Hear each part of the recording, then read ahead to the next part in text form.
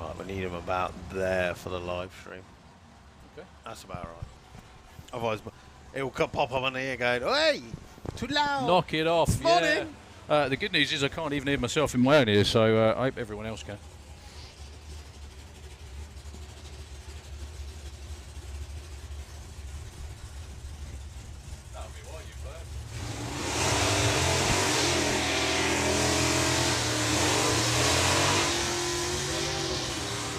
That's what I spend most of the day, just bending this Oh, microphone. you bet. Well, I've just made the most schoolboy error. I've never done this job before, honest. I put it on backwards, so I put the mic on the left ear, which means that you have to bend it all the way around the wrong way and it won't reach your mouth. Never mind. Anyway, morning everybody. Welcome to VW Breakout. We have the first pair of cars on the start line. Dan Williams and Gary Carr, Nostalgia Superstock, looking to run, wow, in the 8s for Gary Carr. 8.99. For the big Chevelle in the STP lane. Dan's looking for 10.10. Hey, 84! My goodness me! First run down the racetrack of, well, competitive run. I know we had testing yesterday, obviously. But first competitive run of the weekend. New personal best by an absolute half a mile. That's it. That is outstanding. So yesterday we had a test day. Run what you brung. So a lot of these cars, especially the Nostalgia Superstock, were out putting in test runs. Stuart Thompson down there in the Akron Arlene Duster, taking on Lee Charles. Lee put in around about 10 passes yesterday. He dials in a 987. Very nice reaction time. I think Lee's going to get there first and goes through with at 992. That puts him at #1 qualifying, 975. Yeah, just to everybody on the bank and in the grandstands, thank you very much indeed for joining us this morning. You are definitely made the best choice for the weekend, and definitely must be the best looking crowd we've ever had so far today. The numbers you see on the scoreboard at the finish line are their predicted times. You see the big Dodge in the STP lane of Adrian Patelli. Adrian is going to try and run 10.60, but no quicker. Nick Williams in the for sale, beautiful Impala, 10.99 in the Auto Glim lane. They're going to try and run as close to those numbers, but not any quicker. Whoever runs closest to the number after 5 qualifying sessions is your #1 qualifier, and so on down. 10.88, way too quick for, and 10.79 for Adrian, though, takes him to the #2 spot. Oh, well. Next pair. Nostalgia Superstock this weekend. I think it is their biggest ever entry. Have you seen how many cars there are? It is around, outrageous, well, isn't 34 on paper. I think the thing is that it's one of the great things about drag racing full stop anyway. It is a car show that you can actually watch and go, wow, that's what that car actually goes like. Yesterday, the amount of people that were watching on the Santapod YouTube channel and the Santapod Facebook feed, and especially on YouTube, we're going out internationally, so we've got loads of people watching Australia and America. And the comments from the American guys were like, I am seeing more American cars at Santapod Raceway than I'm seeing at my local drag strip. And they are absolutely immaculate as well. Gary Cork with the Dodge Coronet in the STP lane 12. 3.5 is the dial, 9.99 for Claire Johnson. Claire goes 10.26 and 12.01. Big breakout for Gary Cork. We have to explain as well that they, the times that they put on the board at the top end, they can change those over the weekend. They don't just have to run to that time. But I think the conditions are, let's just say, rather good to start the weekend. The air's nice and cool. The track's in great condition. Nice little bit of sunshine. Always means that everybody's going to run really, really well. You wonder what the track crew out there doing on the start line. You will be impressed to know their houses are immaculate, the amount of mopping that they do.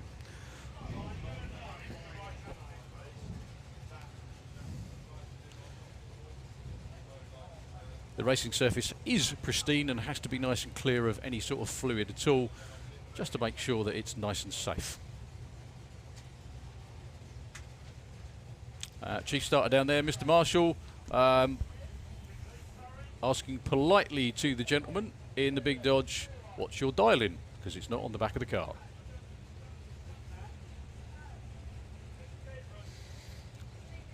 Now there's a few lurkers and I do not mean that in a toilet way, in Nostalgia Superstock this weekend. And the biggest of all of them will be coming round fairly soon.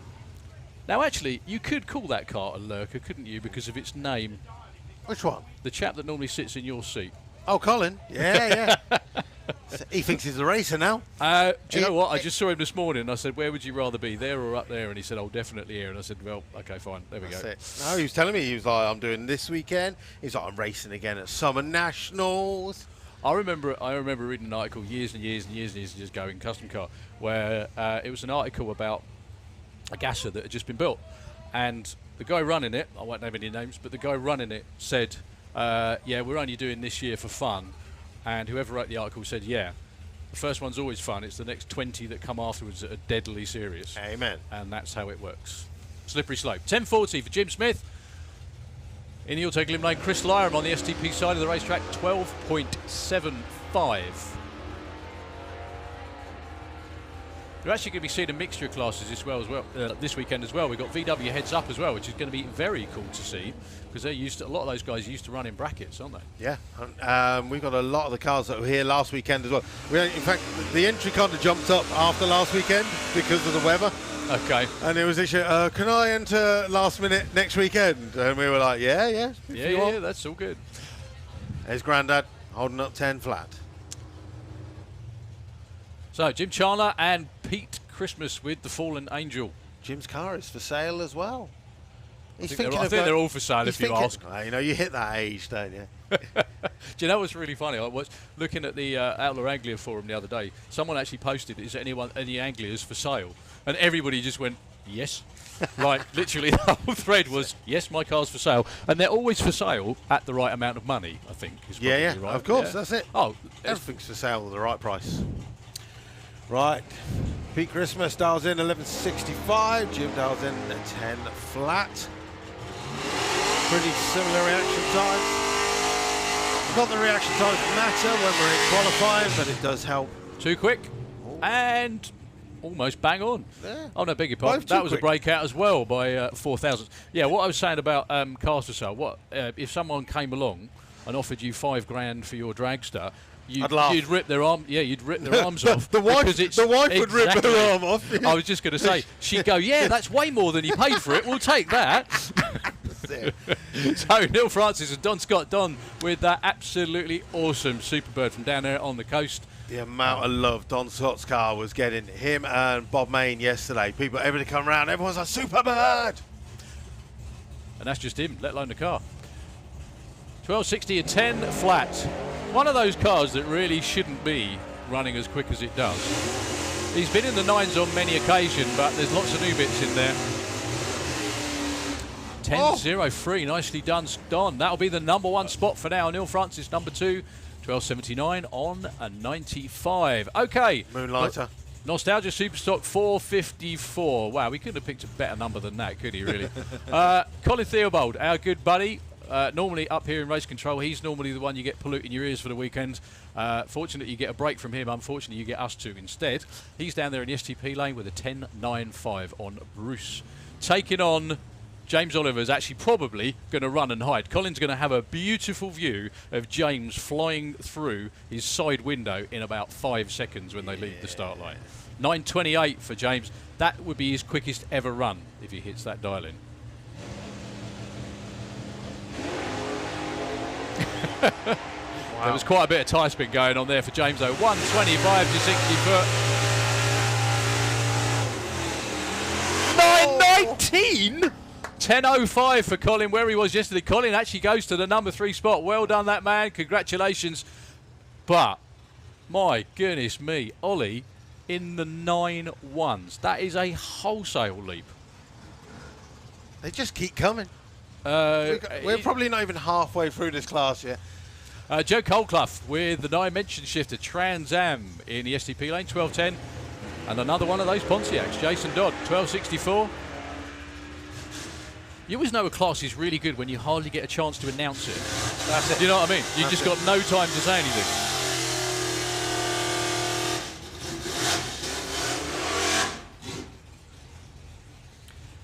15.83, trouble for Jason Dodd and trouble for Joe as well. 11.69 goes too quick on a 12.10.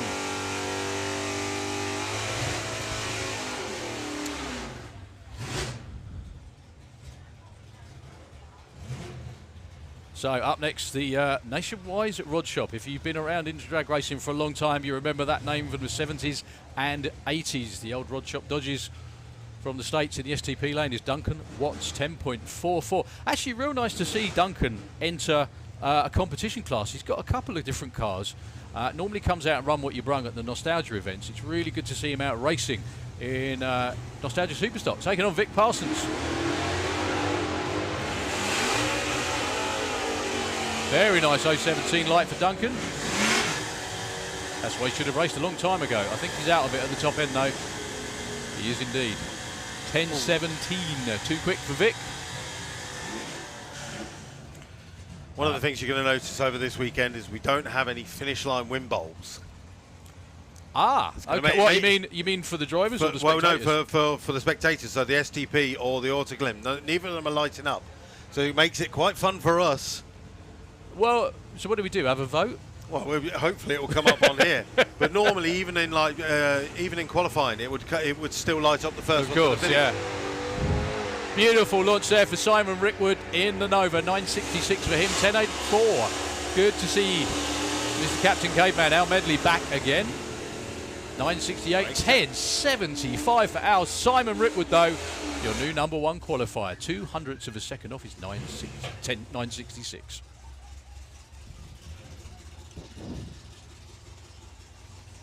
Al Medley been out for a little while. Good to see Al back, and that I think was one of his quickest ever runs. Simon Rickwood's stream, there's a lot of fist bumping going on down there. I think they are happy bears.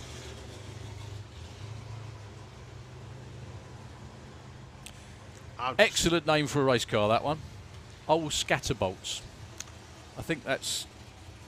wonder if that's experience or just if you name the car. You know, it's like if you own the bullet that your name's on, it's not going to shoot you, is it? So if you call the car that, it's never going to happen. 11.80 for the Coronet. Jake Cawthorne looking for 11.62. Very even matchup, actually.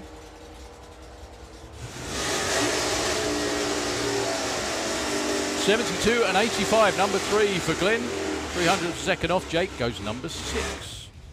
How many cars have we had? Have you got? Sorry.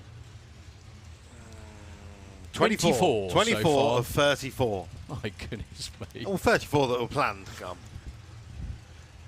One of the best 15 minutes of any Saturday morning, sitting watching this lot, I tell you. That's it. Well, we're already flying on our Facebook and YouTube channel. In fact, they're mirroring. Currently with 485 watching on Facebook and 485 watching on YouTube. So, popular morning. Indeed. Dave Bilodeau looking for his first 9 with that car. Debuted it last weekend to much fanfare. And is it fantastic or what? 10.03. Commentator's curse, I think that is. But he goes to #2. I'd love to know whether that name is Chris Goodale or Goodale. I still haven't found out. Doesn't matter which way you say it, it's always going to be wrong. It's always going to be wrong, isn't it? But good ale sounds very, very good. Sounds good. Just want to say a couple of good mornings. Good morning to everybody watching at home. All 4 of you sat in my living room, actually, this morning, hopefully. Kaya, Elodie, Evie and Mummy sitting there watching. Hope you have a wonderful day, ladies. Enjoy yourself swimming. Just don't give Mummy and Nanny too much grief, please. Thank you very much. Anyway, Bob Tyrrell and Adam Novak, your next pair, 10.30 and 11 flat. You don't have to say things like that anymore because yours are grown up. No. My daughter had her final GCSE yesterday, so we had everybody on the live stream saying good luck. Excellent. Right. Rob Tyrrell looking for 10.30 goes. 10.28 with a 6, just that little bit too quick. Can you believe it? Adam, number 27, breaks out. We're slowly running out of Nostalgia Superstock cars. Only slowly, though. We're nearly there. We've got one pair and a solo after that, and then we move into VWDRC Heads Up. A few people that are asking on the live stream. So we've got Nostalgia Superstock, VWDRC Heads Up, then we go into Gasser Circus, then it's the noisy, Larry ones, the Supercharged Outlaws, and we finish off qualifying round #1 with Outlaw Anglia I think Q1. I heard that right. Noisy, hairy ones. Noisy, hairy met ones. Most of them. That would have been rude, but Kirsten's not here this weekend. So Simon Rickwood is your #1 qualifier. Dave Bilodeau, #2. Don Scott, Glyndebourne. Where's our good Colin? Colin is number 7 after Q1 at the moment, with a couple of cars left. Nick Martin, STP side of the racetrack, with the Downtown Hustler. Another car for sale as well in our Auto Glim lane. Bev Tyrrell with the Street Sweeper. Dials in a 13.95. Nick Martin dials in a 14.50.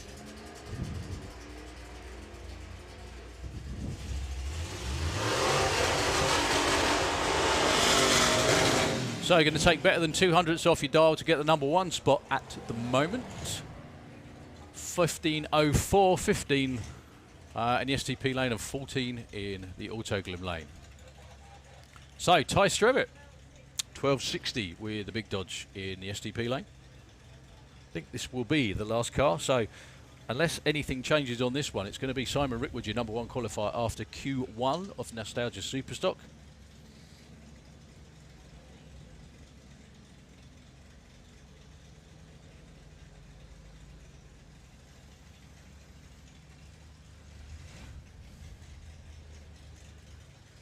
You know, it's really nice as well. I got here late, very late last night. Driving in and seeing the place packed again, all the way in. See, yesterday did not feel like that. Yesterday It was so quiet. Run What You Brung, we had 40 cars and 5 Run What You Brung cars join us. Is that all? That's all. That's a surprise, actually, because I thought it was crazy. Right. Okay, so last run for Ty, looking for 12.60 goes, 12.90. Very, very quick recap. Simon Rickwood 1, Dave Bilodeau 2, Don Scott number 3. Now I will fade into the background and I'll pretend I know what I'm talking about, yeah? Well, unfortunately, looks like issues there for Mark Taylor as he's being pushed back with the seat. He put in a number of test passes yesterday. Okay, so VWDRC Heads Up. Obviously, most of you know us for running the bracket racing at, say, Big Bang and Bug Jam and stuff like that. A couple of years ago, we created the Heads Up class to amalgamate all the air cooled and water cooled and first to the finish. 11.99 is the cut-off for the class. So as you can see, Michael Mooney goes there through with a 12.62. Now that actually does not qualify him for the class. He does have 5 qualifiers today, but if you do not run an 11.99 or quicker, you are automatically disqualified from racing. Next up, Simon Crowley with the 20-valve turbo Mark 1 Golf that runs on full methanol, has an absolutely ginormous turbo. Taking on Adrian Solly with the R32 turbo Late Goose Audi A3. Adrian broke the gearbox yesterday. They've been working all night to fit a new gearbox, and I hope I do not curse that now. Well, you've just stated a fact that there's a new gearbox, yeah, that's all. Brand Nothing new else. gearbox being tested right now. Wow, Simon's trying to get used to the launch control on the Golf as he goes very close to the wall at the top end, goes through with an 11.04. Adrian goes through with a 11.20. Now, the way these cars are built, it's probably one of the only door car classes that the tyre would get the wall before the car did. Yeah, with quite a few of the cars. Not that you want to, obviously, no, but I'm just saying. So, Bruce Kopats with the Dirty Martini against Jacob Bailey with the much graffitied Jetta. It is, but the much improved. So Jacob is trying to chase down that first 9-second pass. Let's see what he can do. Well, the 172 60 foot is not the 60 foot he'd be looking for on a 9-second pass. Bruce Capass with that beautiful 20-valve turbo Porsche, though, is chasing him at the top end. Jacob goes through in 11.78, and Bruce goes through with a 13.51. Up next, my hero in VWDRC, other than you, of course, Carl Goldsmith. Just, if anybody epitomises what drag racing about, it's this bloke. Works his absolute backside off.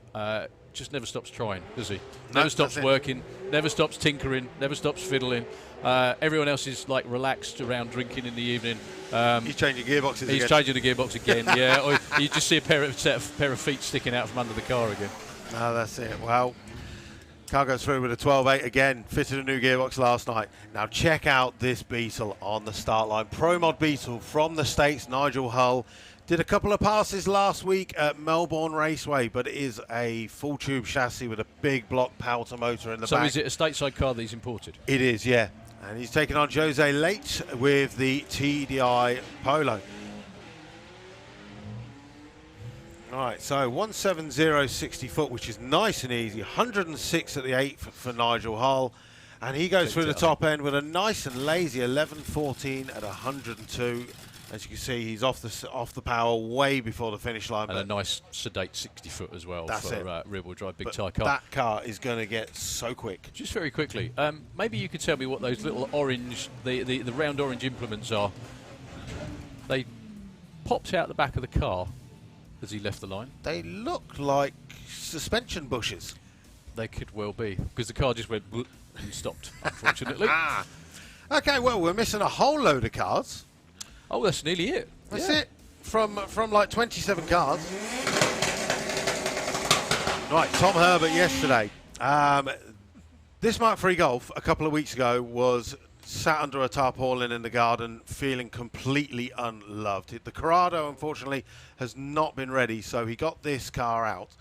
Chucked in a 2.9 litre VR6, it's bone stock, put a 50 shot of nitrous on it yesterday and ran an 11.98. Now, for a bone stock VR6, which is our junkyard motor, that's an amazing time.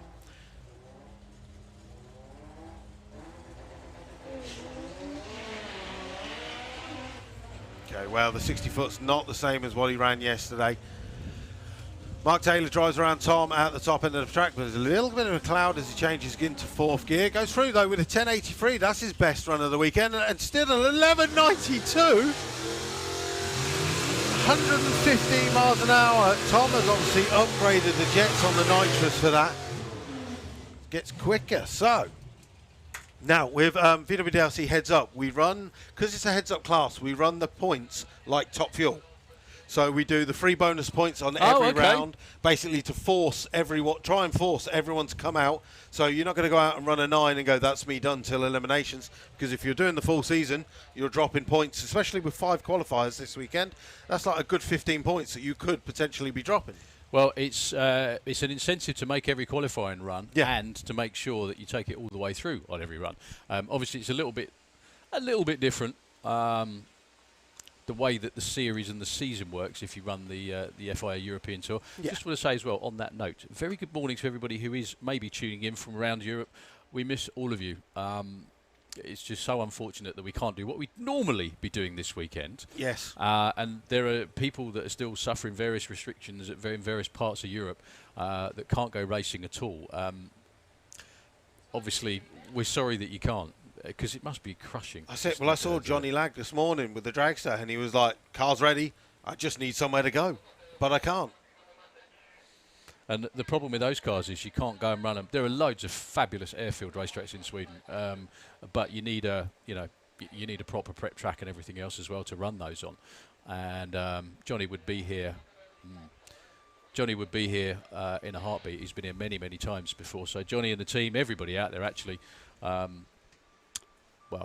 Tony Brinton, Anita, everybody, fuel classes, Pro Mod, all the rest of it.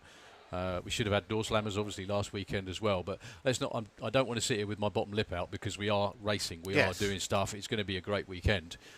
It's just a real shame for everybody that we can't do what we would normally be doing. However, this is pretty damn good so far. It is. Quite honestly. It is. I mean, yesterday was the epitome of the chillest show in the world. It was billed as the chillest show, and it was. We opened Run What You Brung at 9:30 in the morning. The first car didn't come down till 10:15. I sat here with my feet on the desk going, where is everyone? And everyone was just in bed, and they were like, there's no rush. And then when they did come out, it was like 40 cars just going round and round. We had a little bit of downtime yesterday. I spent 45 minutes with the good people on YouTube talking about chocolate. Like you do. Like you do. But we padded. Anyway, while we've got a couple of seconds. Yeah, on the padding. Down the bottom. Good morning to everybody who is watching on our YouTube channel, SantaPod TV, and everyone on SantaPod Raceway Facebook Live. First job is like those streams. Hit that share button for us. Let's get as many people as we can be watching this weekend as possible. Outlaw Anglia is due out, Max, in a couple of classes' time. Yeah. If you're watching on the Facebook feed, which for some reason I've got the wrong channel on my iPad. If you're watching on the Facebook feed, there is now Facebook Stars. If anyone wants to donate Facebook Stars to the live stream, basically that's donating whatever money you have got. It all goes into the live stream pot, and we appreciate every one of those. And also on YouTube, if you hit the Super Chat button, that will actually not only donate some money to Santa Pod Raceways for the live stream, it'll also highlight your name in the comments for the rest of the day. So if you've got a company and you want your name highlighted on the Santa Pod feed in the comments on the YouTube, even if you donate £1, donate £10, it just means your name is highlighted for the rest of the day. So as long as you are commenting and chatting in the feed, people will see your channel and people will see your business name. So again, thank you very much. We had, I think it was something like 7,000 stars donated yesterday, which is so appreciated. Absolutely. Well, I was just going to say, we could probably send that star measure off the chart if we threatened to shut up. What do you reckon? Very true. But in true professional way, I padded, and now we have race car. Boom. Utterly seamless, mate, until you pointed it out. Right, Nick Barrett and Katie Booth. Nick with the Falcon in the SDP lane. Katie with the Mighty Mouse 4-pop with a little small block in there. 10:37 is what Katie's looking for. Katie goes 10:89 and 11:49. Incorrect. It's not actually Katie. Katie's at home with the dog. I learned this yesterday, as I kept saying Katie. It's Ted then. She's like, I'm at home. It's Ted. Yeah. Fair enough. Sorry. Anyway, Katie, hope the dog's enjoying your company. It's my fault. Also, Nick, who's coming around in just nervous Nick, who's just coming around in a couple of moments. My good buddy Simon Press sent me an absolute ton of notes about the gases. The only slight problem I've got is they all come, like every good class, they come around so quickly. You do not get the chance to mention everything all the time. That's it. We've got some gorgeous, gorgeous cars in this class. Anyway, the Gasser Circus series. Well, you can see what the cars are like. They're absolutely gorgeously turned out. Jason Hollenby with Jumpin' Jalapeno. Can't think of a better name for that as well. That's very good in the SDP lane. Can't see a dial for him either, actually. Tom Margeson. Tom, most recently, we saw Tom in Supercom a few seasons ago. Built this beautiful new 4-pop. Tom's looking for 11 flat, goes 11:20. Not a bad start at all. I'll quickly jump in there and say thank you very much to Mike Kingston for our first Super Chat on YouTube this morning. Thank you very much. Well done. Boom. Well, seriously, thank you anyone that's listening, watching, supporting. We can't do it without, I mean, hopefully everybody enjoys it, most importantly. And if you're not actually here, if you're watching, then it's a beautiful weekend. I think you can still book tickets for tomorrow, even if, because you do have to book it in advance. Get yourself down here. Just, you know, get out the house, do something. Everybody's been cooped up for far too long. Steve Matthews with Honky Tonkin looking for 9.76. 10.80 for Graham Barton. 9.65 for Steve. 71 for Graham. Breakouts a pair.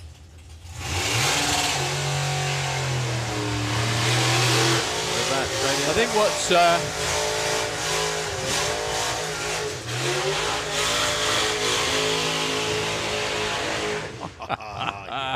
Tony Pearson with the Guzzler. That is Tony in the seat, actually. And if anybody remembers their drag racing history, yes, that is Tony Pearson, who used to drive Maiden Warrior, that used to be around in the 70s and 80s. Well, he hasn't really gone away, frankly. He's also granddad to Lola Bell and Frankie, who both, I know Lola Bell ran in Junior Dragster last weekend.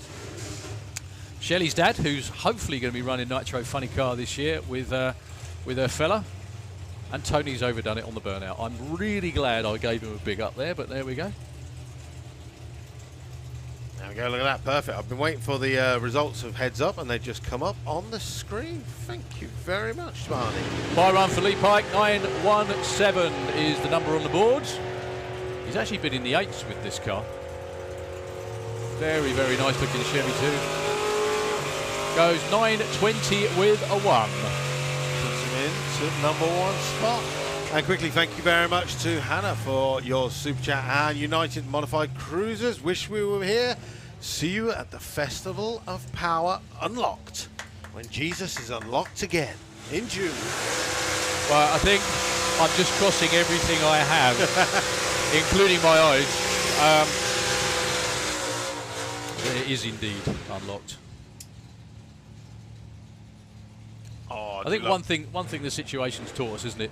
Enjoy the moment. Enjoy just everything. Exactly, while and you've I got think it. we've seen that with the racers. There's a lot of people with cars that have just been sitting in garages for years, and now, why have I got this car if I'm not using it? And now all of a sudden these people are just coming out of the woodwork and like, I haven't seen you for so long. Yes, you're Right, back. I'm going to get a punch for this one, yeah, but everyone except you. Yeah. I know. I'm working. Mick Allen, Ray Irish. Mick, unfortunately, issues before he got into stage. Ray Irish with the gas junkie Willis.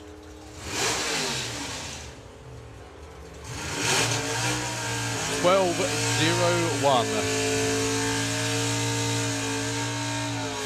Big shame for Tony Pearson and Chris Lyram.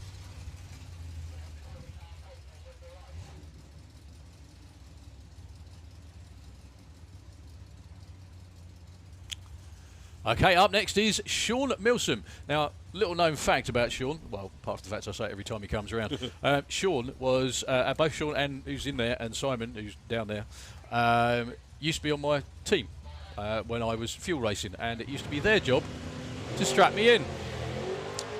And I've hated them ever since.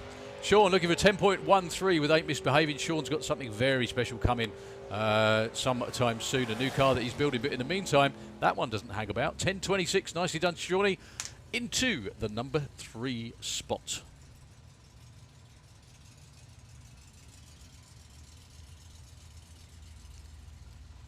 I think there's about 16 gassers or thereabouts this weekend. Really good turnout for the first event of the year for everybody. A lot of these races are coming in without doing any test runs whatsoever, and these are kind of, well, I was going to say practice, but more than that, they're actually trying to qualify. They've got 5 qualifying runs dotted throughout the day. We've got a bit of Run What You Brung slotted in the middle at various places, along with a bunch of other good stuff as well, which we'll tell you about shortly. I think we've got Nitro Bug not far away as well, haven't we? I think Nitro Bug isn't a million miles away too. 10:20. 10:20. So 15 minutes away. All, yeah. Loads of people are looking forward to seeing the first jet car as well today. That's just after 11 o'clock. Is that first jet car of the season? First jet car of the season, yes.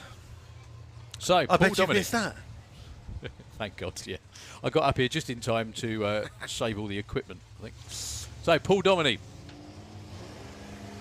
with the 640. 1176 is his dial-in. And again, that's the number that he's trying to run to.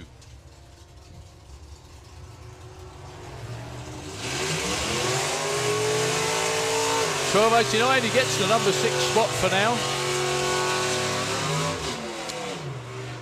Last couple of pairs of cars. The identity crisis of the Gibsons, the funny car farm. That was how funny cars started, folks. If you wonder where they came from, they started by people in the States altering the wheelbases. So to get the weight transfer better, they moved the rear axle forwards. That's why the car looks kind of funny, hence the term funny cars. Ryan Gibson looking for 11.11. Nervous Nick with Dog Bad the Bad. The Austin in the Autoglym lane, 11.50. 11.14 and 11.56. Nick goes to 3. Brian, though, number 1 qualifying spot at the moment.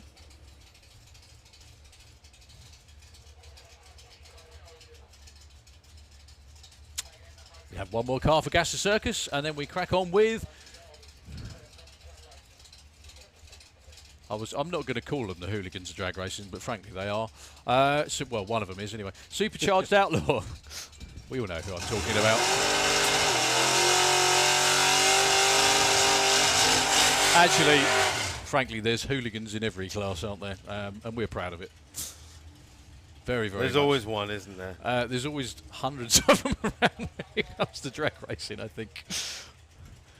There's always somebody. I always say drag racing is the rock and roll version of motorsport because everything's faster and louder and more wild and wicked than everything else. Amen. And you're about to see why. Anyway, Billy Jones with Grumpy Grizz, the, again, gorgeous turned out 37 Willis. 10.80 in the Autoglym lane.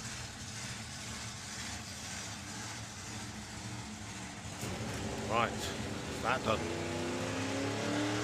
009 on the tree. Billy's going to frame that reaction time. See what he can do about the order. Currently number 1 is Mr. Gibson. Mr. Gibson is still number 1. Billy Jones with a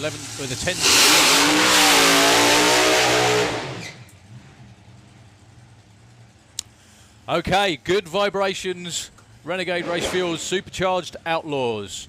The governor of the class, well, at least the guy that whips them all into shape on the odd occasion, Mr. Twister. That's it. And that's not named after the ice cream kids. Wow, that was definitely about the gearbox yesterday. Mr. Hotfield yesterday learned in the barn that we have a little tray of things called the fart box. Nice. And it is parts that are found on the drag strip. And Andy was looking at it going, what's this? And we told him, literally straight after that, broke something on the gearbox on the start line, left us some parts. He broke the yoke on the prop shaft, and a monster amount of work. Big thanks to Wayne Orman for all the help, and all the crew as well, getting it back together. A nice new, even bigger 600 cube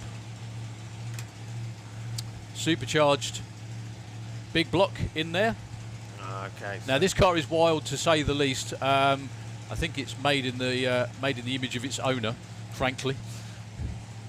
Now what happened yesterday was he's got much bigger rear tyres, much bigger footprint on the back of it, so much more grip. As a result, it found the weak link. Oh, and I forgot to add, more horsepower. Yeah, it found it instantly. So this will be interesting. Something else. I think that might have just been tyre shake taking it off. You're right, that's well, when you change anything substantial, A, like a motor, or B, like the whole rear end setup and everything else as well, Andy rolls through to a 12-second run. He's normally down in the 7s. I'm sure they'll get there over the weekend, but it changes the setup, changes everything about the car. Yep. And they've just got to kind of learn it again.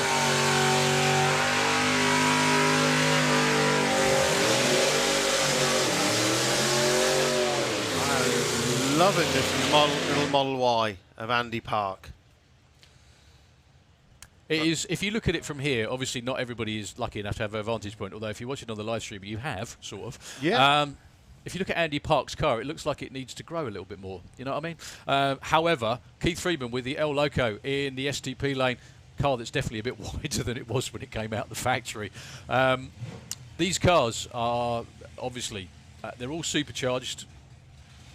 Being the only rule of the class. Being the only rule of the class, then you can do what the hell you like. In fact, you will find this out in a bit when you see a car come around the corner.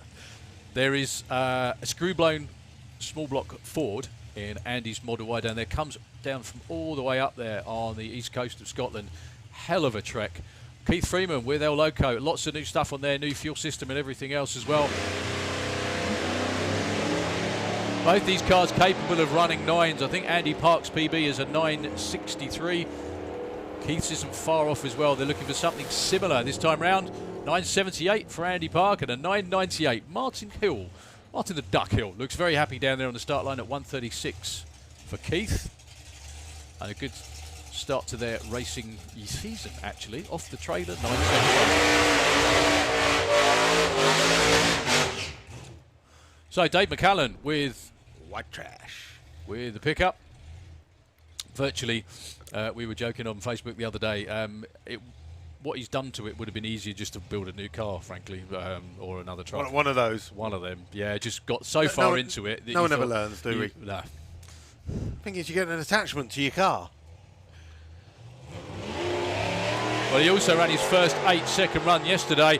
That's a stout-looking launch as well for Dave. 128. This is going to be well into the 8s. 894, 149 miles an hour. Backs up what he did yesterday. Well done to the El Loco crew. Good morning, everybody.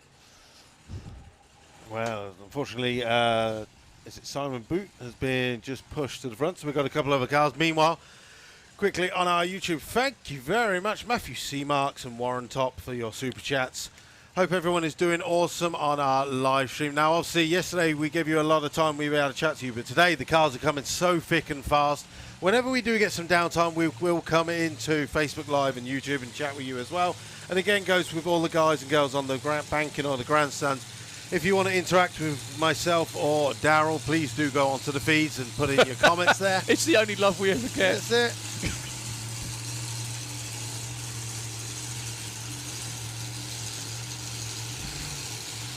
Not the only abuse.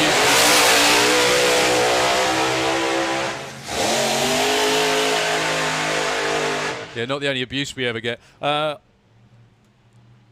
Gary Parks out there in the STP lane with Purple Days.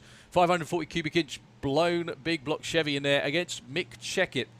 This is going to be a real good race actually as well, because Gary was first time down in the 7s yesterday, and I think one of the quickest runs of testing actually was Mick Checkett with the supercharged front engine car. If you were drag racing back in the 60s, this is pretty much what you would have come to see, and these cars would have been top of the tree. Supercharged front engine dragsters were the evolution, a part of the evolution of drag racing, till they realised that having a supercharger in your face maybe wasn't the best way forward. However, some nutcases still enjoy it, so what can you do? Mick Checkett went 760 yesterday. I think Gary Parks was in the 780s. Gary wants to say a big thanks to all of his team for all the hard work. Can't argue as well with an off-the-trailer new personal best. Well, Mick Checkett well out of shape off the start line and at half-track as well. Gary Parks long gone in the STP lane, 781, 176 miles an hour, another new personal best for the Purple Days Auto. Congratulations. And maybe skip breakfast like I told him to. Obviously takes #1 qualifier with that. But we've still got a number of cars, including my favourite round the corner, the AMC Pacer. It's one of those, yeah. Well, from here, when it's going down the track, it looks like a UFO. It looks like a UFO anyway. It kind of, for me, I think he might be having issues starting it. We'll stick out here with, we'll stick to Paul Dale for the moment. Yep. Hopefully Steve can get it started. But we stick with Paul Dale for a moment. Now, Paul with the acute angle, really nice fella with a small block Chevy in there and a blower. Ran his first 8-second run yesterday, all over the place at the top end and backed out of it early. It would have been a lot better. Also, wants to say again hi to the team and thank you very much to everybody for their hard work, and also to his little girl Summer, who's actually got her own mode of transport down there as well. So, Paul, I think went 880 yesterday, something like that. Something like that. And the Summer's actual car is always perfect when they come to the VW shows as well. So, Paul, if he can keep it stuck from one end to the other, it might be a big if, unfortunately, but we shall see. We've got fire in the pipes of Fugly. Just seriously, it's like... Anyway, Paul Dale for the moment. Bit of a double step off the start line.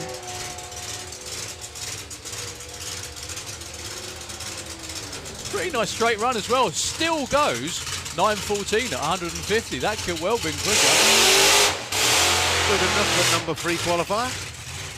So with the AMC Pacer, you have to wonder what drugs they were on when they thought, I know what we'll do. It's just like, it's just very much the same as, you know, Joe Stevens with the little... Yeah. Right. He just thought it's so... He bought it to do as a project and then thought, I know what I'll do. I'll make a 7-second streetcar out of it. Steve Wright with the Fugly AMC Pacer. That's the name of the car. I'm not being rude. And I've never seen it from this angle. You're right about the UFO You car. wait till you see it glide down the track. Still very much in test mode for Steve. I think it always will be, quite honestly.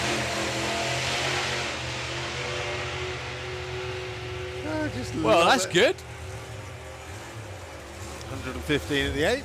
And goes through with a 962 at 143. I think the UFO's just recorded its first 9-second run. 962 at 143. Well done, Steve.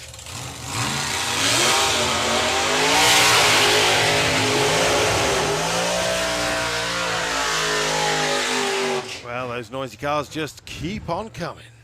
The Watts family, Luke and Paul from the Isle of Wight. That's a fair old tow with a bit of water in the way as well. I love a lot of drag racing cars' names. these are two of my favourites. The first one is because a bunch of northern friends of mine can't say it, which is Agamemnon. Agamemnon. It's not that difficult. Which Luke's driving down there. That's a real nice Andy Robinson built 57 Chevy in the Autoglim lane. However, I think the car in the other lane tops it that Paul's driving. No easy pickup. Now, there's a few fellas I know that would like a name like that, but they haven't got it. That's it. I actually noticed that. I think it was last year, the Agamemnon was taken off the car, and I was like, yes, I don't have to say it no more. You just did, though. The trouble is you just get used to saying it and saying it and perfecting it, and then they stop using their name. Or sell the car, or don't come out and race. These are their first runs of the season as well, folks, so still real good run for Luke in the 57. Very rich as he's going down the track, but goes through with an 862, 144. There was lots of, what's the word I'm looking for, atmosphere coming out of that. 862, 144, 1194 for Paul in the pickup. That's it. A couple of people are asking on the live stream, when is Andy Raw coming with Nitro Bug? He will not be far behind. We still have the Outlaw Anglia class to come round, and then straight after them will be Andy Raw with the Nitro Bug. Well, one of the quicker and faster cars in the whole class coming round now. Freddie's Revenge. Is he going to be taking on... Nah, I was just thinking they're going to be thinking out loud there. Robbie Grabham. Dave Grabham's little lad. Not so little lad.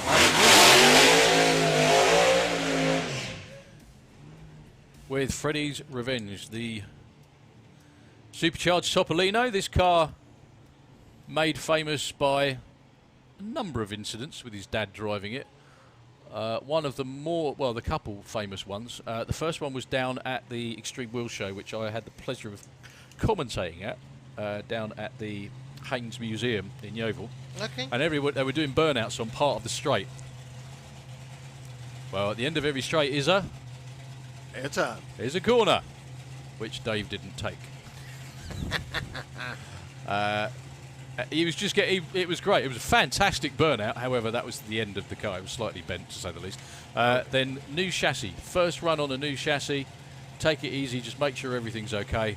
The wheelie bar broke. The car went skyward, and that was car number 2. I mean, it was the first run as well. However, Robbie, no such issues so far. Come from down in the West Country.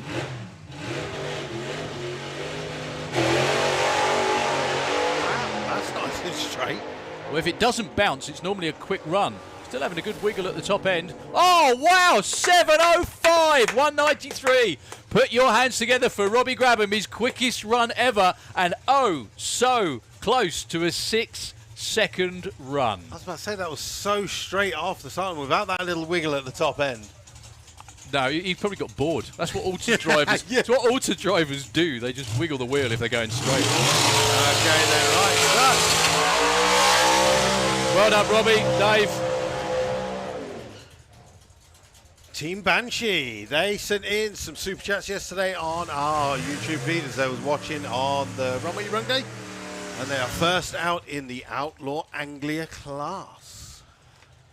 You know what? You know, it's always funny when you people, you don't think people are listening, and then you just get a torrent of abuse for what you've just said all the time. It's always good. Anyway, morning, Jenny, Ash, Matt, everybody up there, up north. You mean they're all just subverting the Facebook and YouTube feeds? They're like, I'm not going to get read here, so I'll text you, and then you have to read it out because we know you've seen it then. Exactly. There we go.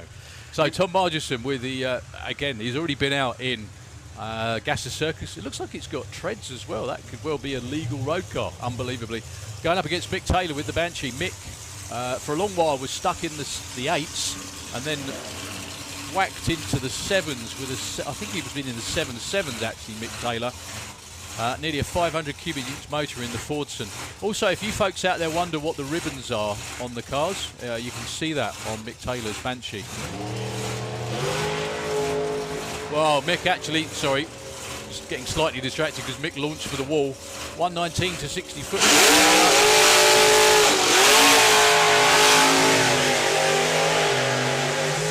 8.08 at 166. Pretty sure for Mick, excuse me, that is his first run of the season as well. I'm not sure he tested yesterday. Contender number 1. At the moment. At the moment. There's a few more in the lanes. Anyway, the big news, well, there's lots of news, always with Outlaw Anglia. First, that they all managed to stay upright, I think. That's the main thing. Secondly is, we've had a number of low 7-second passes. We're going to have loads more low 7-second passes, but nobody wants a 7-second pass anymore. They have all gone and put ridiculous size engines in the cars or done loads of upgrades. And hey presto, we have Pro Mod cars with short wheelbases. On that very subject, Master Chassis Builder himself, John Webster, in the Auto Glim lane with the gorgeously turned out blown 4 pop in the Auto Glim lane, taking on Spencer Tidswell. Good to see Spence out again in the STP lane.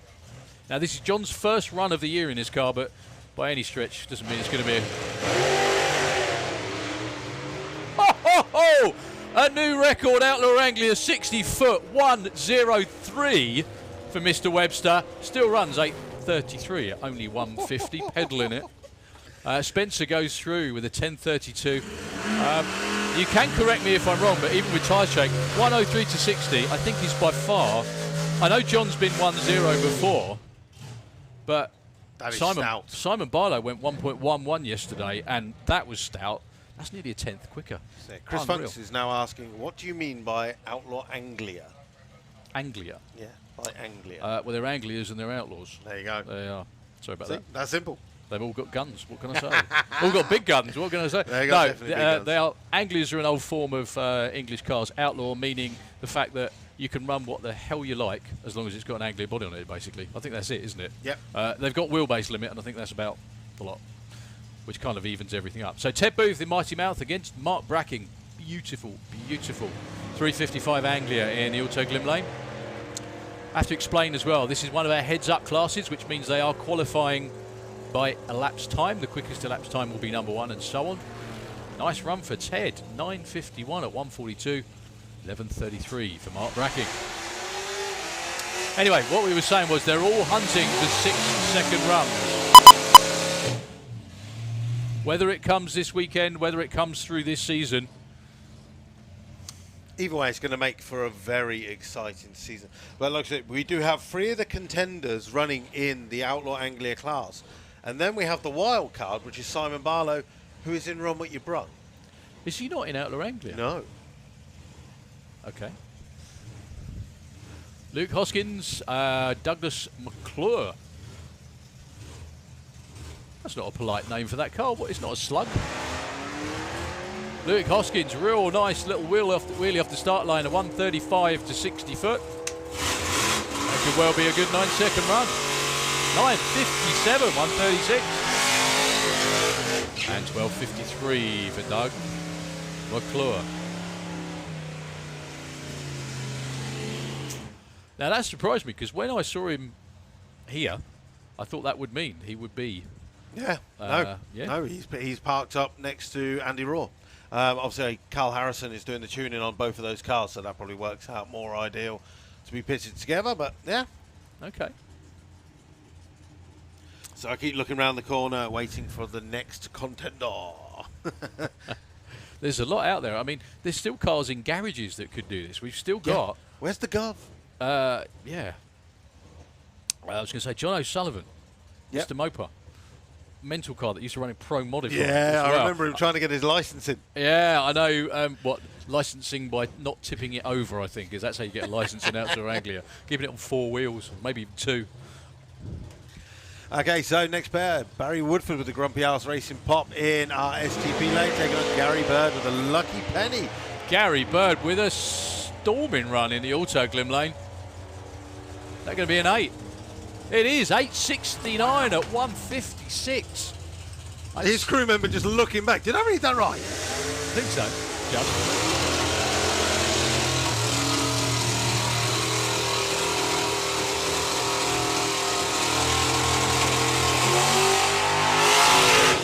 The other scary part about this weekend, there's still lots of, there are still quite a few cars missing. Paul Wright, if you're listening, Paul, the governor, the man himself, record holder, champ class winner for years. Please get the car out of the garage again. Please, seriously. We haven't seen you for like 10, 12 years, something like that. It's way too long, mate. Come on, stand on it again. The funniest thing was Jacob Bailey got a new job last year, and it was working with Paul Wright. Okay. So he just spent the days going, are you going to race again? Are you going to race again? Are you going to race again? Good man. It was exactly what we do, isn't it? You know what I mean? See, but if you do that, you can't moan at other people going, when are you going to run your car again? When are you going to run your car I do again? that constantly, and people are like, eventually they click and go, when are you going to race? And I'm like, I ain't got time for that. So, Adam Cuthbert, 965 at 140. Nicely done. Trouble for Pete Butler. Just Trick was on through. I think he just rolled through stage before he got there. Yeah, so Paul Wright. Who else we got? Let me think. Anyway, yeah. We do have to say this: the first 6-second run by a pop on the planet. Yep. Mr. Willard beat all of them. Did to indeed. It in Australia. Yeah. Well, that's it. I've got the number. We got it yesterday. I got the number 676. written down just in case. You never know. Because obviously, as soon as someone runs it, then all of a sudden the challenge changes. It does indeed. That car has something that none of the guys here have. Let's just say that. Okay. No. Please don't get me wrong. It's a fabulous car. I know. I think the mould was the same mould as Colin's car and everything else as well. He's got a blown Hemi in that, and I don't think there's anybody in Outlaw Anglia here that has one. Yet. However, that's right. However, they do have monster nitrous pro mod motors and other stuff in them. Yeah. So you know, it's still a very, very even fight. Let's put it that way. Gary Hill and Ben Kennedy. But anyway, John Willard, if you're listening down there in Australia, huge congratulations. Anyone that straps into any sort of Anglia is a hero, let alone one with a blown Hemi, and let alone one that runs 200 mile an hour. Yeah, man. Unfortunately, issues there for Ben Kennedy as he's being sent backward with the, what I believe is going to be a V6, being 244 cubic inch. It'll be around. Possibly. What I love about it is you look at me like I know. Have you not gathered anything? Yeah, you know everything. From You are the oracle. Stuff all, man. Right, Gary Hill goes through with 981. Nice pass to open the session. 132 miles an hour. Oh, mate.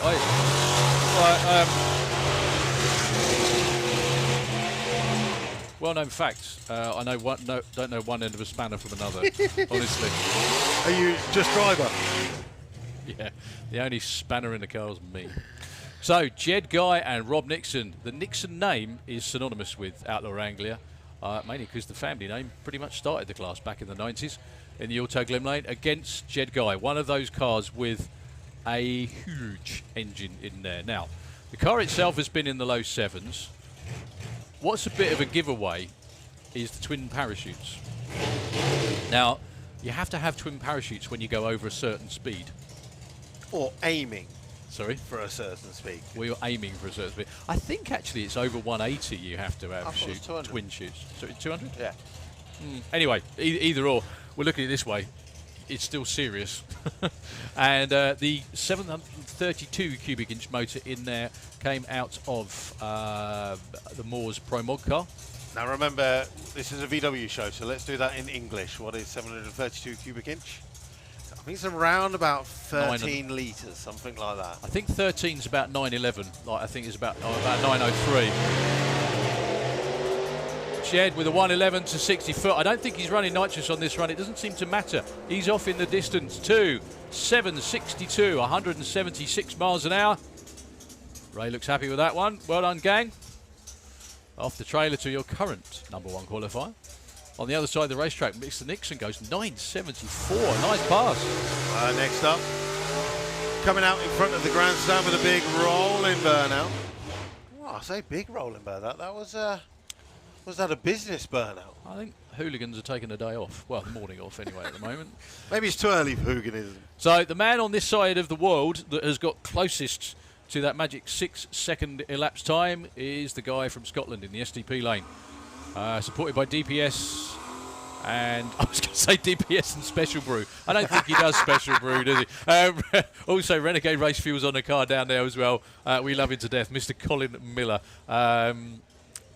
one of the real characters of our sport around the world. He's actually been to races in California, Nevada, everywhere, as Colin. He went 7:04 last year, broke the cam just before the finish line on what would potentially have been the first 6-second run. He's had all winter to sit out there in Scotland to go and come up with new swear words as to why he didn't do it. However, he's fixed the engine. There's a number of upgrades, especially on the rear end of the race car, the twin chutes. He's already been and tested and run a 7.2. Even yesterday, he ran a 7.2 at 188 with a lift in the 60-foot. There you go. Here we go then. Colin Miller. Well, that won't be a 6. Probably won't be a 7 either. Instant tyre spin off the start line. The only thing they did struggle with last year, I say struggle in a relative term, these cars are very, very difficult to handle, was when they stepped up the power, it gave, like anybody, it gives them all sorts of new issues, and that was one of them.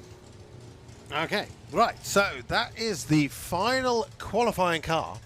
I believe we've now got a little bit of run with your brung, and then at some point very soon, we should have a nitro bug in the lanes. You know, these divas. Used to be there. Well done to all of our Outlaw Anglia teams. Excellent show as always. Mr. Guy will be your #1 qualifier with the only 7-second pass so far, and I say so far because we're probably going to get lots more of them. So this is Run What You Brung part of the show, folks.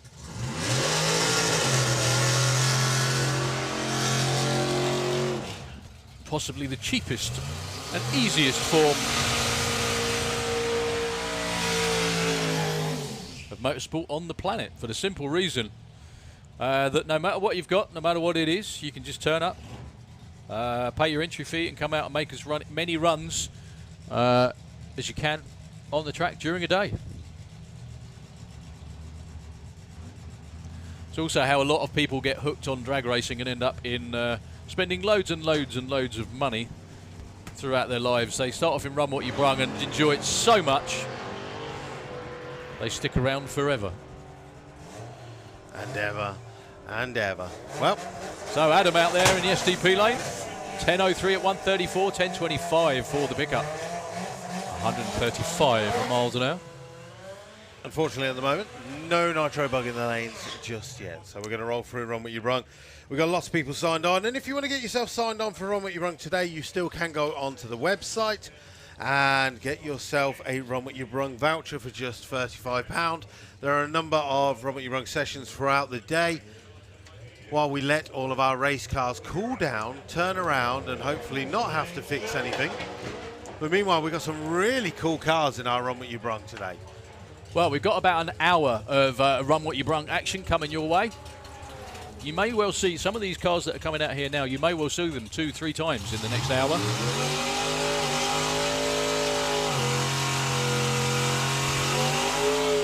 It's all about hot lapping, getting as much, what's the word I'm looking for? Bang for your buck as you possibly can. Anyone else giving us abuse? No, no abuse yet. We're doing good. We're doing good. I'm just sitting here being jealous because I couldn't see that without my glasses on, sitting that close. I also picked up this a minute ago and thinking I could read it like an idiot. Anyway, yeah, no, I can just see that the next session for Nostalgia Superstock, the next qualifying session for everything starts at 11:30 this morning. That's it. Well, we can relax a little bit now, so all the official stuff is done and dusted for a bit, and we're into Run What You Brung. So if you've got any shout-outs or anything like that, you want to put it onto the live stream, be it SantaPod TV on our YouTube channel or SantaPod Raceway on our Facebook, feel free to pop them in there and we'll read them out as and when I can. And if you really want to do the big thing, on Facebook, click stars and donate any stars, just like Joanna Lane. Thank you very much for sending 50 stars to our Facebook feed. Thank you very much for that. It's just a small donation that goes towards the live stream. It basically buys me and Daryl ice cream throughout the day. I wish. He's lying. I wish. He's lying. And obviously on YouTube, we have our super chats as well. If you donate any money on there, it'll highlight your name for the rest of the day. So if you keep commenting, everyone will see your name highlighted in the comments, like Warren Top did, sent some dollars from New Zealand. Sat back on a wet Saturday night in New Zealand watching drag racing from the UK. Like so you do. Good we're man. reaching around the world. Good man. Yeah, when we used to be like big Nitro race commentary was sponsored by various things at the time. I was just so hoping it would be sponsored by Pucker Pies like the lane was. Never happened. Never mind. We can do a taste test. Now, see, now I'm getting what, we've got no taste. So you started this, look. Go on. I started it. From Furby says, Luke, when are you going to race again? Oh, yeah, keep spamming him with that, honestly, because it makes all the difference, doesn't it? As you can tell by the last 10 years of doing nothing. Excuse me, I raced last year. Right, Michelle Wallington with the Outlaw Street Beetle. Subaru powered. It used to be in the VWDRC many, many years ago. She has actually joined up to the club, so hopefully we'll see her come and race at some point. But these are going to be our first test runs in a Street Beetle. Unfortunately, having some gearbox issues there by the looks of it.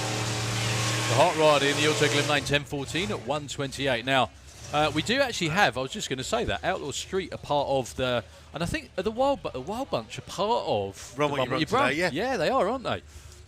So you're going to see a lot of cars that you probably see in other classes as well coming out and running. The thing was, we had, obviously, when the schedule originally came out, there was a nostalgia event scheduled for a couple of weeks ago, and obviously because of COVID regulations that got cancelled, so we kind of merged it with VW Breakout. But I think it's working really well. Dubs and rods have always gone together, especially a hot rod like this. I love this. That is another one of those. How the hell did you come up with that type of thing? And don't forget, that's street legal as well.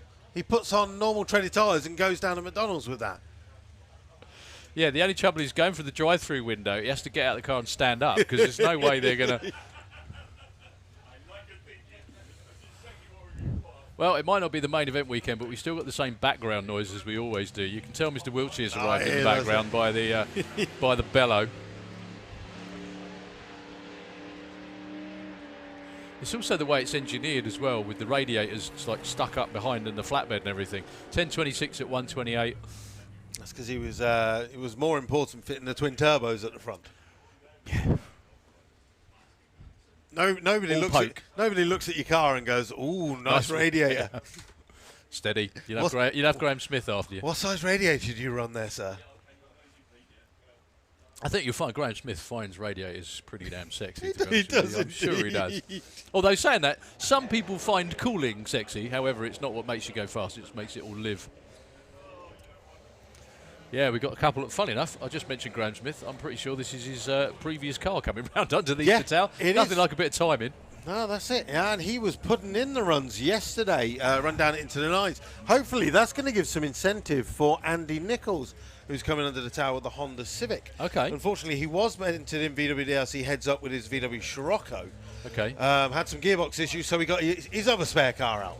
Like you do. Like you do.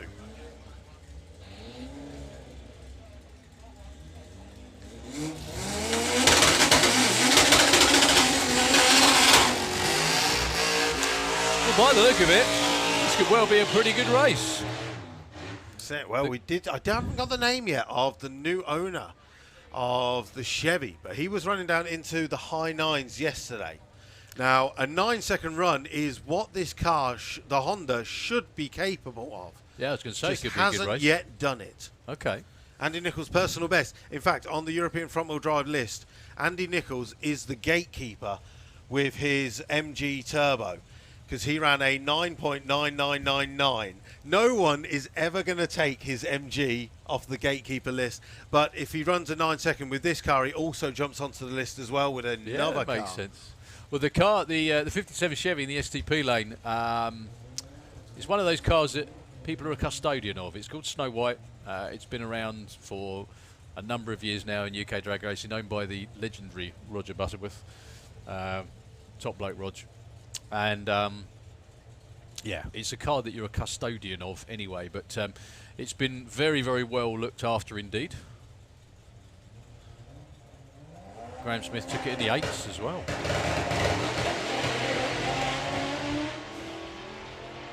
Whoa, big wiggle for Andy Nichols. Now he's going to put the power in, though, 116. It's going to be good at the top end. Oh, 967 at 149. You can see the speed difference is enormous between those two. Now, this is one thing I've always wanted to ask you about, right? Okay. It's not how to grow a beard, honest. I've got no tips on that. Colin about that one. With front-wheel drive car, the whole idea of drag racing is weight transfer. Yep. Right. Now, front-wheel drive cars are completely alien to that concept because you can't transfer the weight to the back to get grip because the tyres that are doing the gripping are at the front. What do you have to do? Just pile as much weight in the front of the car and take it out of the back as you can? Yep, there is that, and then there's obviously you'll see. Well, the best thing is good suspension. You'll see a lot of people put very little money into suspension setups, and they don't think about it. All they think about is power, power, power. You mean front or rear suspension or both? Well, both. Just a decent suspension setup, because people just put on. You'll see people start off and they'll buy your eBay coilovers, which are not adjustable. They just make it a little bit lower. You can fit wider tyres. Okay. And then they'll get to the point where the car won't go any faster because they can't stop the squat on the car because they've got so much weight transfer. I think this is the problem we're now getting to with Jacob's Jetta. He's now got so much power. He's got an old set of Spax coilovers. So they were good, but they've been on the car for nearly 15 years. Right. He's now gone from like a naturally aspirated R32 to a turbocharged version with like near on 800 horsepower now, and it's still squatting. And he just can't get. He's got so much torque now that he's putting wider tyres on it. He's doing all the little tricks, but he just can't get it to grip the whole way up. We were here last weekend. He was in 4th gear, still spinning the wheels at the top end of the track. Wow. And he's just like, I just can't get it. So I think that's going to be his next big purchase. So to get a new suspension. So then with the shocks, that's the front. But what about the back? Because it looks like the back should, just from a completely know-nothing point of view, looks like the back should just be completely solid and as lightweight as possible. Yes, yeah? But you're not allowed to run a solid suspension. Oh, you okay. have to have a movable suspension on all 4 corners. So you will see some people load up their coils with, like when we did it the really cheap way, the caravan bump stops. Yes. When we did a cheap car, we put them in. Right. Because it made your back rock solid. But technically, if you pushed on the back, it still moved. Fair enough. And so then obviously you'll see some of the other cars that mostly are built in Europe because, we said it yesterday, we're blessed to have Santa Pod Raceway, and doesn't matter where you are in the country, you're not that far away from Santa Pod Raceway. But when you go into Europe, people are travelling the same distance as some of the people here to go to an airfield. And that is their racetrack, and that's all they're given for the year. You go to Germany, you've got Hockenheim for 2 weekends of the year. One of them is for the public, one of them is for the race guys. Other than that, you've got Welsau, which is basically on the border of Poland. And you've got Zerbst, which is near Berlin. Okay. And that's kind of it for Germany. Germany's like 4 times the size of England. And they haven't got a dedicated drag strip throughout the year. Yeah. France, they have Clasters now that are there for 3 times a year. The guys in Portugal, unfortunately, their drag strip was just closed a couple of weeks ago. Oh. So they're now having to travel to Spain, to Matilla, which is an airfield again. So the guys are travelling country to country to go to an airfield. Yeah. So, but that's okay. Coming back to the whole front-wheel drive thing, then. So if they're running on airfields, and that's where their main core race series is, or their main events are, then building a front-wheel drive, or especially maybe even a four-wheel drive car, four-wheel is the way forward. Yeah, four-wheel drives are very popular. That's why you see it, because they're going for the grip to the track that they've got. Right. And then you have the people who do the front-wheel drive as well. And you'll generally see around Europe, as a lot of them will put what we call traction bars on the back to stop the squat. We don't really have many of them here in the UK, but they're getting more and more popular. Well, it's about what you have to work with, isn't it? Yeah. So if you're working with a fully prepped, full-time racetrack, why would you? Because I'm just being very careful with what I say, because the thing is, if you want to go really fast, then if you go for a four-wheel drive car, you're probably not going to be that much quicker, if any quicker, than if you go for a rear-wheel drive car. In all honesty, are you? Because you're adding weight, because you're adding parts, you're adding. It's just much more difficult to engineer. Yep. But if those are the tracks that you're racing on, you need it, don't you? No, that's it. And then you'll see, like, most of the guys that are here this weekend, they come to VW Action. Right. So they'll see all of the foreign cars that come over, which are four-wheel drive, and they come over to Santa Pod, and they're like, yes, I'm going to get the grip that I want. And basically, they do get the grip that they want, but sometimes they find that the rear wheels get more grip than they want, and they spend half the time going down the track weaving. Basically, with the back end trying to overtake. That's where the weave come from, then, where the back gets more basically, they've got so much grip, and their car's set up for tracks where they will slip a little.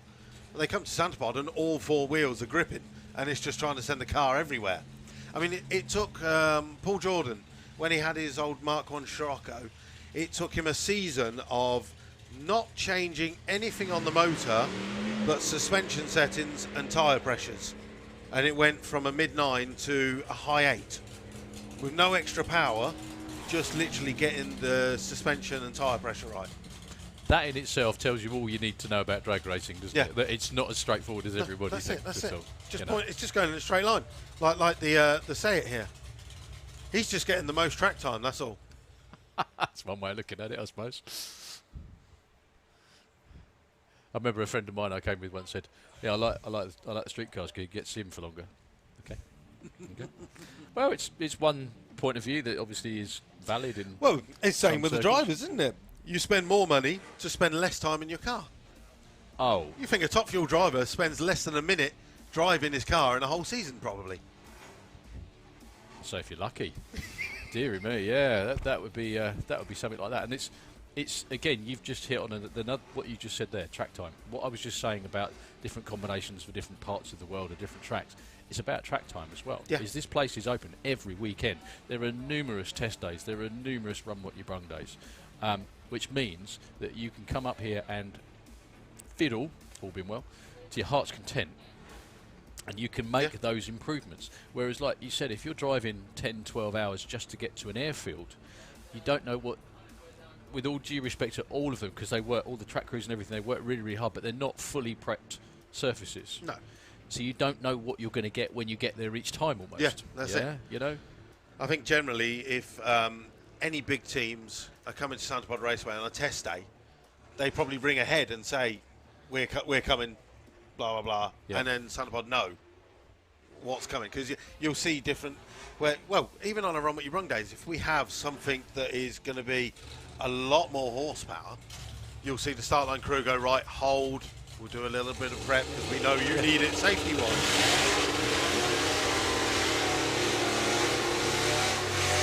So, over the winter, David Mahoney repainted this car. Guess what I named it?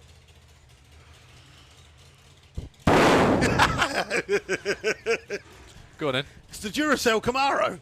That could be pretty accurate. Taking on Phil James. So we are kind of into a bit of mix and match with the Wild Bunch here. I can see Claire down there, who's very kindly, as always, left us commentators' notes up here. Thank you very, very much, Claire. Look, we've even got smiley faces. That's it. I'm not sure which one's which, but we look good.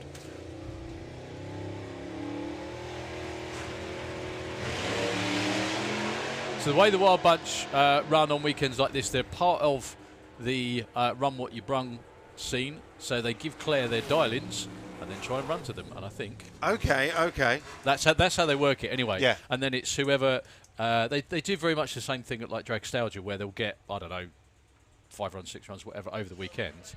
And then it's an average of how close you are to your dial every single time, because that way everybody gets 5 or 6 runs.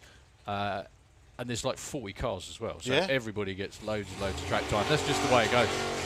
So we've got a number of them coming around behind the tower now. Obviously intermixed with a bunch of the Outlaw Street cars.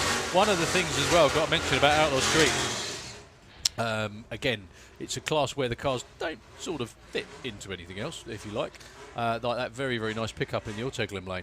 As Mr. Simon Groves, Chief Honcho at Euro Dragster, mentioned the other day on the website that they have now hit the magic number of 100 members.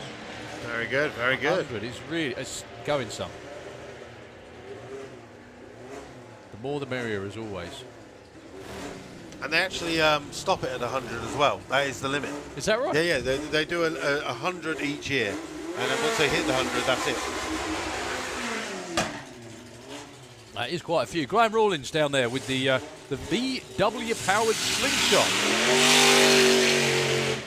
Maybe that's the sort of thing you need. So cool, isn't it? It is very cool. Very good idea. I mean, we've been trying to get him to race in the VWDRC for years, but I believe that, like you'll find, as you said, with the Wild Bunch, some of the cars can tag, some of them can't. Right. And that's why Graham only does the non-tag events, which is such a shame because it's such a cool car. It is very, very cool.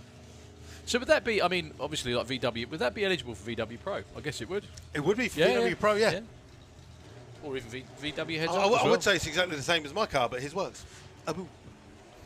It's on the track. It's not the same as yours. It. Right, so Graham Rawlins in the STP lane. Pete Brown in Rathchild. The original Browns boys car. They still got 2 slingshots in their garage. Yeah. How cool is that?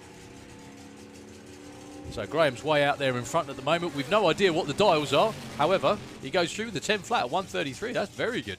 11.05 for Pete, as I always call them, the real Mrs. Brown's boys. Because they are. So Callum Switchat are taking on Rob Brown.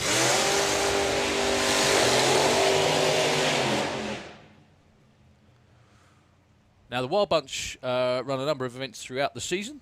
Kind of laid back, fun way of going racing. However, some cars are 8 and 7 second cars. Some of them are even 6 second cars as well, if you include Bob Hawkins. So, and nitro cars too. So it might be laid back and it's fun, but they're still very, very quick indeed. And it's all about basically kind of a run what you brung nostalgia class, if you like. So Callum out there with the Prism Paintworks gorgeously turned out Topolino in the STP lane. He actually runs, this car's so competitive, he runs in Super Pro at the National Championship rounds as well. Taking on Rob Brown with the Rebel. Rob's been into the 8s on a number of occasions. Both of them actually have with this car.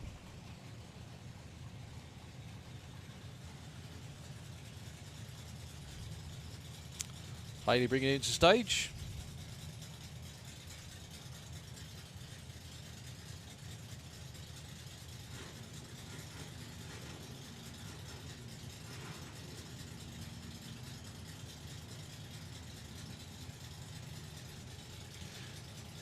You can tell the bracket racer, can't you? Bumping it into stage exactly.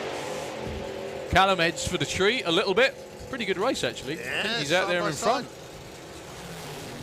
8.77 and 8.80 for Callum.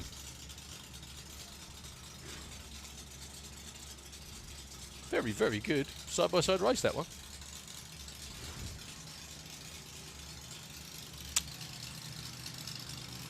Always good to see the bunch out here having fun. I like the name of this one, Tight Fit. That's about perfect for me.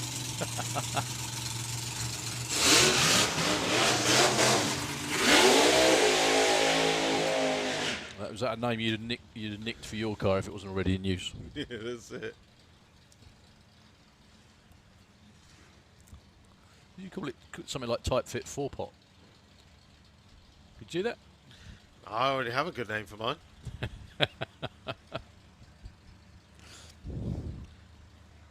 Yeah, but as you know, commentators make up their own ones, no matter what the car's called. Anyway, go on. Sorry, carry on. Did you see the most recent photo of mine? What, of your... which? Of my sex toy. No. Folks, don't panic. That's the name of his car. Yeah, obviously I said German in 6.6. Yeah, but it doesn't sound like that in English, obviously, does it? Kev Whiting with a tip-top Topolino down there. Very, very nicely turned out. In the STP lane, take it on. I don't think it's Russ Haven in there this weekend. Let me have a quick look. We shall go through, whiz through Claire's notes. Steve Haven, I beg your pardon. I'm sure Russ is looking in. Morning, Russ.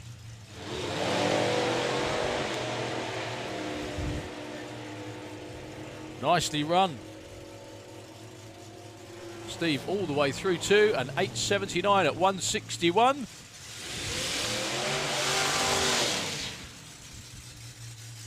So you're getting as close as panels being painted, though. Yeah? So you are getting close. Yeah, we're getting there. We're getting there. Yeah. In fact, I just this morning I got sent from the Car Kitchen, one of the VWDRC sponsors. He was like, "Do you want the good news or the bad news?" And I was like, "I'll only take good news." And he was like, "Well, you're getting some bad news, which is you need to come down to Chertsey and pick up your cylinder head." He said, "The good news is cylinder head's done." Fantastic. So that's another bit of the puzzle. The never-ending puzzle. No, well, hopefully it will be ended soon. Out there in the STP lane, the Sonic Attack. He was the first one on the drag strip yesterday. Well, opened up the show at 10:15 in the morning. Nicely After done. I was sitting there for 45 minutes. Vinnie Killington and the team from down there in Hastings. My neighbours, literally. In fact, I bumped into Vinnie outside the pub one night. Oh, there you go. Taking on Andy Stones with Frantic, who's gone through stage. Now, that car itself has loads and loads of history from way back when. It was originally built in 1977, almost like me, and raced at Santa Pod for 3 or 4 years and then stored in a garage for 36 years. That is a real race car. That is something to aspire to for you, that is. Well, we're on 8 years. Oh, amateurs. That's it. Well, that's the worst thing. It's like... Andy goes 11:47. Yeah, go on, sorry. We did... because it was Lily's last day at high school, senior school, this week, I bought that car before she started in junior school. Nice. So it's been a garage ornament. Don't buy expensive race cars if you can't afford them. Well, I guess it was one of those things. I don't mean to go about on this all day, but I'm going to. One of those things that you sort of got into and thought, oh, while I'm here, I might as well do that. And while I'm here, I might as well do that. No, it was because I had money burning in my pocket. I went to buy a funny car. And oh, that would be better then, wouldn't it? And then they changed the deal the night before I went to pick it up. And so I had the money burning in my pocket, and Simon went, "Do you want to buy my drag?" So I was like, "Yes, go on then." Well done. Matt Hollins, the Cheap Thrills slingshot, and Al Skip. That's a bit of a team race, actually, because Al's normally in the other car. 11:34, 1:31. That car's been a lot quicker than that before. So basically, that was it. It was an impulse buy. It was an impulse buy, yeah. See where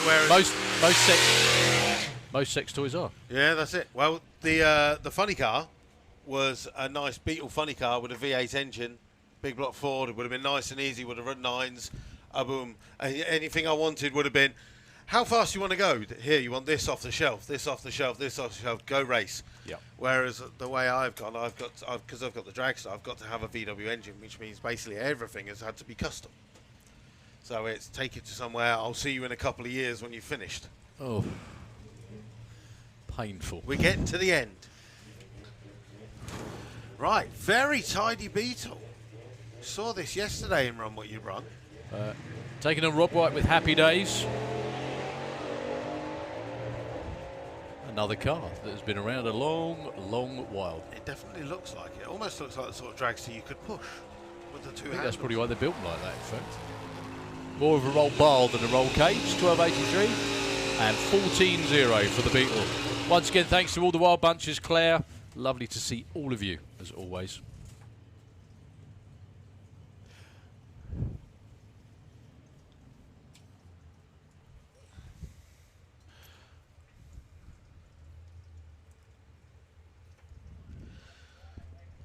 Yeah, it's the same as us when we ended up building a fuel dragster. We didn't want a fuel dragster. We bought, it's like, oh, that's cheap, we'll have that. Well, obviously, we know that's not cheap. But what it was, all it was we were racing an alcohol car, and we're nosing around for a different chassis, because the chassis was Jim Reed's Lepatron car from the 70s, okay? We were racing it in 2001. So that in itself, it's not a bad idea, but obviously it's not the optimal way. There was lots of things that were causing issues because it was built for a 2-speed, not a 3. Yeah. So anytime you wanted to get to the clutch, you had to take the rear end out to take the Lenco out and whatever. Anyway, it was a pain. But I feel this. Yeah. Anyway, it was. But anytime you needed to do anything, the axle had to come out. So you imagine every single time you had to get to the Lenco, and the Lenco busted a lot. Nice. All that sort of stuff. Anyway, wonderful car to drive, and I'm very happy to say I think one of the last runs I made in it was the quickest the car's ever been, so I can only be happy about that. But anyway, we were hunting around for a new Alki car, and on my travels I was speaking to various different people, and Kim Raymond just happened to say, well, I've got a dragster chassis for sale. I said, okay, what's that? And he said, it's a 300-inch car. I don't know whether you can use it for running as an alcohol car. And I said, well, it's cheap enough, we can adapt it. Famous last words.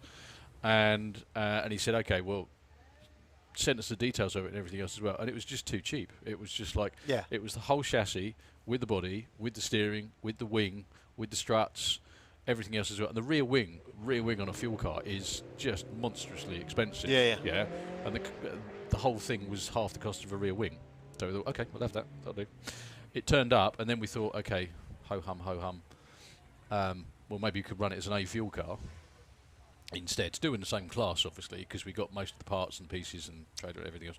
And then we thought, well, it wasn't me, actually. It was my fault. It's John Wright's fault, honestly. He worked out that the cost of building it as an A fuel car would be the same as building it as a top fuel car. Right? Key word there. Building it would be the same. Not running it. No, not running it. So, and he said, well, I've got experience running this. I know what to do. We've got lots of the bits. We can get this, we can get that. And he said, I know what to do, know how to do it. And I said, mate, I'll drive whatever. I don't care. I'll drive it, whatever it is. And that's basically how it happened. And the other very funny, like you said about burning money, money burning a hole in your pocket eventually half an hour later. We were over at Avon Park, when it was Avon Park, August about it was 2001. We were running the Alco Dragster and Smacks was running the funny car. Yeah. Anyway, so two cars that Johnny was helping out. Hall of Fame member, I must point out. John Wright was helping out with that weekend. First of all, I completely destroyed the car. Everything behind me was junk. Kicked the rods, stripped the blower, did the heads, bent the car. Basically, I crashed it and I've done less damage, frankly. So it just completely destroyed it. It shook like an absolute bastard. I shifted to try and calm it down, and it didn't calm it down at all. It just went bang. Anyway, so wrecked it, oiled the racetrack, big mess. A few hours later, after they cleaned mine up, Smacks did the same thing. Right, set it on fire, burned it to the ground. Bless him. Anyway, and this is no word of a lie. This is drag racer mentality if you've ever heard it, right? Me and John are standing there as they're bringing Smacks' car, literally shoulder to shoulder, bringing Smacks' car back on the wrecker, just burnt to smithereens, right? And John said, well, how are you getting on with the chassis? And so I said, oh, fine, how are you getting on with this? Anyway, and I said, well, I'll just say out loud what we're both thinking. Why don't we just build one together? And he went, yeah, all right, and shook my hand. Now, we're both standing there after completely destroying two race cars, looking at one that is burnt to a crisp being unloaded in front of us, and we shook hands because we thought that would be a good idea because it looked like fun. Yeah, it looks like fun. Talking of fun, Nina down there in Big Bird, happy birthday. I have to say that we had a super chat in yesterday, and she's out with a supercharged Lexus LS400. I love that Dutton as well. That car's been around a long, long while. Run what you brung in. No, 36. My God. My dad used to have one of those. The one thing I remember about it as well was because obviously it's whoever's brave enough to try and build one in their garage, and he bought one that some bloke had tried to build. Big mistake. Anyway, whatever. But the one thing I remember about it was we went to see my nan one day, and it had these stupid little lap belts in it and crappy little seats, right? It was fun because it was so quick and fast for what it was. A little full crossflow in it. Anyway, my nan's house was at the bottom of a cul-de-sac. We drove down the hill, did a U-turn, stopped and got out of the car, and we were both choking with everything, whatever. What happened was the battery strap had come off, snapped. And when we stopped at the bottom, the battery had fallen onto the exhaust. We were lucky we were still alive, to be honest with you, but there we go. Anyway, yeah, it was endless fun. I bet. But yeah, talking as you were saying about the fitting an engine in the car or doing stuff that just adapting it. Obviously, the dragster that I have was made for a flat 4 engine, so the engine bay is actually quite small. So the chassis has been built around building that. Yeah, but around that engine. Yeah. Then I shoehorned a V6 in there, which has basically taken up the whole of the room. So we're like trying, like this week Lee's been trying to fit the mechanical fuel pump, and he's like, well, it's got to go here. He's like, but the chassis is here. And he's like, okay, so it will go down a little bit here, and we'll just, we'll make, everything is made to fit, and that's why it's taken so long. But like when I go over to Malta now, the sports compact dragsters are really popular out there. They're cool. They're really but what cool. they do is they buy top methanol chassis. So they have this. They have a lot more space in them. So much room, and they'll have the engine, and then they've got room for oil. You know, like dry sump oil cans. Just to explain quickly for anyone that if they're still listening and not dozing off, a top methanol chassis, a top methanol car has got much more space in the back of it between the back of the roll cage and the rear end, because they still run gearboxes, they still run 2-speeds, so they've got to have the bell housing, then they've got to have the clutch. Whereas top fuel cars, or like other dragsters, don't have to have that because they have high gear only, or one gear if you like. They only have a clutch. So yeah, that's what I know what you mean. Yeah. I was always jealous in the pits as well, especially when we ran the Alki car, looking at other cars, thinking, you bastards. No, that's it. It's just so much room, whereas we're trying to shoehorn everything, and then obviously because of COVID as well, we did the whole sitting there going. In fact, we were building a charge cooler, which we wanted to run dry ice in. Right. And we thought this was going to be a good idea. Let's make this. Then COVID come along and took all the dry ice away. Oh. Because they have to use it to store the jams. So at that point, we come up with this great decision to go just full methanol. And then at which point we went, yay, full methanol. And then it was like, oh, no, those pistons won't work. That fuel pump won't work. Those fuel lines won't work. I need twice the amount of injectors now. I need extra rails. Okay, so we need a new inlet manifold. Well, if we're doing a new inlet manifold, we need a new exhaust manifold. Oh, we changed that, new way. So no, see, it's a completely different car. This is the reason I wanted you to get you to explain all of this stuff, because this is a lot of the stuff that people just don't get when they. Why does it take so long? That's it. What is it about it? Well, I mean, I'm just very quickly. Sorry, Jim Tanner down there with his chin digger. Another one of our Wild Bunch competitors out there. This is another very, very quick 9-second dragster. I think built by Raw Wilding, actually. Real nice.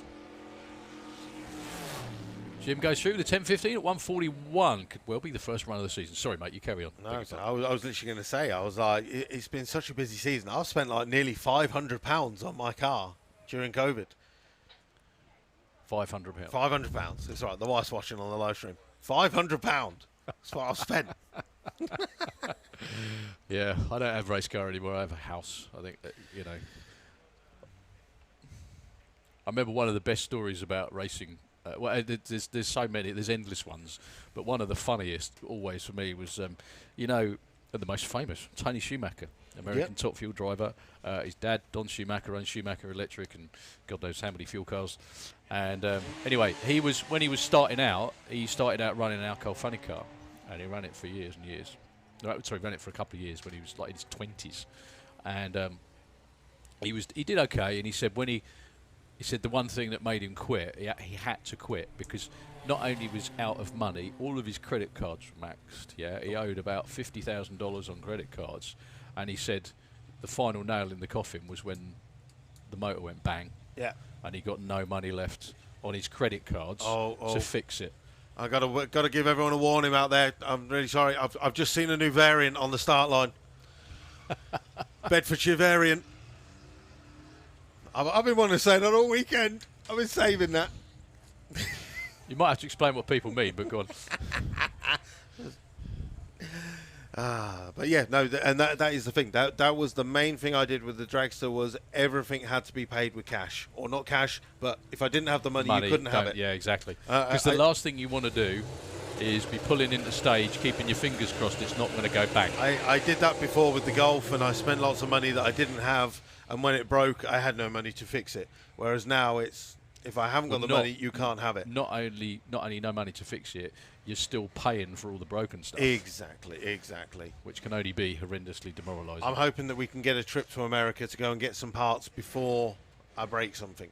it'd be nice to have some parts ready. Yeah, I think the only thing is, though, is that whatever another drag racing saying, but whatever you class your racing or whatever you do, it takes the same amount of money. All of your money. Everything. All of your money. Everything you have. Doesn't matter what your car is or does. Or what your it budget takes all is. of your money. That's it. And that's the main thing. Some people have to look at the cars that are racing. And if they look into the pits and they go, look at this guy racing a 1.4 Golf, that's what he can afford. But he's racing. Or if someone's racing a Beetle. Beetles cost a lot of money now. But still, they're racing to the best of their budget. Exactly. And then the same if you've got a Camaro or a top fueler. Doesn't matter what you have, it eats your money. I don't think anyone that races... We're not trying to put anyone off, by the way. Come and race. Come and race. Yeah. Come and do it. Come and race. Come and race. Spend £35 to get yourself on Run What You Brung. You can still get a voucher, and I promise you will not get hooked and enjoy the best times of your life. Good friend of mine always says one phrase all the time, which is drugs and drags are only one letter apart. However, they are both as lethal and as addictive.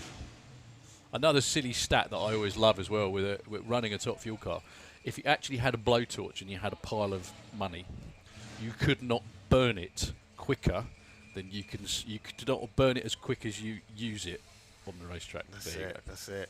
Not that I ever want to try that out, but you've done it. Just thinking about it makes me wince now as well. And like really stupidly recently, I thought to myself, maybe I could do that again. I was about to say, so you have your license for top fuel racing. Yeah. Does that mean, do you now, if you wanted to go in a top fuel car and you wanted to enter a race, would you have to do a familiarisation run? Yeah. And then you're good to go again? Yeah, hopefully. I'd have to. I don't know whether it would be from scratch, but obviously the fact that you had a license before is. Yeah.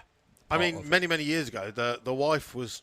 She got all broody again. She was like, I want a baby. And I was like, if you pay for my top fuel license, we can have a child. And she actually ran Runa, and I think it was £35,000 to get my top fuel license. If you do it in the minimum amount of runs. Essentially, every run was, I think it was £6,000, whether you're doing... And that's still not expensive. Whether you're doing your burnout... your 60 foot or whatever, or your full quarter mile, it was £6,000, and then you've got to do like we said to get your top fuel license. It's your burnout with a 60-foot launch, then it's a 330 half pass, and then two full runs, and then 2 full runs representative of the class. You can't even. They're the worst ones when they do a good pass, and you're like, well done, and you're like 0.1 of a second off the representative number, and they're like, another £6,000, please. And I mean that was 10 years ago. However, you can't take it with you. Exactly. You can't take it with you. And the amount of times that, anyway, it's one of those things you just got to do.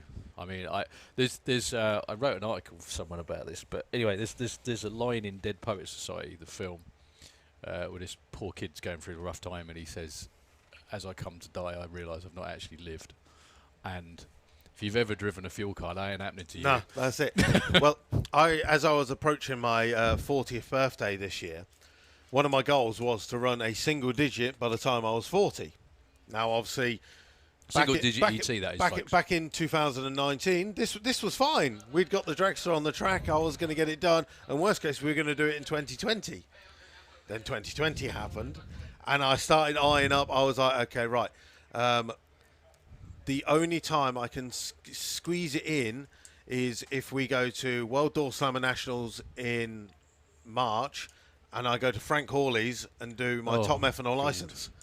So I'd been saving my money to go and do my top methanol license at Frank Hawley's, and then obviously we couldn't go, so I just quickly spent it on the race car before Rachel saw it. Spent it. That's nice to know. No, it is, it's crushingly expensive, but it's so much fun anyway. I think the big difference is they're not like regular engines you can just go round and round and round with. They have to come apart every single run, because if you don't do that, they take themselves apart. Yeah, that's it. Oh, I've seen it before. Some people they've come to Santipod Raceway for the first time ever, and we have walked around the pits and on like main event, and they're just looking at the rigs. and they're just looking at the cars, and they're like, oh my God, people have so much money here. Where do they get this money? And like, you'll speak to some of the racers, and they'll be like, mate, this is all I have.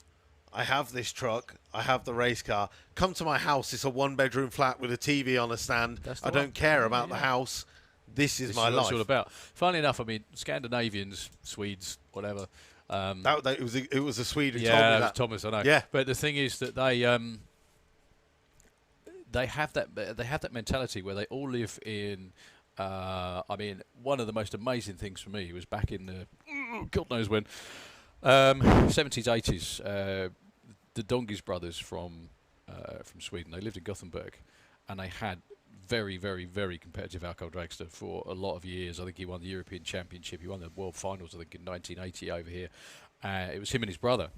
And it wasn't until I saw all the stuff on Facebook, obviously in the Facebook era, way after all this, that I realised how they'd done it all as well. Yeah. They looked for all the world like they had everything. And, well, they did. They won. But what I mean by that is, if you ever go, I mean, I've been to Sweden many times, but you see these really big apartment buildings. They lived in an apartment building. They built the car in the car park at the bottom of the building. They just fenced off a bit where they'd weld all the chassis tubes and everything else as well. They kept it all down there. There's actually photographs of them on there towing an alcohol dragster around the streets in Gothenburg. Wow. That was all they had. It's just mind-blowing that that's how they do it. But they're very much slanted towards living somewhere is a functional thing. Yeah. Life is about going out and enjoying doing yourself, mad stuff that you just really enjoy doing. So it's probably even harder for them being stuck at home and no racing. Good point. Sitting there looking at the one telly going, ah! Right, so a little bit of downtime covered. Rod Atkinson coming underneath the tower with the Nova. Yeah, anyway, apologies about us filling your ears with rubbish all the time. However, oh, don't worry. It's the whole. Hopefully, it's helped some people. Up until this morning, I thought it was just myself chatting to myself anyway. So we were going to be talking about chocolate and food. And let's be honest, on our YouTube feed, we got loads of people saying loving it. Really? Yeah. You people need to get out. Specifically, get out and come here tomorrow. See, Top Cat, listening to these two announcers' stories is hysterical. Oh, boom. We're just here for entertainment, right? Entertainment, Nova something like that. versus Golf R. I think the thing is, though, a lot of the time is that the stuff that... My goodness me. I think that launch... I think he scared himself. I was going to say that launch loosened something and it wasn't just the car. The lad in the Golf is going, I've got this. He has. 11.85, well done. Probably saw that launch out the window. I thought I've got no chance, and then there you go. No, it's the thing is for us. What I find a lot talking to people about stuff is that for us this is normal, but for a lot of people listening, it is. I'm not going to say it isn't, but it's not. How can I put it? It just gives people a bit of more in-depth look at racers' psyche, which is not always the suffering of our families. Exactly. I remember reading an article in Custom Car where they said, where I think it was Tim Bagley, and the way he used to write was so funny. And he wrote, he said that the other day, it was an editorial, and he said the other day I was sitting in the doctor's surgery and there was a leaflet. There was a leaflet on the table, and it said, "Oh, you a drug addict?" It said, "After thinking about it, I am one." Right? Said because it said because the first question was, "Does your habit cause immense personal stress in your family life? Does your habit is your habit the only thing that you think about morning, noon, and night all the time?" Tick. Yeah. Does your habit take all your money and it's the only thing you think about constantly trying to get the rest of your money? Yeah, tick. There we go, yeah. And I think he ended it with saying, I just hope they offer Hoosiers on the NHS. That's it. Does it give you, was it 90% elation? Oh, yeah. Are the highs really high? Are the highs really high and the lows really low? Yeah. Yeah. Well, I wish the highs would last a bit longer. Yeah. Please give me more.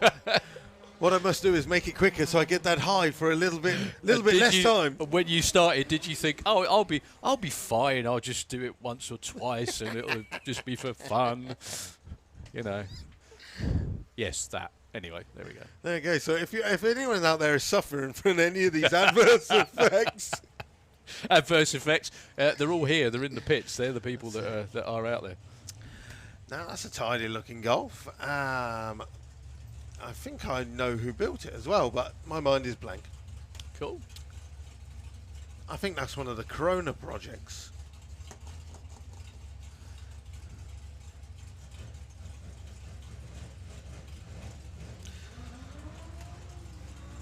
Well, it's coming up to 11:20 in around about 10 minutes time. We will be going back into qualifying round number 2. In fact, on my schedule...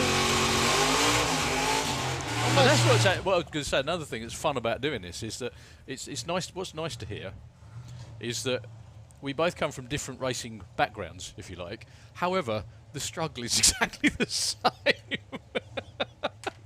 It's just yours has got a VW in front of it, and mine's got a V8 in front of it. Oh, don't worry. I'll learn at some point and go the even more expensive route. Oh, don't do it. I think one of the things that you posted the other day about, you know, buying something cheap and then spending forever fixing it, as opposed to spending a lot of money in the first place. And that's it. Yeah, that. No, the best thing is when something breaks and you go, ooh, I can buy something bigger and better now. Woo-hoo. Which is frequently. I had to fight myself the other days when I drive like a VW Touareg on the road for my daily car, and the turbo broke, and then I sent it to club sponsors GP Turbos, and Grant's like, do you want me to do a hybrid? And I'm like, no. Your first reaction was, yeah, oh yes, no, it's yes, broken. Yes, I should do this because it's broken. The natural reaction was, yes, I get a hybrid. But then I was like, no, that means I've got to remap it. I was like, no, it can't. It is my junk tow car. The best one is the memes with the child standing at the zebra crossing, and it's the child saying, Daddy, those kids have great toys. Why don't I? And the dad says, I have great toys. Sounds about right. I think the difference when I did mine was I didn't have kids. You're suffering or anything, now. Or You're never getting a race car now. No, never happening now. But no, I had nothing. Nothing. Literally, I had a Honda Prelude that cost me £1,000. That was it. Nothing else.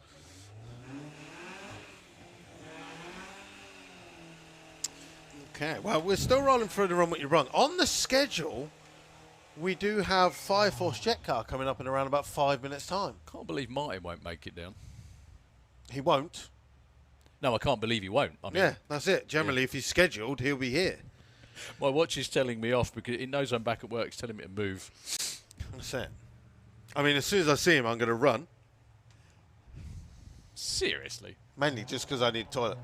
And there's nothing worse. And you're going to time it perfectly. There's nothing. No, I love being up here for the jet car, just not with the shakes of the jet car.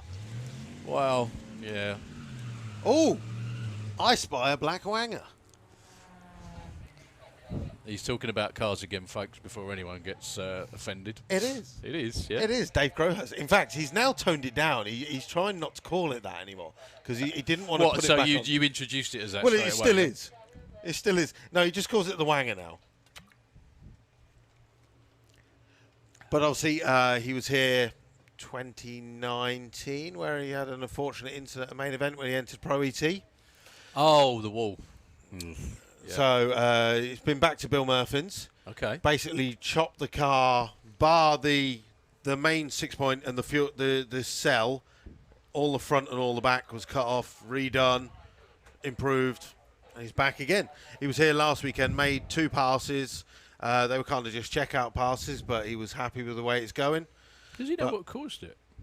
Does he know what caused it back then? No. Just one of those things. Just one of those. Getting used to the car, I suppose.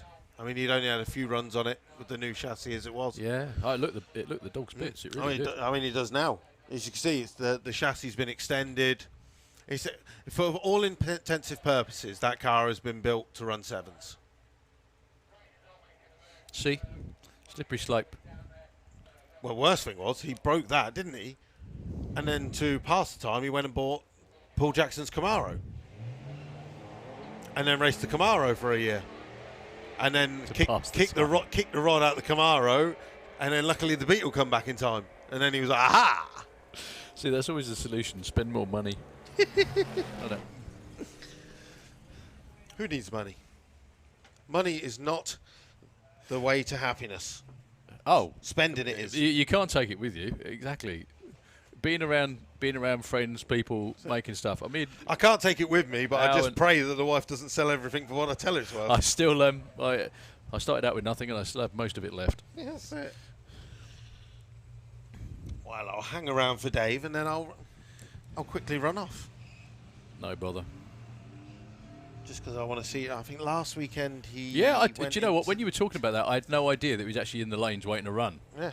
Is he in the VW Heads Up or? No, because he has a Subaru engine. So the rules we made were it has to be a Volkswagen Audi Group car and a Volkswagen Audi Group engine. Okay. Just because we didn't want the point where literally Andy Raw saw it and he went, "Oh, heads up," and I was like, "No, see, this is the reason." Because we wanted to keep it pure with just the VW engines. So, okay, another silly question then. Why a Subaru engine? Go to all that expense then put a Subaru engine in? Because he can run in VW Pro. He can run in VW Pro, Yeah. okay. VW Pro is fine. He just can't do the heads up. Which is a shame because it is an awesome car. But we had to put some rules in just I think someone's missing a picnic table with that wing. It's definitely going to stay stuck. So the man we're talking about, Mr. Crowhurst, loving the impromptu headlights as well. Yep. Yeah, last few Run What You Brung cars, and we're back into qualifying.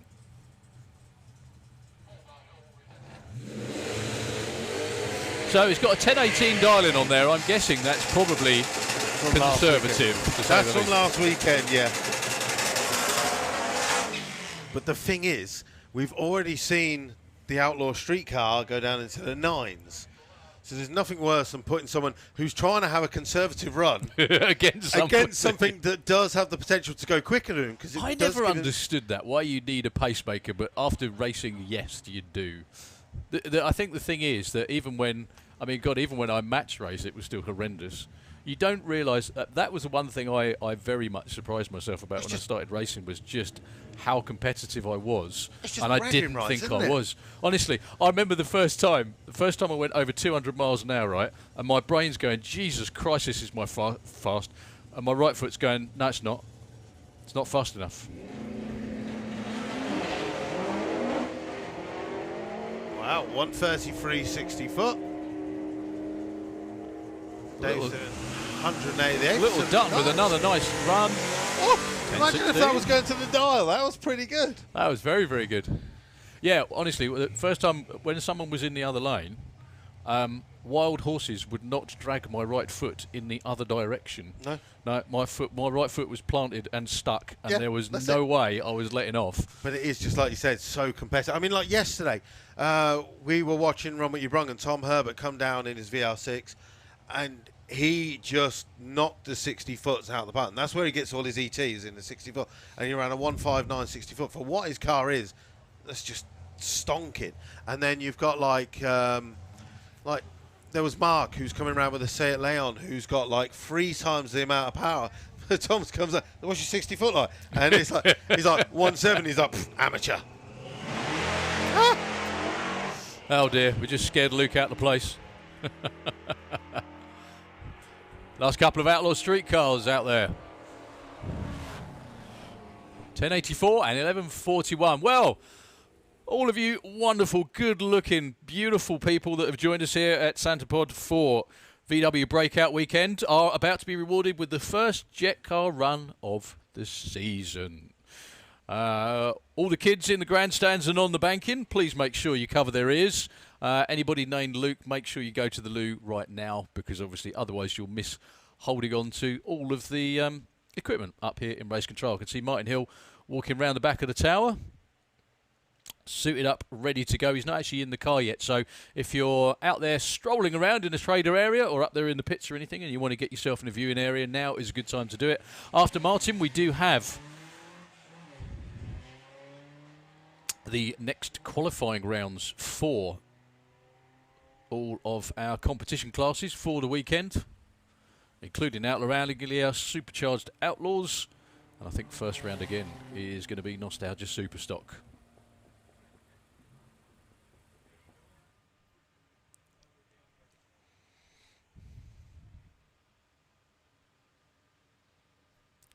So while Martin gets ready, I'm just going to nip out for a couple of moments. It won't be long though, folks, only 2-3 minutes at the very, very most. Martin Hill is suiting up to get in Fire Force number 5, the Jet Dragster.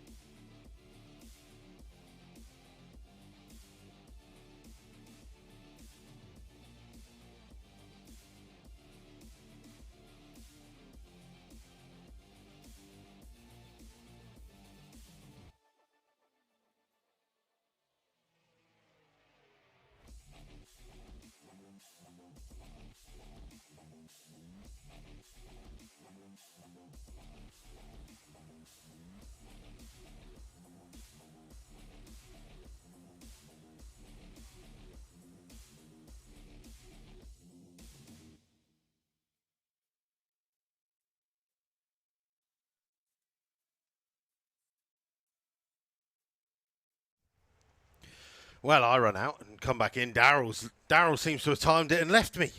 Oh, well. Call out into the pits, please. Can we have qualifying round number 2 of Nostalgia Superstock and VWDRC Heads Up, making your way down into the lanes. Nostalgia Superstock, if you can make your way down now. And obviously VWDRC Heads Up, just give it a couple of minutes, let all the Nostalgia Superstocks come down into the lanes, and then you follow on afterwards. Right, next up on the drag strip will be Fire Force 5. The Jet Dragster Martin Hill is just getting strapped into the car, and he's going to be coming round for his very first pass of 2021. Daryl's legged it. I think I've battened everything down. I can't find my safety helmet. So we're just going to go wild. In fact, I'm going to do a live video from the tower, so anyone can watch it. Obviously, you guys are here, you're watching it outside, but if you want to watch the video afterwards, you can see what it's like up in the tower, which is absolutely terrifying. And you can see the monkey tennis that we get to do as everything tries to fall off the side. We've, as yet, not really tested our new roof tiles. Are these? These are just... Oh, God. We're going to be wearing these, aren't we? That's why I wear my safety helmet, but it's disappeared over the winter, like everything. Well, where's my Bob the Builder hat?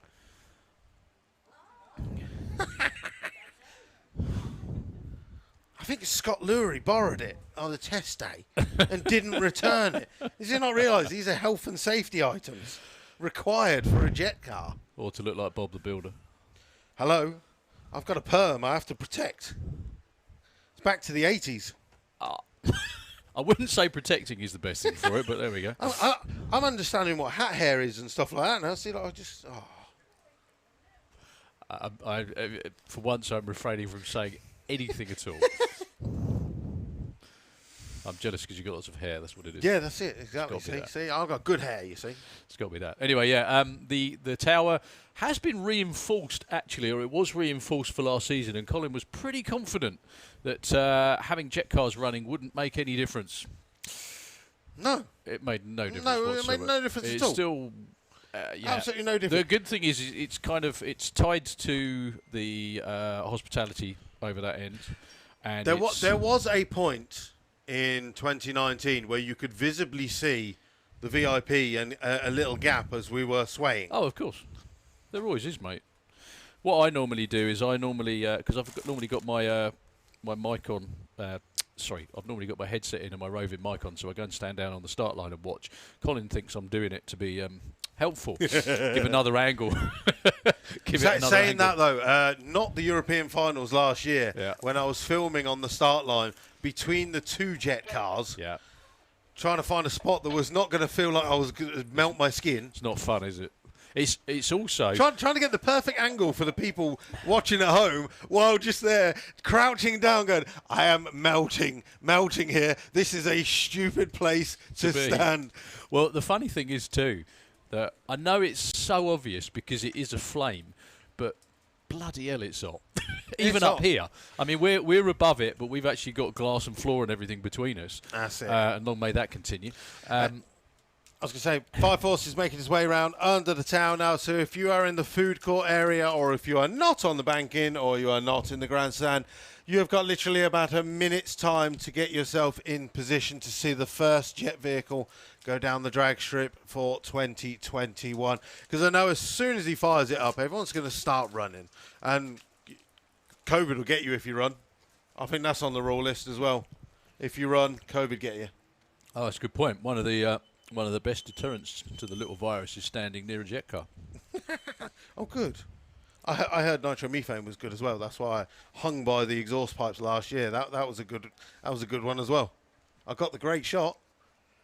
That's the only thing I liked about face masks, was when we wore the face masks on the start line, no longer did I have the little black spots of rubber all over my face. You just had black eyes. Well,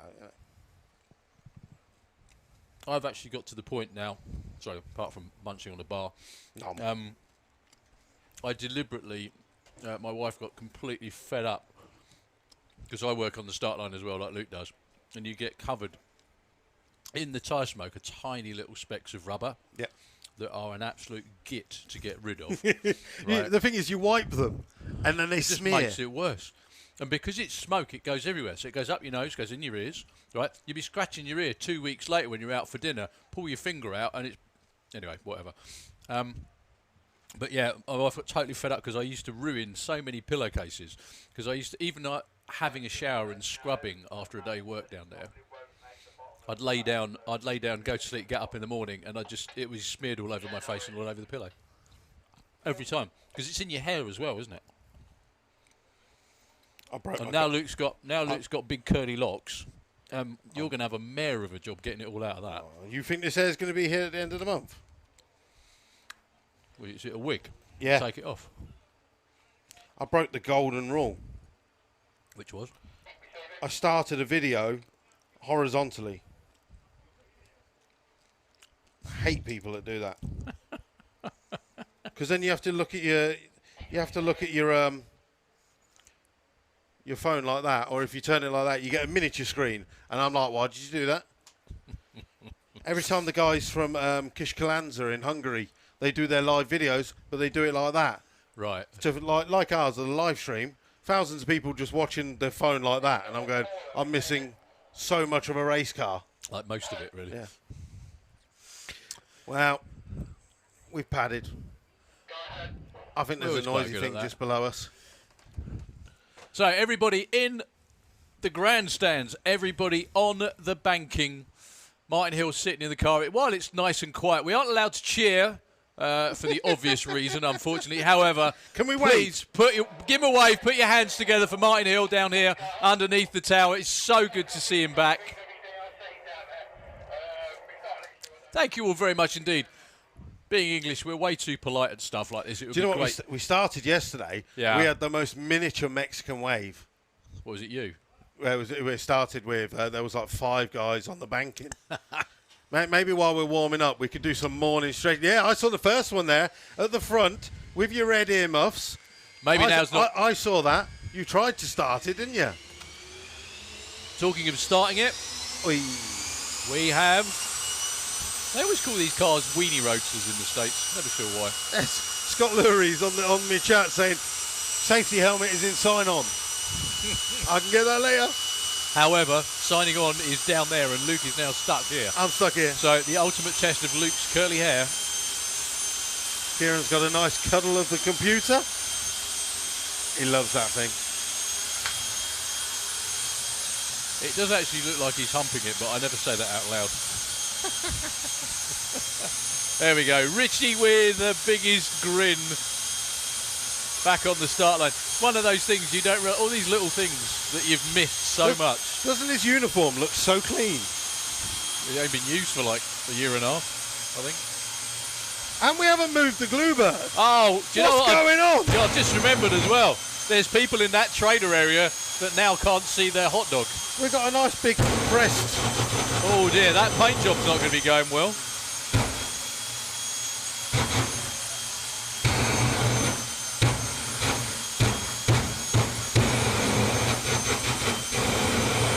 And for all you folks watching Luke's stream of this, yes, it is bloody hot. Yeah, it's hot. Hot.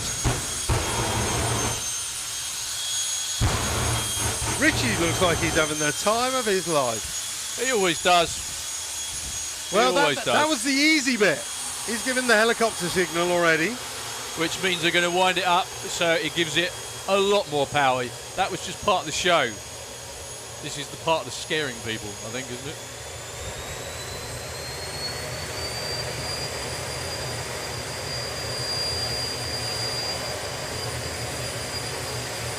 So a few afterburner pops at full blast coming up.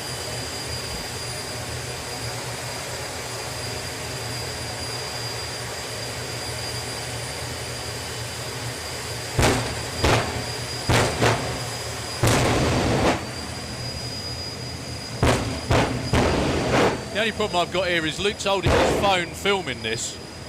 We need hands to hold stuff. We're good. You've got all the expensive stuff. Yeah. Well, at least we don't have the radio mic towers holding on as well. No, they're long gone. So, for the first time in 2021, Mr. Martin Hill with 545. Richard gives him the salute. Everybody give him a wave.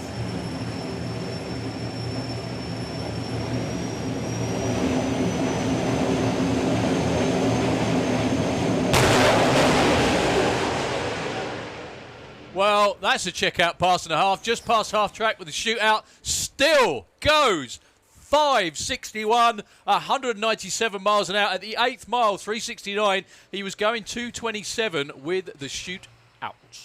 Very nice. That is what you call a checkout pass. That car has been in the 5.0s, I think, over 300 miles an hour. The one thing that's a bit peculiar in drag racing about that car is that because it's not wheel driven, yep, like a regular drag race car, when you take your foot off the throttle, I always used to describe it as, if you can imagine doing 40 miles an hour. Give the crew a massive round of applause, please. Richie Horace, the gang. He'll be back to do that again a little bit later on.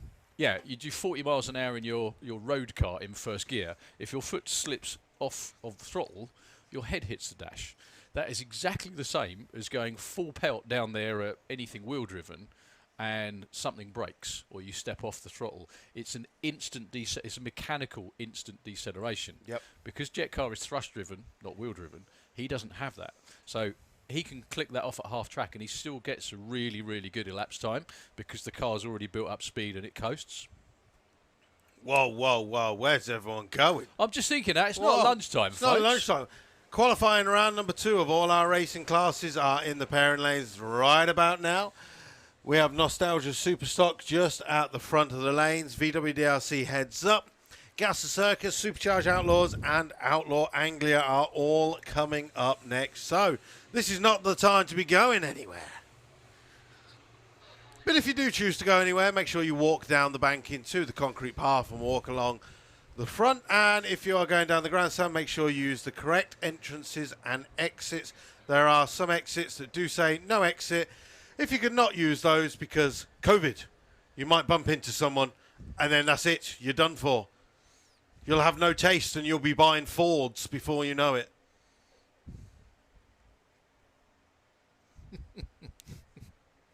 Maybe they should put that out as a public health warning. It'd be over in a second. Like the logic, though. Do you know what? This is, I said this before the weekend as well, actually. This is one of... today, tomorrow, the most perfect days you could ever imagine here for a couple of reasons. One, it's dry. Yep. 2, it's mostly sunny and warm. And thirdly, tailwind. Check out the windmills. Oh. Which is something we rarely get. I hadn't even noticed that, but yeah. Come on. Yeah, it's most drag strips around the world anyway, a lot of them built on old airfields, which is what this was at one point. If you look at this on Google Earth, if you zoom out, you can still see the way that the different runways and everything used to go. This is actually a very, very historic airfield site from World Wars. And with any airfield, they build it so that the runways face into where the breeze comes from most of the time, so that planes can take off. Which is one of the reasons why we get headwinds almost all the time. You're acting like you didn't know that. Why did we not start racing the other way? That's quite a simple option. Funny you should say that, because they did. Way back when. Why did we turn around? Then I'd love to know the answer to that one too. But anyway, though, if you think about it, airfields, because obviously for the lift of the planes, they build the runway into the wind or the prevailing wind for most of the time. Maybe it's because again, top fuels like going into a headwind for that downforce. I'm glad they had the foresight for that when they built it in the 20s or the 30s. That's it. That's very good. But yeah, you're on that subject. You're dead right that. It would, I don't want to say it out loud, it would be better if it was the other way around. It would be much better. Because you think about the amount of days that we come up here that we've got a monster headwind. Yep. It's always a headwind. Always. Always. And that's why. That's the reason that it happens that way. Over in Malta, where the airfield is, obviously because it's a small island anyway, but the racetrack is right next to the sea. So you have the wind coming off the sea down the drag strip. Cool. So you've nearly always got a tailwind, and it's quite a strong tailwind. We ain't got no sea though around here. We've got lakes. If you go into the pond at the end of the strip, you're doing it really wrong. Well, it's just off to the left at the end. You've got to be doing really wrong. That's right. Yeah, you've got to have a seriously bad day if you've done that. What they're out there doing with the tractor as well, if you haven't seen that before, just to keep the track in tip-top condition, just to make sure any residue is taken off of it, because all the cars that are coming up need lots of grip because they go very fast. Go on, tell me what you know. Me? I know nothing. Oh, I'm just literally flicking onto YouTube to see what's going on. I think that's what people tend to use us for, mate, to be honest, but there we are.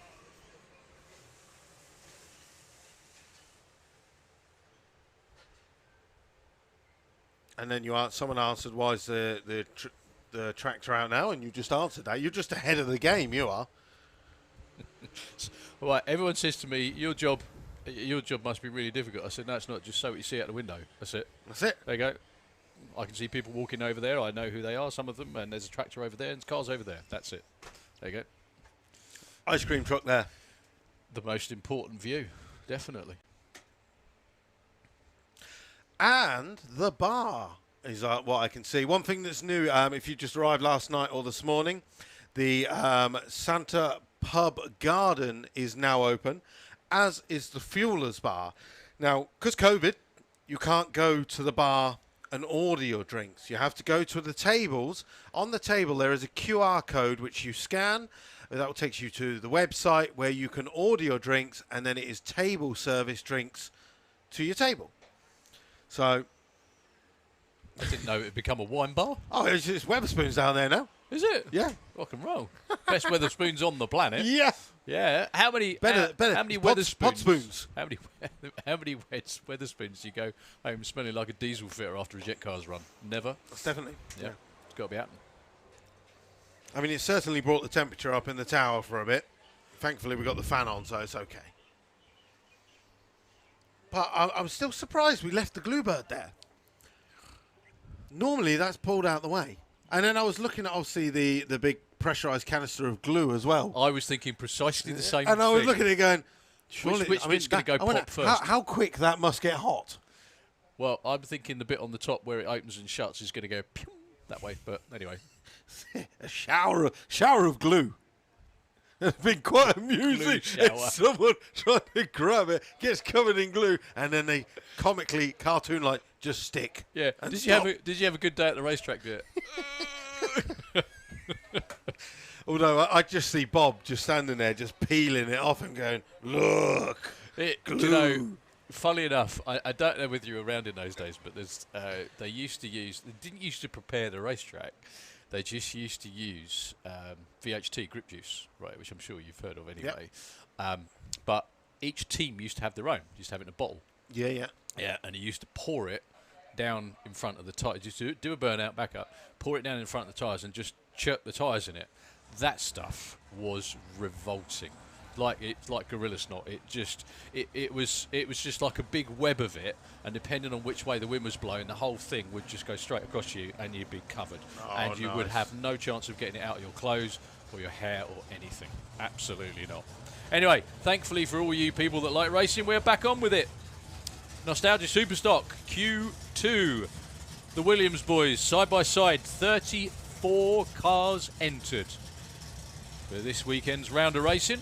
We have 5 qualifying runs today, where they all come out setting in laps time. The closest to the dial-in, which is a predicted number on the board at the top end, is what they're trying to run to. Then tomorrow it is elimination.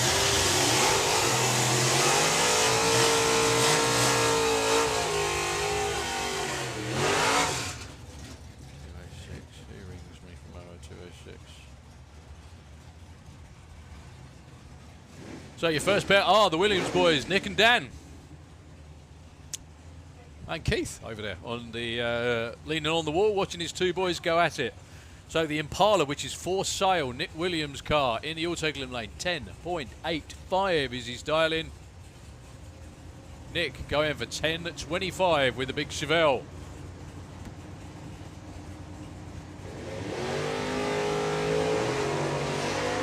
Wheels up from both of them. Red light from Nick, doesn't really matter, it's only qualifying.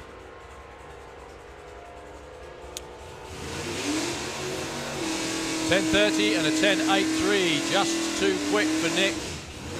Dan goes to the number 5 spot. I don't think Dan ran in the first qualifying session, actually. I think that might be his first pass in the car of the weekend, because he went straight in at number 5. Yeah, I think we got quite a few people who did not make the first round, yeah. Okay, Gary Carr was one that did. He now dials a monumental 8.84 in the auto glim lane. Watch that car fly off the start line. Take it on, Chris Lyram, 12.75 with the Ford Falcon.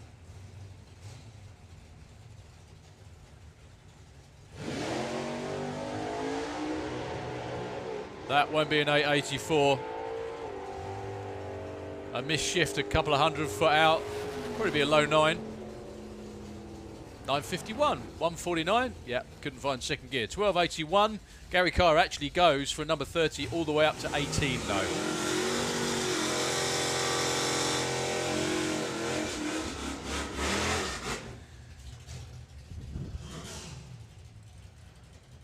Not sure we saw this before either, actually. I know we did, beg your pardon. Chris Goodall, number 7 qualifier, dials 10.39 in the auto glim lane. 11.63 for Pete Christmas, and the Fallen Angel, the gorgeously turned out Duster on the STP side of the racetrack.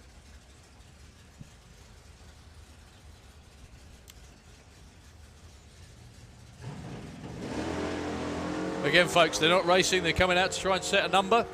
The number on the board is the finish line, is the one that they are trying to get close to. Chris goes 10.38 with a 2, just misses. 10.48, much too quick for Beat Christmas.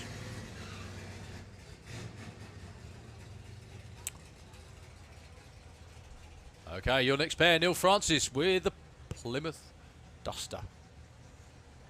Just a wonderful, wonderful shape, those cars. In the auto glim lane, 12.70, 9.95 for Jim Chandler. Nostalgia Superstock 1965, not sure whether that's the car year or his. Actually, that's probably the car. Looking at him. These two are number 26 and 11. What a launch for Jim Chandler. flies the wheels through the 60-foot beams, 124 to 60 as well. For something that big and heavy. 997 on a 995. Actually, he takes the #1 spot with that run. Neil Francis gets bumped back 1 from 11 to 12. So, Joe Colclough and Al Medley. Al with the Captain Caveman in the Auto Glimnade 10, 0.76. Joe, 11.96. I can see people wandering around with Nitro Bug shirts on, which is always a good sign.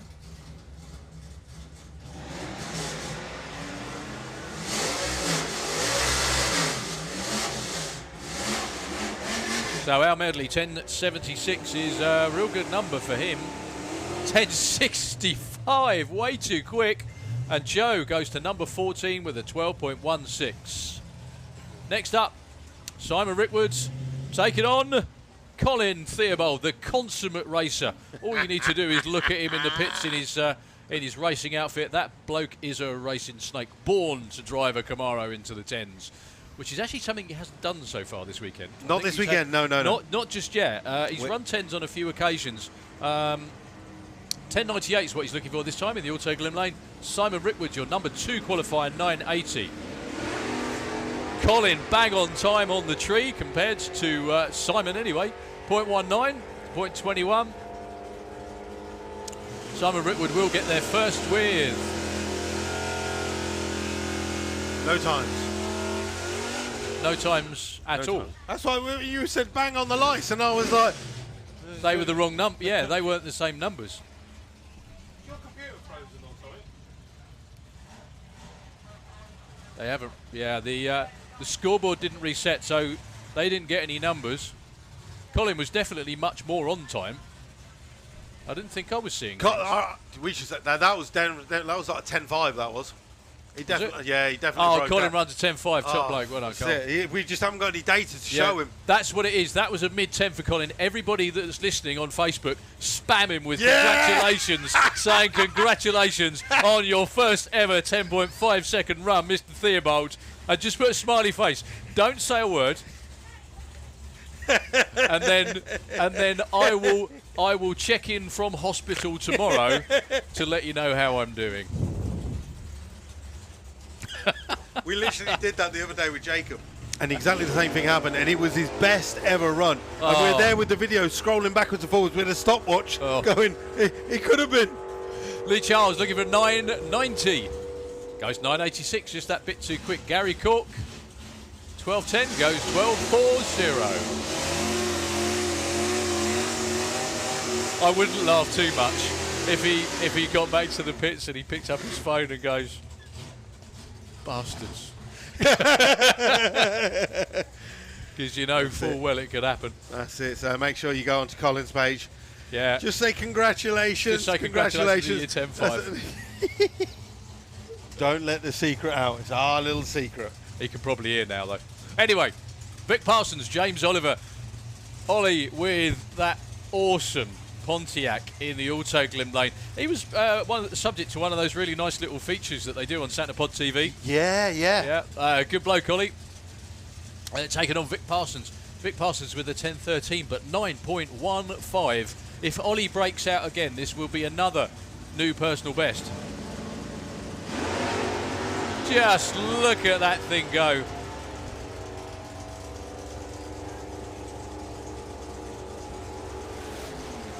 .916 with a 6. He's number 1 qualifier, number 4 for Vic Parsons. 10.16 on a 13. That is what you call show and go. That was beautiful, that was. Okay, next pair. Ty Strevitt taking on Dave Billadow. Dave being in the Auto Glim Lane. Yeah, this car I think was new. It's not a new car, but I think it was new to Dave at the last event last weekend, actually. Ty with... to all best intentions there, Chris has basically got his head in the induction scoop, just blowing the flame out. Why not? But generally, that's usually it's just a little bit of fuel in the carb, isn't it, that's burning. So once you got it out, you can just start the car up and then try. Which is what he's done. There we go. Rolling forward.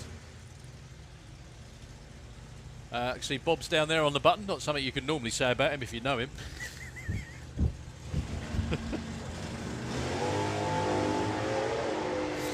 I don't think Dave Billaday's actually been in the 9s yet. I don't think he's going to mind breaking out if he does. Let's see what he can do. 989, 136. Well, there you go. Big step into the 9-second zone.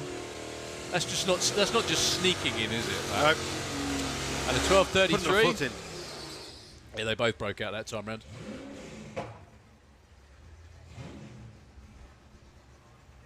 So the very nicely turned out flag jumper that pretty sure I've normally see that in at Gasser Circus. 11.62 for Jake Cawthorne, the flag jumper. The 1963 Dodge Dart taking on Bev Terrell, the street sweeper Plymouth. That's because it's a duster. I didn't get that at first. Thank you. It's all right. Didn't put two and two together, did I?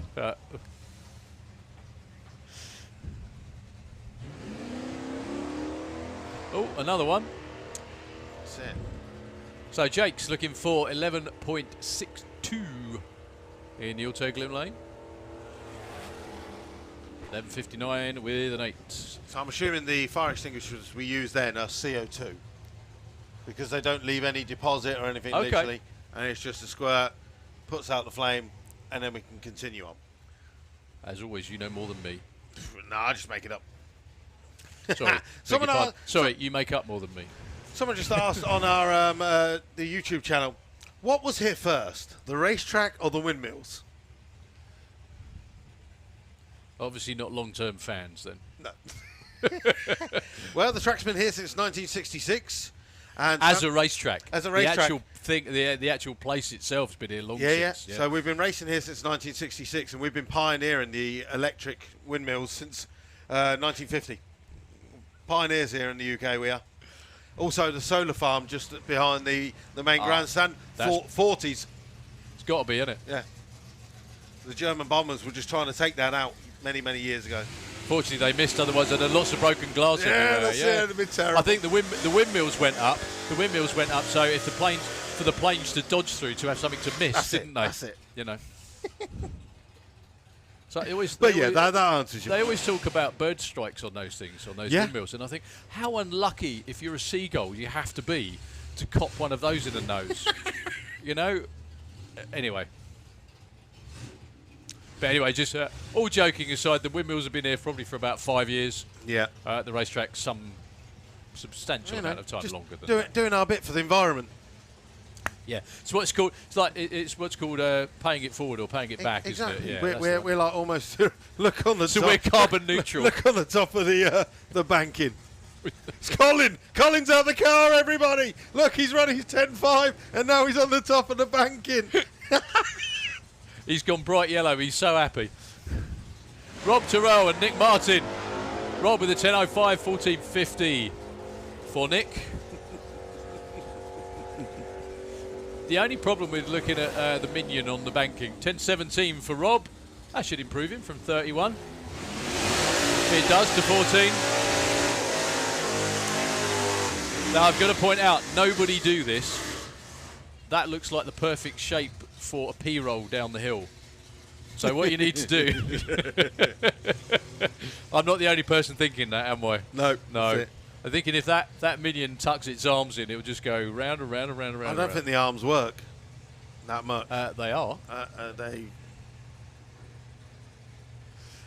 So Jason Dodd and Stu Thompson, Kiwi Stu Thompson, in the SDP lane, 9.70 for Kiwi. Nostalgia Superstock's got to be one of the hardest classes to win in these days. 32 car fields.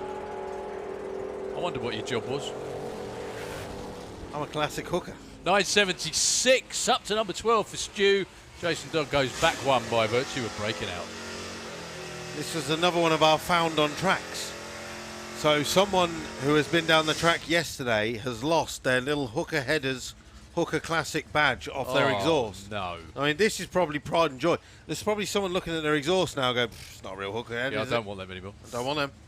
Adrian Portelli and Adam Novak. Adrian on the STP side of the racetrack. Dials 10.60, 1080 for Adam. Bob Main made it down for qualifying round number 2 as well. With Yeah, the Superbird. VW Heads Up. They're coming your up way next. shortly. 1060 for Adrian Portelli. Goes red on the tree, 007 red. 1061, your new number 1 qualifier. Adam with a 1081 with a 6 goes to number 2. That is a lot more like it.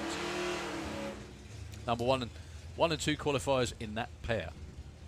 Look at that car as well. That is just utterly, utterly beautiful. The Dodge down there in the STP lane. What always amazed me about when this class first started was, where have all these cars come from? People have had these in their garages, you know. Where have they come from? So 11:40 for Jim Smith, taking on Bob Main with that terrific Plymouth. 12:65.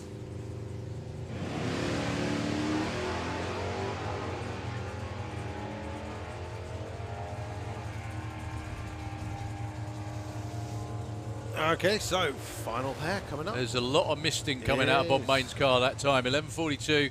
Might have to have a quick track check after that one. He goes through the finish line with a 13.95. You can see one of the many Santipod Racers Club marshals out there checking out just to see if everything's okay. I think that's Holly out there, is it? Yeah, doing It the is, Santipod yeah. slide.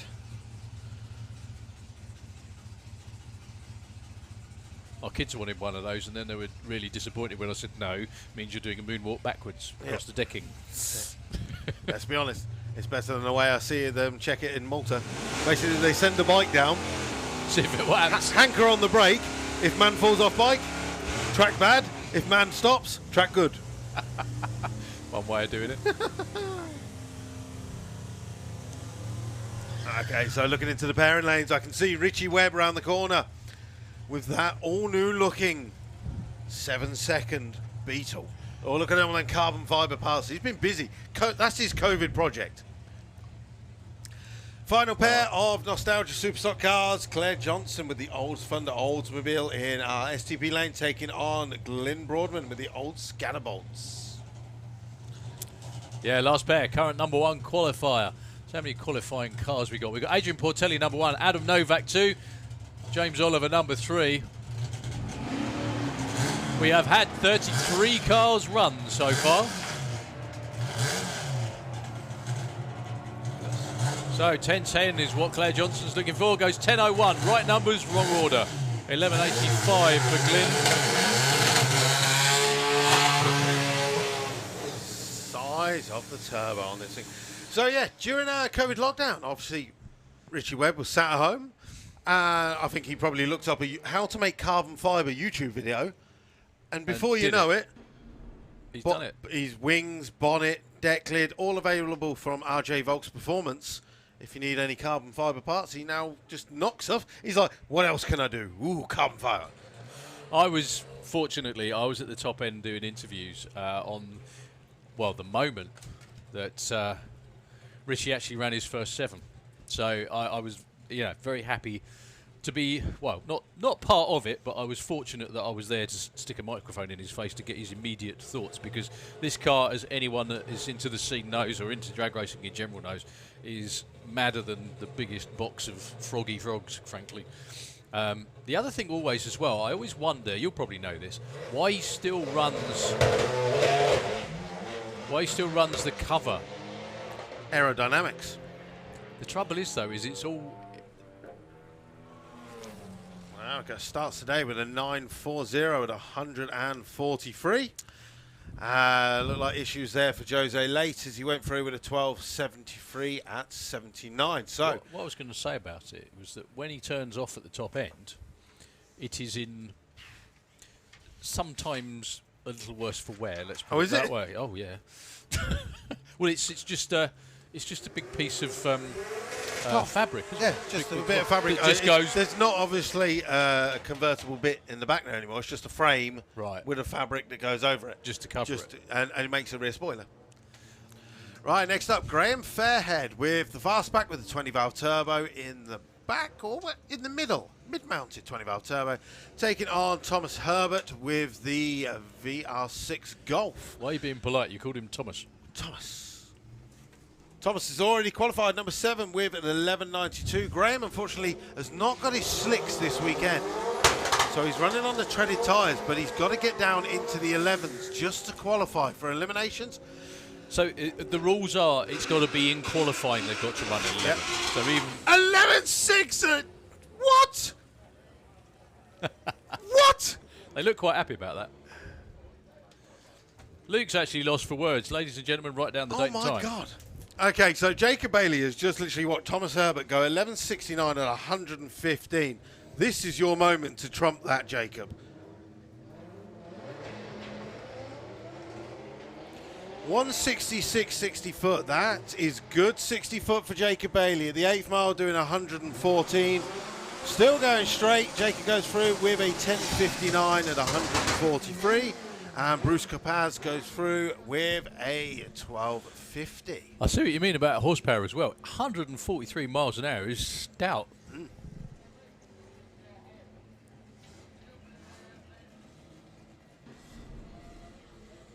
All right, next up, Carl Goldsmith. We've actually seen Carl go into the 9s with his Mark II Mordor Golf, the 20-valve turbo. He's going to be taking on Nigel Hull. Unfortunately, both cars have been told to shut off for a second, I think. But yeah, that Beetle, basically a Pro Mod Beetle, shipped in from the States. He's had one pass here at Santa Pod Raceway where he did an 11.14. He did a couple of passes at what is Melbourne Raceway now last weekend just to get some familiarisation runs. But for all intents and purposes, that is a beast of a Beetle. With no parachute. With no parachute. Technically, you don't need one until 150. Okay then, so fire back in the pipes. Here we go then, front wheel drive versus rear wheel drive. Two cars potentially capable of going down into the 9s. 165 60 foot for Nigel. Look how straight that goes. 107 at the 8th and Nigel Hull kicks off. 11.0 at 103. Looks like issues for Carl Goldsmith again as he goes through with a 13.86. Now that's the thing, as we were saying, if you haven't run your 11.99 in elimination, in qualification, that's your weekend over in competition. You don't even go to eliminations. But we do have actually a bump spot. We've got a 16-car field. We had 27 cars entered, but we had a number of cars dropped out, so I think we're below the 24 cut-off, which means anyone above 16 will be cut off anyway. Right, first one of the day for Paul Jordan with the four-wheel drive Lupo. Michael Mooney's out ahead with Flat the Rat VW Beetle. Looks like the 2.3 litre air-cooled engine is going to get to the finish line first with a 12.94 and a 12.44 for Geordie.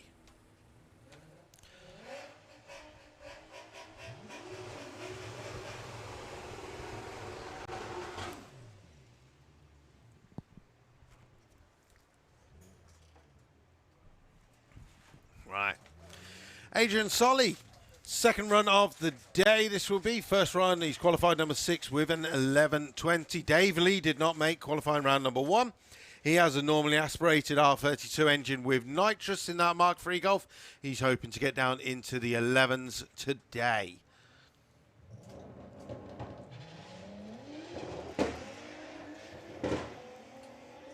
Okay, so Adrian Solly away first. Better 60 foot to him, doing 104 at the 8th. Adrian Solly goes through the top end with a 10.92 at 136. And Dave Lee clicks off his 11.82 at 119, meaning he is now qualified and puts him into 9th position. Next up. Just very quickly, I was just going to say, anyone wants to get in the viewing area, We do have the Nitro Bug round the back of the tower with Andy Raw getting strapped in, coming up in a couple of moments. Sorry. No worries. Is this our final pair? Final pair of so. VWDRC Heads Up.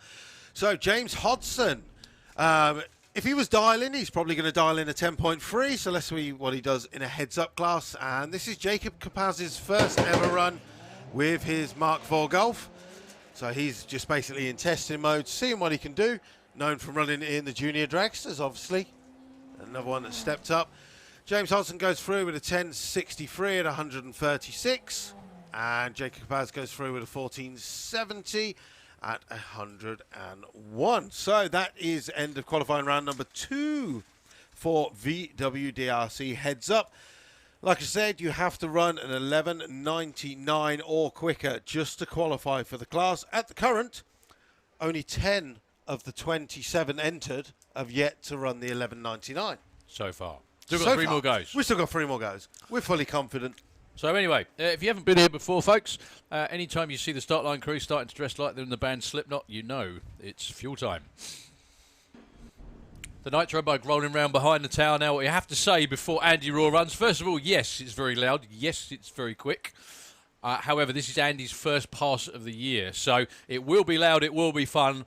Only expecting maybe a 60-foot or 330, which is the second cone you see out there in the middle of the racetrack. This is a VW Beetle funny car. However, the engine is not a VW, as you probably gather, you're about to hear. It's a V8, based on a Chrysler Hemi engine, where the supercharger runs on nitromethane, which is basically God's gift to the world when it comes to going fast, basically.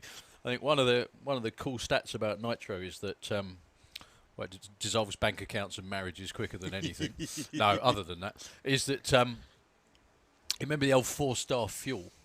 It's about 4 times the octane rating of that. And the most amazing thing about it is if you put now Andy Raw's car is a nostalgia car, so it's built around rules that were in place to make sure the cars are like they were probably 40 years ago or thereabouts, even though it makes lots of noise and goes very, very fast. So if you had the basic Hemi engine in that and you ran it on petrol and carbs, you probably get about 800 to 1,000 horsepower. You put a supercharger on it, you run it on methanol, probably about 2,000. You put nitro in it, that takes it to about 4,500 to 5,000 horsepower. So it is without doubt the world's most powerful and probably loudest VW Beetle. Well, I don't know. There's a few stingers here. There's a few stingers. Good point. The body itself is a custom creation made by Jason Phelps, who I've just seen, built by Jason and the team, who I've just seen wandering around on the start line. And this will be Andy's first time back in the car for 2021. I'll say a quick quiet plug. If anyone wants to build one of these, we've got the mould in our unit. Is that right? What, that one? Not this one. We've got the mould of the one that I was going to buy. Right. But it's Andy Raw's old chassis, the old Okay. funny car. We've got the mould. So if anyone wants to go and build themselves a funny car, they're very welcome. that's it. Okay, fingers in your ears time. Can't believe how much I've missed this. I like this. Look. This is where technology comes in. Carl now gets the phone out to connect to the car. Bluetooth. Hooks up to the race pack via his car. Just make sure he gets Andy's favourite tune on the radio. Yeah, hang on, can't get a signal. Sorry, fellas, we can't run the car. literally is that. Needs to connect the race pack just to check everything is okay. So there we go, a long winter of work. These cars are basically, as we said before, only in one piece about 10 seconds before they're fired up, and then they can disassemble themselves again just as quickly. So they spin the motor over, fire it up on basically neat petrol to start with. Then you'll hear the engine note change as they turn the fuel pumps on, and the good stuff that's in the tank at the front will start flowing through, and you'll hear the pitch change. There we go. That lovely rattling roar. That's what we could call him, rattling roar. That's good, that is. That's not bad as a complete mistake. That's not bad at all. They're the best ones. Well, funny cars are a rattling roar, and it is rattling roar down there.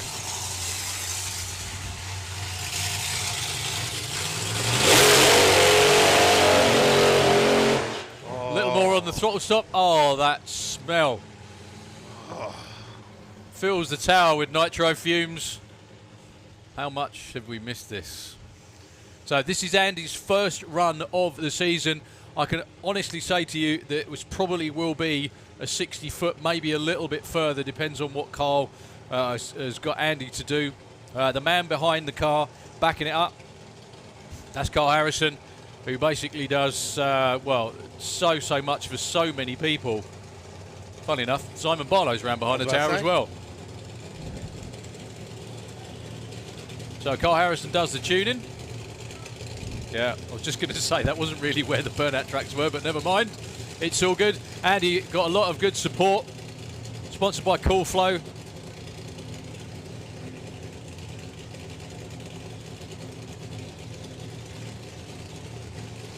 And he's been down into the 60s with this car. Hopefully he will be again by the end of the weekend.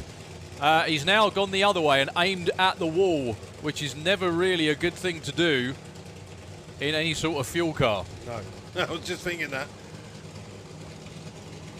Well, he's definitely backed up out of his tracks. Here we go.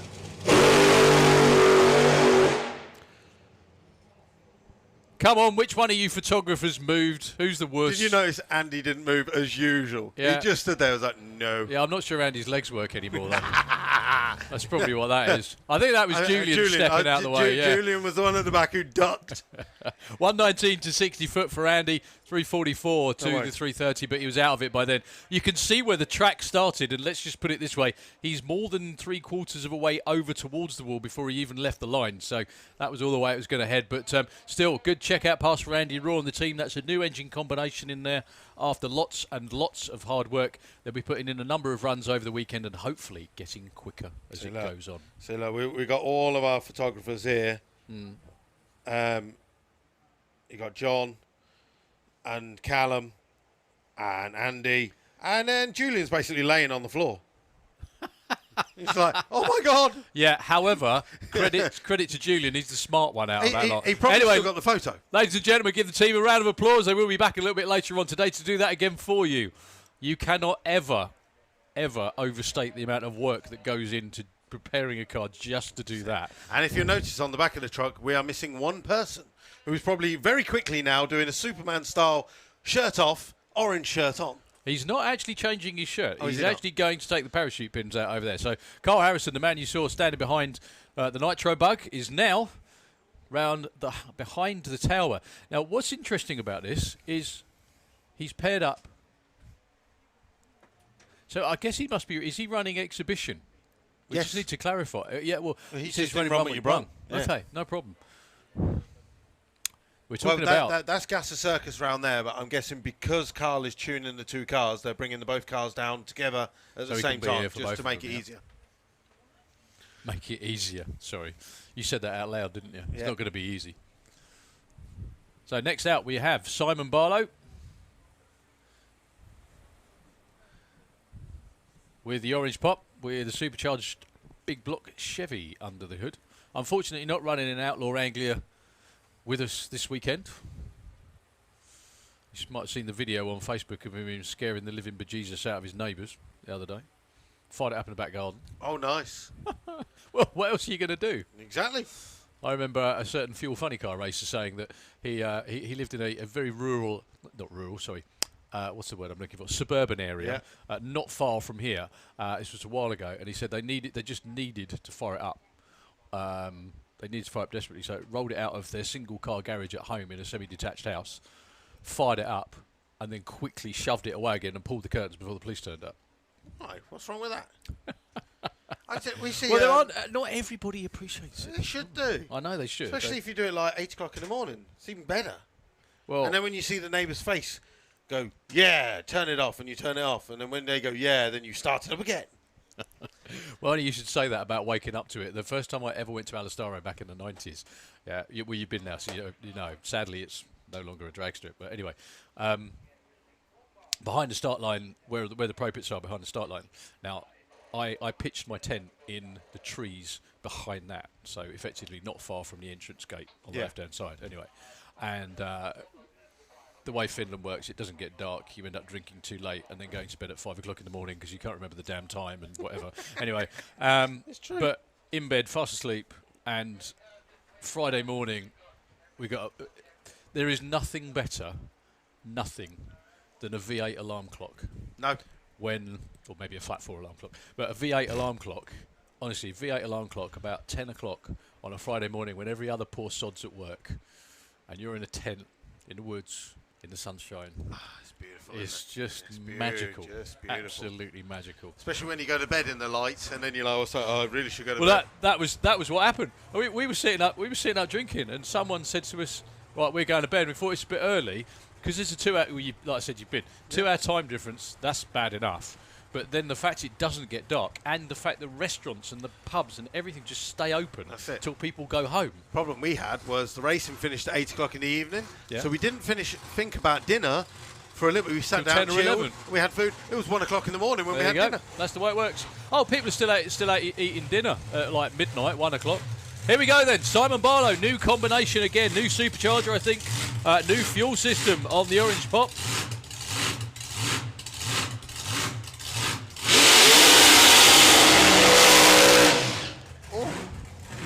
Do you know what? My abiding thought about this car is just from here. It just looks so narrow, doesn't it? Because I was looking at Simon sitting in the car, and there's hardly any room for his feet just to get to the throttle. So, again, another checkout pass. Now, I can only think the reason that Simon is doing what he's doing is to try and bag that first 6-second run. Doesn't want to have the distraction of being in competition and trying to win. Just wants to be going fast. Have you noticed how many Outlaw Anglia crew are down there as well? Colin Miller on the start line watching on. Simon will probably take this a bit further down the racetrack. I'm not sure whether it'll be a full run. 112 to 60 foot. Well, he's going to take it all the way through. 751, 188. That was probably the baseline they were looking for. 112 to 60 foot, 488, 145 to the 8th mile. That was definitely very, very conservative. That car normally launches a lot harder than that. Right, just as we go into the Gasser Circus, a reminder, thank you very much to everybody who's watching on our live stream, on our YouTube or on our Facebook. If you're on Facebook and you want to donate to Santa Pod Raceway, please click those stars and send in any stars. It all goes towards the live stream. And if you're on our YouTube channel, Santa Pod TV, please do Super Chat and it will highlight your name in the comments. And we appreciate every penny you send in throughout this weekend. Thank you very much to everyone who has done so far. And with that, Gasser Circus begins. Graham Barton, Nick Barnett. Nick in the Falcon, 11:44, 10:65 for Graham Barton. 10:83, your new number one qualifier, Nick Barnett, 11:44 goes, 11:44 with a 7. Just got to say as well, we said that was like a tune-up run, 188 miles an hour in a Fordson. Yep. Jesus. Anyway, right. So Katie Ted Booth or Ted Katie Booth? Probably still Ted. Normally they drive it in one class each. That's why our system is confused. However, we have a Luke to correct us, so we're fine. Do we? Well, you corrected me, so yeah. Nervous Nick, Nogbag the Bad, the Austin. In the Autoglym lane, 11.50, 10:37. Once again, they're trying to run on those predicted times.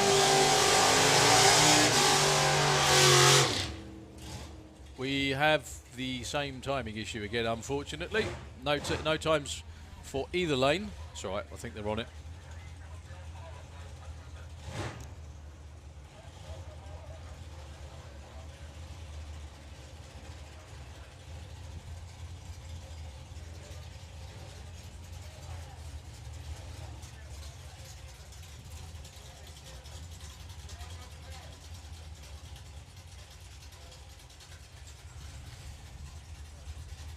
Yeah, I think we're going to have a quick timing system reboot.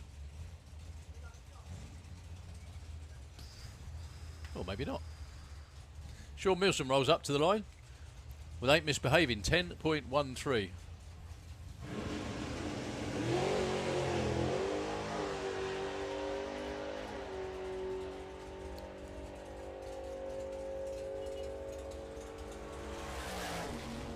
Oof, 10.11, just that little tiny weeny bit too quick.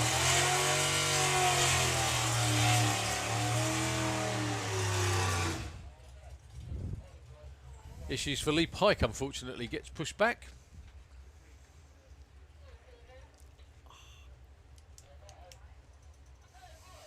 Okay, next up, Brian Gibson with Identity Crisis. Going to be on a solo run with the Dodge. Dials in 11.11. All the ones.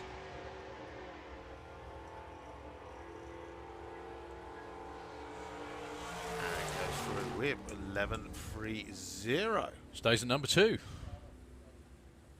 Well, it looks like Lee Pike's going to get another go at it for whatever reason. Got lots and lots of cars from the gas circus. Once again, I want to say a big thank you both to Simon Prest and to Nervous Nick for sending me all of the notes for the gases.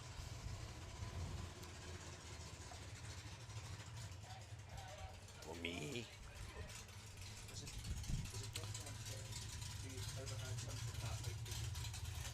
Just apologies that your class runs through so quickly.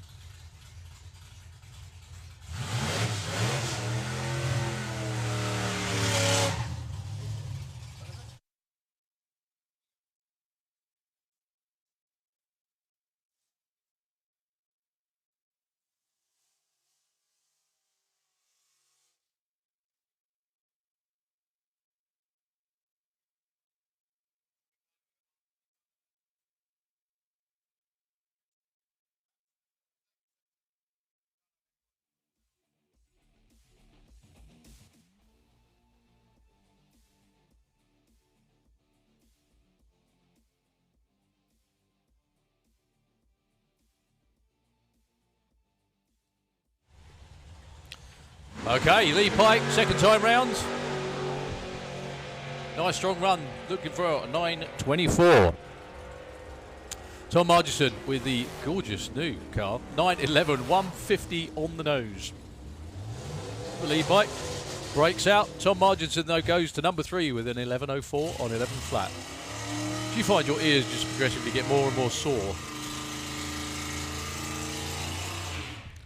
The equipment is gradually falling apart.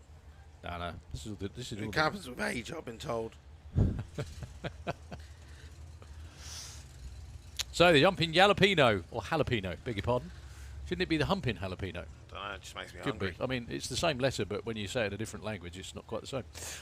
Take it on, Paul Dominy. What about if you put it in a Mexican voice? The humping jalapeno, eh?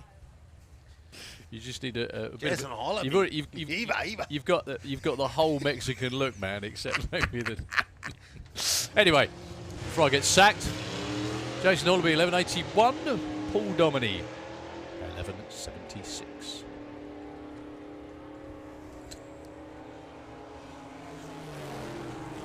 Oh, 79 with an 8 too quick for Jason Hollaby. Paul Dominy, 12.42. Just a little bit off. Okay, so we're just waiting for the next few cars. Loads of people chatting away on our live streams. Obviously, this is kind of the start of the season. I know it's June. Nearly. But it's the start of the season. We've got Festival of Power Unlocked coming up. Then we have, well, basically, I'm here now until November. Yeah, your wife's officially kicked you out. That's fine with me. I've spent a long time at home. But if you are watching on the live stream, let us know. That's definitely the way to look at it, mate. Let us know what events you are coming here to Santa Pod Raceway. We did it yesterday, but obviously we've got new people watching today. So if you're watching on Santa Pod TV or Santa Pod Facebook page, let us know which events you're coming to join us here at Santa Pod Raceway for 2021. Tickets are available as well for all of our events, as you'll see the links coming up in the live stream as well. So make sure you click that link, go and get yourself some tickets and support Santa Pod Raceway for 2021, especially if the rest of the events are going to be blessed like this. This is an event. Oh, yeah, we booked the weather as well. Exactly. Don't be doing anything else with your summer. I mean, next weekend. Whatever you do. I don't even know what I'm doing next weekend. I'm here.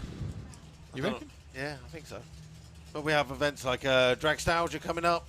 Yeah. Bug Jam. Bug Jam's going to be a crazy one. We're missing out on Bug Jam last year. Means that Bug Jam is always a crazy one. Just means it's going to be even bigger and better. Are you working Bug Jam or is it Colin? Do you look at you say, no.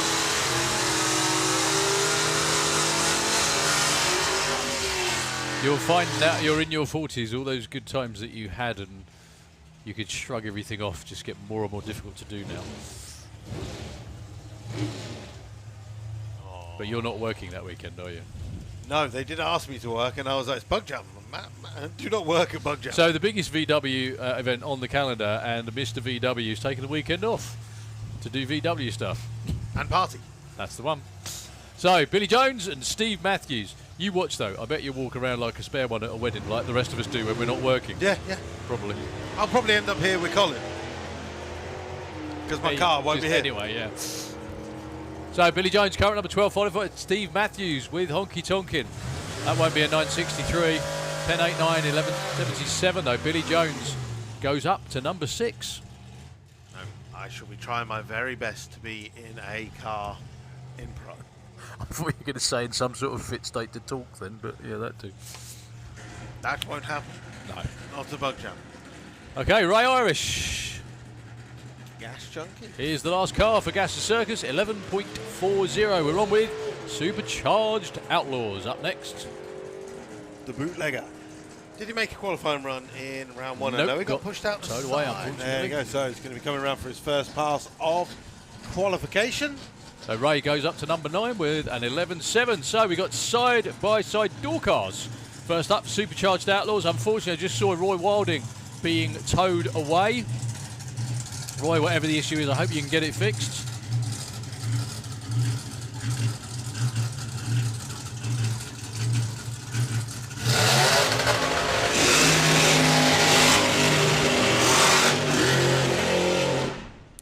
Simon Boot and Paul Dale are your first pair. Supercharged Outlaws supported by, I beg your pardon, Good Vibrations, Jim Mayer, out there in California. I bought parts from him over the winter. There you go, see. Good gentleman. It's working, isn't it, Jim? Lovely gentleman. Thank you very much because indeed. Because he sponsored the class, I bought all my fuel pumps from him. That's the way to do it. If you're listening, folks, that's how you do it, isn't it? Yeah.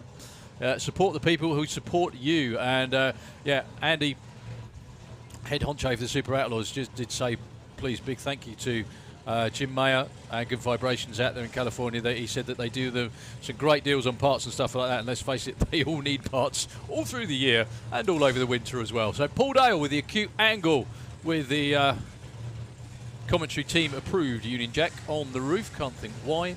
He's in the STP lane, taking on Simon Boot with the bootlegger.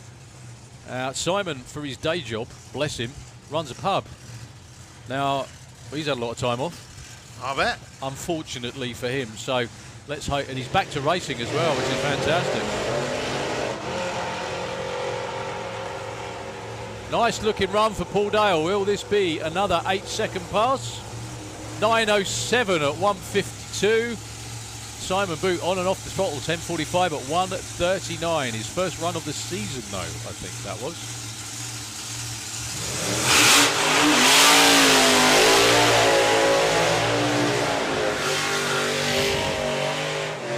Found a member of Hooligans Are Us in the Auto Glim Lane.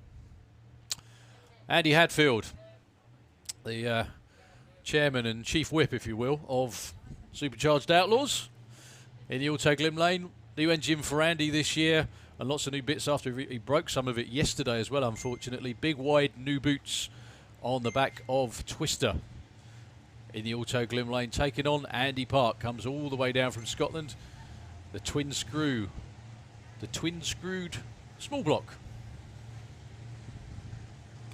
Still carries the spare wheel. Isn't that cute? It is, I saw that. I think that's because if he ever hits the point where he's like 9.00, he's like, right. Something to take off. Something to take off. Yeah. He's got a way to go, but you know what? He could possibly do it. Anyway, 9.63 I think is his personal best. Very, very nice chap. Been going to hot rod events for years and years. Both of these cars as well are street driven. They are both street legal. Admittedly, Andy's car's not street driven with the slicks on. But yeah, they both do get out and about. Andy Hadfield just looking for a good baseline run. He had lots of tyre spin and everything off the start line. What happens when you change stuff? You have to learn it all again, but he'll get there. There you go, a bit less throttle off the line. You can still see the tyres chattering just a little bit. There was a pop as well, unfortunately, before the top end. 8:59 at 1:32. It was going real well till that point. 9:72. Very, very nice number indeed for Andy Park on the other side of the racetrack. 133 miles an hour as they silently coast to a stop up the top end. Yeah, I think that was a sneeze up there from Andy's car, from what certainly sounded like it anyway, unfortunately. The one thing he's hoping to do, obviously everyone hopes to run quicker, but he's hoping to step up a bit more and a bit more, putting the big rear boots on the back of it as well, because just the way the car reacts and launches off the start line, he always has to calm it down a little bit off the line. Certainly seems like he's getting there. Okay, round next. My first ever racing opponent. Not in this car, I might add. Doug Bond. Ah, cool. This weekend, doing duty on the Nothing Fancy. Nostalgia Slingshot.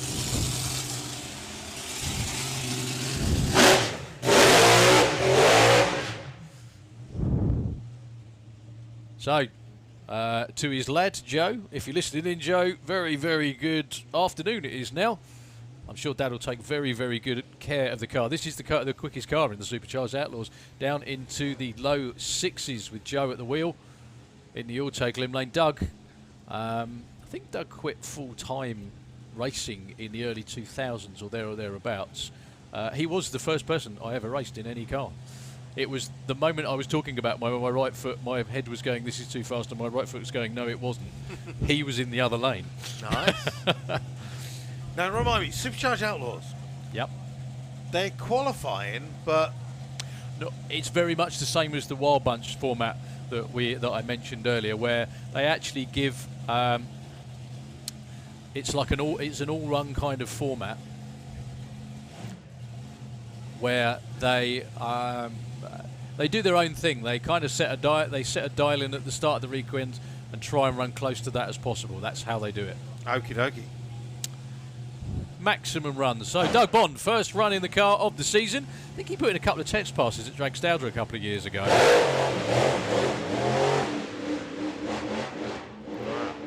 That looks like lots of clutch dust coming out the back. Yeah. What was really strange about that? Well, the thing that made him back off, 10.24 at 99 miles an hour. It's good to see him out, Martin. Good to see you down there. There's Martin Hannis down on the start line too. One thing I noticed was the instant he hit the throttle, the shift light came on, which may mean that the clutch was set very, very loose, and as soon as he stood on it, the revs went up, hence the shift light came on. That's probably why he backed off, because not the thing that you want to see, especially when you just stepped on it. But great to see Doug back in the hot seat, and he'll be having a number more goes over this weekend, I'm sure.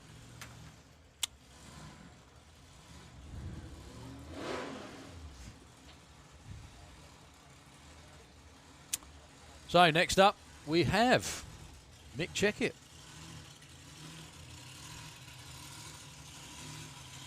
With the front engine digger, supercharged small block, runs in the mid-7s. That's not bad, is it?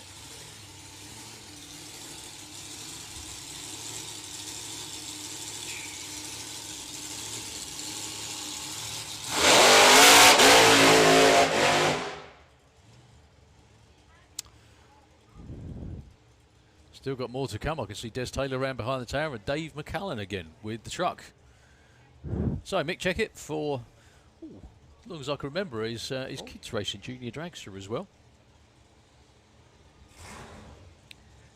I know Chevrolet Checkett does, definitely. And it's good to see Dad getting involved in the Supercharged Outlaws as well. I think he ran the quickest ET yesterday, actually, in testing, 760.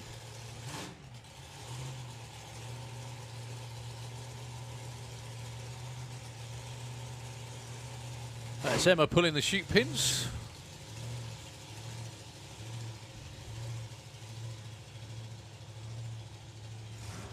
So Mick's first run was a little bit wayward. See what we can do this time around.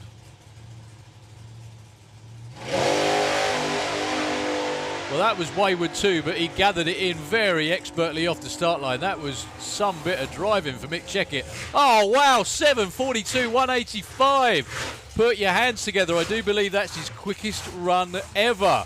They do seem to be rather happy with that as well.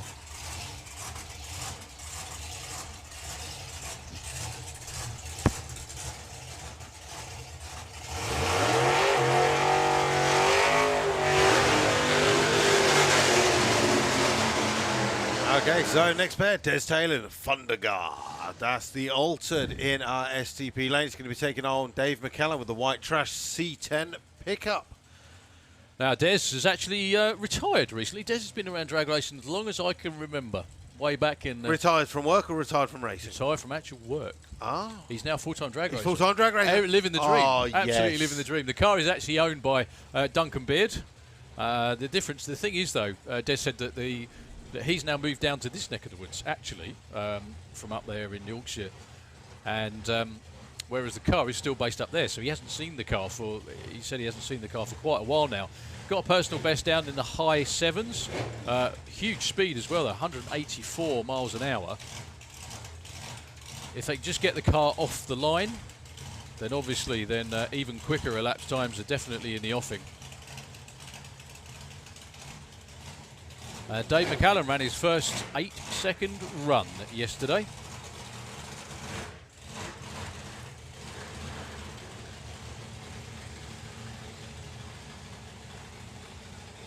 That little altered in the STP lane, though, is a real handful. Now I said that, he launches nice and flat and straight off the start line. Standard. And a nice, boring, straight run with 890, 155. Round about a second away from where they want to be, but it's a good pass nonetheless. 894 for Dave McCallum, 148. Well done, sir, after all the hard work.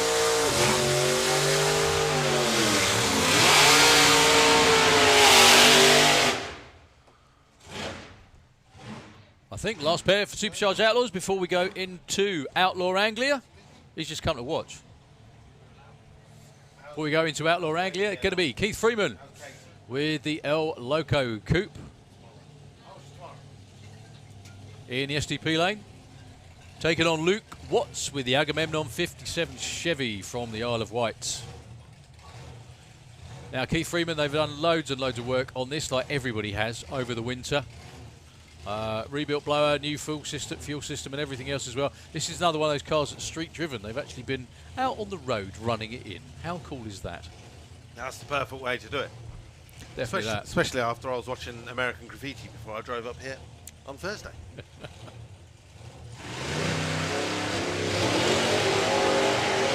That was very sporting of Luke to give him a head start. Can he catch him? It's not a race, but it's not going to hurt. I think he might just do it. Whoa, 861, 876 though. Well done, Martin. Well done, everybody on the Loco team. That was great. Your old eyes are hurting you there. What's that? 976. What did I say? 8. Cracking. No wonder he's happy. That's it. All the team were like, yay! Oh, sorry, it's just my eyes, lads. It's just my eyes. I read the first number off of Luke's run and the rest of it. Anyway, 861 for Luke. Sorry about that. Anyway, they'll still be happy with that. That's pushing personal best territory. And on that very subject, we have Outlaw Anglia Q2. Q2. It's been a while, hasn't it? For Christ's sake. The good thing is, it's only half a day into the first race of the season, and we're already doing that. If you're watching on the live stream, hit that like button. Make sure you're commenting, and also hit share because it is Outlaw Anglia time. Hunting for the sixes.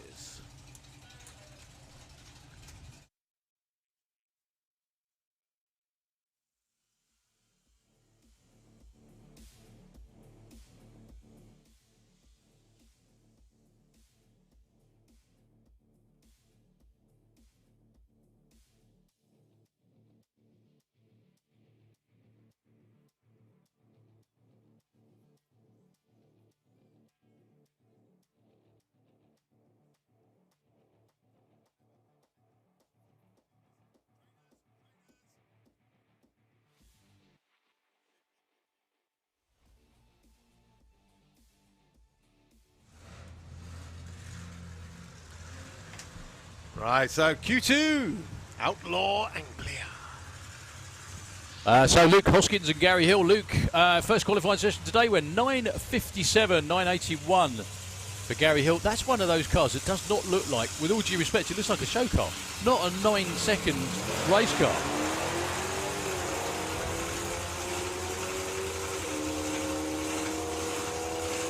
Well, it's a good door-to-door race all the way to the finish line.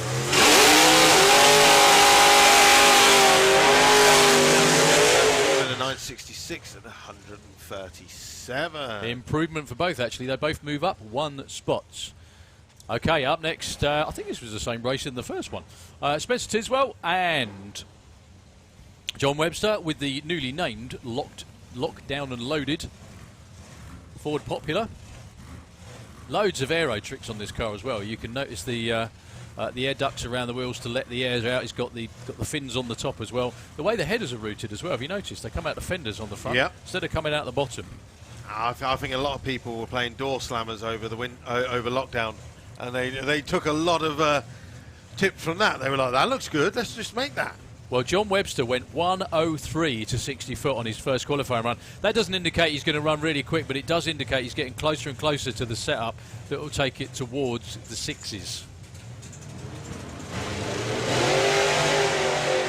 Even with tyre shake again. Oh no, we've got, we got it, 104.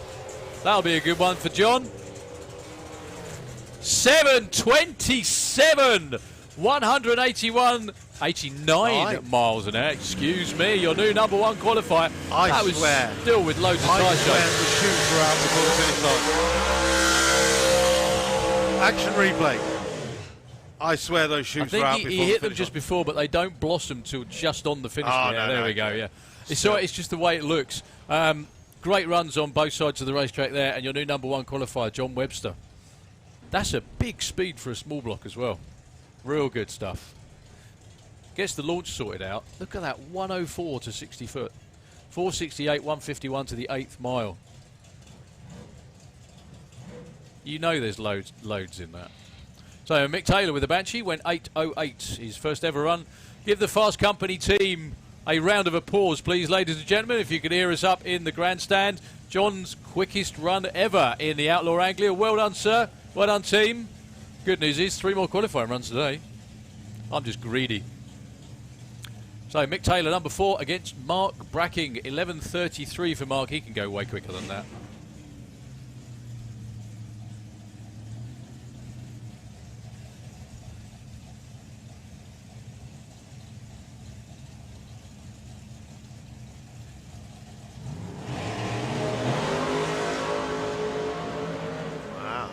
Nice launch by Mick, 120 to 60 foot, the 8th mile. Yeah, in the 7s again. 791, 173, 11:30 on the other side. Well done to Mick Taylor, back in the 7s in the #4 spot. The only slight problem is he's got a 7-second race car. However, everyone else is that much further forward now. But come tomorrow, it's all about racing and getting to the finish line first, not who can run the quickest elapsed times.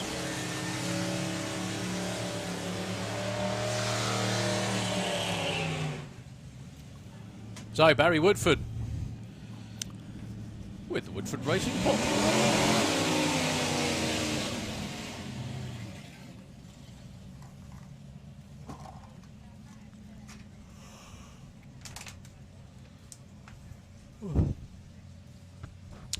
Luke's taking his anti-bionics and they're working perfectly because he does not look bionic in the slightest.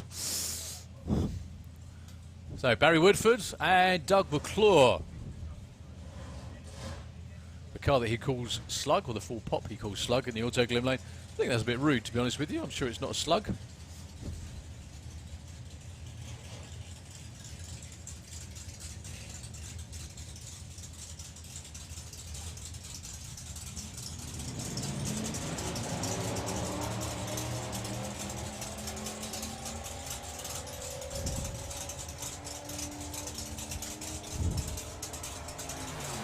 So Barry Woodford goes through, 1076, 125, stays 12. Doug McClure stays at #15 with a 13.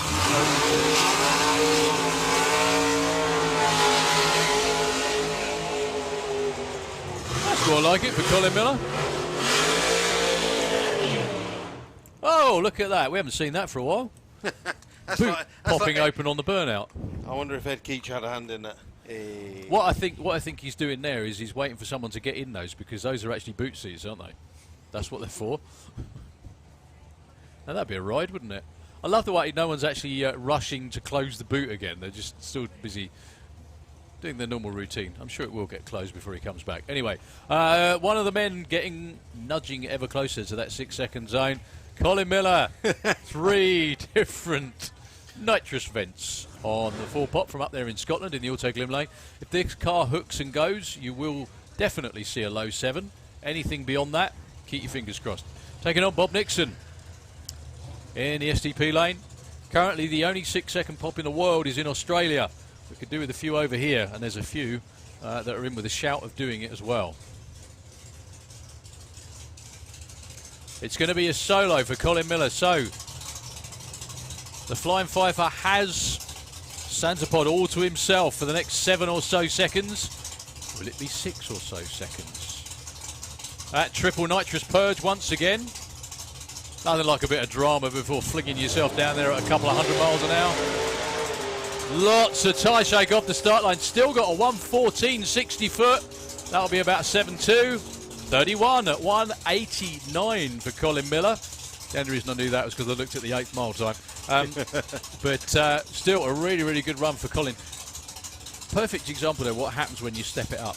Yeah.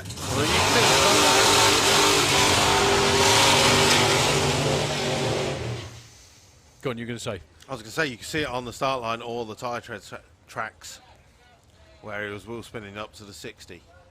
Which slows them down a lot, because it's all about launching a momentum, isn't it? It's about getting that momentum initially off the start line. That's where most of John Webster's run came from, to be honest. Any time you're lifting off off the throttle. I don't think he lifted. I just think he short shifted. Yeah, I think he drove through it, short shifted second gear. The other thing too is he's got a new rear end in that as well. It's a lot beefier than it was before. So whereas I think he may have lifted before, he now knows the back end of the car can take it. It probably keeps his boot in that little bit further. Plus, winter is long, summer is short. Stand on it while you can. Amen. You know, he's been sitting at home thinking about doing it for a long while. So, Jed Guy with Shorty's Hot Rod, another monster motor in there, 735 cubic inches. Basically, it's an engine with a Ford pop attached to it. Still not running nitrous, I think. 108 to 60 foot. They're narrowing that down. That'll be another low 7. 751. 175 going in the right direction. Nice. I think they're just doing all of that.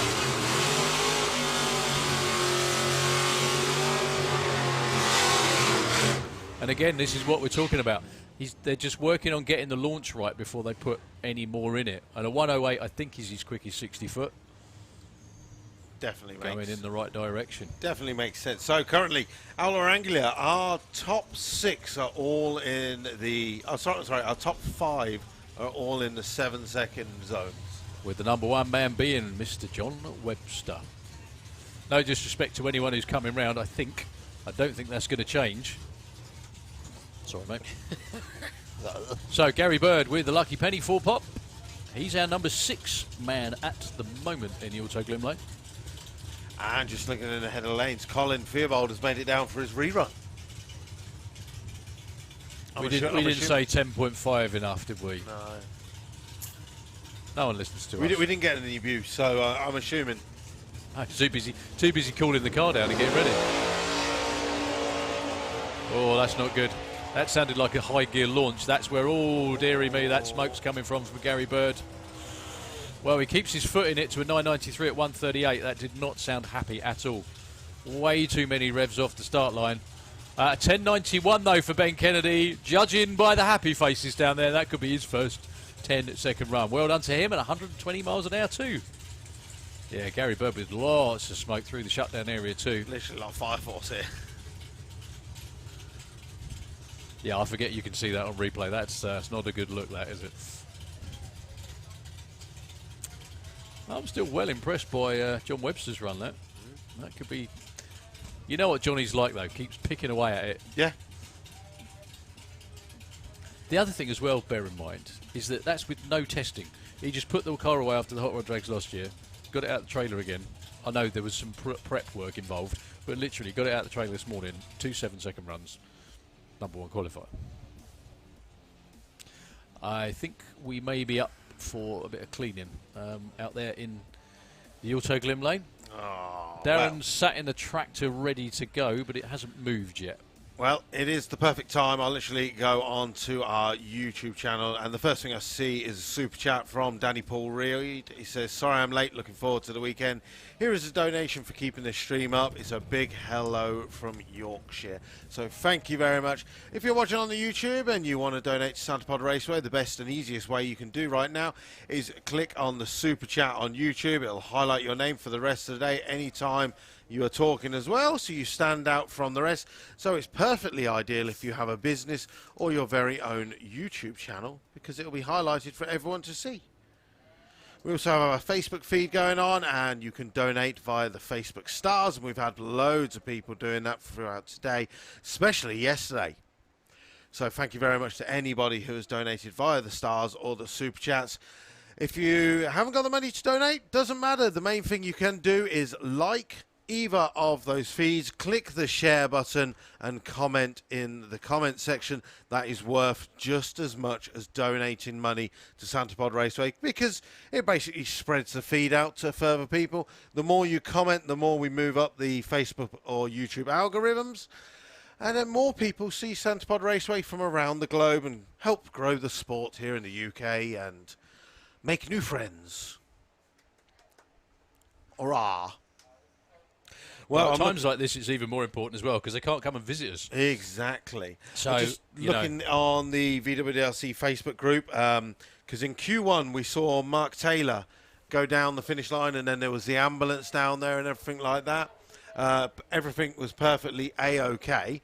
It's basically, during his run, his inlet manifold exploded and basically ripped itself apart. But luckily, he's gone home, got new, come back.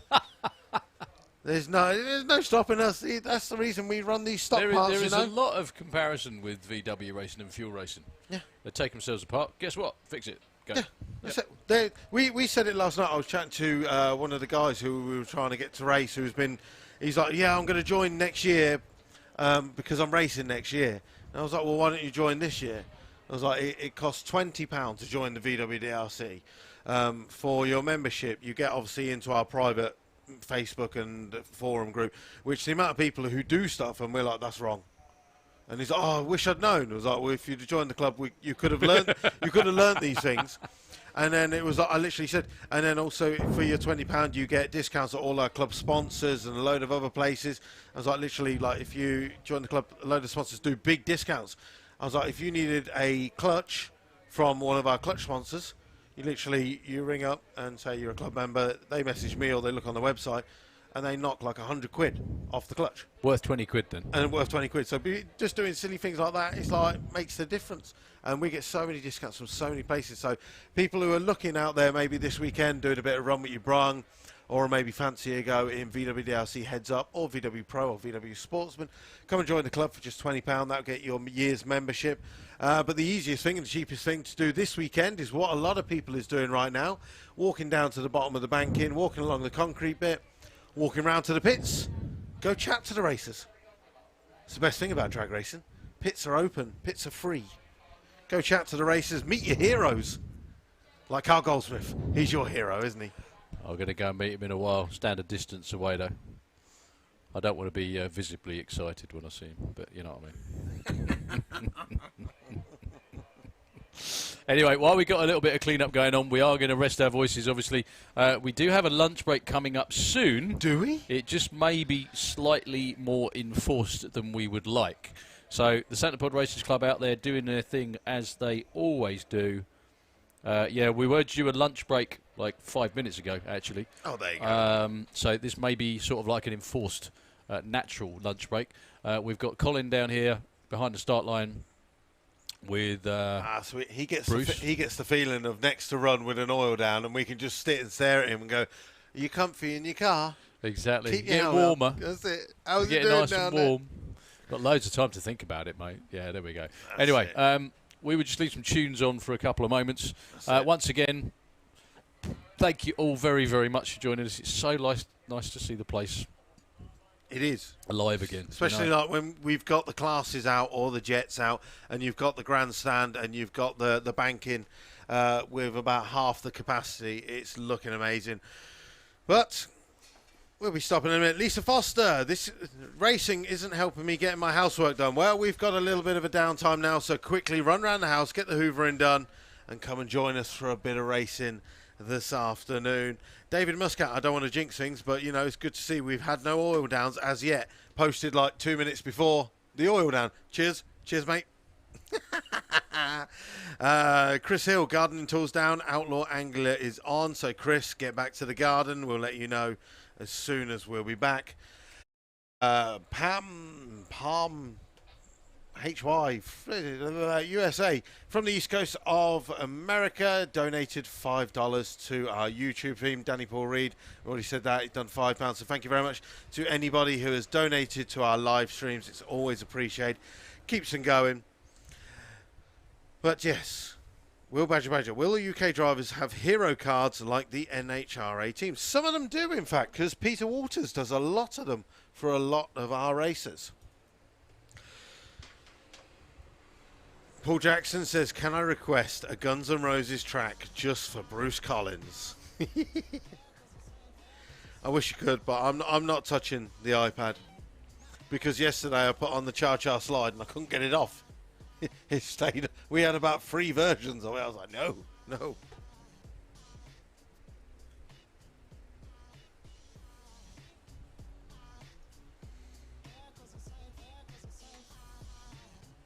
There we go.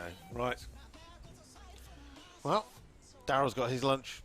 I'm going to go and get my lunch. You chat away amongst yourselves on the Facebook and the YouTube stream. We'll be back as soon as we can. We've still got plenty of cars in the lanes, plenty of people racing. Straight after this, we'll be going into a Run with Your Brung session as well before we warm up for our next qualifying. Well, I was going to say, we've still got cars to go. Most importantly, Bob has still got his headset on down there on the start line, so nice. We can tell who's the racer in this house, can't we? You with your fancy pasta and me with my fancy pasta. My Audi 45p vegetable soup that I'm going to go put in a pint glass and shove in a microwave. Nice. Well, fun enough, this is the easiest thing to eat because normally this is what happens. The reason I make this is so that I can, if I have a chance, I can go like that and stuff as much in my face, but then I can just out the tower. Close the lid again. Yeah. It's nice though. It's very nice. Tuna, pasta, and a bit of pesto. You realise fish are friends, not food. You shouldn't be eating that. Fords are friends, not food.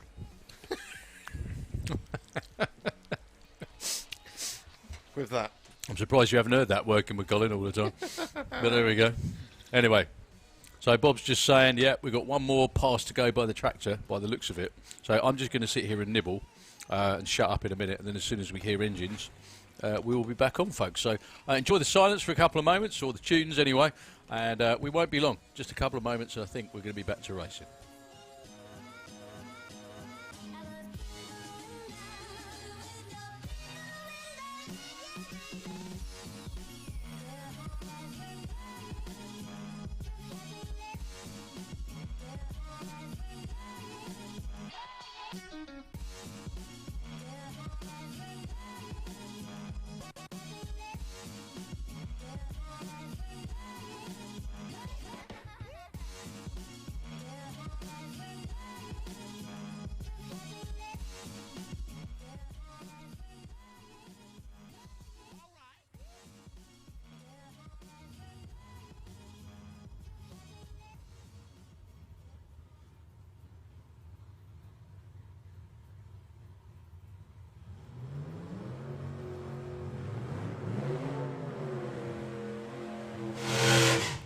In the same way as when we hand over to Nitro FM racecar start, I pick up my lunch and hey presto.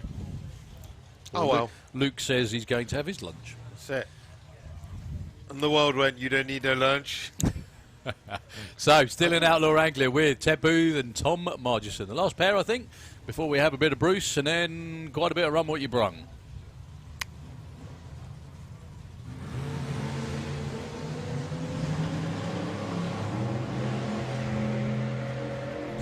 Ted Booth does have the option of running nitrous or not. I think this may well be a nitrous run. Tom Margerson, 11:13, 124, 9:66 for Ted. 140 miles an hour. Yeah, in days gone by, actually, thinking about it, there never was any commentary at Run What You Brungs. No? Not at all.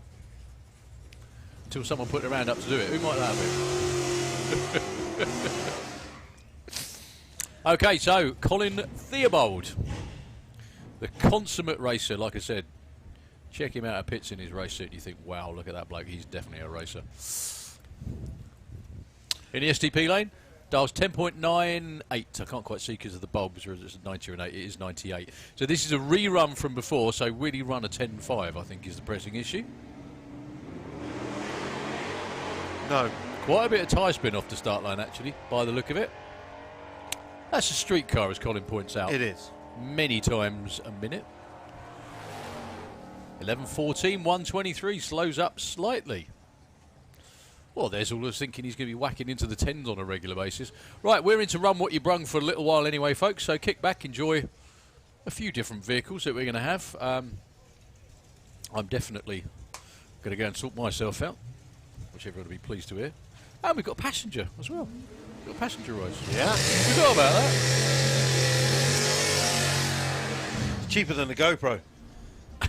Oh, is that what it is for? Yeah. Quite simply. Chucking someone in the passenger seat, cheaper than GoPro. I mean, they weigh a little bit more, so but if you're not that bothered about performance, it's perfectly fine. Right. Should we just leave it on?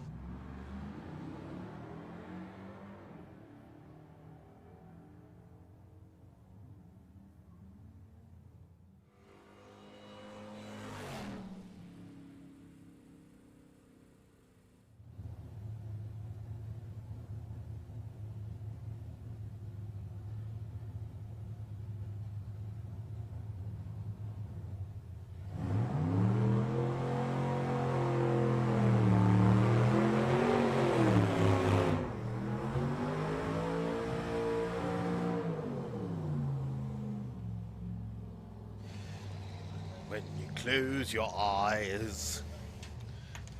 I'll tell you what, looking on the live stream, it is beautiful to see that great British flag flying forwards.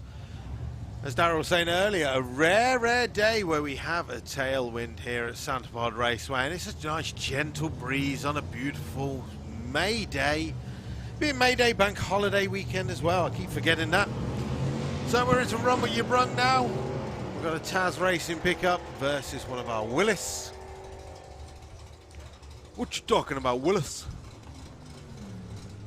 And the pickup goes through with a 1049 and 125 and 1169. So big mix of vehicles around the corner. You know how it is with these VW shows. Essentially, it's a VW event. But every other car under the sun wants to come because they know the VW shows here at Santa Pod Raceway are the best shows we have.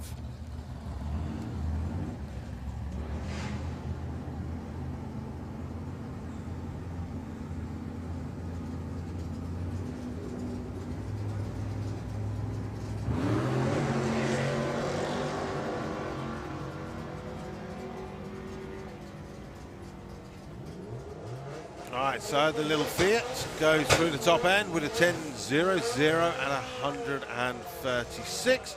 Thank you very much, Stephen Binnings, for doing a £5 super chat on our YouTube feed. Always appreciated. Don't forget, if you comment for the rest of the day, Stephen, your chats will all be highlighted.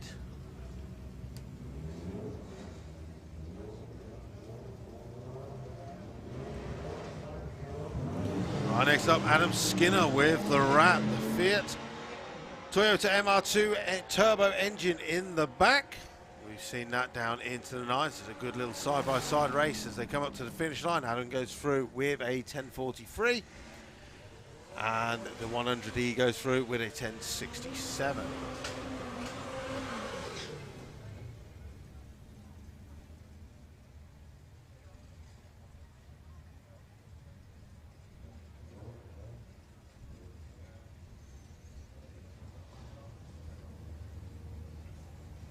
All right, next up, Darren Scannell with the Escort. A regular 9-second car turned in our Runway Run days, taking on the Willis. As we said earlier on today, we were planned to have a nostalgia event a couple of weeks ago here at Sandipod Raceway. Unfortunately, that got cancelled. That's why you're seeing a whole load of nostalgia cars here this weekend, as we've kind of merged them with the VW Breakout, because dubs and rods go together like gravy and chips.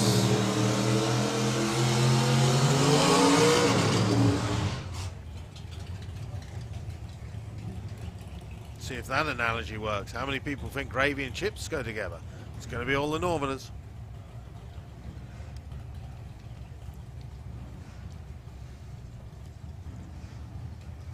All right, next up, that beautiful coupe taking on one of the Anglias.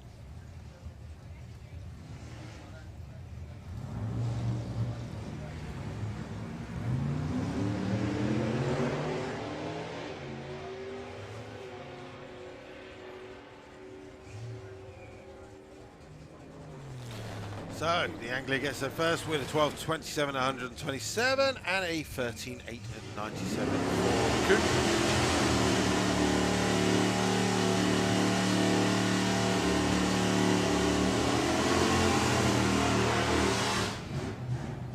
Looking on the schedule for the rest of today, we will be stopping at 1:30 for a short half-an-hour break while we collect all of our racing classes.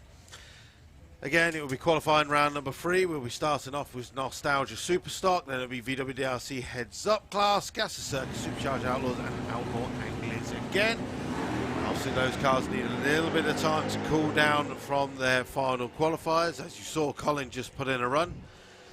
That's not looking so good in the STP lane, but hopefully it's just a tyre rubbing on the arch as the smoke has stopped.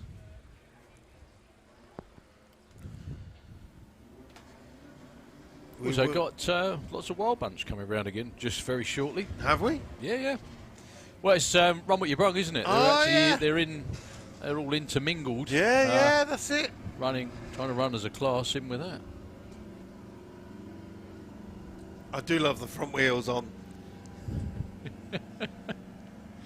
Do you know why they're painted? No, because well, for a laugh. No, the problem is that with shiny front wheels, yeah, when you go into the beams, the beam sometimes doesn't notice that the wheel is actually there, because the thing is when the tyre breaks the beam or the wheel breaks the beam, there's only a tiny amount of tyre. That's right.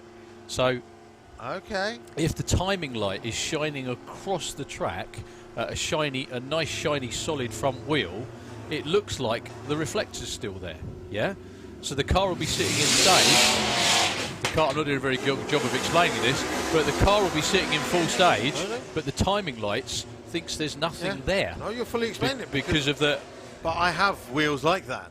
Now I'm going to have to go and paint the wheels.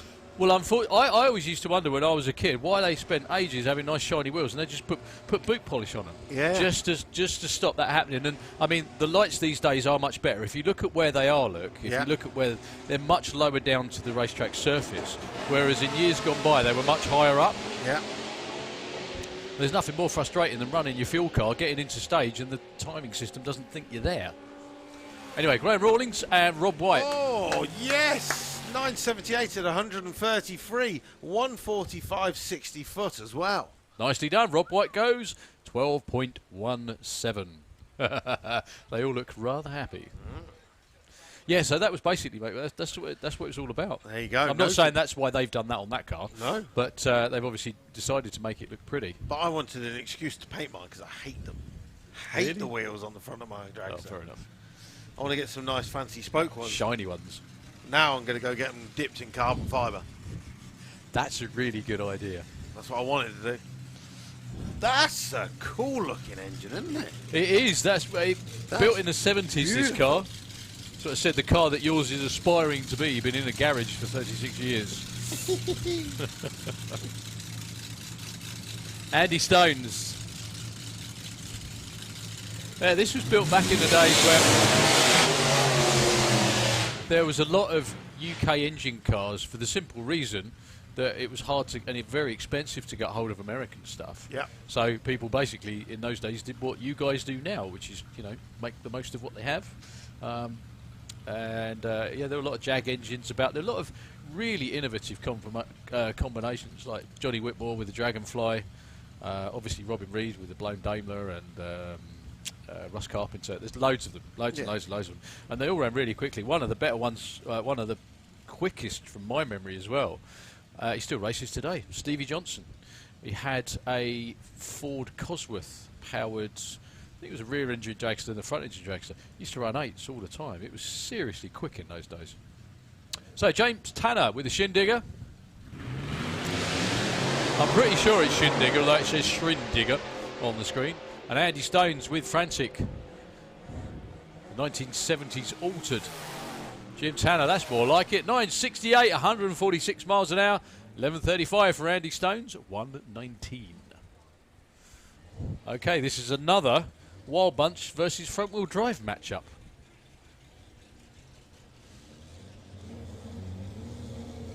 So we have Funny Car against front-wheel drive Honda. Oh, You heard that, right?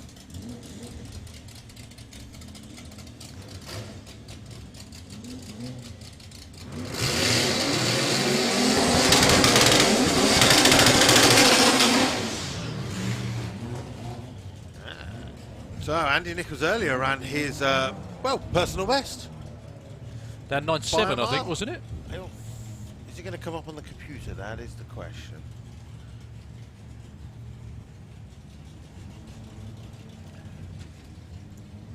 Me donkey button. Oh, there it is. It's too late.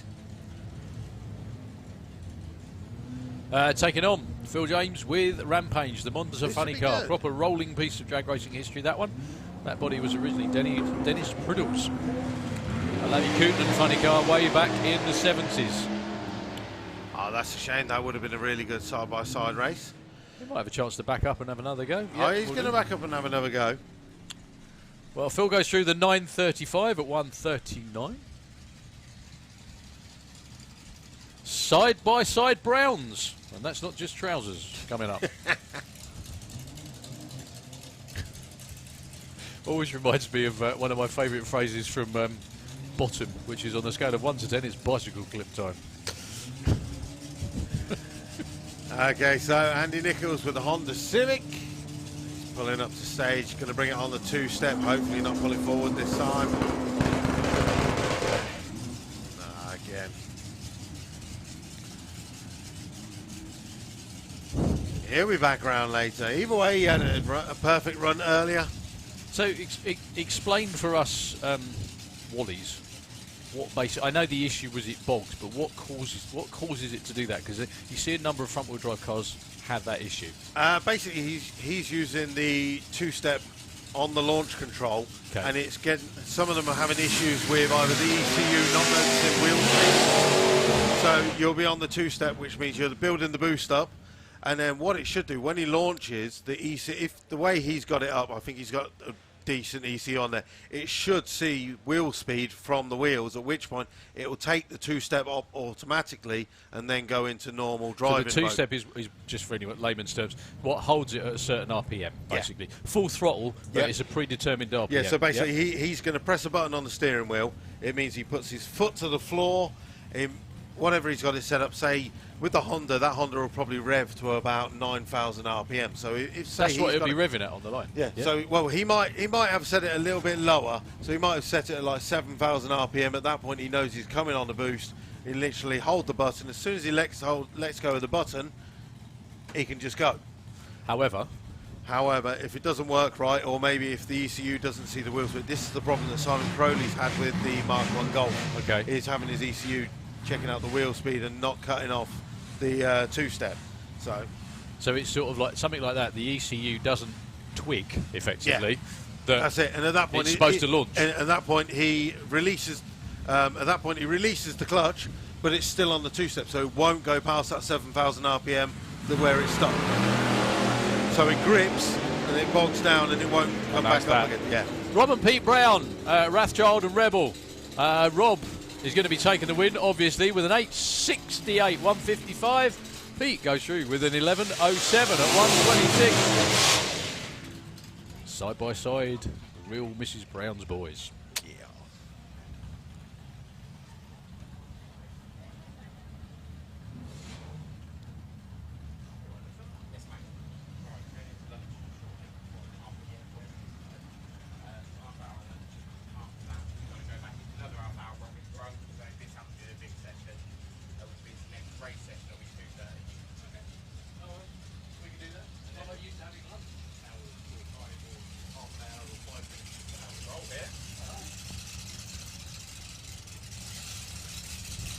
Well, I missed most of that, so you can do the update. No, it's all right, no bother. Yeah, just let everybody out there know. In about 5 minutes' time, we're done with Run What You Brung. We have half an hour lunch break, and then it'll be Run What You Brung again for half an hour after that, and our race classes will be at 2:30. Okie dokie. So everyone's got a little bit longer for lunch if you're in a race class. So Kev Whiting and the Sonic Attack. 10.51 for Kev at 125. 13.17 at 101. Vinny seems quite happy with that one. Well done, sir.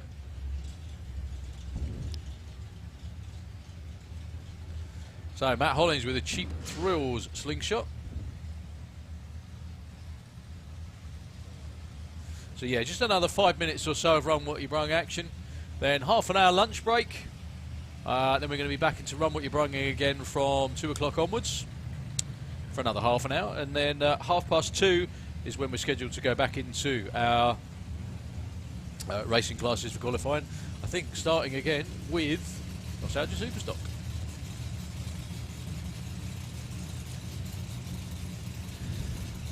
I think that's our Skip directing Matt into stage.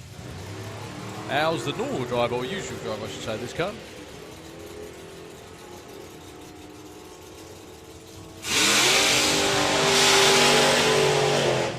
.10.42, 1:31, 10:59 on the other side of the racetrack.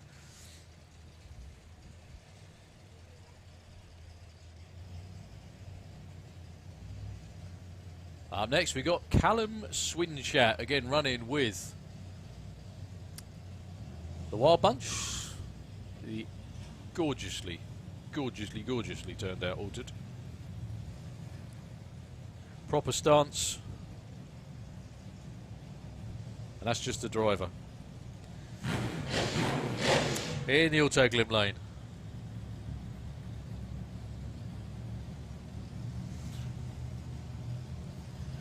I do wonder if Rattling Raw's going to stick now. You never know. I'm sure there's loads of other ones where that comes from. Ooh.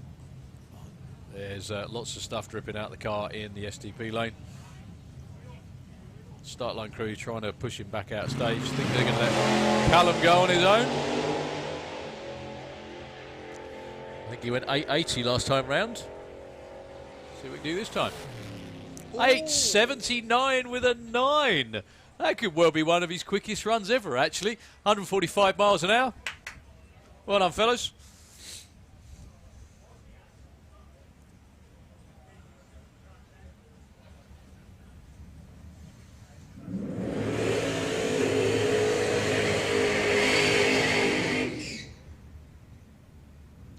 Wow, Dave Cherritt's actually in here as well. That's it, you know, The bloke loves to race. he's a secret VW fan. He's a what? He's a secret VW fan, really. I thought you were going to say secret VW van then. No. Fan. VW fan. He come along to our drag days last year as well. Fantastic. Well, that's another one of Des Taylor's former cars, actually. Des Taylor, who you saw earlier in Supercharged Outlaws. So the very, very rapid Dutton. Doesn't sound like Ford Crossflow in that.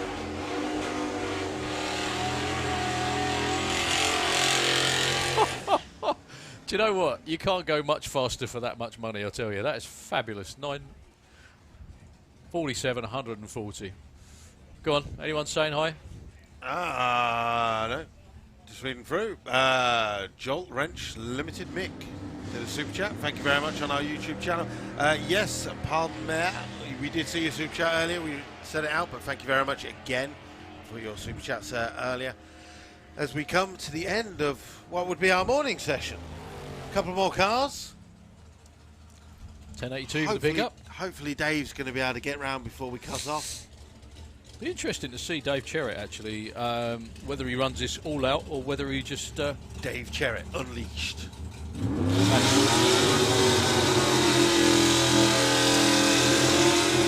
That's scary. Do you know, the funny thing is, what you said about, you know, money's for spending. I've seen Dave Cherrett just about every racetrack around Europe I've been to. Yeah? Yeah. So it's certainly bizarre. You go to Norway, get a Gardermoen in Norway, walking out one day, and I just walked past him, and I thought, hey? And yeah, he was there racing. He used to do it all the time. He used to go to Scandinavia racing all the time. In his car or just... Yeah, that. No. With the whole rig, everything. Very nice. Take the summer holidays. It's a fabulous place to go, you know. We need to start talking about Swedish Street Week as well. Oh, yeah. That's now, isn't it? Shortly. I can't remember when they do it. I can't remember they do it in July, actually. There was someone talking on the YouTube chat yesterday about Swedish Street Week. I tell you what, it's going to blow American Street Week away very, very soon. 10:35, 1:25. Yeah, and I mean that in the nicest possible terms, mainly because the Swedes are off the chart mental. Yep. Yep. Americans are much more, I don't want to say focused, but they're much more sort of race orientated. The Swedes are more battery orientated, if you know what I mean, in a very, very good way. They are just terrific at that sort of thing. But they go around to a lot of the little airfield racetracks, run 8th mile, some of the cars as well. If no one's ever seen this before, I'm probably not going to give much away, but no one's ever seen it before and you're watching out there at home, check out Stockholm Open. Oh, yes. It is where the majority of the Swedish Pro Mod races come from. Yeah, it's where, it's where Freddie Fagerström started. There's film on there, one of the old Stockholm Opens back in the 90s, of Freddie street racing his truck. And Mickey Goldquist. All of them. Absolutely. Ronnie Bergström as well. Ronnie's not racing in Pro Mod now, but yeah, anyway, check it out if you get the chance. Okay, right. Dave Crowhurst back around for his second run of the day.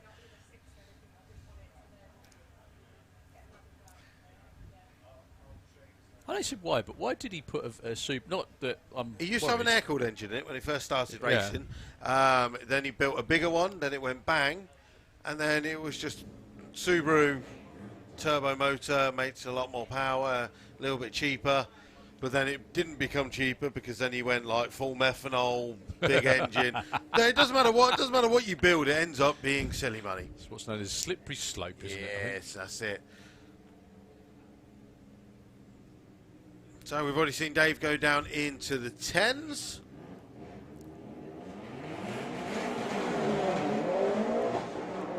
Nice straight launch. 137 at the 60 foot at the 8th mile, doing 106, and he's going to click it off with a 10:33 at 125. Now that is basically on wastegate power with no nitrous. So nothing. That's just base tune, getting it to go to A to B. And just enjoying and racing again. That's the main thing. Just get it out, have some fun. All right. So, a couple more cars. That Type 3 variant's around the corner, lurking again, so be careful. Make sure you put your mask on if you go outside. Hey up, what we got here, eh?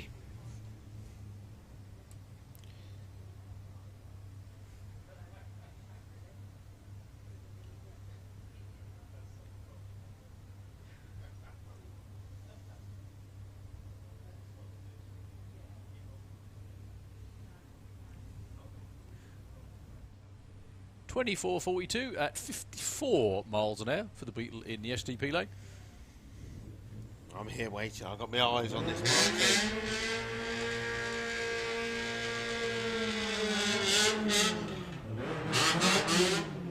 Well, one tire. Well, looks like we're still rolling with Run What You Brung. Thought we were supposed to finish a few minutes ago, but whatever. Yeah. Maybe we're just emptying the cars that are in the lanes, and then that'll be that, I guess. I doubt it. I doubt it. We were just promised a lunch for nothing.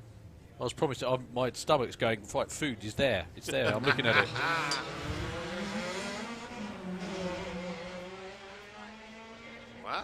that. Looks like a wild ride in the Mark II Golf. Doing 81 at the 8th. And goes through the quarter mile with a 13.65 at 102. 102 is pretty decent. That's a... sort that 60 foot out.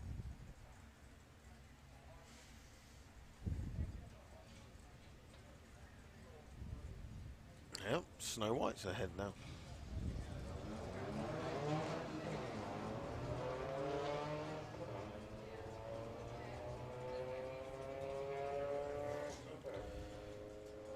Right, looks like Bob is trying to catch up with the variant. Oh no, legs down, braking. I like that. Do your brakes work, Bob? Yeah, I just put my boots down on the floor and scrape them. The Fred Flintstone School of Automotive Technology, I think that is. It's probably because boots are cheaper than brakes. That's a good point. Save money, Bob. Don't use the brakes. Just use your boots. We'll buy you a new pair.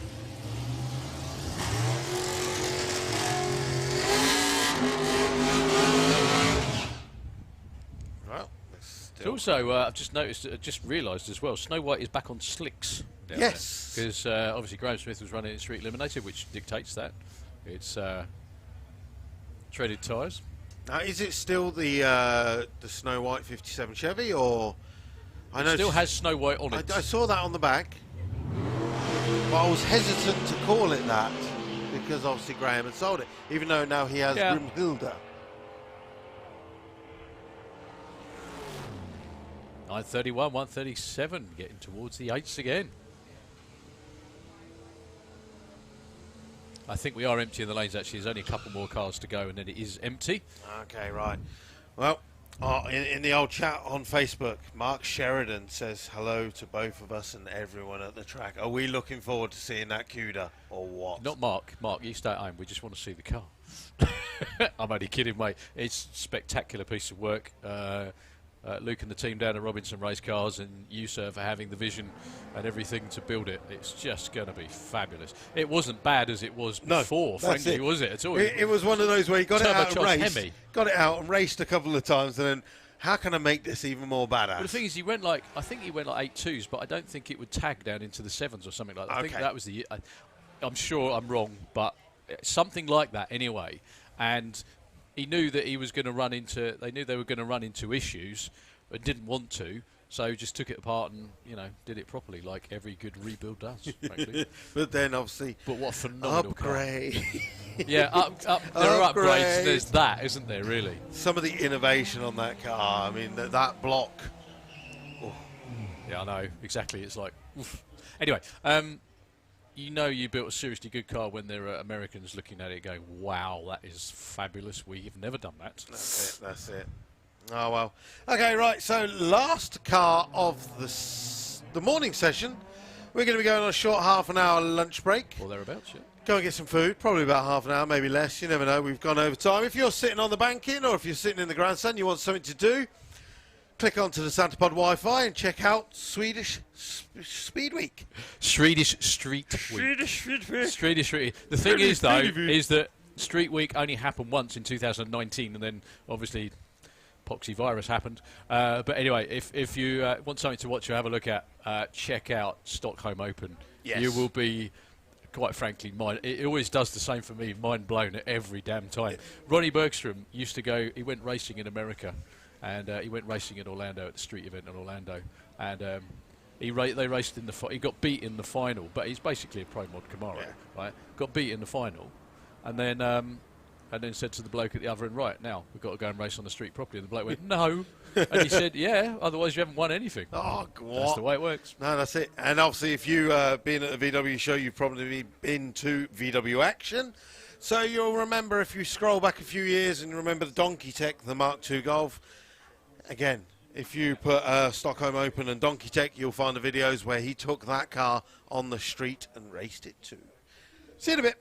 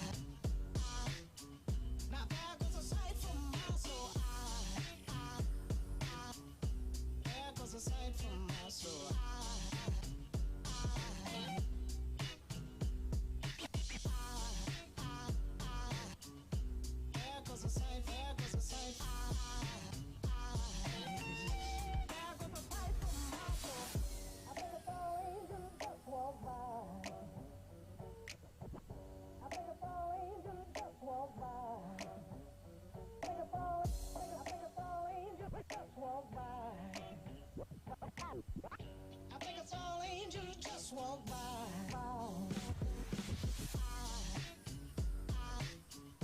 There goes a sight from my soul.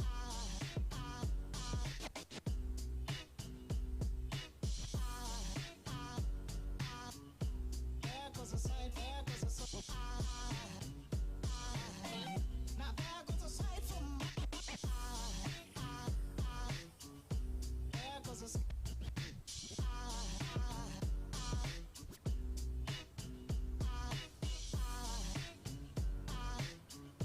There goes a sight, there goes a sight.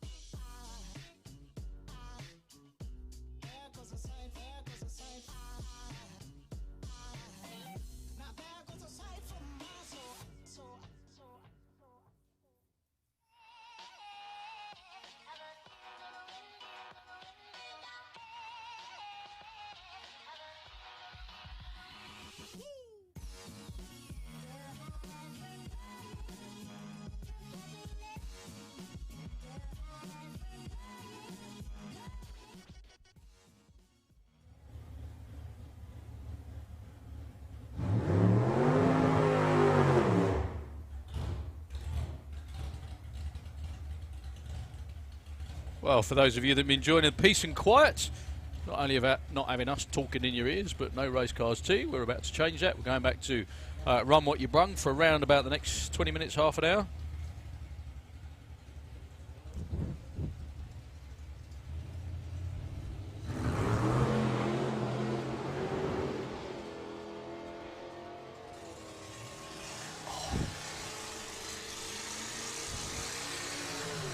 So the Outlaw Street Hot Rod goes 10.21 at 131 miles an hour. Nice number.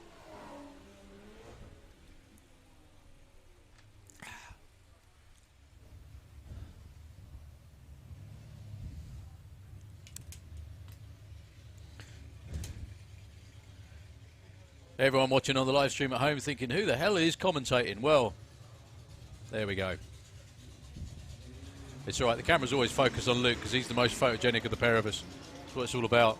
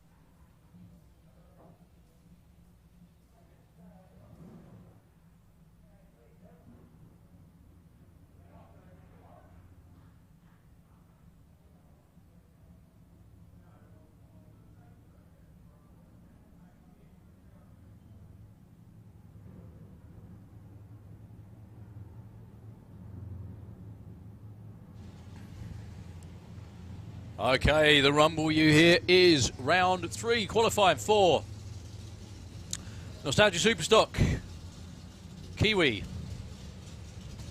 Coming round underneath the tower in the Auto Glim Lane. I want to say a big hi to everybody that sent messages. Thank you very much indeed. Jenny and everybody watching up there in Yorkshire, yes. We wish you were all here too. Hope you're enjoying the sunny afternoon in the garden with a laptop. Not really racing though, is it? But there we are. Also, Russ Haven. Russ, thanks for sending us a message. Also managed to pick up Dave Grabham's message from this morning with a brief rundown about what Robbie was doing and the fact he's now murdered his personal best. Glenn Boardman with Old Scatterbolts and Stu Thompson in the Auto Glim Lane. Stu Thompson dials 976. Stu's currently number 15, number 10 for Glenn Boardman. There's 35 or 34 cars entered, I think. They will be running a 32 car field, so 1 or 2 at least will not be qualified for tomorrow's eliminations. Stu Thompson, 979, that's a lot more like it. Up to number 11, however, Glenn Boardman goes to number 7 with 1182 on 1180. That's what you call tough racing, 200ths off and you're still only number 7. What competitive class racing is all about. Joe Colclough and Adrian Portelli. Luke is posting the most flattering photograph ever of a pair of commentators that you will see. If you do not fall off your chairs in amazement, I need to get another job, I think. That's it. Well, if you want to see it, you'll have to be on Instagram at EFWD Luke, and you'll find it. Yeah, just don't blame me for us. It's your fault for not smiling. 1061 too quick for Adrian, although Joe Colclough goes up to number 9, 1199 to 1196. That's why, folks, on the live stream you can see Luke sitting there. You can't see me because I'm hiding out the way over here. No, that's just a little vision. That's not actually on there. That's not on there? It's not on there. That's just so I know where I am if he chooses to put me on screen. How depressing. No, how bonus for everyone else. So does Barney do all this from home, basically? No, he's down in the VIP. Oh, he's sitting down there, is he? Editing away. Cutting everything together. Bev Terrell, Vic Parsons.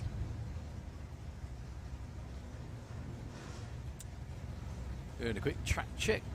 Bev with the street sweeper, because it's a Duster. very good. In the SCP lane, 13.20. And we are being pushed back for some reason. Obviously, whatever the clean-up was, may be a little more serious at the top end. In case you didn't know, actually, folks, you can see all the people with the blue shirts with orange arms. They are Santa Pod Racers Club. They work tirelessly to make sure not only is everyone safe and well on the racetrack, but it runs smoothly, and they do all the clean-up, everything else as well, and track prep too. However, there is an entire team, army of the people, up the top end past the finish line gantry, and they're all in radio contact. So you can see some of the cars turn off at various points down there. There's a first turn off just past scrutineering up there, which is the big building. Next one's about halfway down, and the last turn off is, funnily enough, right down there in the cornfield at the end. And there are a number of people stationed at each one, helping anybody that needs any assistance. And if a car or bike on most events comes round any of those corners at the top end, either covered in oil or with an issue, they will radio back down to the team on the start line to let them know there might be a problem, and hold the racing up and go and check the track out to make sure it is absolutely A-OK. Looking on our YouTube chat, there's a few people joined in. We got the, it says Vamo Squad checks in from Finland, and then a few people said, hey, Mr. Hammer, could that be the Hammer Pro Mob team? I wonder. Could well be. That's a cool looking car. What was that from Norway? Oh, the I beg your pardon. Yeah, the one you're thinking of. That the Willis is from Norway. Yes. Yes. Ah, okay. Not that. Anyway, good afternoon, everyone. Who's tuned in on our Santa Pod TV YouTube channel or the Santa Pod Raceway Facebook Thank you very much for joining us. It is the afternoon session, qualifying round number 3 of Nostalgia Superstock. Just around the corner after that will be VWDRC Heads Up, Gas, Circus, Supercharged Outlaws, and Outlaw Anglia again. Abu. That's me clapping in the background, everybody. For who? Of course. For me. No, for everything, because I enjoy racing and I'm glad they're all coming back round to run again. Anyway, Bev Terrell and Vic Parsons for the second time of asking. 10.15 for Vic. He's number 11. Bev is down in the 25th spot. This is bracket racing, ladies and gentlemen. The numbers that you see on the boards at the top end are their predicted times. They try and get as close to them without going too quick.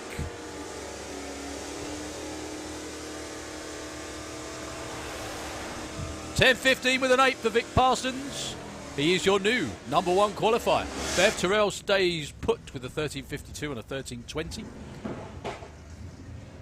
That's more like it. So the flag jumper down there in the STP lane. 63 Dodge Start, Jake Cawthorne taking on Chris Lyram with the Ford. Now the reason that that car is called flag jumper was because drag races used to be flag started way back when. Hence the name of the car. There used to be one very, very brave chap used to stand right in the middle where the Christmas tree is and wave a flag for go.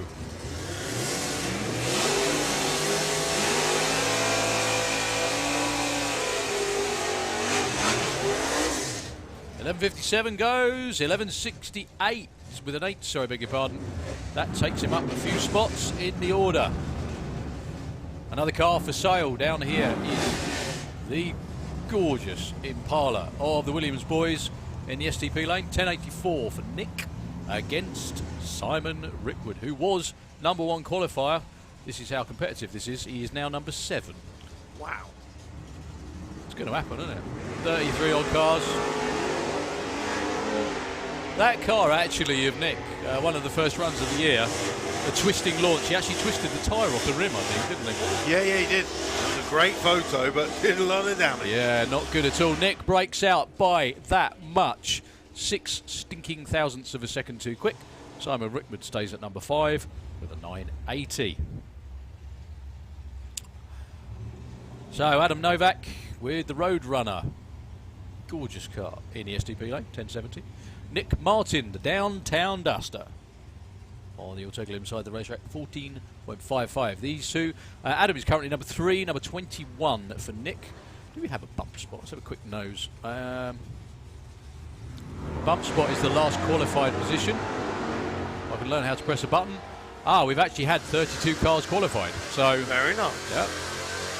32 car field of Nostalgia Superstock cars. That's what we like to see. 10.70 and 72. Adam Novak backs up his number 3 qualified spot. It's not going to improve him. Doing very good though. Well, in that case, they're doing better than the VWDRC with the heads-up class, because we did have 27 cars entered. We currently got 16 cars qualified. Yeah, but who have put in a qualifier, but only 12 of them are actually legal qualified. in the right bracket. Also,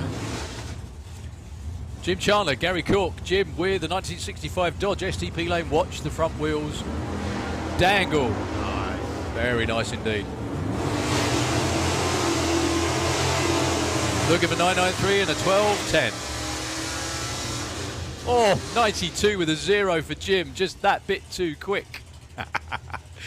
Saying that, of the 12 that are actually qualified, Mark Taylor with a Seat Leon has blown his inlet manifold to pieces, so he's now gone to go and get one and come back. Okay. Adrian Solly, who broke the gearbox yesterday, did a gearbox swap last night, has now broken the diff on the new gearbox. Cracking. So now he's saying, do I take the gearbox out, take the diff out of this gearbox, build that gearbox, build a gearbox, put it back in because I'm qualified for tomorrow.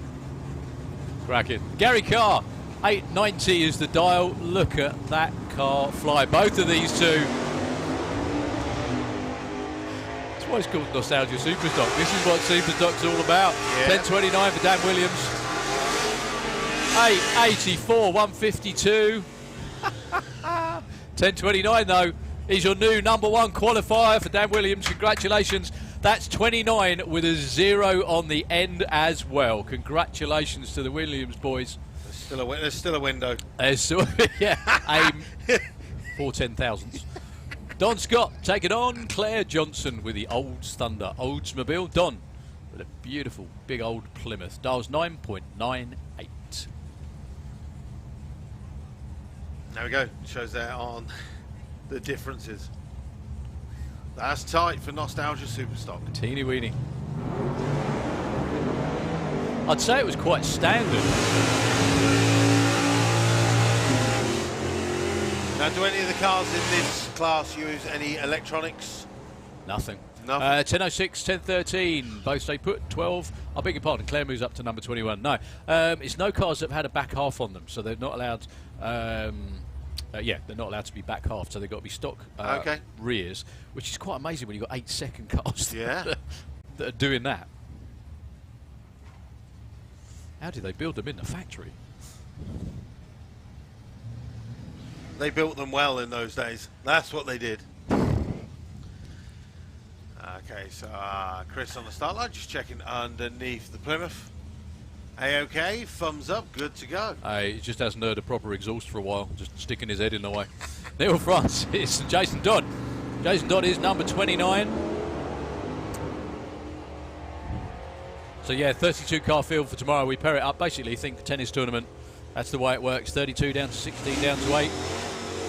10.54, that's good for Jason Dodd, takes him up to number 6. No help for Neil Francis, stays 23.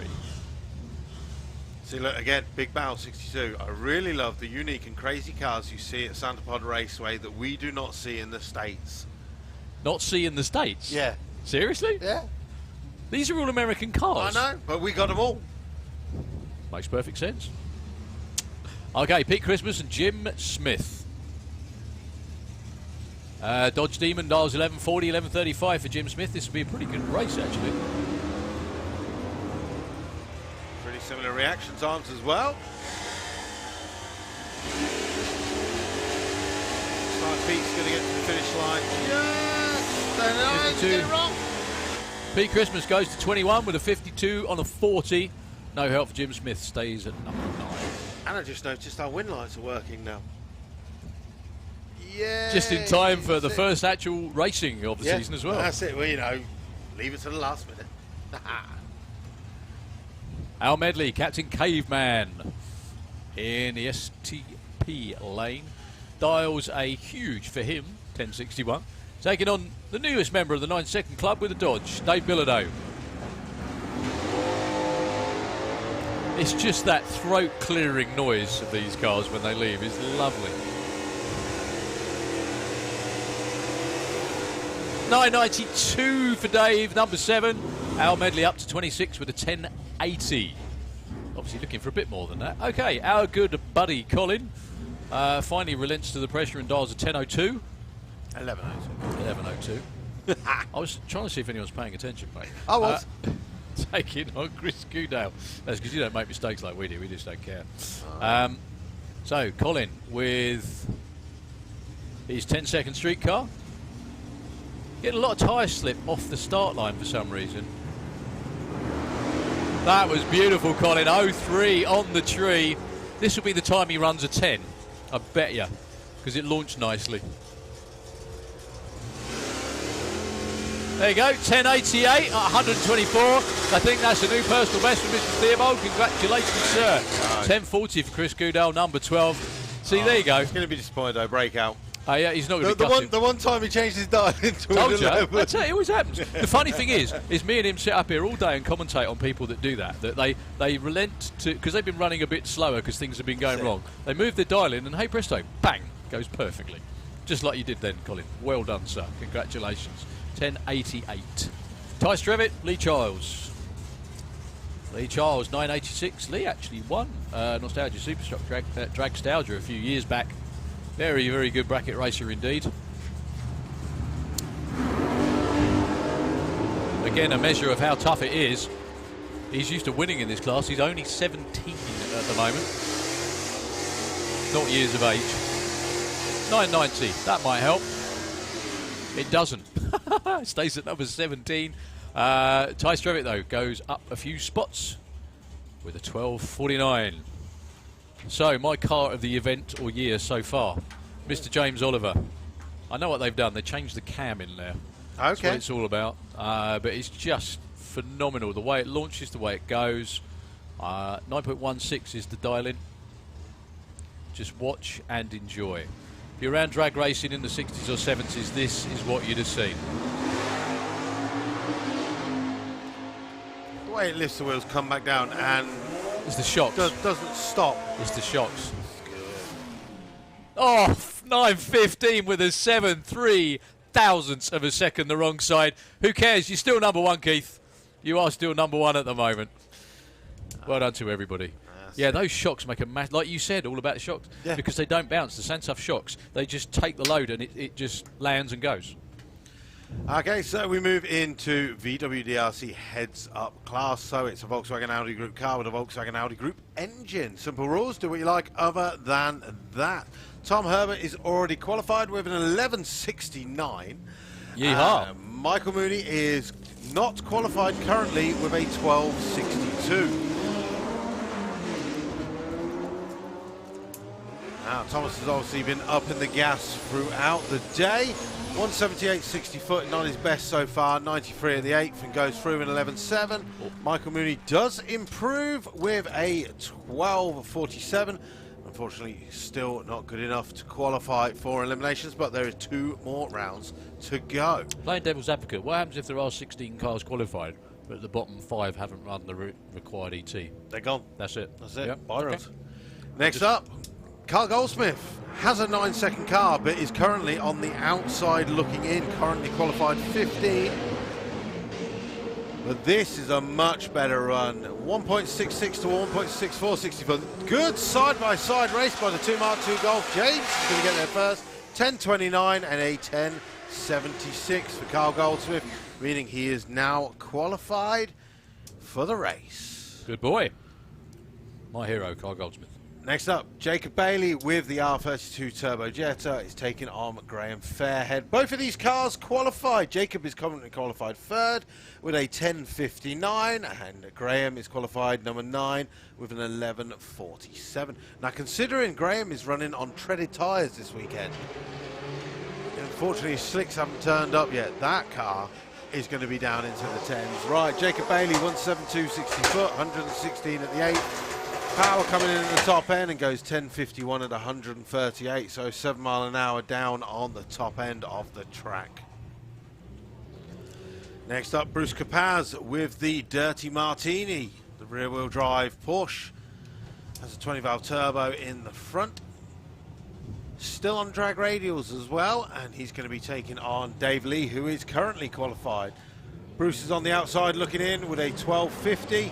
Needs to run that 11-second pass, which he's not going to do on this run. So watching Dave Lee in our auto glim lane, doing 95 at the 8th, and goes through in 11.80 and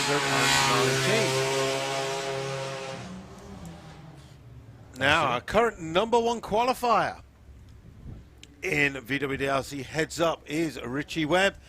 Currently the only racer so far that's put in a 9-second pass and a big old leap, 9.4 to a 9.2. It's good to see him out doing it as well. One thing I was going to say as well, big up to a lot of the racers that, especially the guys and girls that haven't run the required laps time yet. Yep. Yeah, they're still there trying. You know? Gotta try.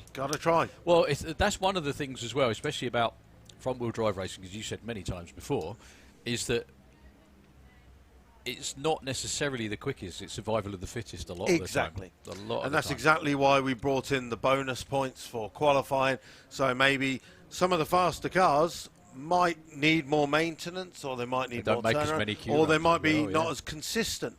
So those little bonus points throughout the season help. I mean, 15 bonus points available this weekend could be the difference. You never know. Well, if the series is won by 1 or 2 points, that'll be it. Yep.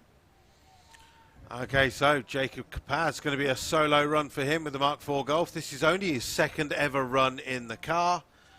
He's currently qualified 16th with a 14.70. The trouble is with Jacob's car, he's running not on slicks on a front-wheel drive car. So he's going to be always on the back foot of trying to get the car off the start line. And when you run a front-wheel drive car, you always want to be on the front foot. Exactly. But big improvement, 13.88 at 101. And again, credit to him. He's down here trying. Exactly. Well, what it was is we had a few people in our club who wanted to do a bit of heads-up racing, and we said, we can do it. We'll create it, but these are the rules. This is what you got to do, yeah? This is what you got to do.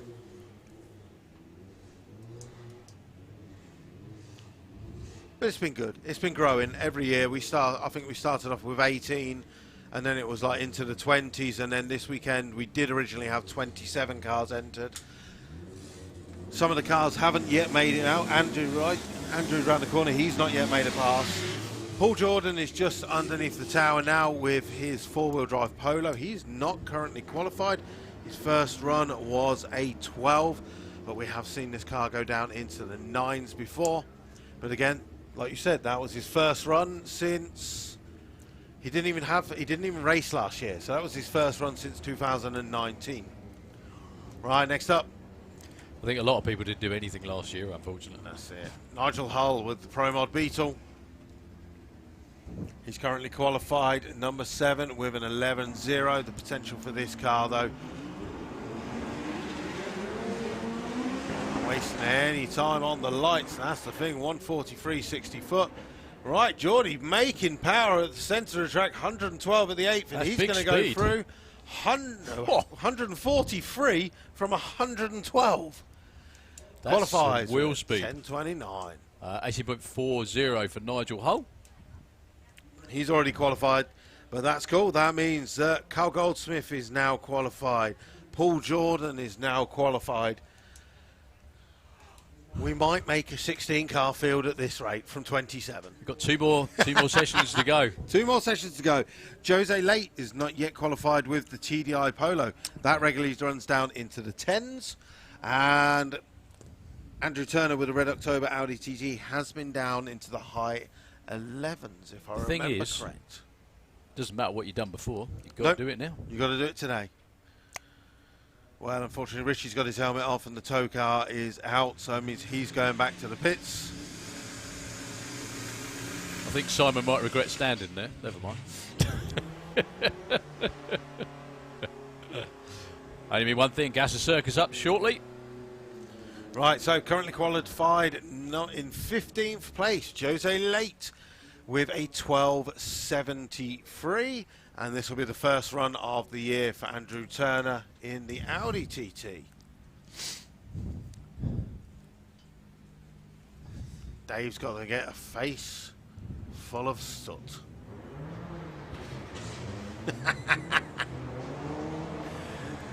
So 1.74, 60 foot for Jose, 96 at the 8th. Oh, he was off the power at the top end there, unfortunately. Goes through with a 12.06 at 94. And Andy Turner, unfortunately, having issues there, goes through with a 17.22. But as you can see, without that misshift there, around about 1,000 foot, Jose would have been qualified. But 2 more sessions. Okay, Gas the Circus. Qualified session number 3. The Gibson boys down there with the Identity Crisis. 1964 Dodge taking on Nick Barnett with the Falcon. Do you know what I noticed during lunch break? There's a lot of people not Explode your with lunch. suntan lotion. There's a lot of red people. And also, yes, my Hang on a minute, it's England. We wouldn't know it was the same place if that didn't happen, would we? And yes, my lunch exploded. Oh, dearie me. Something's definitely let go under Brian Gibson's car there.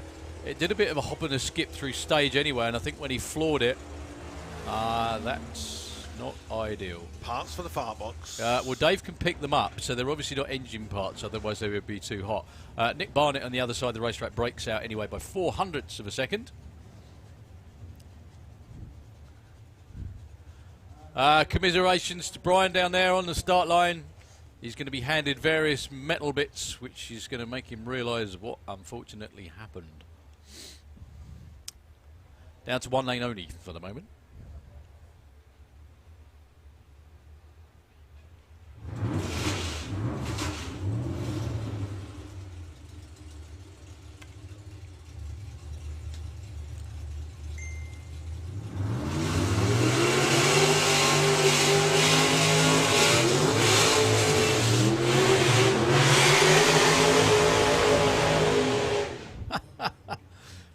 Fast Freddy style of burnouts. You all right? Oh, nice. There we go.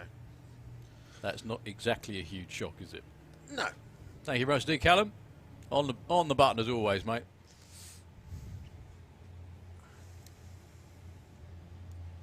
So that was Tony Pearson with the Guzzler doing proper Pro Mod burnout across the start line. I think I said this before, actually. Tony Pearson is the same Tony Pearson that used to run, I think he drove Maiden Warrior back in the late 70s, early 80s, there or thereabouts. And a few other things too. Lives just up the road. His grandkids are now getting into racing as well. His daughter's going to be driving a fuel funny car. Bit of a family thing. Have your kids ever shown any interest in driving anything? Probably going to say no, thank God, but... No, I put Lily in the junior dragster, and it made a noise when you pressed that accelerator thing. Yeah. Didn't like it. That was that. And then Ava's just crazy, so we haven't dared let her go in. Thank God you said though, because it's going to suck away your racing budget if your kids want to do it, isn't it? First run, I think. Oh, and he goes 10.70, a whole tenth of a second too quick. 122, nice run though. We were going to put Lily in the Mark V Golf that we've got, because she's now 16, so she can race. Okay. So the idea was to put her in a car, but she's only just started learning, because we have a spare little Fox, so just take her out and drive. The reason I'm laughing is because you'll get her into so many bad habits if she starts racing before she starts driving on the road. Well, you know, to be honest, at this rate, I might actually finish my car, and then I won't fit in it, so I'll need a new driver. There's a thought. So, well, the thing is, you know, as long as she's still interested in racing when she's 32, she'll be bang on time. Exactly. I know today's been a good day. I've had two messages sent through today from people doing work on my car. Saying we've done it. Exactly. 11.84, Jason Hollaby with the jumping jalapeno. I want to say jalapeno every time, and I don't.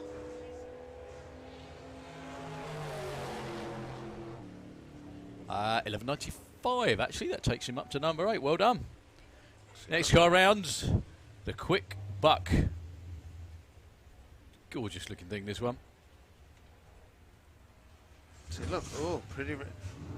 I know you're a connoisseur of radiators. Apparently so. I better send it to Graham and go. So that was the that was the optimum position for it, or the only position That's for it. the only position for it. Yeah.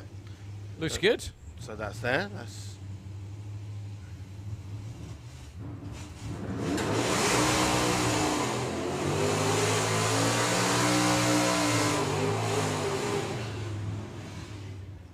Dare I ask what the plan is for the car once you've finished it? Is it comp? Maybe? Yeah. Oh, comp eliminate. Fantastic idea. I have this. One of the best classes in drag racing. I have full this stop. stupid dream of doing the full tour. Quickly, Mick Allen with the Quick Buck. The Corvette out there, 63. Not a split window. I think that's because it's a convertible. That might be a hardtop, actually. So, a dream of doing the full tour, as in going everywhere. Just do it. Just bought the truck. The truck's up in the pits. Yeah, it's good. Mick goes through with 11.16, gets him to number 9. Go on, mate, sorry. When we stay here in the summer for a week, going to get it painted. Okay. Summer Nationals to Bug Jam. We're all just staying here for a week. Good idea. We got. Hope the weather behaves for you. Yeah. We've got a private test day on the Monday.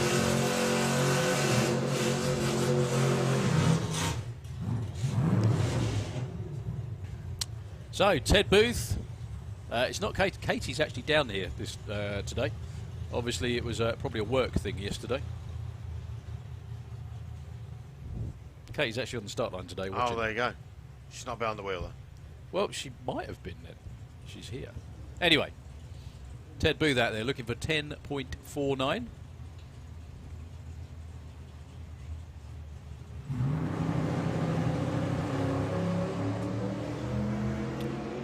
Take us out. Yeah, that's the last round. Ted rolls through with 10.37, just that bit too quick. Stays number 12.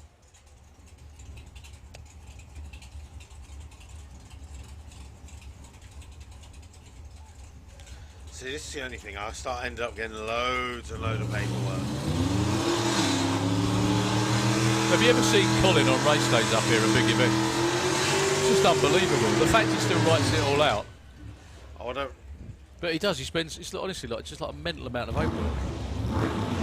Whereas me, I just sit here and watch all the time.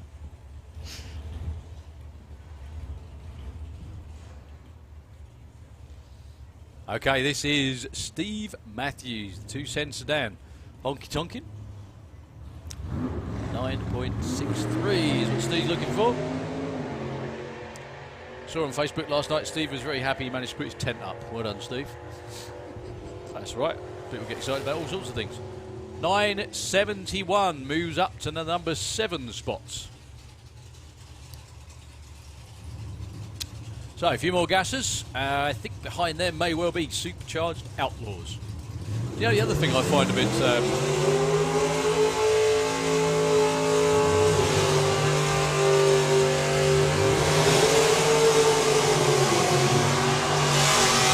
Another thing I find that's definitely different about doing this is I never sit here all day. I'm normally out there for a good, like, 4 or 5 hours at least. Well, just think, at least you're not getting sunburned. Oh, that's always a bonus. Because you're looking red already just sitting in it. Permanently embarrassed, mate. That's what it is. Right. Lee Pike and Nervous Nick down here in the Austin Nogbad the Bad. In your Turglim lane, 9.10 is what Lee Pike's looking for. He's the quickest of them.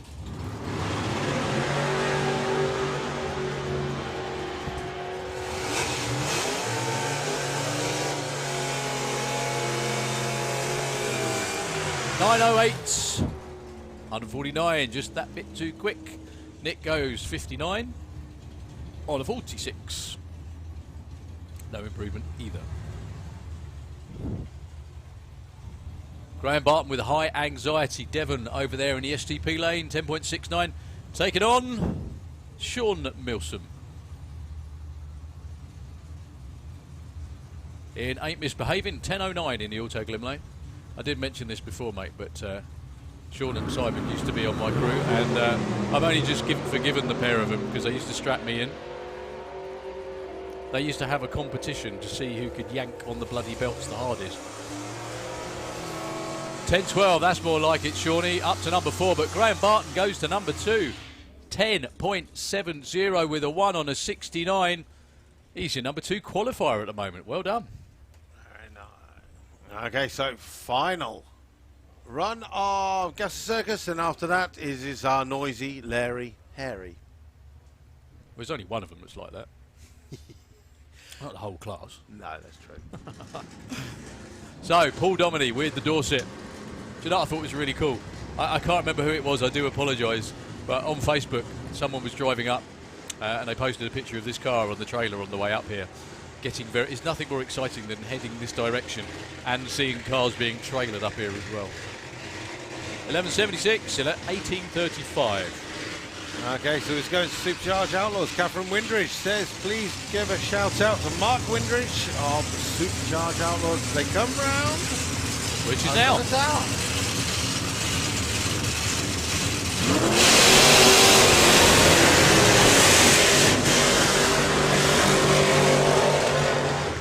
Simon Boot with the bootlegger Camaro in the STP lane against Steve Wright with the fugly UFO. Steve wants to say a big thanks to a lot of people, everyone that helps him out getting the car ready, and especially to his mate Bob Glassop, who's down there on the start line. Bob, he wants to say a big thank you very much indeed for the transport here this weekend. Much appreciated. We really hope to see Bob's one of those blokes that's got a Nostalgia Nitro funny car kicking about at home. Come on, Bob. You know you want to.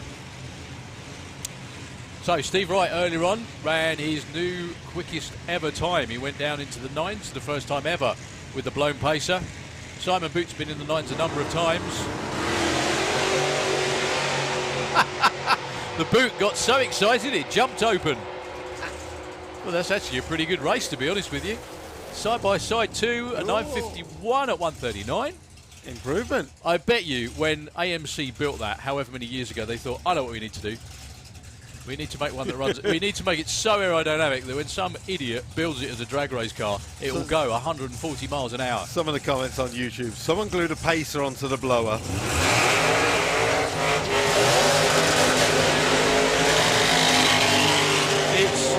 Rapid Transit says it looks like a fishbowl. It does. But it's the, I said this before, it's the epitome of what drag racing is all about.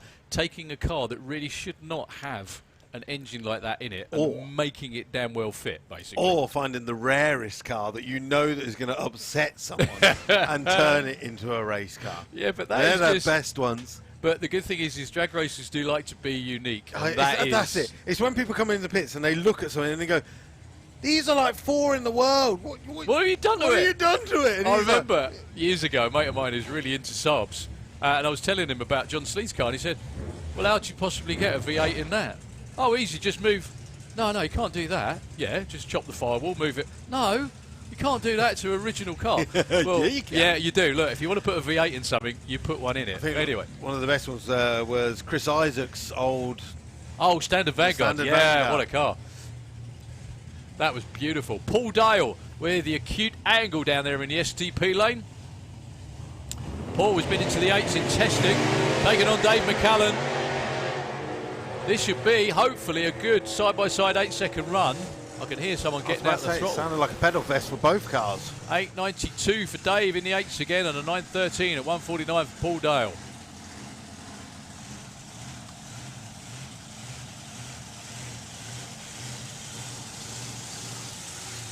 Well, the good news is for all you race fans, Mr. Twister didn't break it.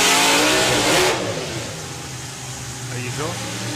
That revved quite high, didn't it? That sounded like something in the driveline broke almost as soon as he hit the throttle for the burnout. Commiserations to Andy Hadfield with Twister down there. Oh, I think... He's going to try and start it again. It might have just jumped out of gear, you never know. Yeah, it looks all right. Tyres are nice and clean and warm, so it's okay. I can see Tony's in charge this weekend, can't we?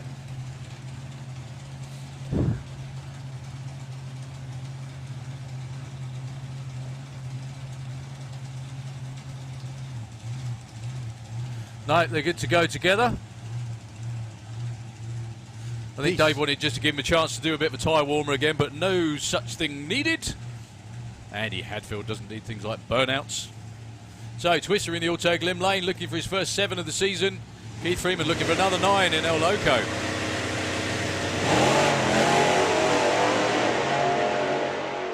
Andy with a 1:18 60 foot. That's been one of his quickest ever, I think. Oh yes, 7:69, 175 miles an hour. Keith goes 9.97 at 1:36. Well done, everybody on the team. Well done, Andy. Well done, sir. Congratulations. Oh, Tony's not going to be lent back, is he? No. Yeah, definitely Tony's fault. Do you know what? Andy Hadfield is a scary bloke at the best of times, especially talking to him. He scared me more than ever this morning. I said, everyone's running personal best yesterday. I was waiting to announce all these personal bests for you lot, and I never got the chance to. And he just looked me in the eye and he said, I'm saving myself for you. I said, I don't care about that. I just want you to run quick in your car, right? And well done, sir. His PB is down in the 7.5s, but he will be overjoyed with that. Everything's on a really nice mild tune-up just to get the new engine bedded in and everything else, make sure it all works. But that was a 1:18 to 60 foot as well for him. Very, very good. Keith Freeman, excellent effort. 9.97, 136 on the other side of the racetrack. The 2 founder and only members of the Banditos will, I'm sure, be happy up the top end.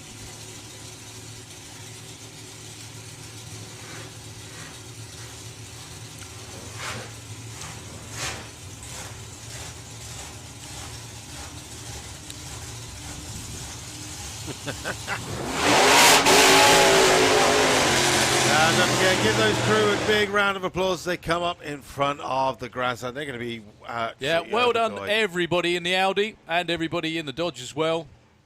Very, very good show indeed. Andy's going to have a bigger smile than usual, which will probably be worrying. But we're up here, we're safe. Anyway, well done. It's what we want to see. Des Taylor, Mick Checkett. I always love it when racers saying, I'm just testing, I'm just running it in, I'm just going to take it easy. Yeah, that's going to go straight out the window, isn't it? So, the Thunder God. Des Taylor behind the wheel. Duncan turning the wrenches. Des can drive anything. He's driven this down into the sevens, over 180 odd miles an hour. Now, it's a beautiful sunny day out there, and a few of our crews have got the de-icer. What's that for?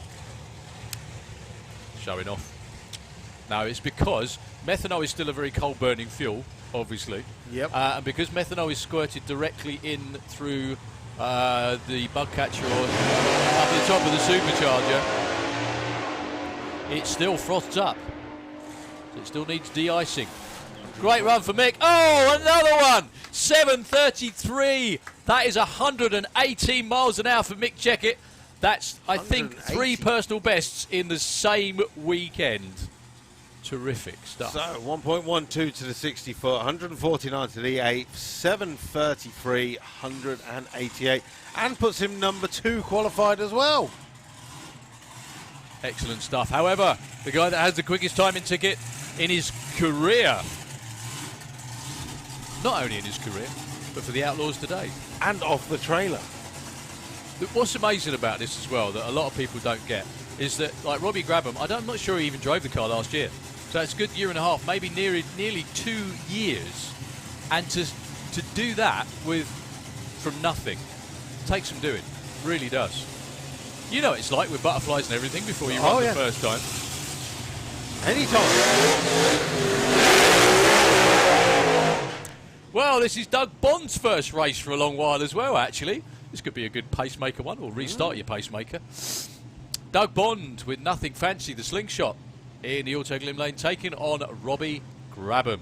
Now, what's quite ironic about this is that this is a complete role reversal for both of these cars. Doug's son, Joe, normally drives the car in the Auto Glim Lane. However, he's taken over for this weekend.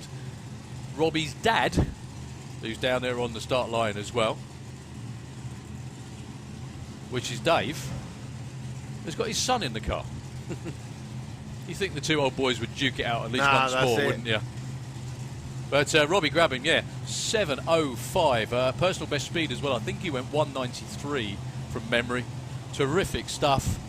Doug Bond, a little bit on and off the throttle. There didn't appear to be much clutch in the car.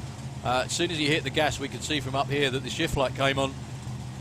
Obviously, the shift light only normally comes on around about half track-ish when the car gets to a certain RPM, bangs it into second gear, runs it out the back door. Not something you normally expect to see within 2 foot of the start line.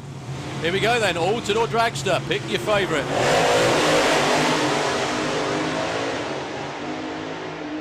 Robbie's doing a bit of bouncing, but he's still going. Driving Oh, 7:18, 193. Well, up until earlier on today, that would have been his personal best. Doug Bond with an 8:65 at 142. That jumps him up to number 6. First of all, I got to say thank you very much. John Archer sent in 1,000 stars on Facebook. That's a big old donation, so thank you very much. And the worst thing is, my wife's saying ha ha ha ha. So I have no idea what that is, or what I've done, or what we've done.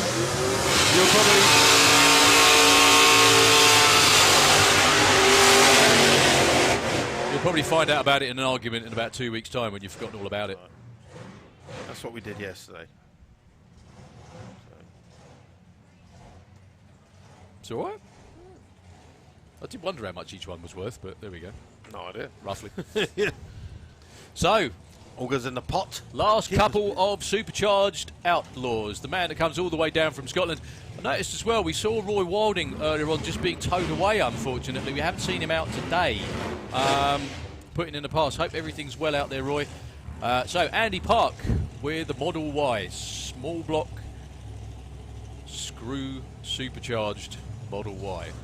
Yes, that's how they came from the factory, folks. Believe that? I've got a bridge to sell you. Really? What, screw blown?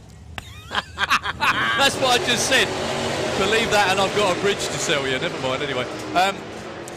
Luke Watts with Agamemnon in the Auto Glim Lane. Andy Park, another 9.7, 9.79 at 136, 9.59.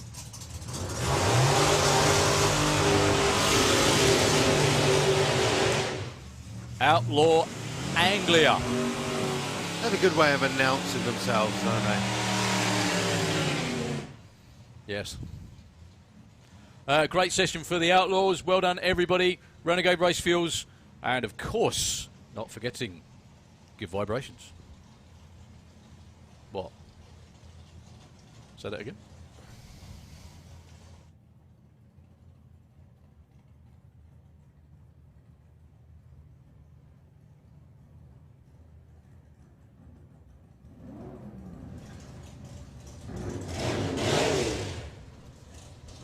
So, Shorty's hot rod down there. Jed Guy, with a nitrous on for the first time. Hold your breath. There we go. I've got to get my camera out for this one, just in case. He ran 7:51 with no nitrous.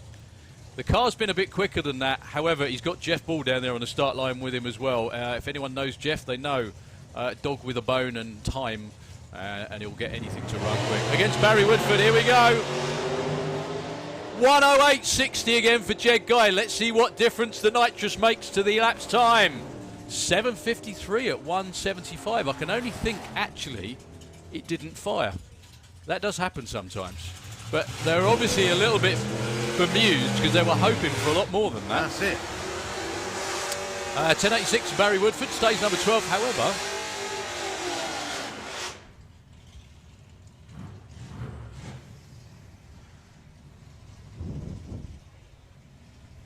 Next pair, Luke Hoskins and Tom Margerton. Tom, been down around about 11 flat every single time in the Auto Glenlane with this beautiful, that's brand new actually, that car.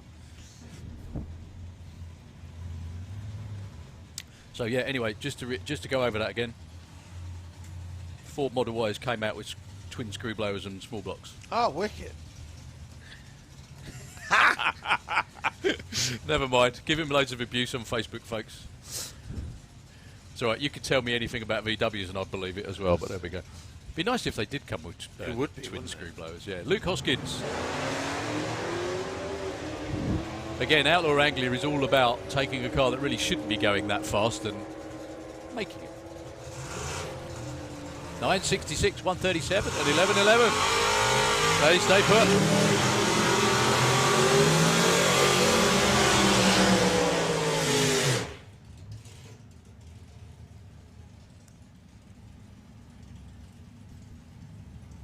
Spencer Tidswell and Gary Hill.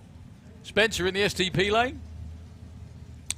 Gary doing a very good job of staying concentrated, backing up there in the Auto Glim lane.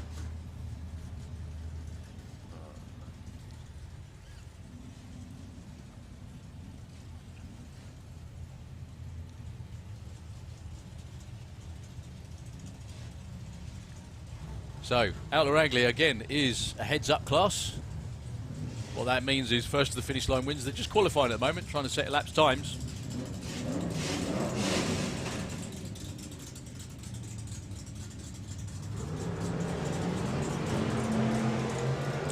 So Gary Hill has already run a 9:66, looking to go quicker. Luke Hoskins is looking to break into the 9s. Been very, very close. Close as you can get, actually.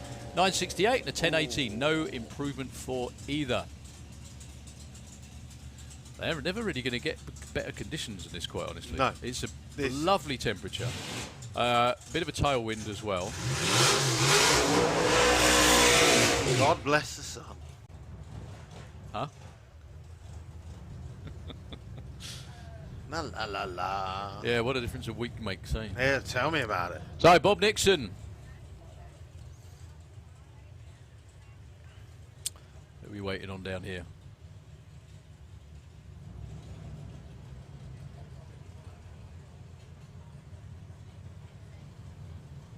He was meant to be racing against Douglas McClure.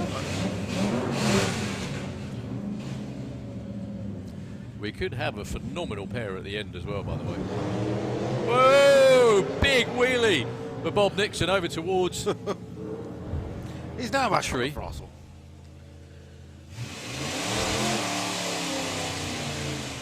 Possibly the most loosely set of wheelie bars in history.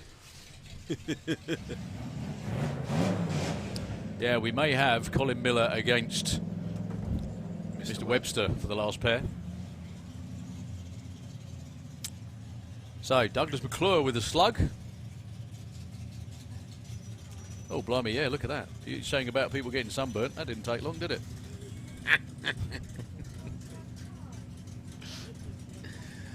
That's a beautiful colour, that is. I told you, it's the law. If you're English, you have to have a proper bit of redness about you.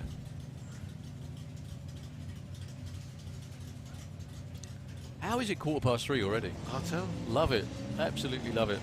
So, Doug McClure, currently run 12:53. I don't think that's going to be an improvement on that.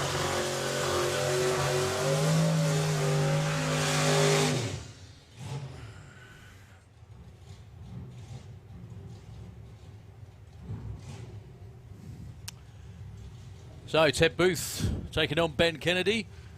Ted is definitely in the car because I can see Katie over there doing filming duties. Hold your breath for the next pair. It's going to be that pair. It's a good pair. I like a pair. Especially like that. Those are the same body as well, aren't they, actually? They're very, very similar looking, but there's a few more aero tricks on John Webster's car. Whoa, Ted Booth with a big wheel stand off the start line. And in true Gasser fashion, he just lands it and gets back in it again. It won't be quick, who cares?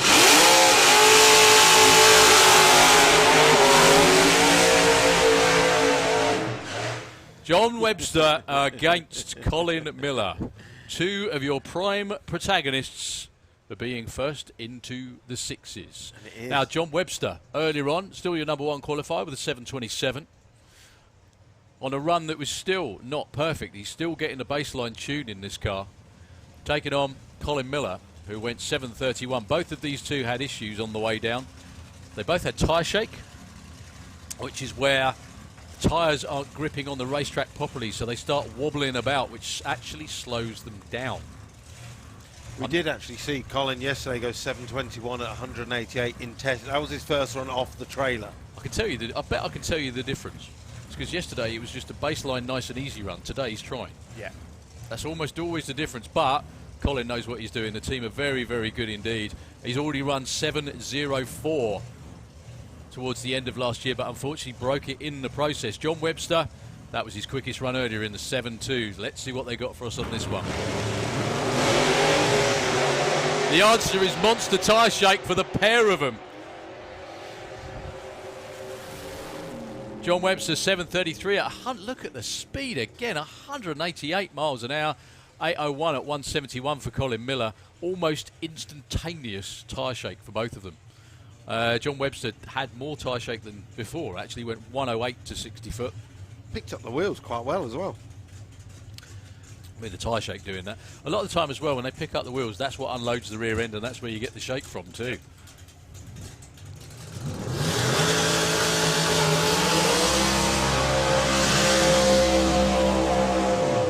Last couple of competition cars, I think, before we get back into Run What You Brung.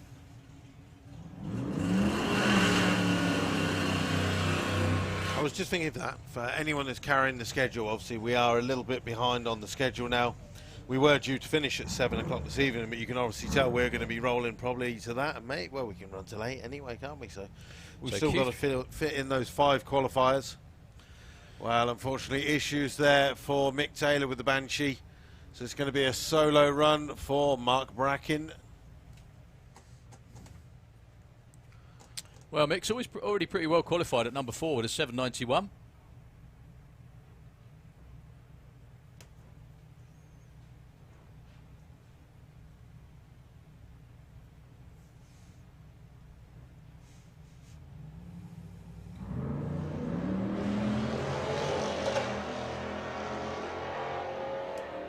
So Mark's number 15 at the moment with 11:30.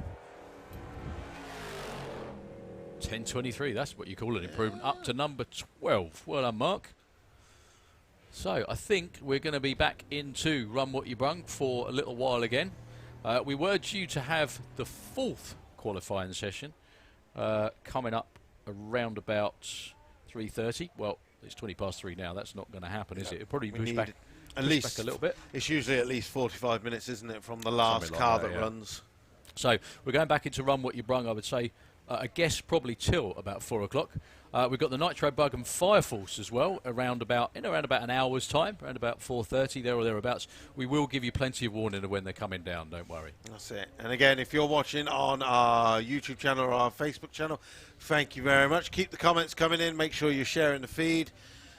And if you feel like it, and you can, hit the stars or hit the super chat buttons. Donate whatever you can towards the live stream so we can keep them running for the remainder of 2020. We've had some amazing donations sent in this weekend, and we thank everyone of those.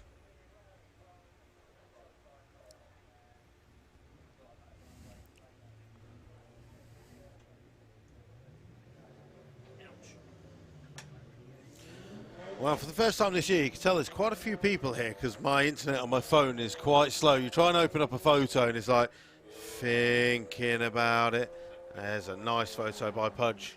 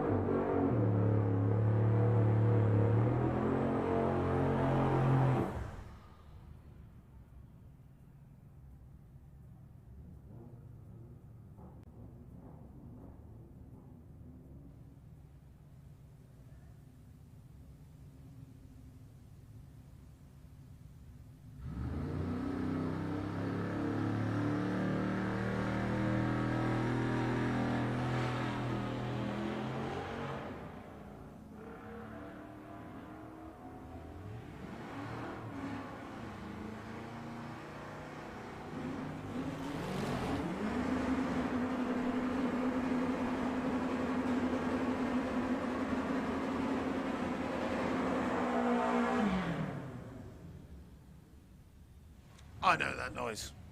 I know that noise a lot. Right, Dave Crowhurst. Round with the Subaru powered Beetle.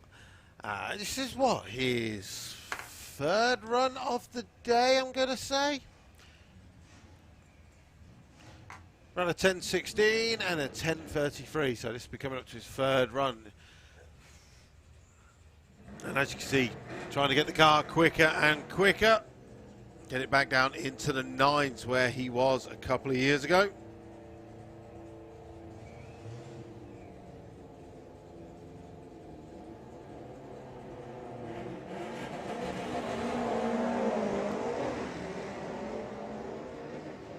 Well, 144.60 foot at the 8th mile, doing 107. And Dave Crowhurst goes through the finish line with a 10.39 at 126. And then we had a 12.41 at 104 in our STP lane. As I lose my program on the floor somewhere.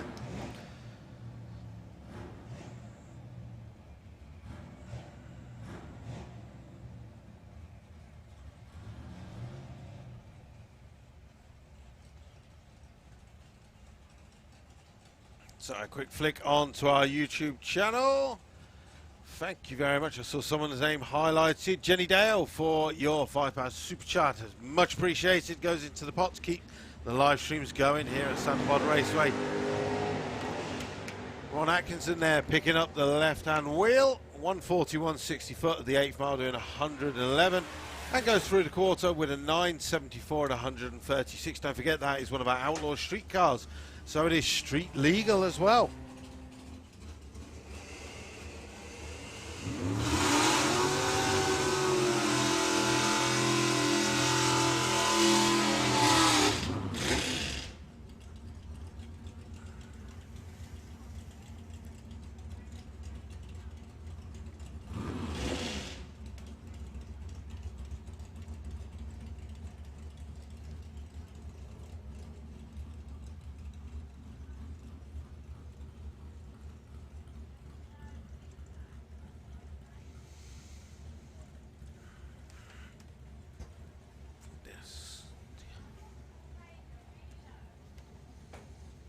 Well, our start line crew just checking underneath Owen Forrest's car down there. Gives him the thumbs up, so he's going to get a good road race with the Dark Revenger, Dave Cherrett.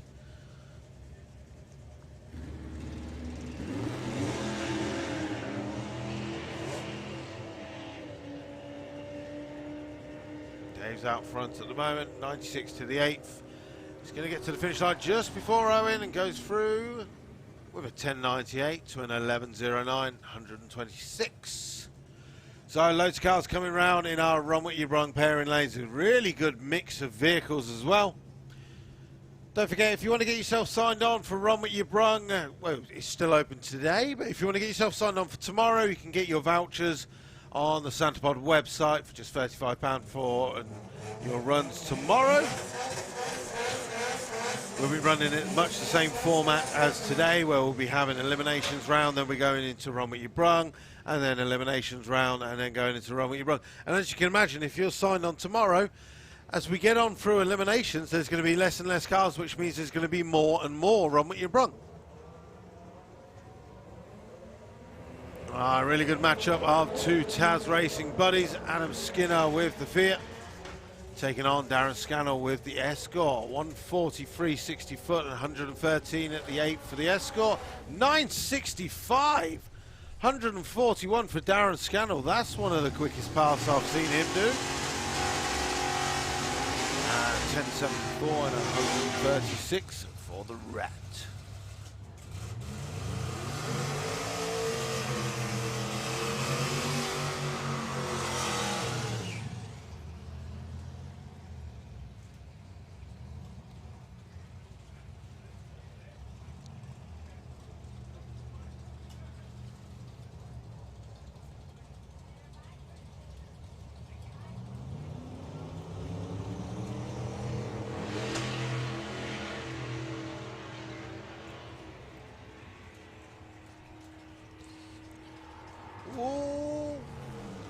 Pick up getting a big weave on as it got out of the groove at the top end of the track, but managed to catch it and still went through with a 981 at 125.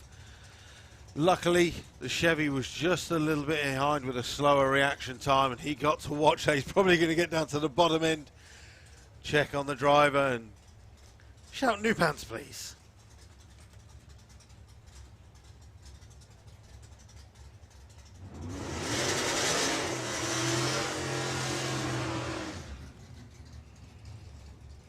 Yeah, Joe.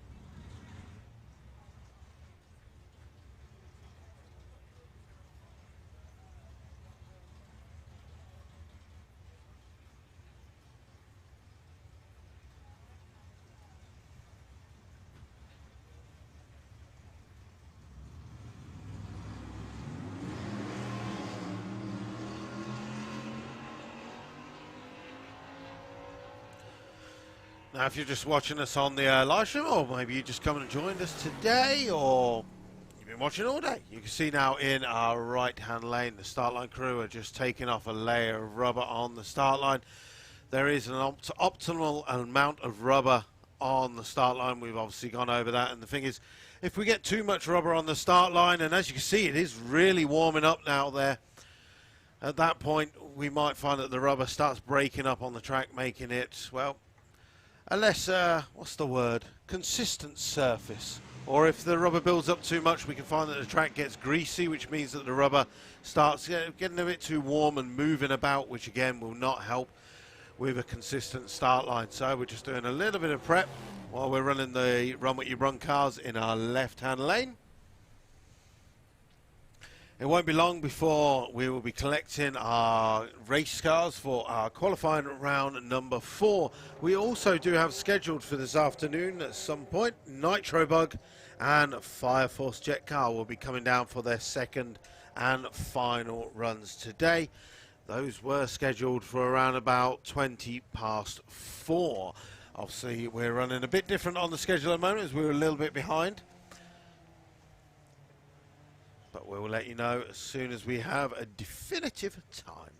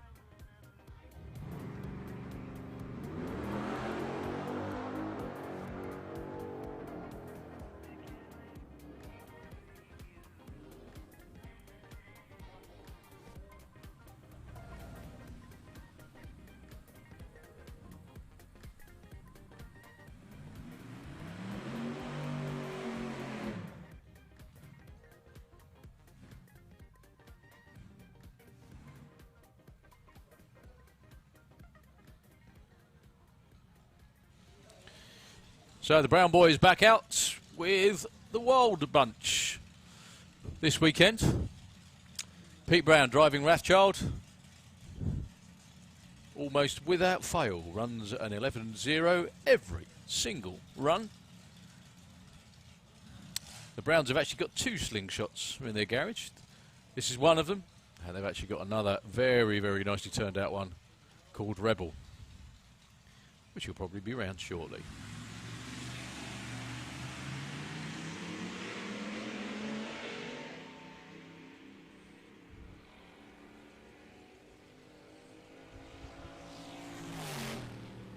Oh, it's into the 10s, 10.97. I said you can bet the house will run 11.0 again. There we go. It's my fault. 125 miles an hour. Well done.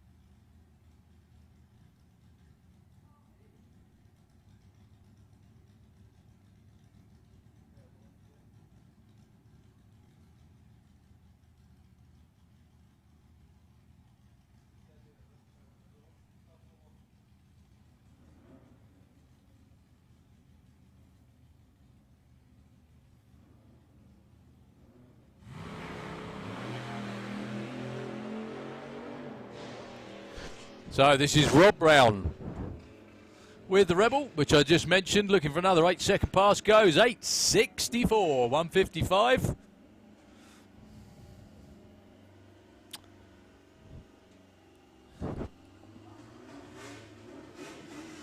Graham Rawlins.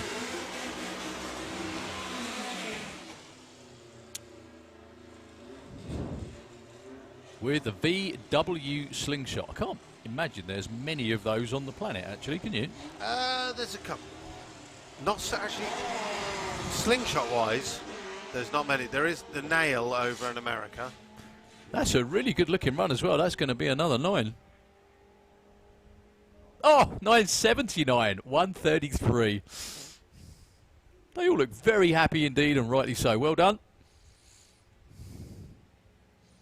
So there are a couple about, but not many then, no? No. Do you know the one thing I always really wondered why people has never built one? There's lots of V8s about that people have never used. Like Mercedes have got V8s, like 5-litre V8s, haven't they? Yeah. I just wondered why, because they can't be that expensive now. Why no one's dropped one of them in? Just a thought. Probably just too slow. Same as like the You think? the VW Passat V8. Yeah. You can get them in a Passat, but they're really not tunable. That'll be why then. There's your answer, I think. Or my answer. I say that, and then there's the one in Australia with the twin turbo that runs 6s in a rail the other week, you know, like 200. But otherwise, yeah, they're really untunable. In general, yeah, there's not many. It's one of those engines where there's not parts available. It's custom. That makes sense. Everything custom. Yeah, I knew there'd be a reason. Rob White with the Happy Days Slingshot, hence the smiley face on the wheel. Don't try and look at it now. Make yourself go dizzy. Yeah, that. I wonder if you put the old illusion on the wheel. You know, Good the little point. thing, and you did that and it drove. 1230, 100 miles an hour.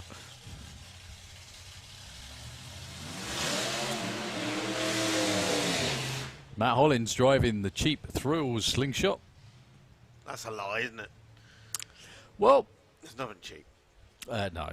Well, it depends on your version of cheap, I guess, really. Unless he went really expensive, and then he's backed it, and now Exactly it's cheap. that. This you going through a fuel dragster and thought, actually, that looks more affordable. Yeah. It's like the phrase, the phrase that people always come out with, which makes me chuckle so much, is affordable fuel racing. Like that happens. I think the most affordable fuel racing anyone can do is when they're asleep. Is it hitting that time of day It for you? is, yeah, it just drops the temperature that little bit. I might need to go and get the other one out of the caravan though for this side in a minute, but there we go. Good problem to have though. Well, the worst thing is we can't take this window out anymore. The only problem I was found with that is it's a bit cooler, but the volume goes up as well. You can't hear anything. It's true. I'm sure there's a way around that. Matt Hollins goes through with 1028, 131. Well done, sir. So don't wish the noise away, because before you know, we'll be in a soundproof box. What, and air conditioned and comfortable and that sort of thing. Yeah. Like they have it, the ones, you've been to the States, haven't you? Aren't they weird? Isn't it weird going to like a commentary box in the States where you can just have a normal conversation while fuel cards are running and stuff? That's it. It's bizarre, isn't it? It also makes them sound different as well. Totally. It doesn't make it sound like you're a racetrack anymore, does it? Makes it like you're watching it on telly or something. Yeah. Exactly right. So, Andy Stone's out there with the Frantic Altered. Debuted this drag at the car at the Hot Rod Drags last year. Was originally built in 1977 and raced at Santa Pod for 3 or 4 years and stored in a garage for 36 years. Andy bought it 5 years ago, completely restored it using all the original bits, including the body and livery. And it's got a new gearbox and a new Ford 9-inch axle as well. Best of lap time 10.70, goes 11.76 that time round. Huge thank you very much as always to Claire Meadows, coordinator and generally, I was going to say the godfather, but the god mistress, if you will, or the god missus of the Wild Bunch. Unbelievably helpful and lovely. And always furnishes us with the best information, which we do our best to get out. That's Al and Skip. This is actually the car's debut. We'd like to thank all of those hands on deck who've helped out the last couple of months to get the car ready for this weekend. 12.04, 105. We've got no personal best information because this is his first weekend.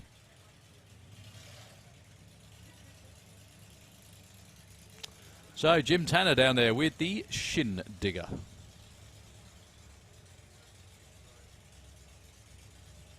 That's what you call canard wings on the side of Top Fuel cars, that is.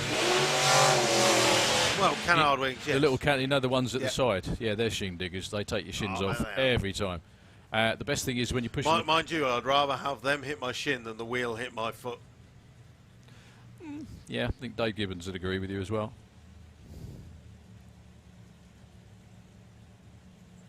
No, but when you're pushing the car backwards and you forget and you push really hard and it runs over the back of your foot.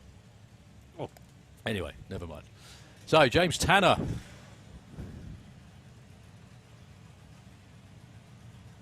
Run a best of 9.29. Oh, so close to 150 miles an hour. Runs a small block Chevy with a supercharger on there. Another good run from James. 9.38, 148. Oh, so close to another personal best. Had a few of those here today already. It's always good when that happens.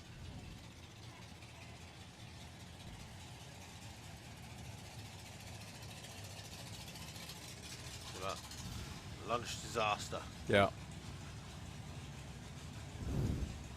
Lunchtime saviour.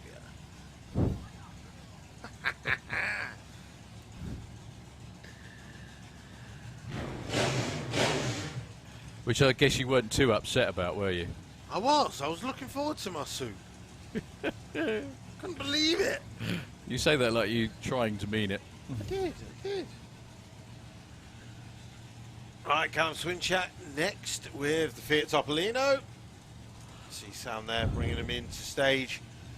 Yeah, what's quite handy about what all these notes that Claire gives us is that, his quickest ET is 8.74. He went 8.79 earlier on today, so really, really very close to his quickest ever run. That's it. I feel bad that I'm letting Oh, myself another down. one. I need to do something like this. I was like, it's good. Updated personal bests every single time as well. Yeah. It's absolutely fantastic.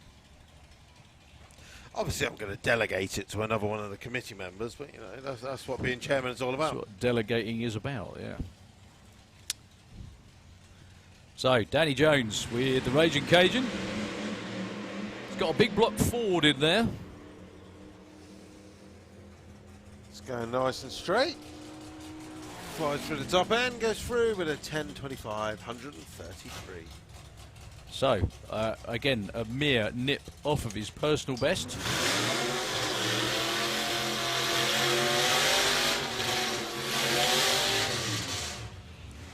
I'm not used to seeing the Union Jack flags flying in front of the... It's a good problem to have, but yeah, I will agree with you. It is a little It keeps odd. catching my eye every once in a while, and I'm like, what's that?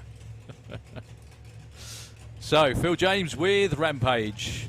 Wild Bunch number 1. For the obvious reason that he won the championship. So, this is a Chevy Monza funny car. The body is the ex-Dennis Priddle Page Brothers car.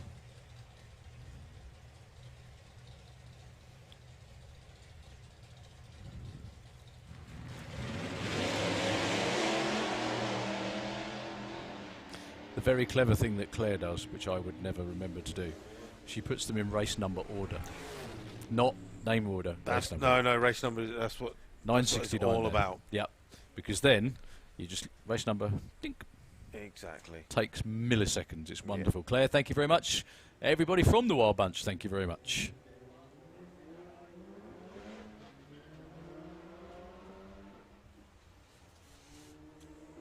Let's see it making noises. Doing 87 at the 8th and goes through with a 13.07, 115 stout terminal speed.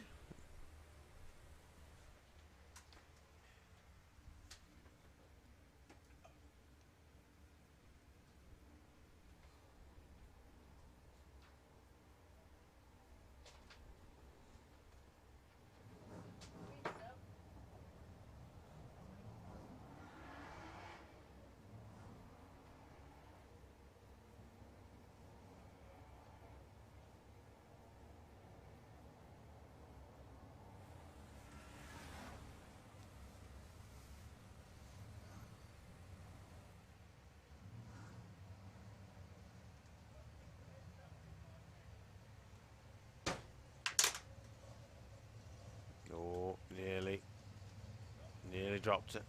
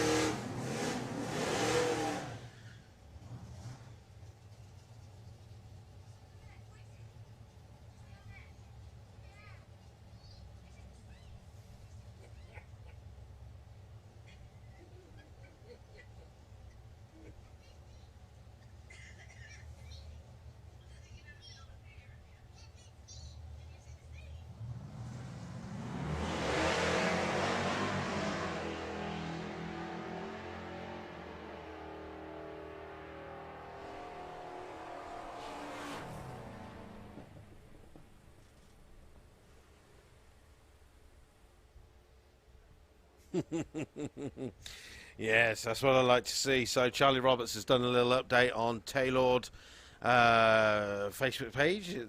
Engine is on his way out of the Late Goose Audi A3 as they attempt to make a gearbox out of 2 gearboxes. So yesterday stripped 4th gear on a gearbox, today broke the diff on the new gearbox, so they're going to obviously take the 4th gear out of the broken gearbox and swap them over and make a gearbox for tomorrow. Because they didn't spend till 1 o'clock in the morning last night doing a gearbox, so why not do it again tonight? Why not do it again tonight? It'd probably be funny when they ring the Hales saying, "Can we borrow your engine crane again?" That's hilarious, that is. Look, I saw that. Colin's happy about running a personal best. However, good man, Kieran Jenkins, not as good as that 10.5 from earlier, Colin. Brilliant. Well done, pal. No, it's always nice to see people run quick, because we know how much hard work it is, don't we? Oh, what did he run, a 10? 88. 88, that's all right. 124. I'm 1077. So as long as he doesn't catch that, then I'm happy for the moment.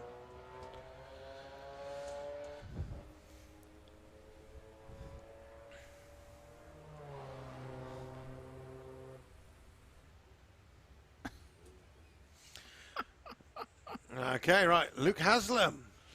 Beautiful Mark II Golf, one of our VWDRC members.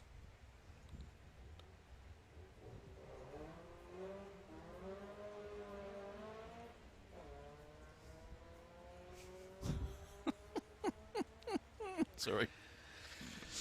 Hopefully Luke's going to be in VW Sportsman in 2011. 2011's now, 2012. Goes through with a 1580 at 90 miles an hour.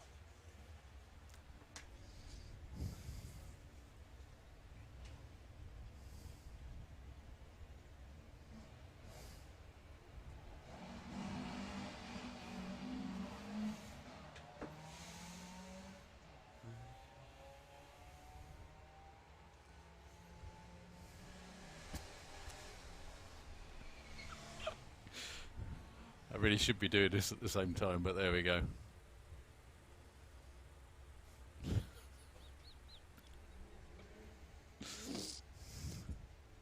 Anyone still watching? Yep, Mopar Man is saying, okay, why is this called VW Breakout with lots of non-VWs running? Well, basically what happened was because of COVID, that's the excuse of everything, because COVID. Yeah, exactly. We were originally supposed to have a nostalgia event a couple of weeks ago here at Santa Pod Raceway, and obviously COVID took that away. This is essentially it's the second big show of the year. We've combined kind of the nostalgia cars along with VW Breakout, because dubs and rods go together. Yeah, and the thing is, it's a 3-day event, so everybody over that period gets loads and loads of track time anyway. Yeah. And even if you've got a car that doesn't fit, or you don't want to run it in one of the elimination classes, that's what Run What You Brung's all about. There's still probably, I mean, there was a whole day of Run What You Brung yesterday. There's probably a good 4 to 5 hours of Run What You Brung today and tomorrow as well. And to be honest, without it, yesterday would have been really, really quiet, because we had about 40 cars sign on and about 5 Run What You Brung cars. And I was on my own. I survived. Me and the guys just talked about chocolate for most of the day. That's good. Well, you've got all your... In fact, we spent about 10 minutes concentrating on the track scraping as if it was curling. Nice. We were doing a little bit of commentary. The good thing is you have to know that all those fellas down there, their houses are immaculate. You know, they go home and they make sure the house is spotless. They scrape the kitchen before their wife gets home from work. They really are the ultimate men out there on the start line. I'm so glad that they're going to watch this back and they're going to hear what I've said. Oh no, they can hear us now. How could anybody not be... See? Bob tells you now. Snow White through with a 957 at 134.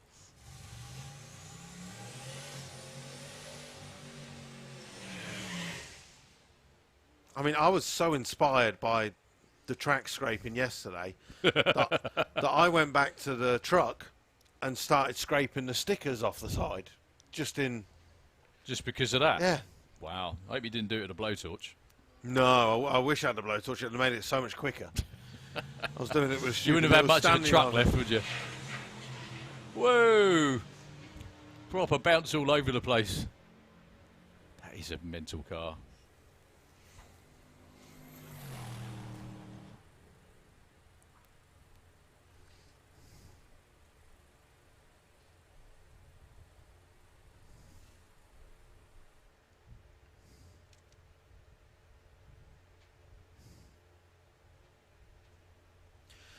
So a couple of people chatting on. Top Cat joins. Someone had a Superbird yesterday. Yep, we got still a couple of Superbirds. We will in fact have Nostalgia Superstock coming around to the lanes at some point very soon.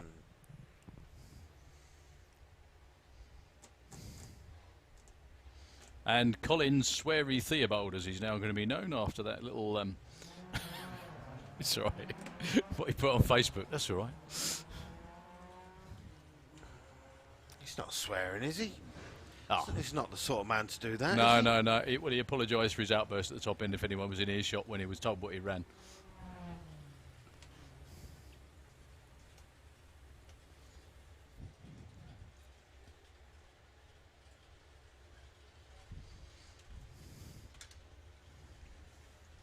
Well, looks like the scrape is complete.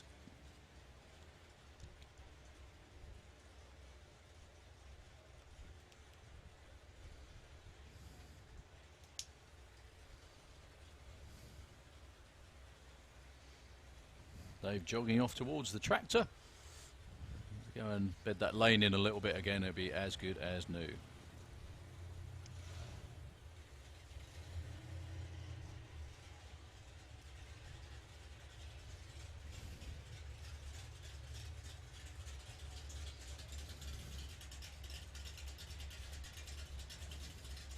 I'm so confused. Steady, why? What are you looking at?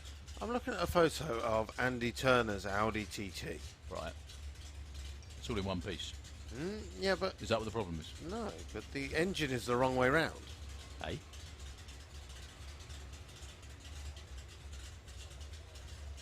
Has he secretly done it as a rear-wheel drive conversion? The wrong way round instead of transversely mounted, you mean?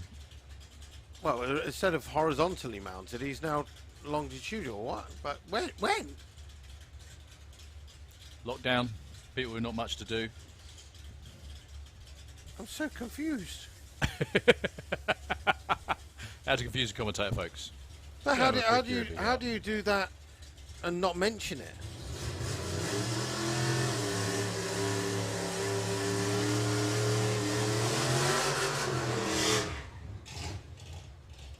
Oh well.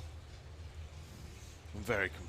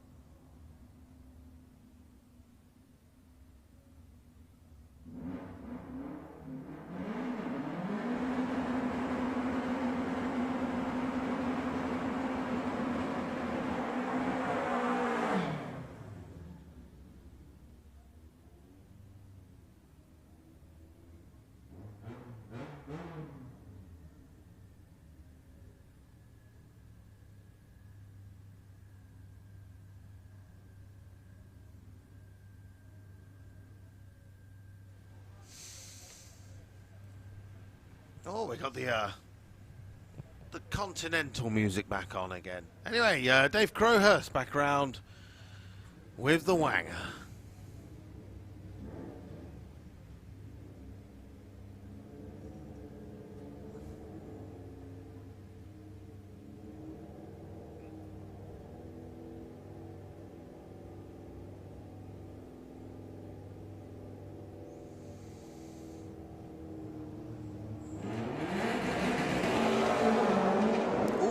That's nice. 138 60 foot.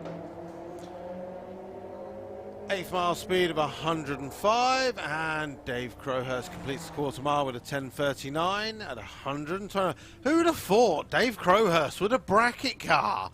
What's going on? 10-3, 10-3, 10-3. Nice.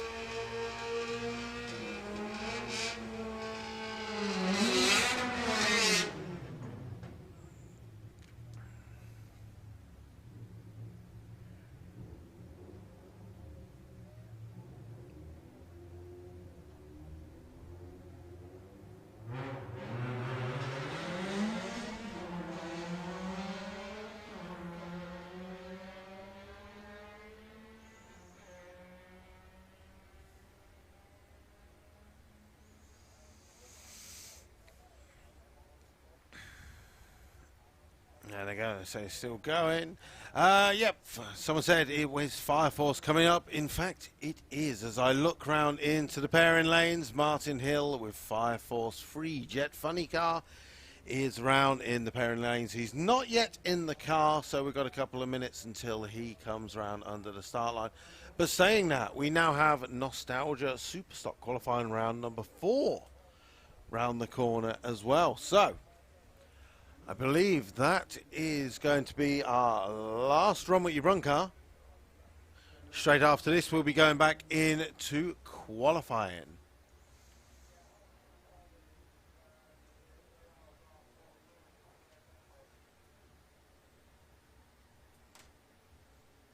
Top Cat 43 Truffle says now here, cool bug. Hopefully under 10 seconds. It has been under 10 seconds. It has been down into the 9s before, but basically that car has a basically a full tube chassis with Subaru motor, making a lot of power. He's running it on about a quarter of the power at the moment to run those 10s. So we'll be seeing that getting quicker and quicker throughout the season.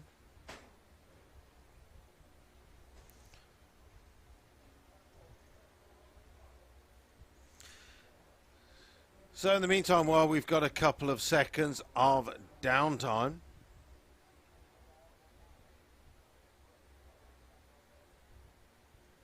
I'll have to find my Santa Pod Raceway live video and check out the comments. In fact, actually, I'll only get the comments from when I start, so that's no good, is it?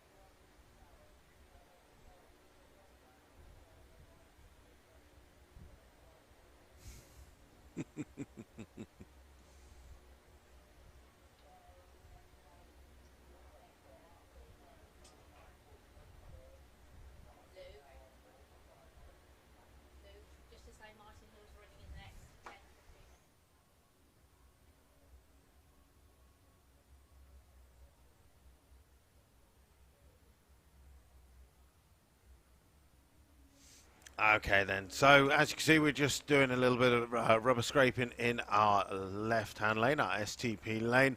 The next vehicle that's going to be coming around underneath the tower will be Martin Hill with Fire Force 3. He'll be coming round in the Auto Glim lane as ever. That'll be around 5 minutes time. So if you're not in the grandstand and you're not on the banking, right about now it's time to make your way, find yourself a nice comfortable seat, and be ready to be wowed by Santapod's Jet Funny Car, Fire Force 3, in just a couple of minutes. Like I said, straight after that will be qualifying round number 4 of Nostalgia Superstock, VWDRC Heads Up, Gas's Circus, Supercharged Outlaws, and Outlaw Anglia.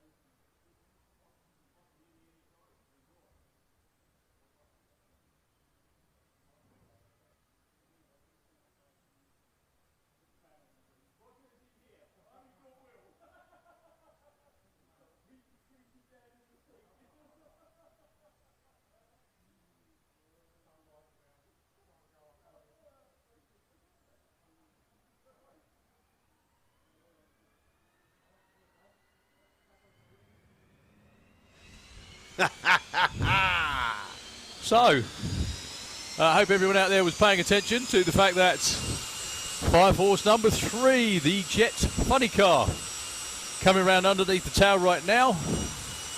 We've got the Jet Funny Car. Hopefully they'll be done with the track prep in the STP lane shortly as well. And we'll be on with round 4 of qualifying for Nostalgia Superstock.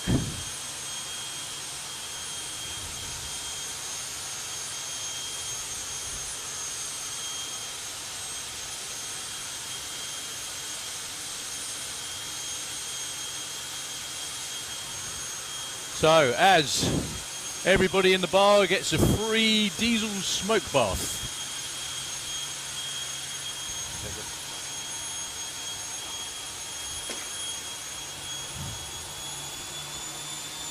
Doesn't sound quite right.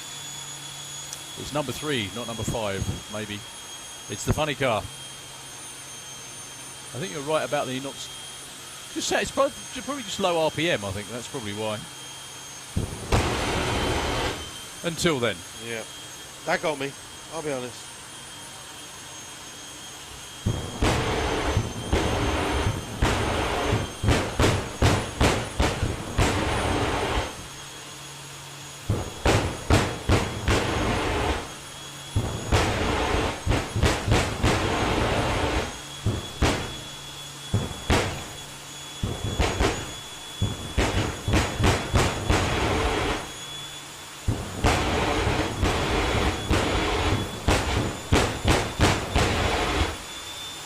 Don't worry, I got the small stuff. Oh.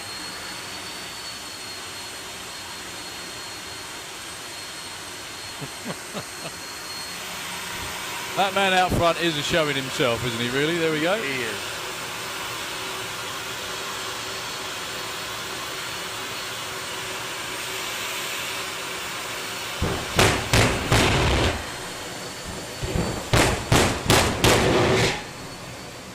Noticed as well that obviously he's had too much time over the winter, because even the transit's been cleaned and polished. Has actually got a bit of wax on the tyres as well. It's looking beautiful.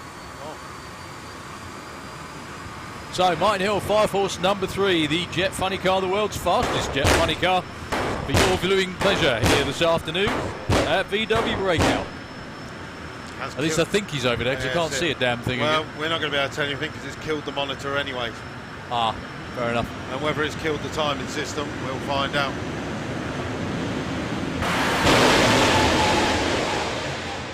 Not entirely sure that was a green light actually, but No. we've got a reaction time. Oh, here we go, 586 at 247. Well, considering that car's been not been used much for the last little while. Very well done indeed. Richie Horris, the whole crew. Well, they've got timing in there. We haven't got it in here. We got nothing in here. He killed it on the pops and bangs. He had a stage 2 remap on that. That's bound to be what it is. Yeah, Isn't it? that's it. Give a big cheer, ladies and gentlemen. Or a round of applause, I beg your pardon, sorry. Richie Horris and the 5 horse team. Congratulations. Are we monitorless, are we? We are. For how long? This could be lethal. This could be terrible as we go into qualifying. Well, yeah. Whoops. Anyway, so we've got quite a couple of moments anyway while the track crew continue their excellent work out there. I was just updating the VWDRC Facebook page. As you know, because we're busy up here, I do forget every once in a while. And I was like, oh, look, there's Q4. I suppose we're better post Q3 results. And unfortunately, Jake... It's really funny, though, when you're with the boots on the other foot and you're watching it at home, you're going, come on, come on, come on. It's finished. 10 seconds after the session. Where's the results? Where's the full results? Come on. I want the ladder. Well, unfortunately, James Hodson has messaged me saying, unfortunately, he's out now because he thinks he's pushed the head gasket. So... he's not one for fixing in the pits. He doesn't like getting dirty. That's a job for home. I was going to say he must get dirty at home when he does fix it. Yeah, no. No? Well, he probably does. But fair enough. Anyway, anybody watching at home, thank you very much indeed for tuning in. We do very much appreciate it. David says, check the white plugs in the red socket.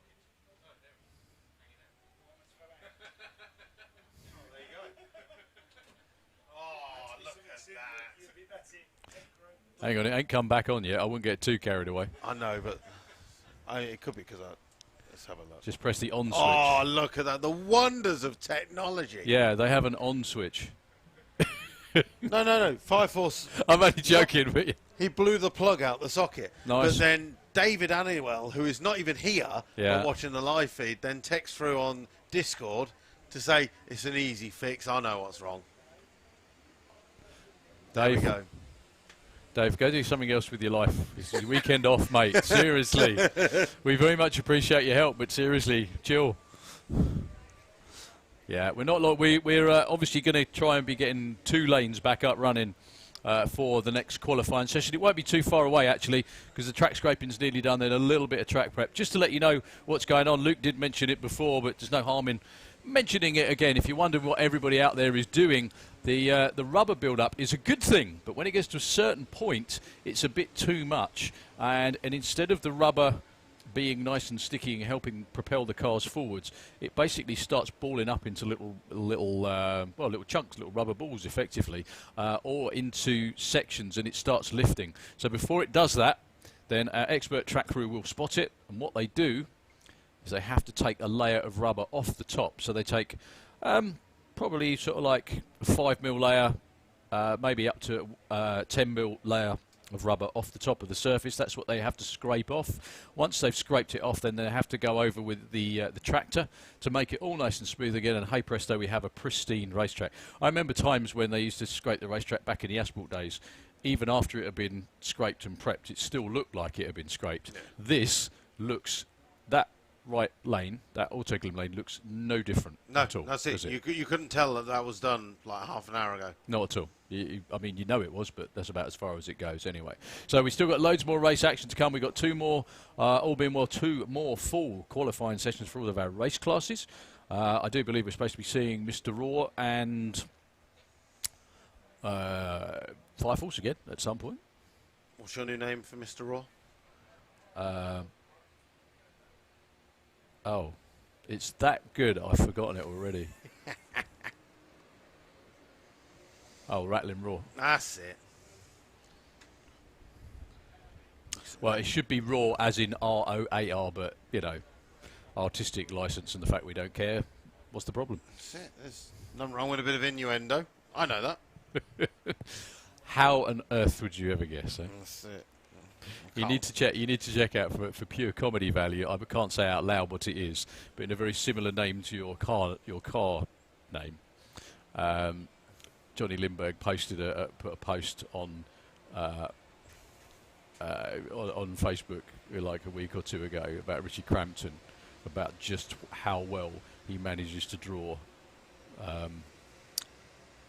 parts of a male anatomy onto various different things, so that when people open boxes and stuff like that.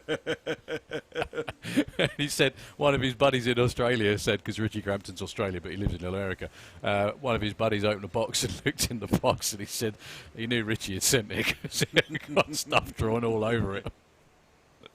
I know, it's silly, but it's funny, whatever.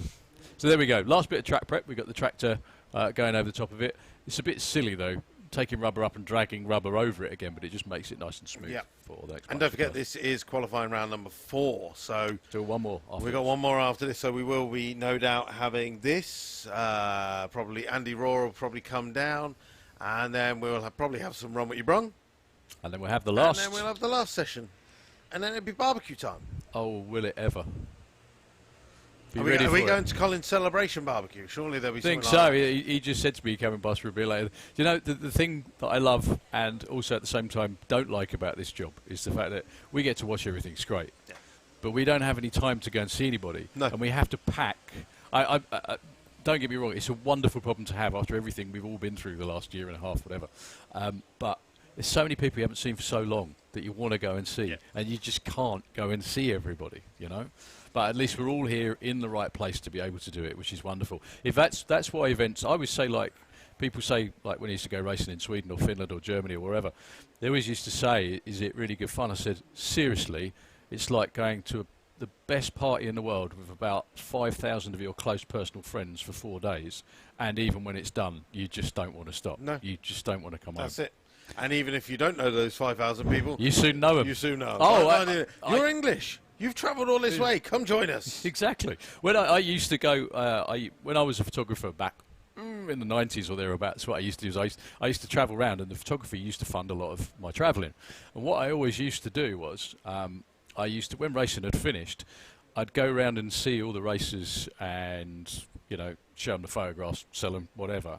And the problem was I got progressively more and more drunk as the evening, like you do, as the evening went on. Like everybody said, "Oh, great pictures! Come sit down, have a beer." So you'd make all these new friends, and I found the limit. I think was probably about 7 or 8 of an evening before I just couldn't see anymore, and I just gave up, and I just Start giving photos away. staggered. See this Yeah, photo? exactly. Look, at this photo. pretty car. It's lovely. There we go. But I used to stagger back to my rental car, chuck the photographs in, and just go back to where I was or whatever. And yeah, it was a terrific way to live. It was wonderful.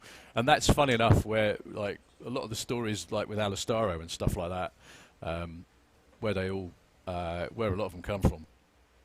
It's just doing that, but the people that you get to meet that way, as I'm sure you do, because you travel a lot as well, don't you, doing it? And it's fantastic, isn't it? It's just Brilliant. Everybody's got a shared interest, but they all come from different places, and it's just like having a massive worldwide network of friends, mates you can go and see. And as a result, there's plenty of times I've been back to many places around the world in the middle of winter because I've been invited to go, and they said, "I'll come and do this." Come to New Year's Eve in Stockholm, it's fantastic. Okay, well, I haven't got anything else to do, let's go. And all that sort of thing, you know. That's it. We're constantly badgered by Joachim from Jens Eklund's team. Okay. And he's like, come to the mountains, ride snowmobile. Constantly. Do it. I'd love to. Without fail. We were supposed to do it last year, and then obviously COVID. Mate, it's Ruined one of it. the some of the things I cannot repeat a lot of these for a very, very obvious reasons.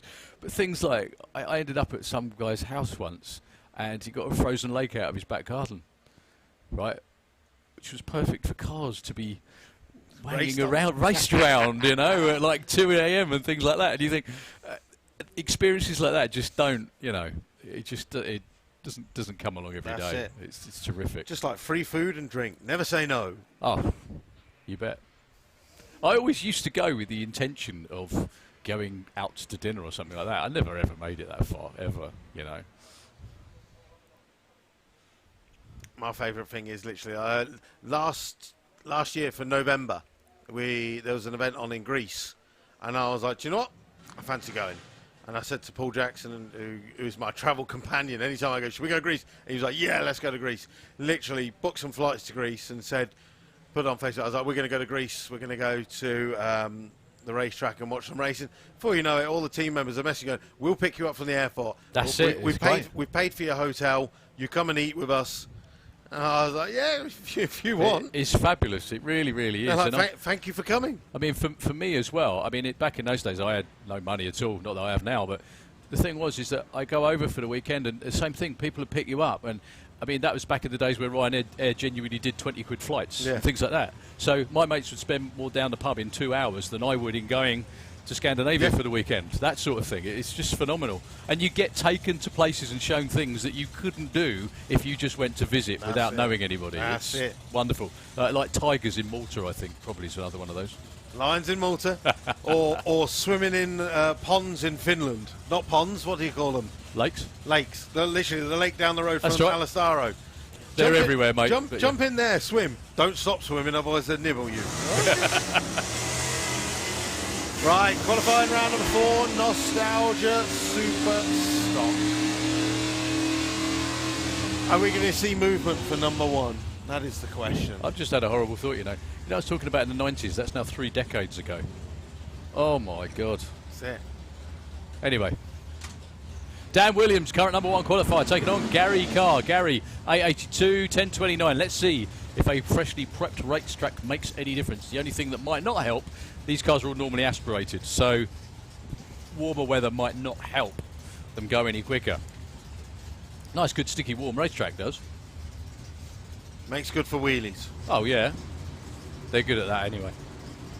What a difference a week makes, though, between, like, now and last weekend. Whoa! Never ceases to amaze. 882 for Gary Carr goes. 886. Finally, a number the right side. Dan goes 27 on a 29. Couple of hundredths too quick. Gary Carr, though, still only the number 17 spot, and he's 4 hundredths off his dial-in. Tough crowd.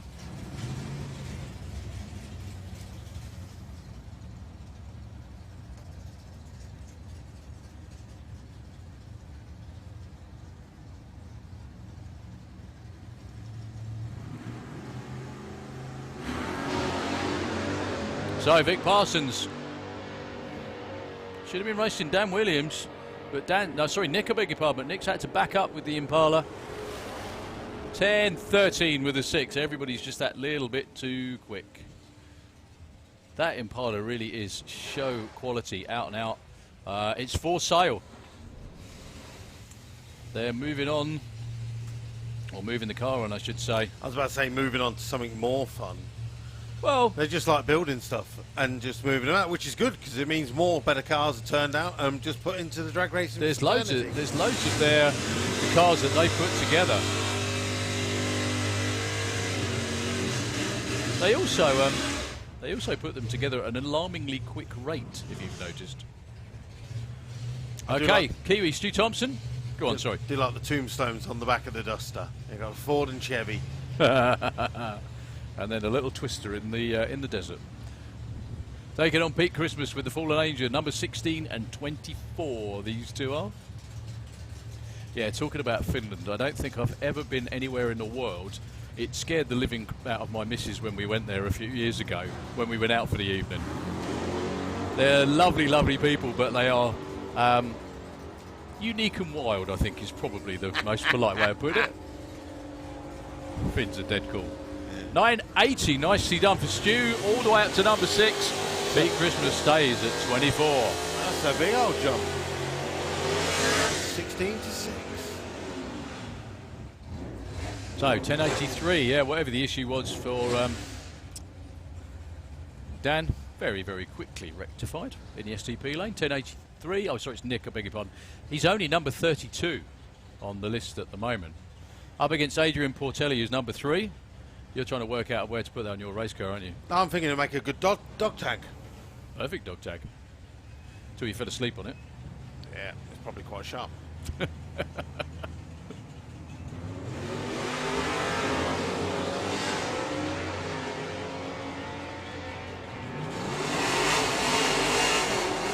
So Adrian looking for 1061. 1081 for Nick, breaks out by 200ths again.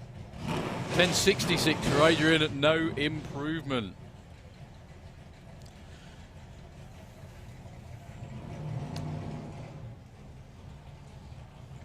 Don Scott with a monster Superbird.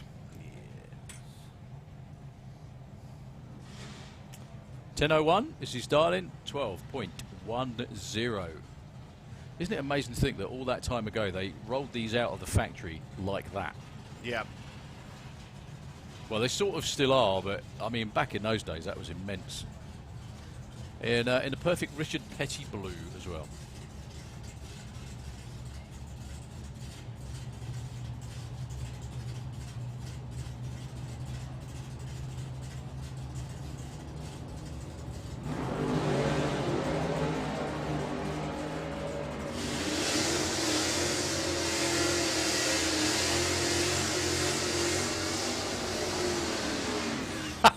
So Don goes 989 at 130. He'll be happy with that. Well back in the 9s. Gary Court breaks out as well with an 1187. It's funny that, isn't it? It's always the way. Everything goes right. Also, the one thing that never ceases to amaze me about drag racing is that you back them down and they go quicker. Oh, well. So, James Oliver, this time with a 9.14. There's a dial-in on the car. Against Neil Francis, Styles, 12.70. James Oliver is in the STP lane. If you're watching at home and looking on the screen, that's to the left of the start line as you look down the racetrack. The Autoglym lane is to the right. Here we go. Big wheelie coming up. That must be so much fun to do that, you know. Yeah, 125, 60 foot, 116 in the 8th. Are we going to go 913? Oh, 918. Oh, we've dialed it back a little bit this time. Right side of number. Neil Francis, though, goes to number 2 with that run. 12.708 on a 1270. Congratulations, sir. Here comes our man, Colin, in a minute. Jake Hawthorne in the flank, jumper in our STP lane, taking on Nick Martin with the Downtown Duster, 11.57 and a 14.65 of the dial-ins on the board.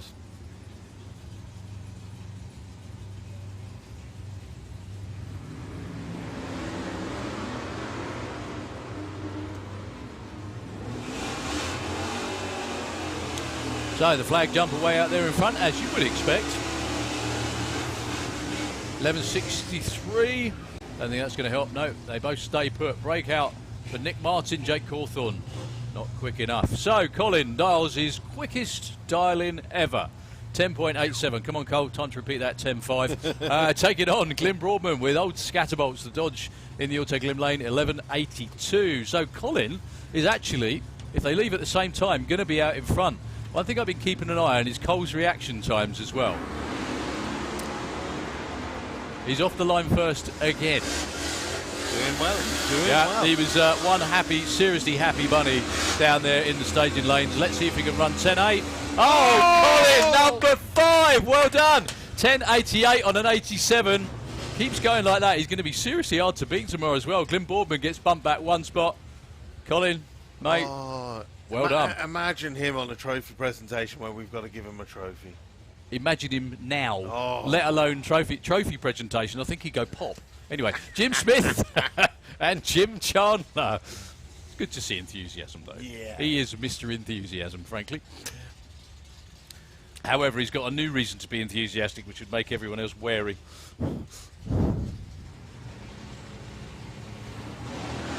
The big wheels up launch for Jim Chandler.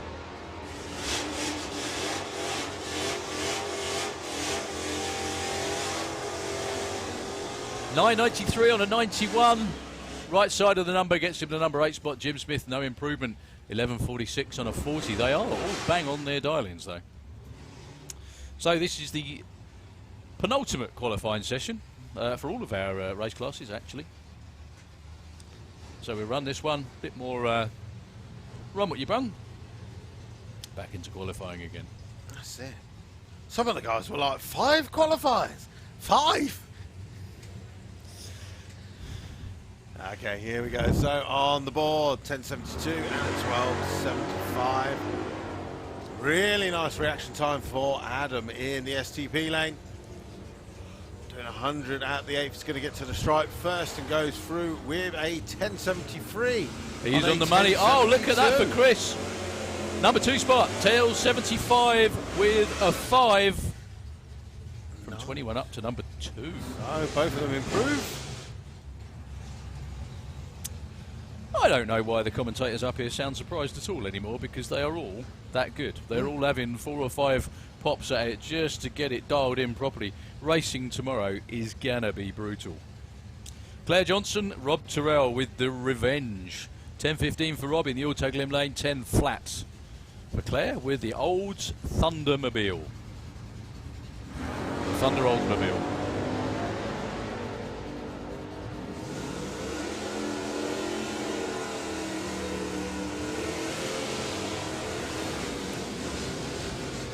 $10.23 and $10.16. Rob actually moves up 1 spot to 22. Claire stays 26.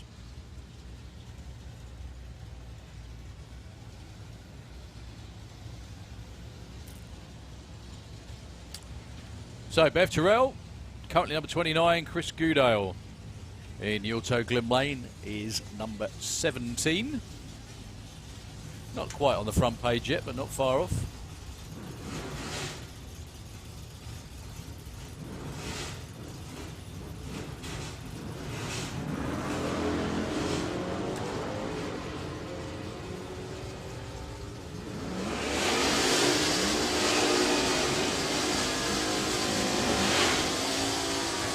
$10.36 for Chris, goes just that measly bit too quick with the breakout. No improvement for Bev with a 13.60. So, newest member of the 9-second club, Dave Bilodeau in the SDP lane. Against Simon Rickwood with the Bossa Nova. Simon was number 1 qualifier with the run. That is now number 11. That should tell you all you need to know about how competitive it is.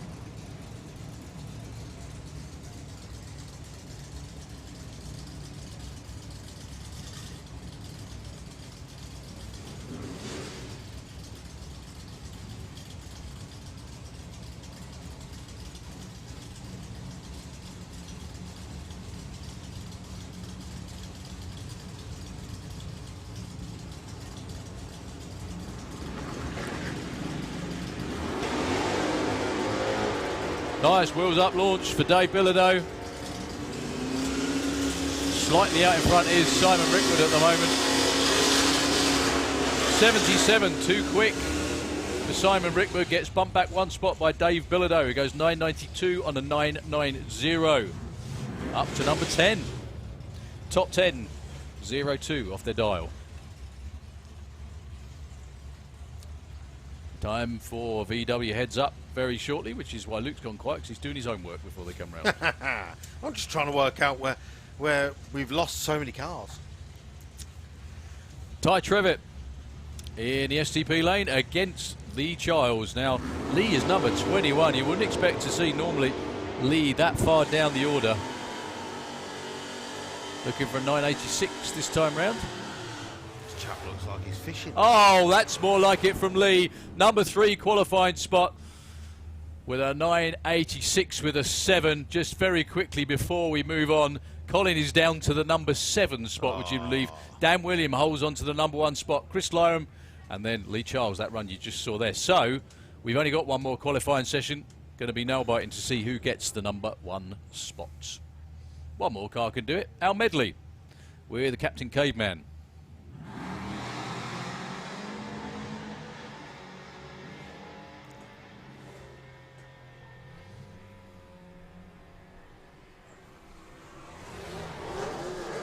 .1071 breaks out. So, VW Heads Up. Who we got? Right, Bruce. Where's my paperwork gone? I had it. It's Bruce. I'm only laughing because you spent all that time sorting it out. That's it. I did, right. So Bruce Copaz with the Porsche 924 is on the outside looking in. His best run so far has been a 12.50. He needs to run that 11.99 to be in for eliminations tomorrow. Thomas Herbert, best run so far was a 11.69. He's currently qualified 11th.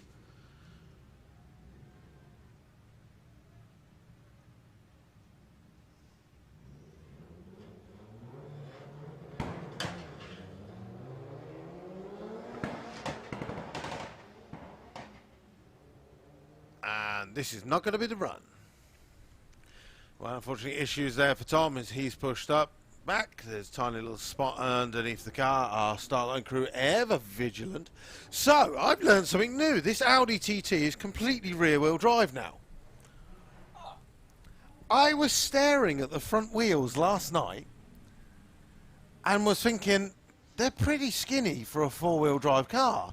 So was it four-wheel drive previously? It was four-wheel drive last season, and over the winter, he's turned it into rear-wheel drive. I'm assuming he's probably got, because him and Bruce are really good friends with the Porsche, he's probably used exactly the same setup, rear-wheel drive setup, that Bruce has used.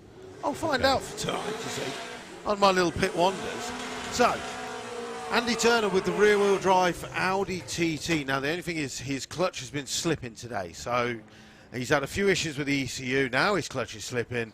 He needs to run 11.99, either this run or the next one. Otherwise, he ends up in Runway Run Session tomorrow. So it's not the end of the world, but we'd rather see him in competition. Racing. Graham Fairhead with the fastback has already qualified 10th with an 11.47. Well,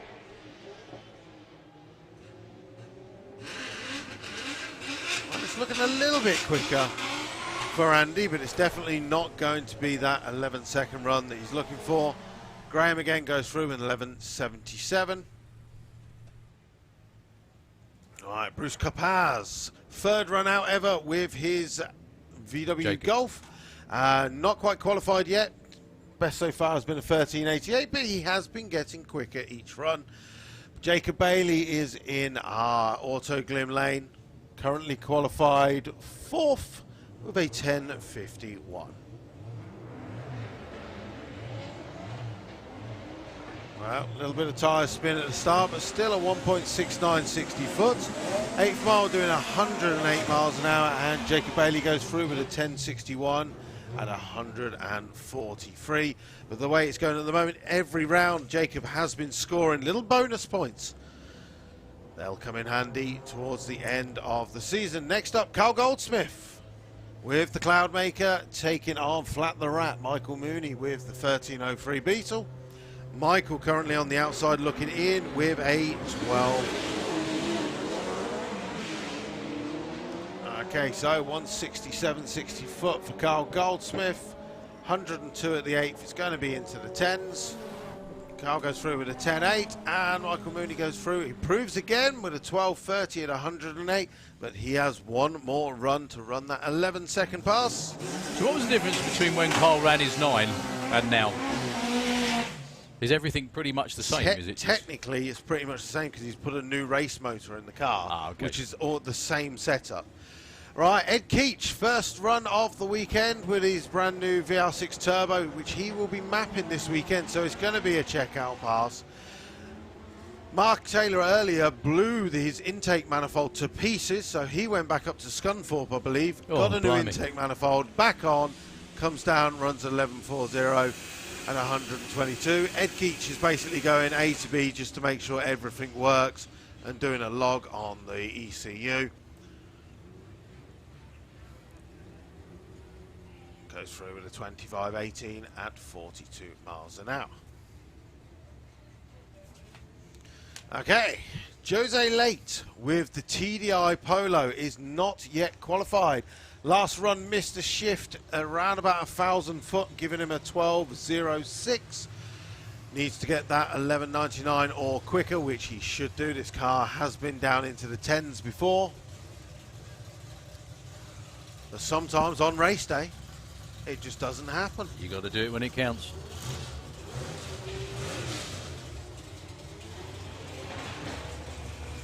Well, not his best 60 foot, but now he's got the power going at the top end. He's keeping up with Geordie. 100 at the 8. Geordie's going to get there first with 11. And Jose goes through with 11.46 at 133.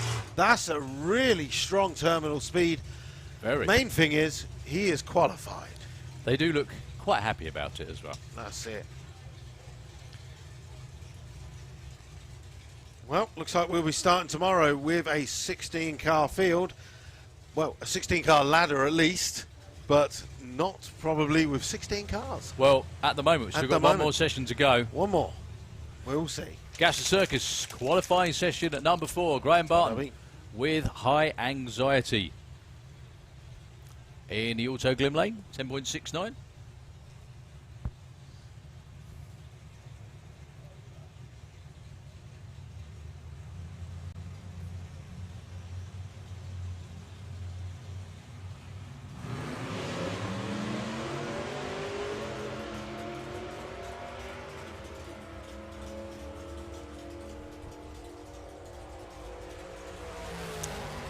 Goes 10.69 with an 8. Stays at the number 2 spot. Good effort all round.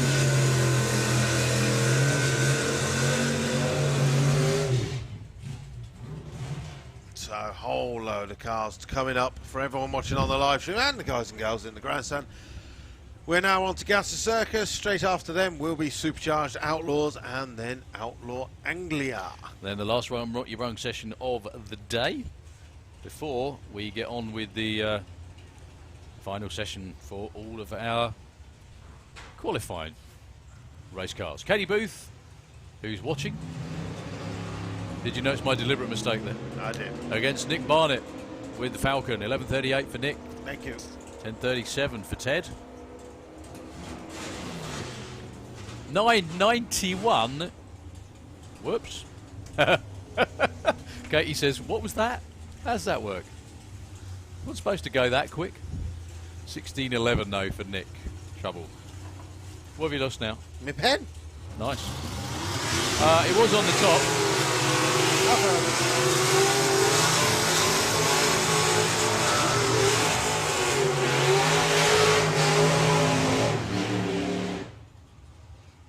So, Mr. Funny Car Burnout of the weekend, Tony Pearson in the Auto Glim Lane. Going up against Steve Matthews with Honky Tonkin. If you look at that car in the sunlight, which you can't help but do on a day like today, it's gorgeous. Very much the same, actually, as Lee Pike, who's just coming round with Honky Tonkin 2. Good news for you race fans out there as well. Andy Raw is back down wandering around in his fire suit, which means hopefully he's not too far away. And hopefully Mr. Barlow as well.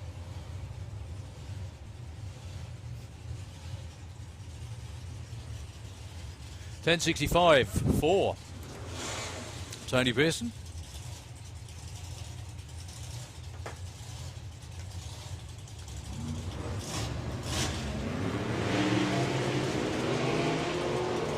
Wheels up launches for both of them. Steve Matthews, 967, currently number 9.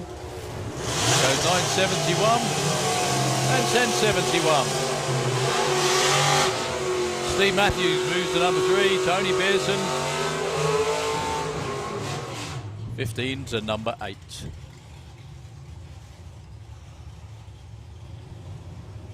So Lee Pike broke out by a bunch before, so the dial-in's been changed to a 906 for Honky Tonkin number 2. Up against Nogbad the Bad. Nervous Nick putting 11.46 on the board.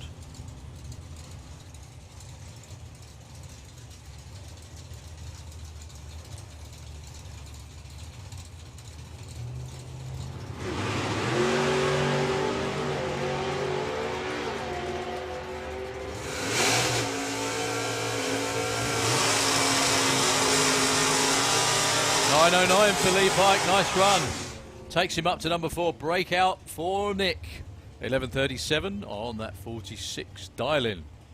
Sean Milsom taking on Billy Jones. Sean Milsom with the 8 behaving van. He's got something new in the works for a bit later on in the year, which we're all looking forward to seeing. 10.09 on the Auto Glim side.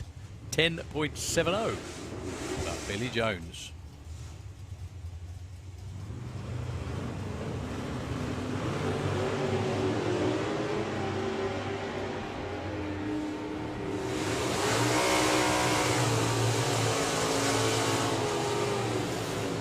Sean goes into the 9s with a 996 at 133, way too quick. 1060 with a 0 for Billy Jones, also breaks out by a bunch. Sean's always been capable of doing that. It's just, well, whether he decides to run the car that quick or not. Mick Allen with a quick buck Corvette. These cars are so nicely turned out, it's unreal. Taking on the jumping jalapeno of Jason Hollenby.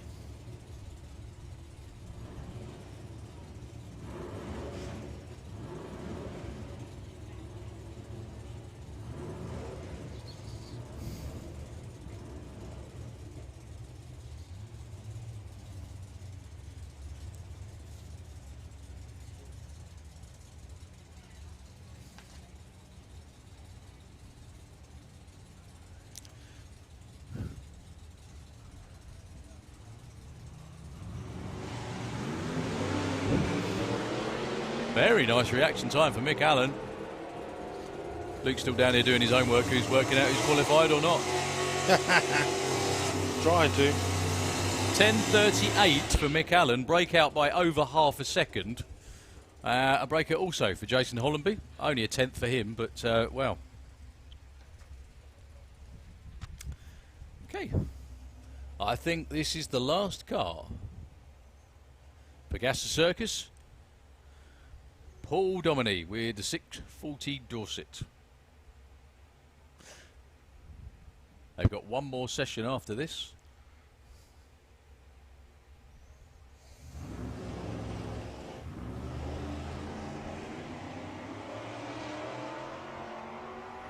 Don't think that'll be a 12.46, 2 second 60 foot. Yeah. Slightly rolled the lights. 11.88.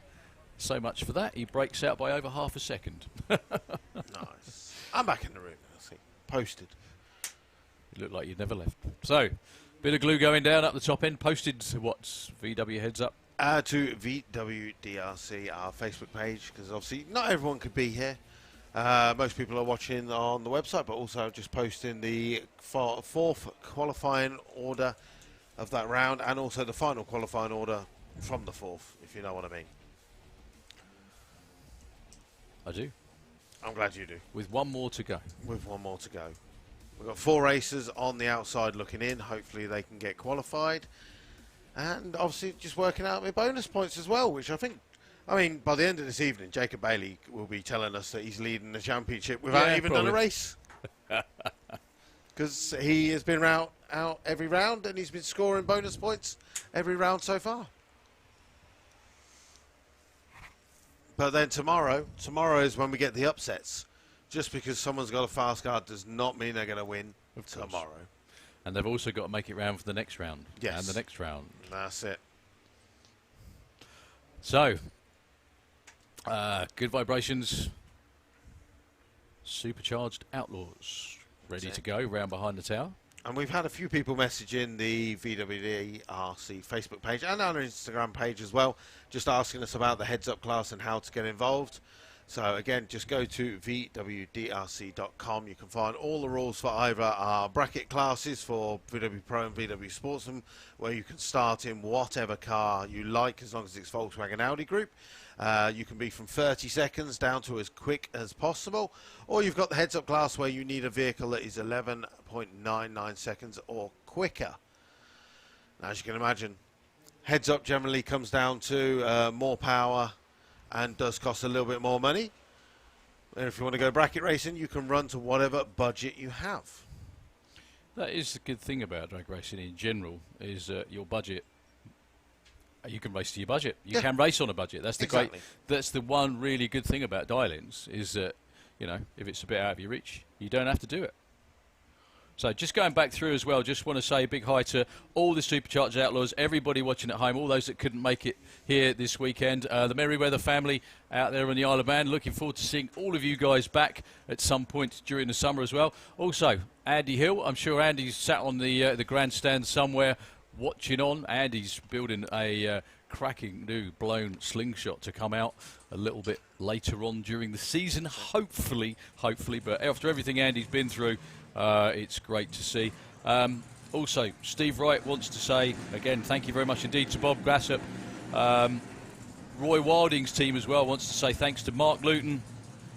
All the best to Ash, who worked on the crews before as well. Big thanks to Kevin, Tony, Dave and Holly. And it's good to see them out. Hopefully Roy makes it round 4 this qualifying session.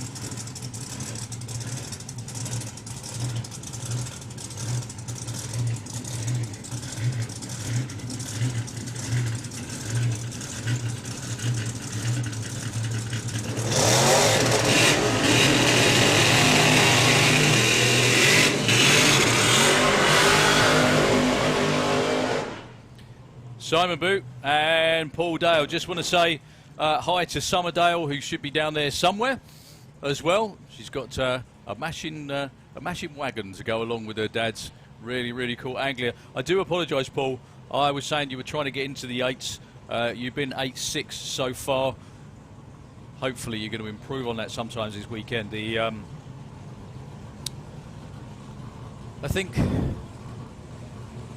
the weather's there, the track's there. It's just a case of finding where it is in the car as well. Simon Boot with the bootlegger. The bonnet welded, the boot welded shut this time round.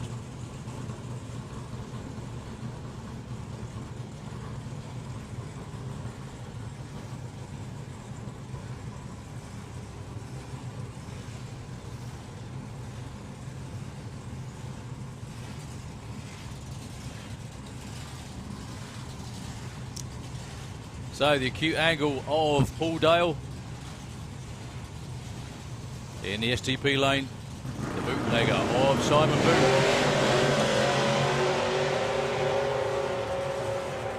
Whoa, Paul Dale with a big wander again, he just clipped the block. 9:46, 9:32. Well, slight improvement for Simon Boot as he goes from 11th to 10th. No improvement for Baldale, but even if he had blocks, that would have been a disqualified run. Luckily, timing blocks are now magnetic. So they, as long as they're actually in one piece, they just get put back. Yep. Gone are the days of endless fiddling around to try and get them lined up again or in the right place. But yeah, no. If you notice, that is one enormous improvement. No stopping the racing, no going out there sweeping stuff up, nothing like that. Well, obviously because he didn't hit it hard enough, which is a good thing. It just kind of wobbled off. But if you look out there at the moment, the timing crew are on it. Looks like the block back in place and we're still racing. Dave McCallum with the white trash C10 pickup, taking on Gary Parks with the Purple Days altered. Gary's personal best up till yesterday was an 8.00. I made the daft suggestion that if you skip breakfast he might be there because it's like such a minuscule margin, and he ran 780 off the trailer yesterday. I don't think he took my advice though. I saw a bacon sandwich on his news feed that he said was very nice. Dave McCallan as well. Dave, thanks for all the info, Dave, as well. The truck is all completely rebuilt. Loads of stuff from Steve Zephyr going in there. Dave's dipping into the 8s. Gary's in the 7s. Oh, the wing comes off a Gary Parks car. Still goes 787 at 172. Oh, well, didn't need that bit anyway. No, 899 with the 9 at 147 for Dave McCallum. That's quite unusual. Obviously, something just broke on the bolts or the struts on the back of their... Do we call that active aero? Yeah. Did he what's it, activate the DRS as he was going past the 1,000 I foot? think the only slight problem was it probably made more. Yeah. It slowed him down more because it was tilted back, so it's pulling on it. Anyway, Gary's absolutely fine. The car's obviously fine, just pulling off the racetrack, just a little bit of repairing to do, obviously.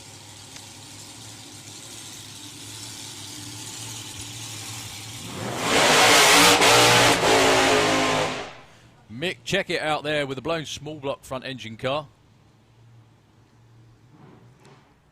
Mick is the quickest of the Outlaws, apart from Robbie Grabham, of course, so far this weekend. Robbie actually got to the final of the Cannonball at Dragstalgia a couple of years back. Can't remember he raced in the final. I think it was the Nitrocalypse. Funny car. So Mick went 7:33. His quickest run ever. In anything, I think. It's pretty stout.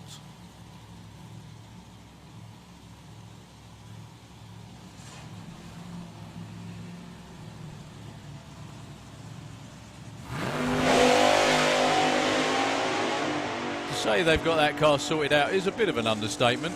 Looking for another 7.3, maybe even a 7.36, 185 miles an hour. Very, very consistent. Well done, sir. Got no shoots out of the bottom end, though. Is that a bit of a bounce going on? Just making sure he's stopping. There he goes around the corner. Brave. Feeling brave. Des Taylor. Andy Hadfield.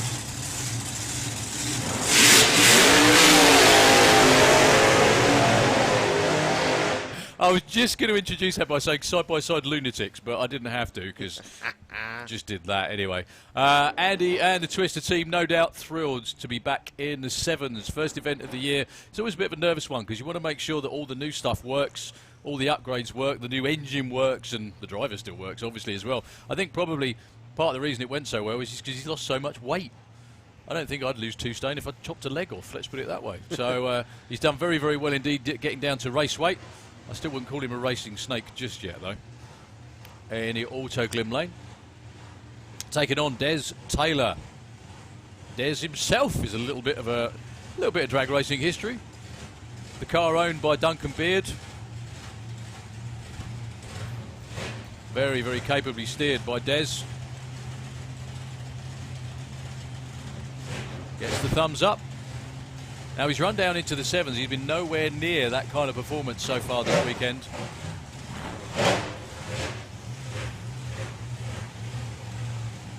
However, everyone's only ever one run away from it. Andy Hadfield earlier went 7.69. If it sticks in both lanes, it'll be a real good race. And you certainly know the man sitting in Twister on the start line is not going to be wanting to go in any slower.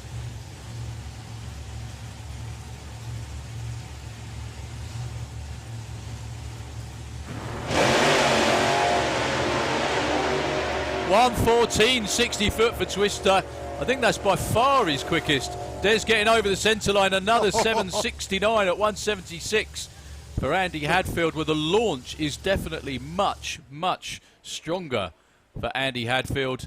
Des Taylor goes through with an 8.53, but the car doing a lot of wandering. I think he got the blocks yesterday, didn't he? He did. In he's basically destroyed 2 of those today. We were just saying they don't really make much of a mess anymore. Your fault. Well, they're easier to clear up now. Yeah, well, they're definitely. easier to reposition anyway. Let's put it that way. Essentially, they used to just be silicon down onto the track. So if you knock one out, you had to scrape the remains off the track, get the silicon off, re-silicon one down. Whereas now it's just literally. I don't know why the timing crew in the white van bothered coming back to the start line myself, but there we are. That's it. Good effort for Des though. He was doing pretty well up to that point. It's definitely his best run of the weekend. The trouble with that is that you can see the centre line coming. You just have to judge how long you want to try and hold on to it for. No, that's it. Well, 2 more left of the Supercharged Outlaws, which we'll continue on with just a couple of minutes once we've done this quick clean-up.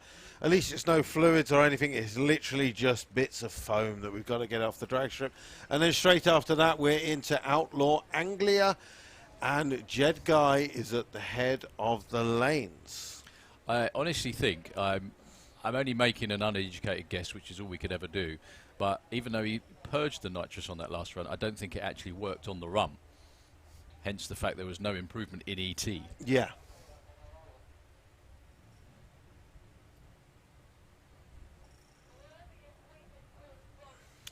We're still missing poor old Roy Wilding as well, unfortunately. Roy's obviously having some sort of issues this weekend. Well done to the whole Twister team. Possibly the best looking team in the entire drag racing community. But that's because you got Tony on the team for the weekend, I must say, right? Fire Tony and you've had it. No, congratulations, well done. All the hard work's working out and paying off. And I broke my promise to Hayley by saying I wouldn't be rude to anybody apart from Andy. Sorry about that. Anyway, 2 absolutely fantastic runs. Well done. Well, while we've got a couple of seconds of downtime, I'll just flick through Facebook. First of all, thank you very much to Stuart Hudson, who sent in 50 Facebook stars to our live stream. Thank you very much for that earlier. And again, if any of you guys that have been watching on the live stream may be the Facebook feed, then there is the stars button on there, which you can use to donate as much as you can or as little as you want for our live stream services. And it all goes into paying the bill for the live stream services. So we can keep them going throughout the season. And the same if you're watching on Facebook, on to the YouTube, which is our SantaPod TV channel. You can hit that Super Chat button and donate towards the channel. And again, all of those go towards the live stream and just helps pay for it throughout the season. And hopefully it means we can have the live stream running at as many events as possible, not just the big events.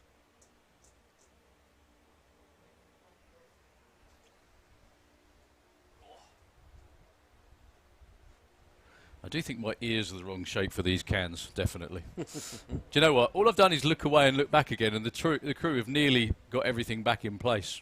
Again, they are amazing. The one thing that I know all the racers are so appreciative of, but the amount of work that the SantaPod Racers Club do just in the background to keep everything going. Now, my caravan is up there past scrutineering. I will stay up there, and that's where they all are. They're always up, all of them, 7 a.m. Yep. ready to go. They're already down here, ready to work. Even when it's not been raining or anything like that, they don't have anything to do or clear up or whatever. They're always down here ready to work, ready to get everything going, dead on time. They keep the racing running so smoothly. Like you saw out there, they don't normally scrape the track in the middle of the day. They normally wait until right at the end of the day when everybody's gone, oh, that was a really good day's racing. I can go and have a barbecue now. They don't get that chance. Nope. They keep working. They keep going for another couple of hours just to make sure everything is in perfect condition for the next day. Well, that's the thing. I mean, like, because my daughter was 16, she's ready. She wants to go to earn some money. And then she looked around, and obviously because I'm here almost every weekend, we said, well, why don't you get a job at Santapod? So she starts working in the Santapod shop. She was supposed to be starting on Friday. But it was either that or come up here in the timing tower and help out with here or do something with the marshalling and stuff like that. But then for that reason, they do start at like 7 o'clock in the morning, which means the divas like me and you who just rock up at gone 9 o'clock, 10 minutes before racing, I was like, no, you can't do that because I'm not getting you up here for 7 o'clock in the morning. Oh, so that was you that said no, not her. I thought you were going to say it was her. No, it was me. It was literally like, no, because like when we finish, the racing finishes, me and you go, thank you very much. That'll do. We hang up our headphones and go wander and barbecue and chat to other racers, where the other guys have then got to pack the stuff away. You're making it sound like a cushy job, but by comparison to what they do, it really is. Oh, no, that's the that's difference. No. I'm the very best parachute journalist I know. Let's put it that way. Just, just I know. turn in, work, I do know. out. I think the last time I worked with you, you went, ooh, it's a little bit late. I'll tell you what, you've only got a 20-minute journey, so I'm going to head off. You do trophy presentation. Bye. That's the one. It takes me... Do you know what? Anyway, 3 hours to get home is always a bit of a pain, but it's always worth it. Definitely. Although I don't know if we're doing trophy presentations because COVID, so I don't know if we're still not that's doing a very good point. They get handed out in the pits. They're handed out in the pits, and I think we're yeah. still doing that at the moment. Okay, fair enough. Because I have noticed on the programme that tomorrow Show and Shine winners are all announced on Facebook, which means we don't do it or someone doesn't do it. It's just handed a trophy, so I'm going to assume. Frankly, I'm glad you just mentioned that as well, because it's just a reminder how unbelievably lucky we are here at this place to be doing what we're doing. Because, okay, there are some restrictions in place, one-way systems, whatever, but it's nothing. We're actually here doing it. There's plenty of places around Europe that aren't. Nope. There's plenty of places around the world that aren't. There's other venues up and down the country, other racetracks, in fact, that aren't. They're not doing anything yet. We have a very, very proactive team here at Santapod that work with the local councils to get everything in place. And one of the really good but unfortunate things about last season was we were up and running in August, September time. We had the Not the European Finals still at the same date in September. So we had an event. We had a lot of people here. Socially distanced and all the rest of it. 45 miles away over at Silverstone, they did nothing at all. No events, zip. We were able to do it all because of the way that the Santapod team work everything out. Just they work tirelessly, don't they? They really do.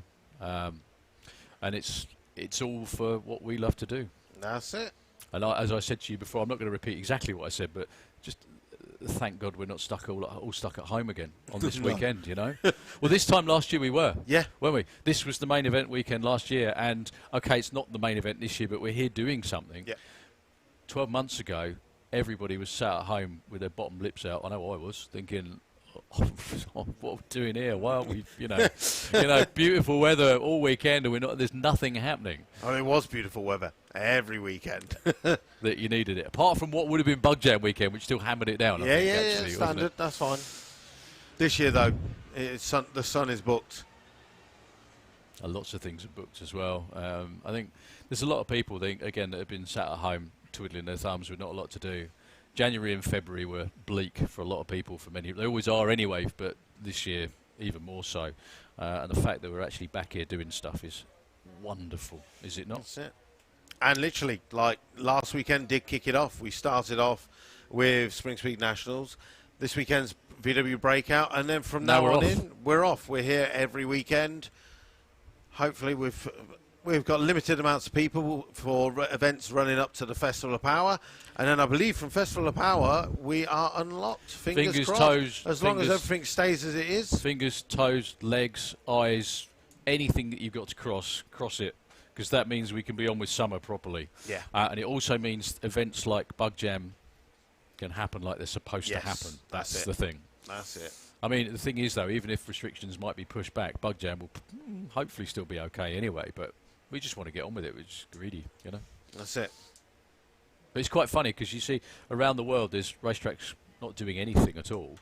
We're still able to do this. It's wonderful, you know? Really, really good.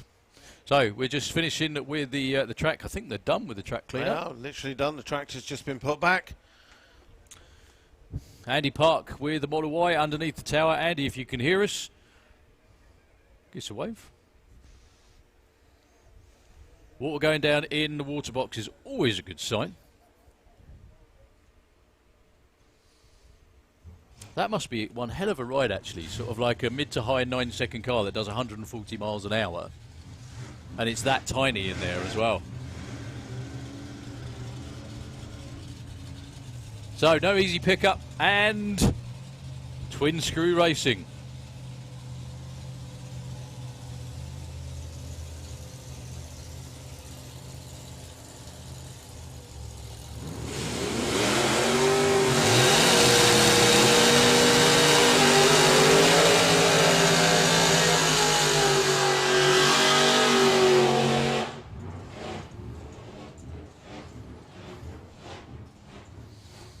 So, Paul Watts with no easy pickup. We haven't seen Luke round with Agamemnon this time, unfortunately. Andy Park has run a best 9.72 so far this weekend. Paul's had problems so far. Let's hope this is the one.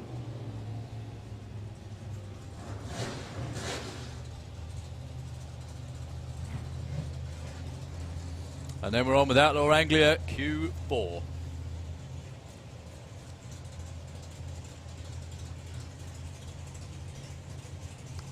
So Andy Park's personal best, I think off the top of my head, is a 9.63. He's very, very close indeed to that so far this weekend. Another lovely little wheel stand off the line. Problems again for Paul Watts with the pickup. See what Andy Park can do this time round. 9.79 again, 136 miles an hour. He did say before the weekend, if anything, if he got anywhere close to his personal best, he would be a very, very happy boy. And I certainly hope he is. Outlaw Anglia.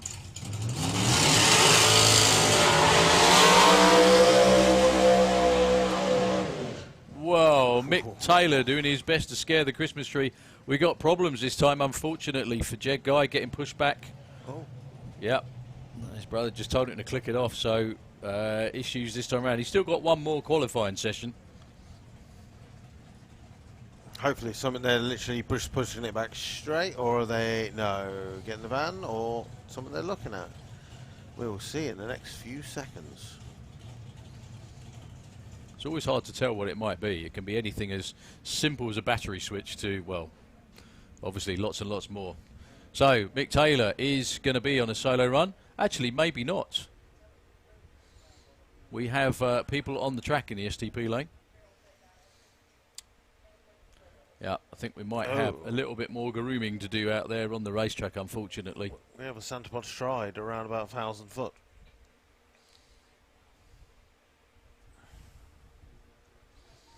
That was Paul Watts that went down that lane last, wasn't it? It was. Well, the sweeper's just coming out.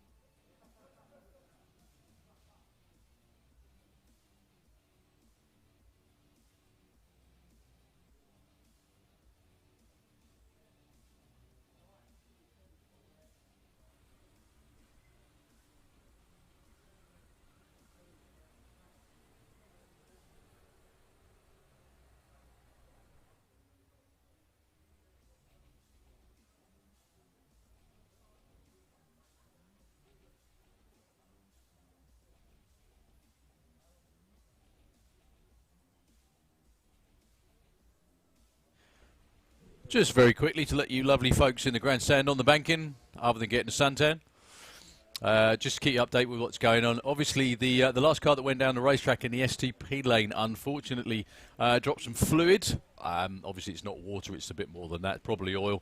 And that oil needs to be cleared up before we can safely run anything else down the track, full stop. So that's what the team are out there doing. You've got the shoe.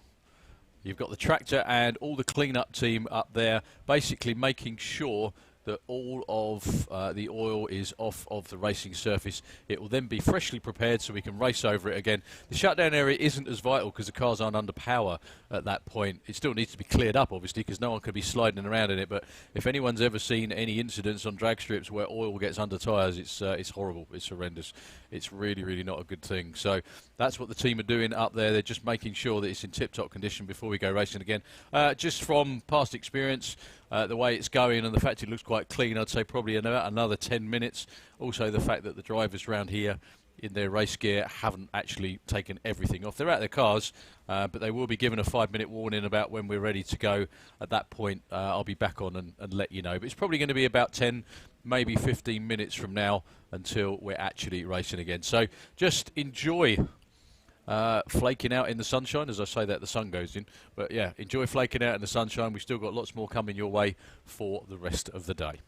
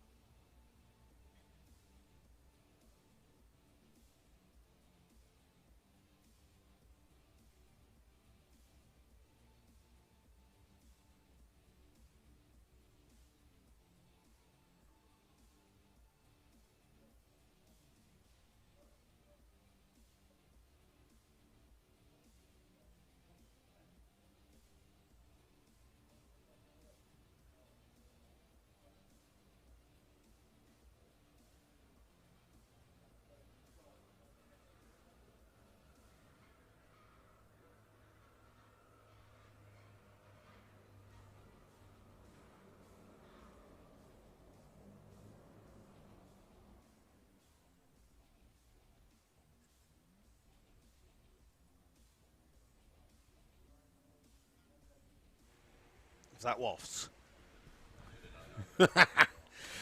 Ah, dear me. Right, back in the tower, just went for a little wander. We have got a big old clean-up going on down the bottom end of the track. We've probably got around about 20 minutes till that is all cleaned up. What he's saying is I was lying. You were lying. Well, you don't know. Misinformed. I wasn't informed. That's the same as usual, really. You are hopefully optimistic. So we'll be around about 20 minutes, half an hour. Mate. And we'll be back underway with racing. Attention in the pits. Unfortunately, qualifying round number 5 has now been cancelled. For today. Updates on whether you'll get a qualifying round number 5 tomorrow. You will have to seek Eurodragster's, I suppose, advice overnight and the board, or race control, or... But for... What Luke's saying in about 85 different ways. is that at the moment we don't know. We don't know. We're waiting to find out. We don't want to offer you something that we cannot give. Exactly. Because we have no control. Yeah, so qualifying round number 5 for all of our classes has been cancelled for today. But you are more than welcome to come down and join the Runway Run queue if you want, as that will be going on till 7 o'clock this evening. However, just a word to the wise, as you can see there, if they've got another 20 minutes or a bit to go, we've still got all of Outlaw Anglia to run. There's still going to be plenty of track time to end the day, but I would say don't all pile out half an hour. Yeah. Don't. I mean, if you went all run what you brung now, you left, you're still going to be sitting in that queue for approximately probably about an hour anyway. Yeah, there or thereabouts. So anyway. just a heads up. So it could be beer o'clock, it could be barbecue o'clock. It's up to you to for decide, the drivers. Really. Well, I thought this is supposed to be the most chilled event on the calendar. It's so chilled. So it's barbecues going off everywhere, I think, really. Yes. Do you know what? Do you know, during this last lockdown that we had, I watched American Pit Smokers. American Pit Smokers. So you know the big barbecue pit smoker things? Yeah. And it was like a challenge. It was like the Great British Bake Off, but with Americans, hillbillies, and pit smokers. And then by the end of it, I was like, I want a pit smoker for the back of my pit area. I'm going to wake up at 7 in the morning, start the barbecue, get some meat in there, close it, and just leave it for 8 hours with that smell just wafting in the pits. 8 hours all day. Just that smell. People will just be like working on the car going, when does that smell end? It smells so good. How long are they eating that for? I think I wasted most of my time doing watching things like Ozark. Have you watched that? No. Ozark is epic. It's so cool. No, I think my favourite programme I watched during lockdown was The Money Heist. Right. That was brilliant. Absolutely fabulous. It's Ozark. Sorry, anyway, everyone out there's probably seen all this stuff. Ozark's it's about a financial advisor that has to run away to the Ozarks.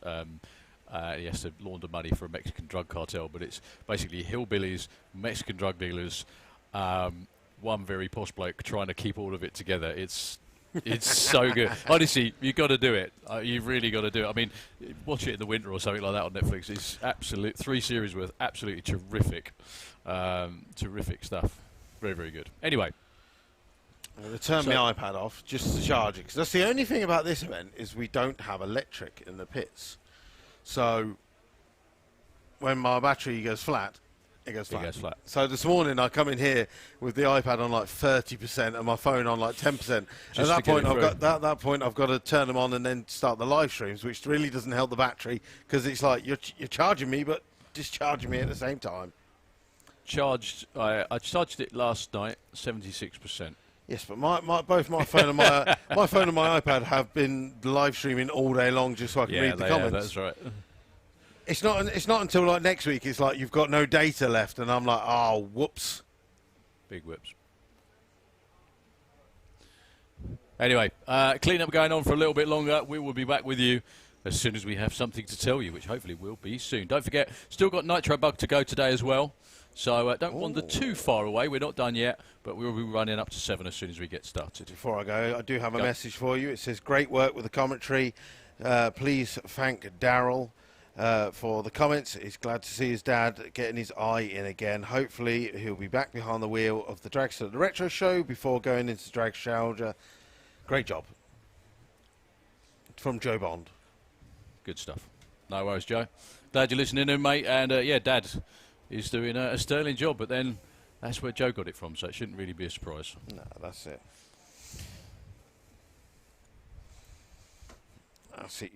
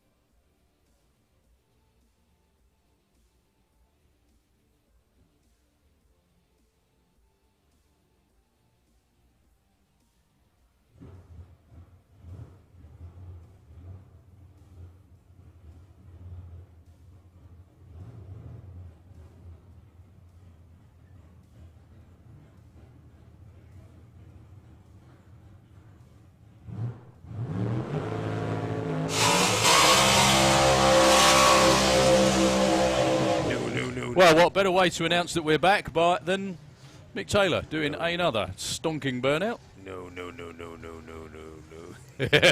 What's that about? What's going on here? What's going on here? Oh, so we're You've not... got ladders. I've got ladders. Well, that means we're done with qualifying then, I think. That's it. Oh, where's James gone? I forgot. Was he gone? He's gone. He's like a ninja.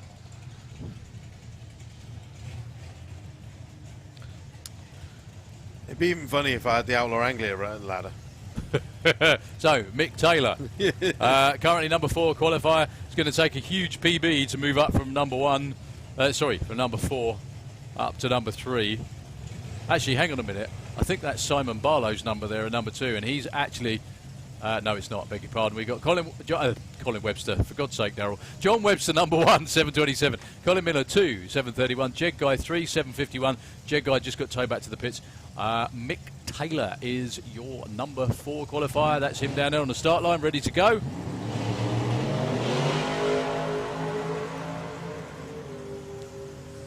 Very, very nice launch. Very nice run. 8:10, 1:68 for Mick Taylor. A little bit of smoke through the shutdown area is just obviously where the track crew have done their clean-up.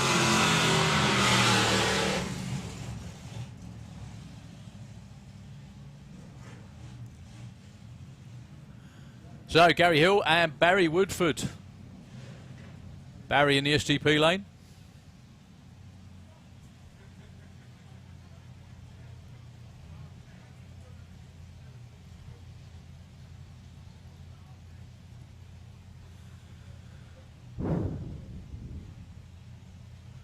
So Gary Hill so far has run a best of 9.66. Barry Woodford 10.71. There's a lot more in there, definitely.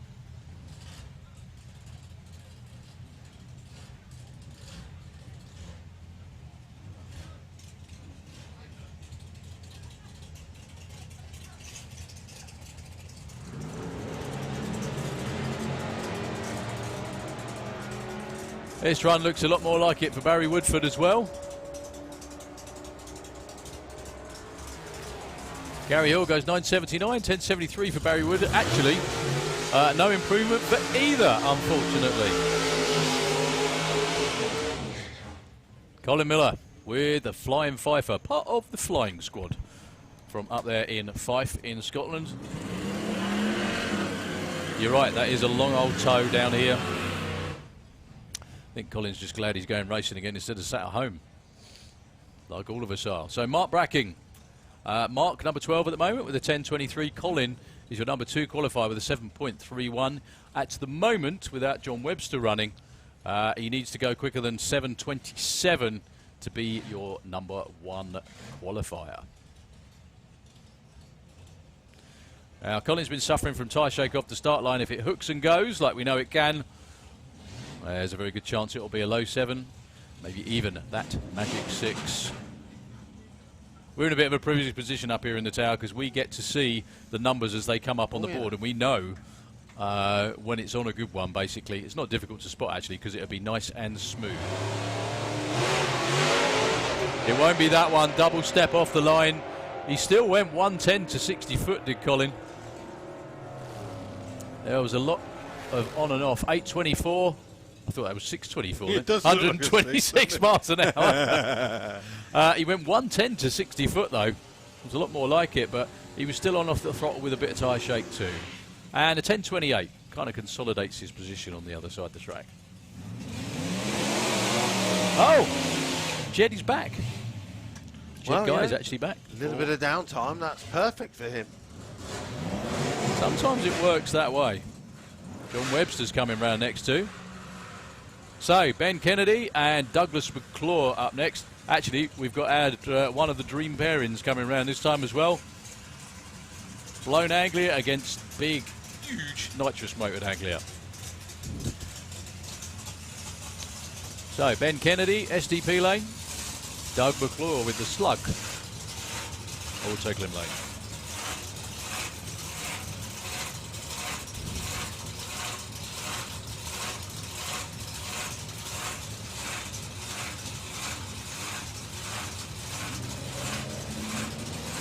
Well, no time for Ben Kennedy because he went through stage 2 quick.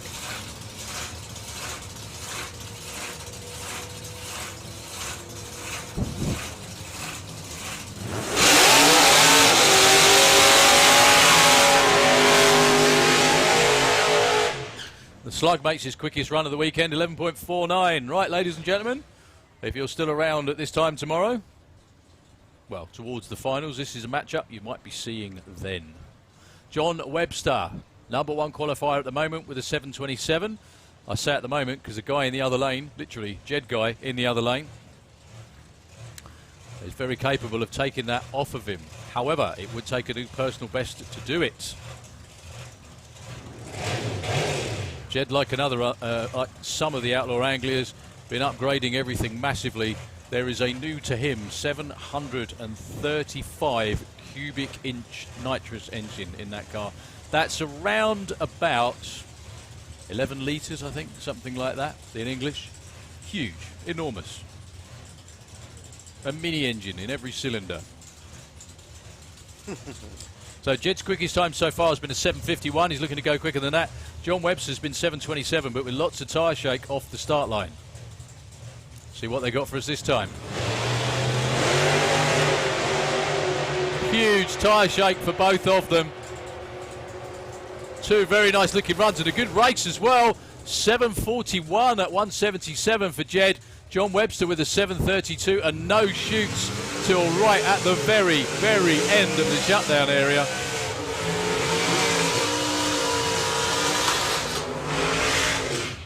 He went 185 miles an hour again. Yep, he's off round the corner. All good.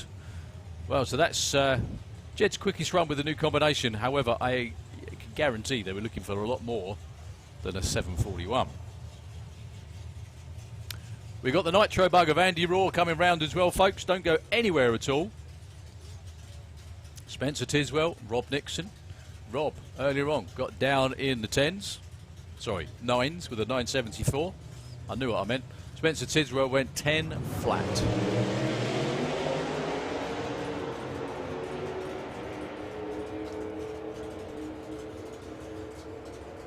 So Rob Nixon going through the top end, 10.21 and a 10.60. No improvement for either.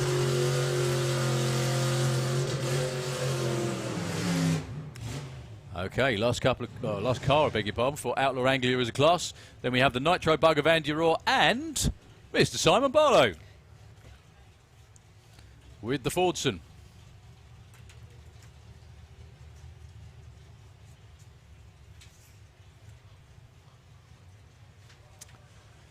Last car will be Ted Booth with the Mighty Mouse, turning the nitrous on to try and run as quick as possible in Outlaw Anglia.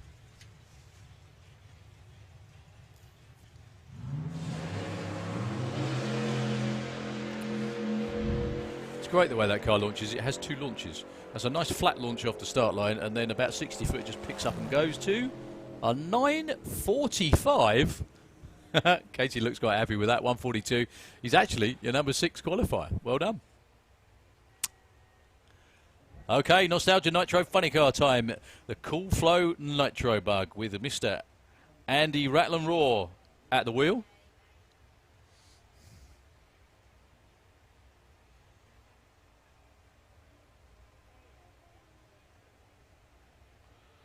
I'm trying to work out who Colin's got tomorrow. Don't think he cares. I don't. However, hang on, it's the first 16 versus the last 16, isn't it? So he's number 7, so it'll be against number 23. Yeah, Does I've got that sound right? Yeah, number 23. But What, number 23 it says qualifier? number 35, but I don't have a 35. Who's number? There's no 35 on the list. There's no 35 on the list. Terrific. You know. A wind mower. So the last checks are being done on Andy Raw's Nitro Bug underneath the towel. We hope you've enjoyed your day here with us at Sandspod Raceway. We've still got loads of barbecues to do through the evening. Just been just one of the more perfect weekends that we're ever going to get to go racing, I think. It has been good. It has been good. Yeah, And just like we just press pause on the weather for the next 6 months. Sure. Yeah, that'll be perfect. Is 6 months enough? That'll be November, mate. That'll do. That'll do. That'll be it. I'm here till then. Yeah.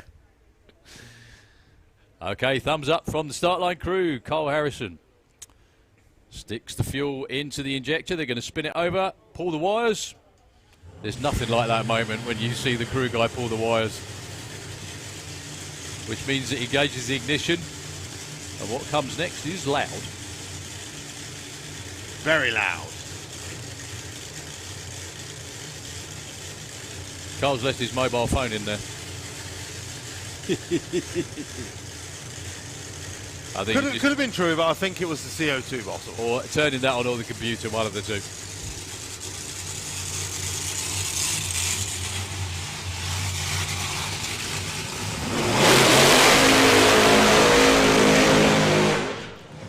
Lovely, strong, straight burnout from Andy Raw.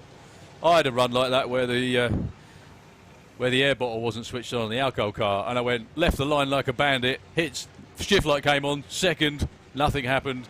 Then I thought, okay, the second light came on, I hit third, nothing happened, and just had to back out of it. You have to back out of it very, very quickly, or it all goes wrong. It was all right though. We saved it. Oh, perfect time while we have got hundreds of people watching on the live stream. Big shout out to Jack Hawkins and Martha O'Malley, who got engaged at Santa Pod Raceway today. Congratulations. What a place to do it. That's it. There have been a number of weddings here as well, actually. There has. If anyone ever wants to get married here, Polly Judge will do the, right, the service. So Andy Raw with his second run of the weekend.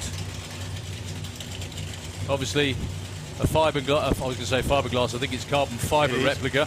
The crew taking great care to make sure he's absolutely in the middle of the lane this time round.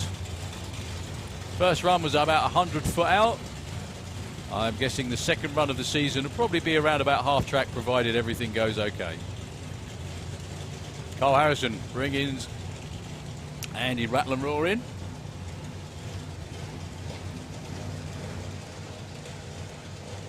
So the Cool Flow Nitro Bug for your viewing pleasure. That was way too straight. 107 to 60 foot, 330 was a 286. Clicked it off way before the 8th of 462 and just toodles over the line at 863 at 99 miles an hour. I'll tell you what, you're right. VW Heads Up is the future for that car. Do you know many VWs on Nitro? Just that one. Just that one. Okay. Just that one. I was just going to say just that, that one, and a crazy friend in New Jersey in America who's got a Mark III VR6, who is now he's overboard it to like 3 litres, but he's now got it running on methanol, normally aspirated, but his plan is to run it on nitromethane. Like you do. That is going to be, I mean, it sounds nasty enough on methanol with just an open header. And it's one of the fastest normally aspirated VR6s, but if he manages to get that thing on nitro, that Put is your so hands cool. together for the team, please. Their first runs of the season going very well indeed. More of that tomorrow, please. Thank you very much indeed, guys. Sorry, you were saying, if he gets that together, that's going to be something, isn't it? Yeah, well, I mean, it's not going to be the quickest golf in the world because it's normally aspirated, but still. Who cares? Who cares? It's a nitro golf. Yeah. Okay, so we have Simon Barlow with the orange pop. I mean, if you were to say a couple of years ago, would we see a lot of VWs just running on pure methanol? That would be, no, that's just a stupid idea. Now, we've got about 5 or 6. So Simon Barlow earlier on today putting a really nice checkout pass. He's been 706, I think, with this car. Or is it 709? Can't remember. One of the two.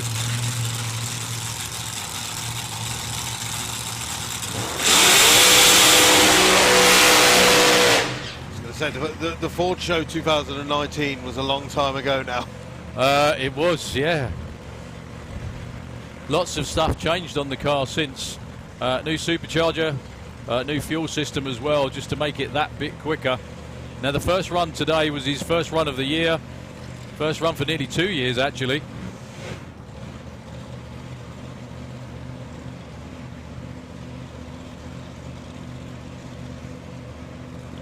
So Simon Barlow on his own. Still hunting for that 6-second run.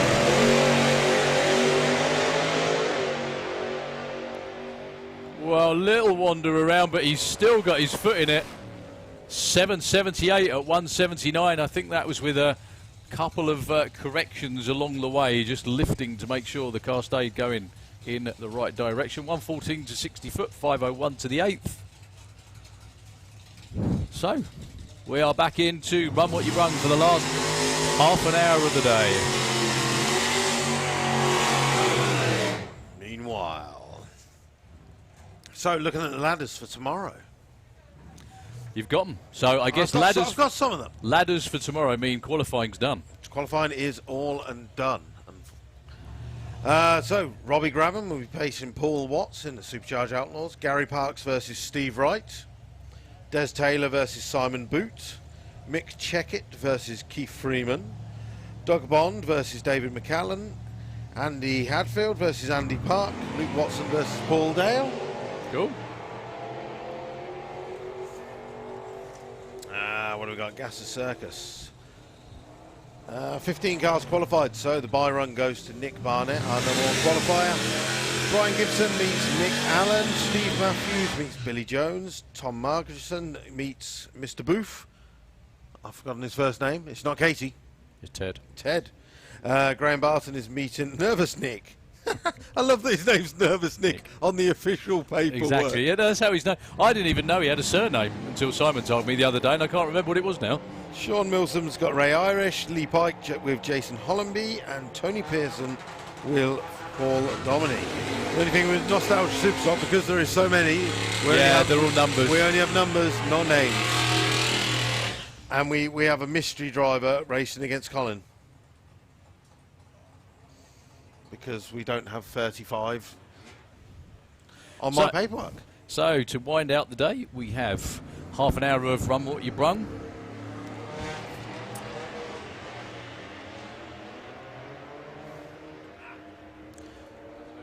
Which is going to be kind of a mix of all of our Run What You Brungers, but also there is going to be the odd couple of races. Obviously, we were hoping to get 5 qualifiers in today, which unfortunately did not happen. But Run What You Brung has been opened up, obviously, to any of our racers that were expecting a 5th qualifier. They can come and join the queue, but just bear in mind that we will be finishing Run What You Brung in half an hour's time, and I think there is a considerable queue already. So for majority of our races, it's probably going to be barbecue time.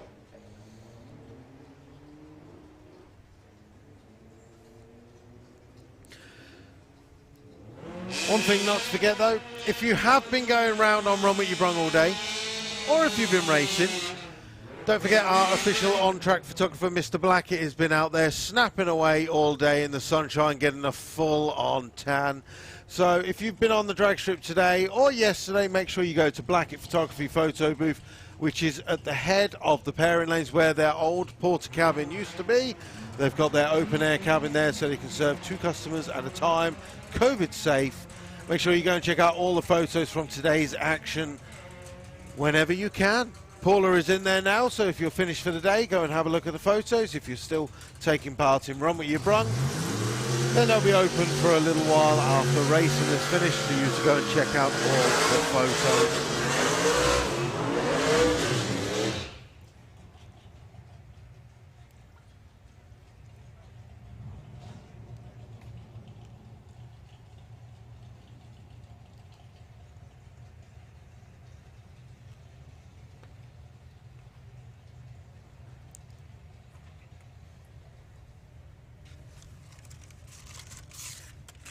Like a hula hula.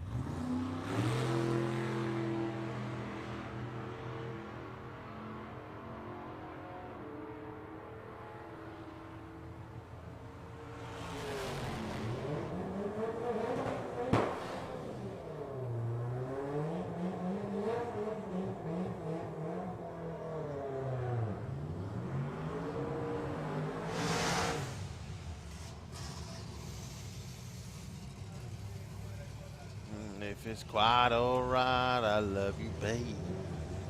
Well, I can't remember I had the last time I had this absolutely wiped out feeling. Yeah? You know the one. Oh yeah. I think it's just being back here in general, but that's a good thing. So Adam Skinner with the indecently quick rat. What's this? Ah, all right. Ooh. Whoa, very wayward at the top end. 889 at 128. All over the shop though. 1051 for Adam Skinner with the rat. Okay, so we got our pairs. That's it. Well, final pairs for Outlaw Anglia. John Webster, #1 qualifier, will be facing Douglas McClure. Adam Cuthbert will be facing Gary Hill. Mick Taylor has Barry Woodford. Gary Bird will be facing Mark Bracking. And on the other side of the ladder, Colin Miller will be facing Tom Margerson. Luke Hoskin will be racing Rob Nixon. And Jed Guy will be facing Ben Kennedy. And Ted Booth will be racing Spencer Tidswell. Good, good. The only ones we don't know, obviously, are the Nostalgia Superstock ones, because they're all numbers. And you can. That's what Colin does. You can come down the way. Colin does. He goes through all of that and works it all out. That's it. We're just too. We're too chilled out. We're chilled out. It's a chill out show. We just whatever pairs turn up. Yeah, whatever turns up and comes on the computer, we're going to work with. And then VWDRC Heads Up, I shall have in a few minutes. Just because he'd done the ladders with the 12-second cars in, and I was like, no, they're binned. You can't do that. Throw them to the rubbish. So does it change the ladder, or just the people that are in those qualifying positions disappear? It will change the ladder because we run a sportsman ladder as well. Just to mix it up a little bit. So how many cars made the cut? I believe it was 13. Well, that's pretty good, but there's a few of those 13 that ain't going to make round one, aren't there? Yeah, that's the sad thing. So we do have 13 cars on a 16-car field. So there will be already a couple of buys. James Hodson has broken, so there's going to be a buy there. Yeah, but it is what it is. That's Heads Up Racing. Good. I'm sure Fiat 126's games with engines like that as well. Sounds good. Yeah. Also went 9 seconds at 146. From the factory, came with a V8 in the front. There you go. You see, in the back. Are they in the front or the back? They're in the front. They're in the front. front. The driver sits in the back over the rear axle. Obviously. It's like Hightower in a car. They're literally just in the back because the engine comes into... but then with Adam Skinner's, the MR2, the engine is in the back. Okay. The funny thing is, though, that this is more proof that anyone that wants to go fast in the straight line, drag races, will do whatever it takes to get the engine I like they want this in. engine. That engine is going in that car. Yes, it doesn't matter what I've got to cut it up. It doesn't fit. That's not the right attitude. Remember when Simon Barlow changed the car from being a carb engine to the blower, and it just didn't fit. I mean, they had to cut the whole front end of the car up to make the blower snout and the mag and everything fit in. And for the first little while, it was all just sticking out in the open. It was all just in the fresh air. They actually redid the bodywork to fit it all in the end. It looks great, but you can just see how close to the front of the car the engine is, as in it's more than over the front wheels. Yeah, that's it.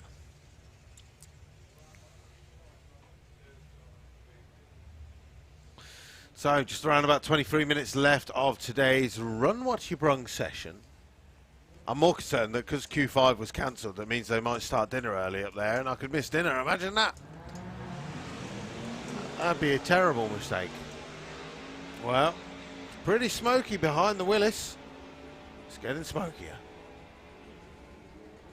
And now it's cleared up. He's lifted off the throttle, thankfully.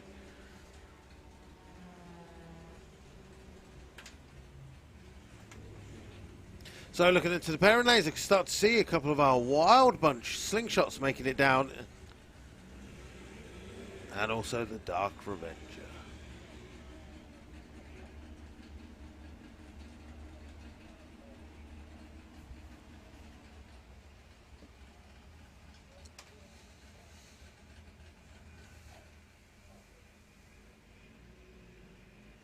Well, unfortunately that mist that was coming out of the back of the Willis looks like...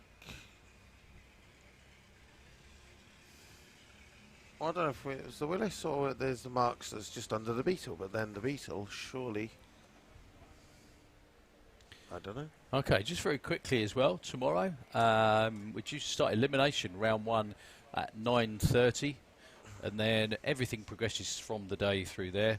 So, Nostalgia Superstock first, VWDRC Heads Up, Gas Circus, Supercharged Outlaws and Outlaw Anglia, then Nitro Bug, and then the Run Rock Your Brung begins, and then obviously everything good happens after that. Fire Force jet car around about 11:30 as well, and then we've got eliminations mixed in with Run What You Brung all day. Anyone that gets knocked out of eliminations, as you say, or as you correctly say, can quite happily slot into Run What You Brung at whatever point for the rest of the weekend, or the rest of the day, I should say. That's it. Hey up. Look. There's someone nicely dressed up there, all in pink in a baby suit. Good lad. Good lad. I wonder what the story is there. Let us know. Best way, EFWD Luke on Instagram. Send me a message. Tell us a story. Could be a stag weekend. Could be a belated stag weekend. We've got that. We've got a belated stag weekend. Bruce got married last year. We were supposed to go to drag week again. And so we went and got married. So now we're going on an after stag week. Sounds about right. So he will be married for like a year and a half by the time we go. My honeymoon will be whenever. At some point in the future of my life, I think, really. Be one of those things that you can always say that COVID stole. The trouble is, it's like so many things to do with it. It hasn't, you know, it will happen at some point, but it won't be the same as it was. No. And travelling abroad at the moment, especially, hopefully it'll ease up, but it won't ever come with the same sort of relaxed feeling. You know what I mean? You can just Friday afternoon in the office, I'll book a flight to France tomorrow or something like that. Just doesn't work like that anymore. I like to believe that it will. I hope it will. We're all getting towards being vaccinated. Even Luke's been jabbed.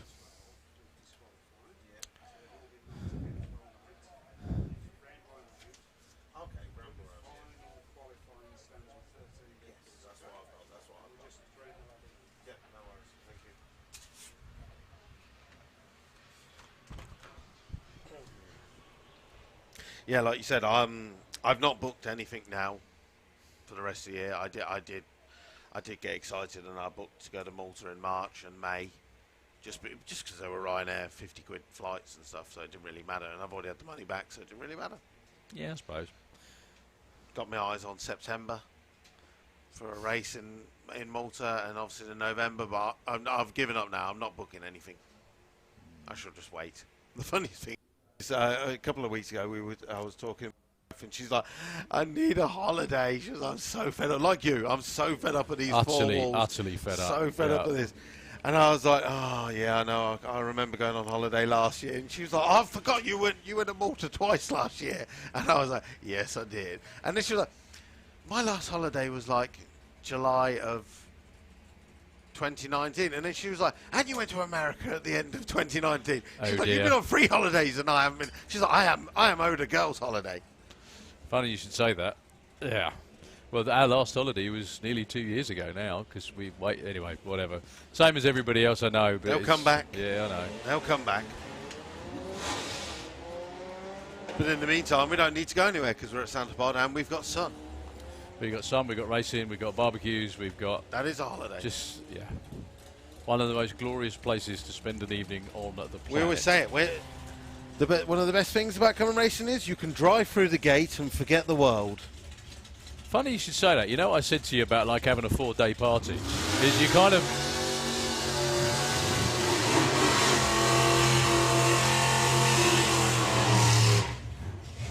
You kind of immerse yourself in it so that you forget about everything else, like normal life. Apart from idiot clients who still text you at 6:30 on a Saturday night who's just got an earful for doing it. But I'm talking about my regular work here. The amount of texts I get on weekends and stuff that start with, "Sorry to bother you, but..." No, don't bother me. It's that simple. Never mind. Anyway. Dave Cherritts with the Dark Revenger. Woo! Whose job was setting the wheelie bars?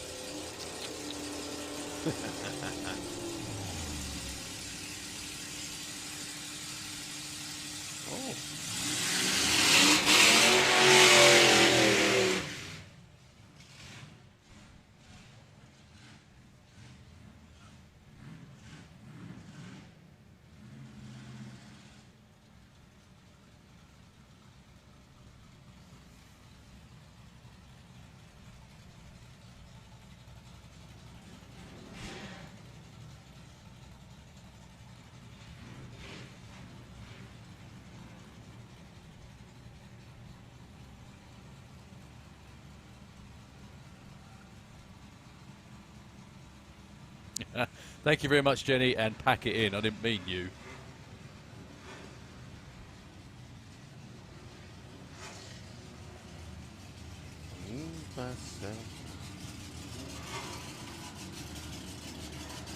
Thank you very much. So the little Sonic Attack Auto from down in Hastings in the STP lane. Peeped round with the Rothschild. Will it be 10-9 or will it be an 11-0? It's 11-12 actually this time. And the Sonic Attack goes 14.61 at 98 miles an hour.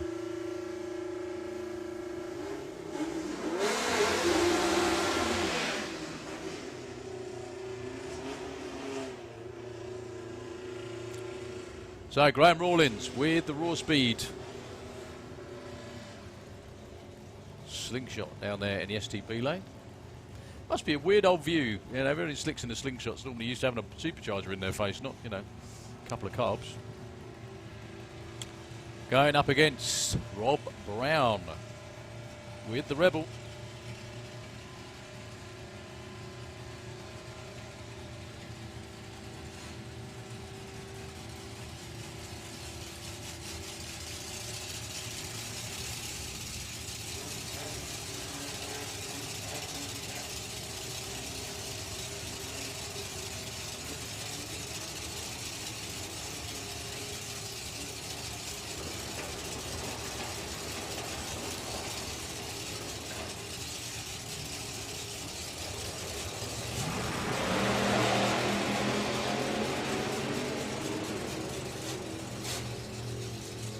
Couple of really good side-by-side runs there. Rob Brown is out in front with an 8.69 and a 9.82. Graham Rawlins down in the 9s again.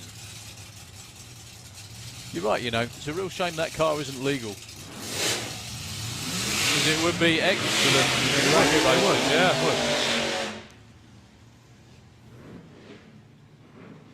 So Steve Haven in the tight fit slingshot. Hi to Russ out watching in internet land. Russ, thank you very much, Steve, for the message, mate. I did get it. Apologies I didn't get a chance to reply, but yeah, glad you're looking in. Hope you're having a good time watching. I presume you'd obviously, right, like everyone, you'd rather be here. I can't see why anyone wouldn't rather be here than what they're doing. Some people are just strange like that. Max Holland with in the Cheap Thrills slingshot.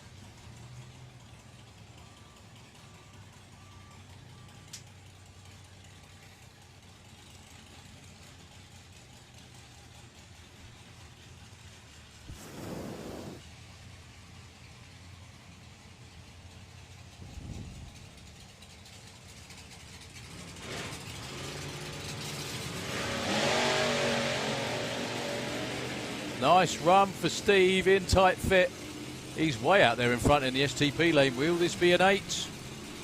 The answer is a big fat yes with an 8.34. 158 miles an hour. His quickest run by a country mile. Well done. 10.27 on the other side of the racetrack.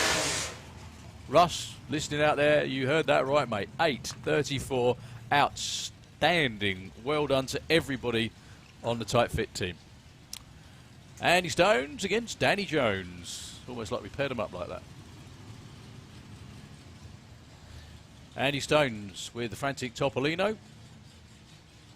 With a Jag engine in there. The car built in the days where, well, American V8 stuff is expensive anyway now, but nothing like it was in the 70s and very hard to get hold of parts. So there are an awful lot of very clever people started to use what we had here, and very nicely done it is too.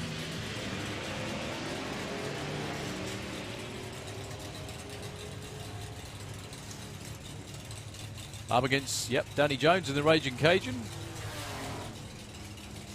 12.20 for Andy Stones.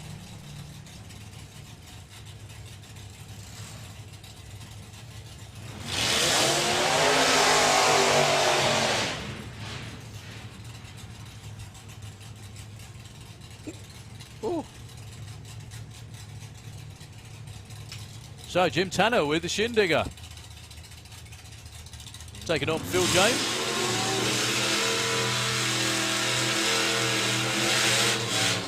We have a couple more Wild Bunch cars to go before we get We go back into door cars. I can see Carl Goldsmith actually lurking around there. Okay. Well, you know, he's a glutton for punishment, isn't he? His car's working. Yeah. His car's working, so he wants to break it again before he gets to race day. Is that it? Well, why not? He will be facing Graham Fairhead in the morning with Type 3 Fastback.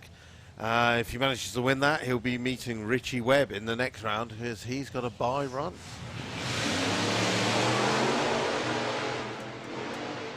Well, Jimmy Tanner with a bit of a wayward ride in the STB lane. 9:38 though for Phil James.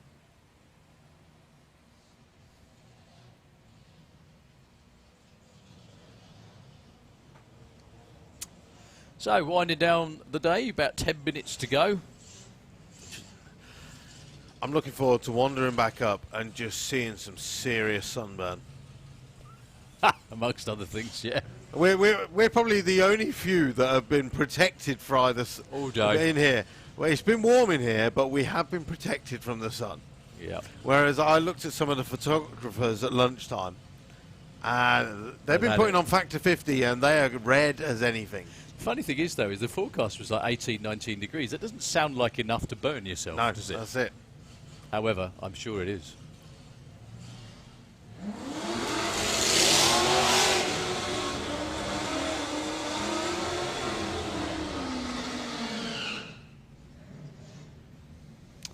Rob White with the Happy Days. Front engine car. That's it. He's getting a bit confused. He's trying to stage with the wheelie bar.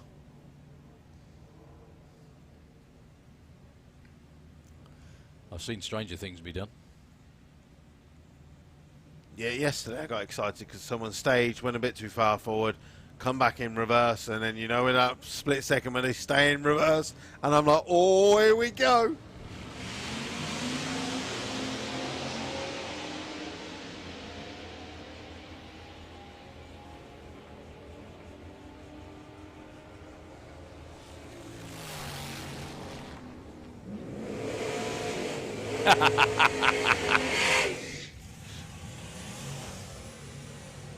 I didn't know you could get sunburned Wow. in Yorkshire till that moment. Good effort, Jenny. Well done, love. She also sent in a super chat earlier, so thank you very much. She donated to the live stream. Thank you very much indeed, Jenny. Jenny actually got a trophy for her work, all her helping up at Melbourne Raceway last weekend. Goes to prove you don't have to have a car, you just have to be very, very helpful, which That's is... it. Right, pair of very popular outlaw street cars that have been, well, every time they go down the track on the live stream, people are like, tell me more about this Rodster. 884 at 149 in a Dutton. Outstanding. 993 for the four-wheel drive pickup in the STB lane.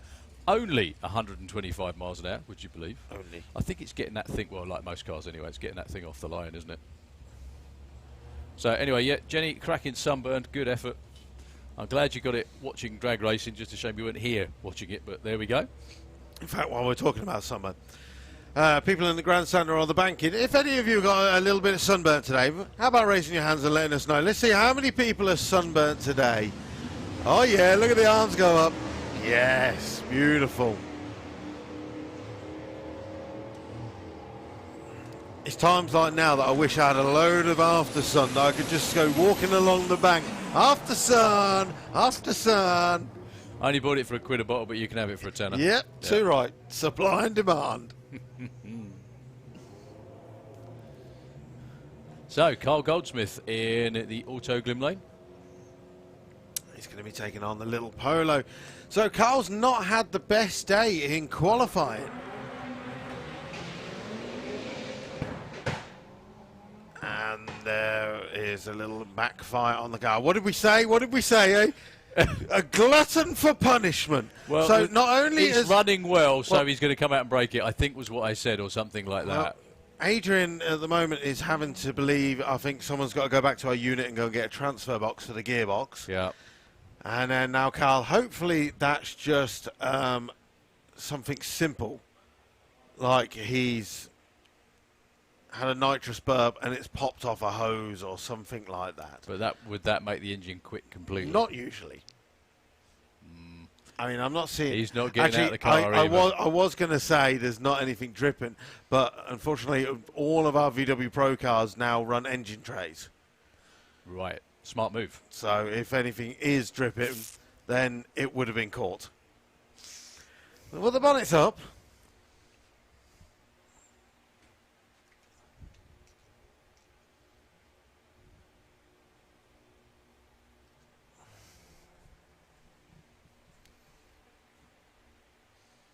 Commiserations, Carl. Just one more run can never hurt, can it? Eh? Oh, Jesus. Carl, is it something that you're going to be fixing in the pits this evening? Hands up if it is. Yes! See? I've never seen his face. I've only seen his boots sticking out the front of the car. Ever. Okay, so let's... Carl Goldsmith, absolutely top bloke. Carl, seriously, commiserations, mate. You did have a working car till that point.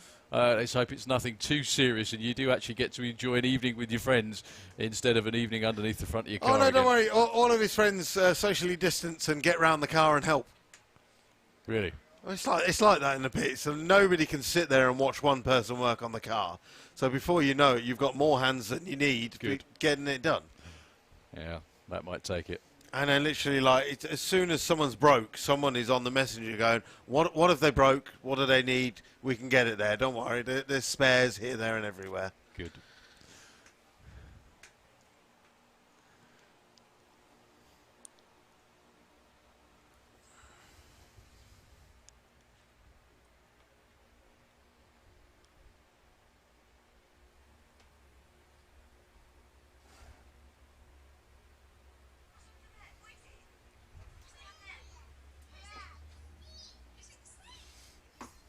So they went to the pier today and they were trying to see the fish through the pier.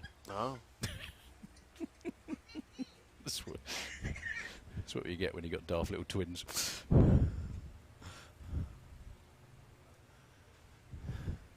Well, while we've got a minute downtime, but I do have the VWDRC Heads Up ladder for tomorrow now. So, like I said earlier, we did have, I think it was 16 cars. No, we had 18 cars qualify in the end. Originally, we had 27 entered. Unfortunately, we had a load of breakages before. We ended up with 17 cars qualified.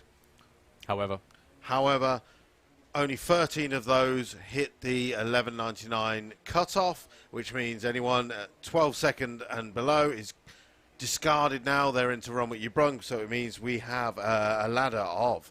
The top of the ladder, number one qualifier was Richie Webb with the air-cooled Beetle.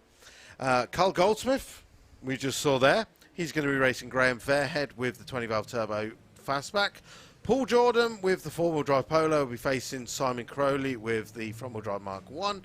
Mark Taylor, who I believe is probably down here, as I can see, is crewman.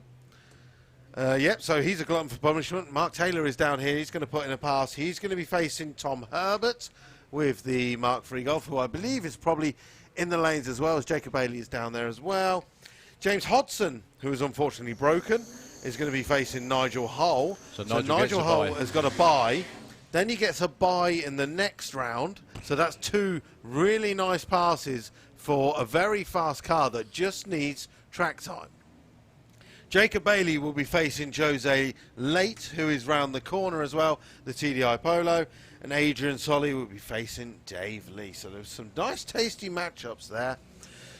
Talking to Tom Herbert, he's snuck underneath the tower there with the Mark III VR6. He's going to be right up against one of our Outlaw Anglias. Ben Kennedy's come down for a run. Still a few more cars in the lanes. We're probably going to empty out the lanes and then that'll be that. We're nearly at 7 o'clock. So. Yep, literally 2 minutes away. Knowing Darryl, literally in 2 minutes' time, he's just going to wander. No, I've got a... My email says 7 o'clock. Push bike, yeah. In your own time, fellas. Yeah. Yeah, I mean, it's only a friendly race. No. Tom actually went in. I'm not getting beaten by a pop. You are now.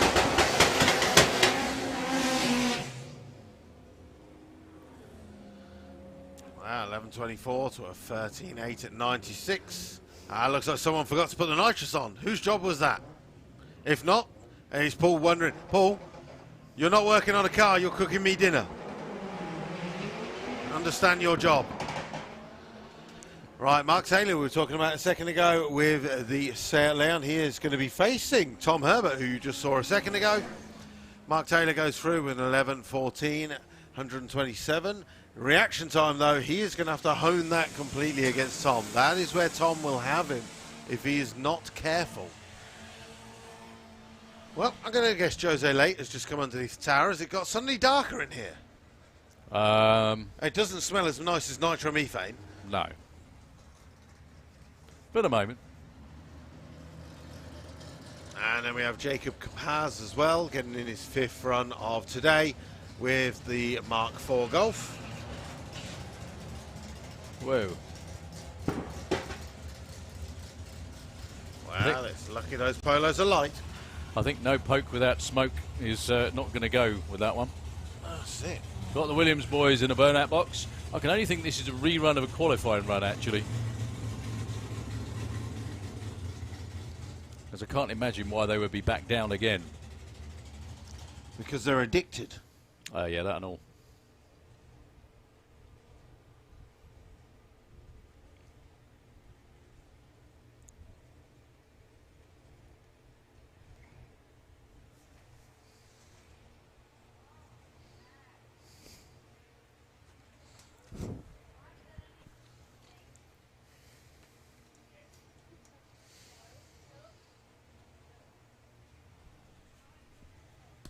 Address. Dave Nadigan.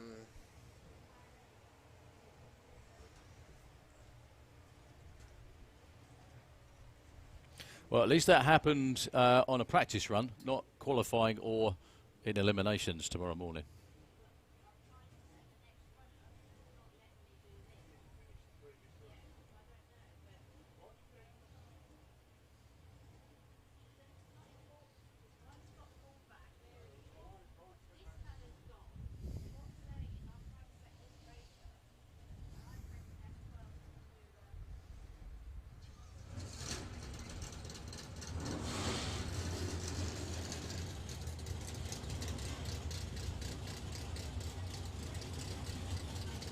So the Williams boys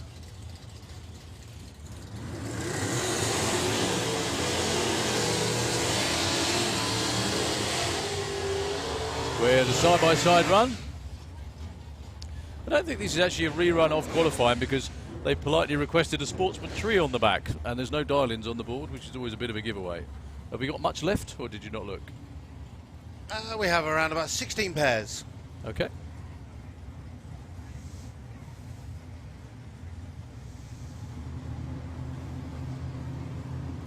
So the Williams boys side by side, wheels up. Not much in the way of wheels up for Dan with the Chevelle.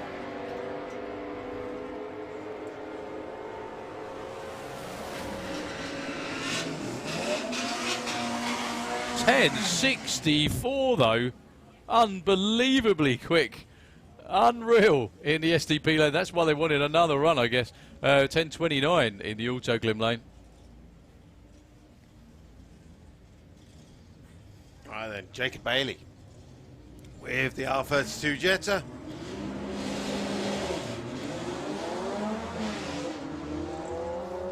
Wow. You let me down there.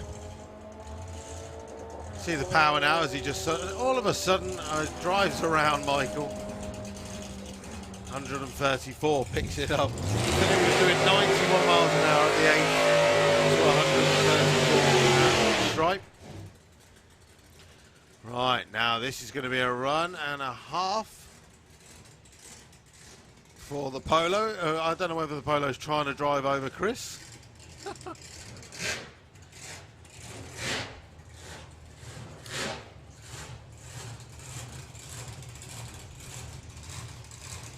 Yeah, they've got a couple of proper matchups coming. Supercharged Outlaws against VWDRC. Yeah. And another one right behind. Those are the days. With Mr. Cone Hunter himself.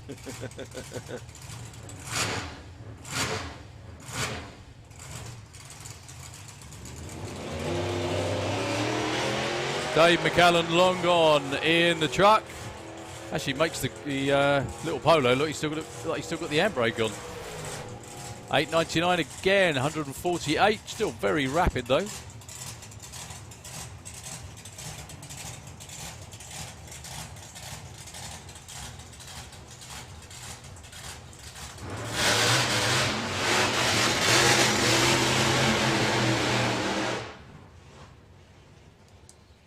So Des Taylor with the Thunder God altered, going to be taking on Andy Turner. I was going to say. It's Andy Turner with the Red October. So we were saying earlier, I'm looking forward to finishing and going to the bits and having a look at this. I can't believe that he's gone the whole of winter, obviously Corona project, and turned his Audi TT into a rear-wheel drive only Audi TT. And not told anyone.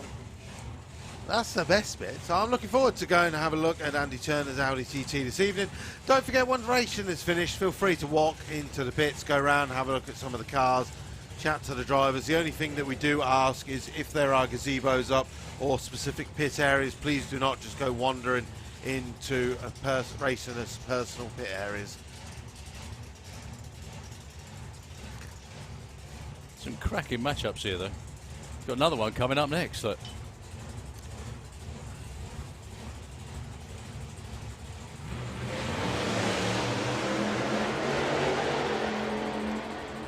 There's Taylor trying to put a nice straight one in, still with a bit of a wobble towards the top end, but keeps it going to an 8.75 at 150.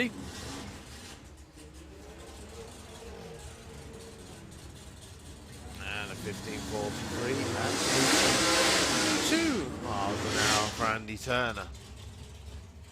So Gary Carr as well, with the quickest of all of the Nostalgia Superstockers, I think.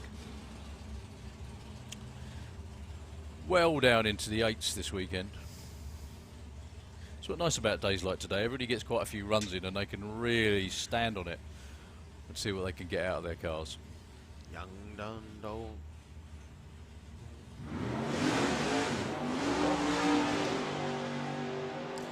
He was just given to see it a sporting chance. 9.73 at nearly 150 miles an hour though, but lots of wheel slip off the start line was not what he was after.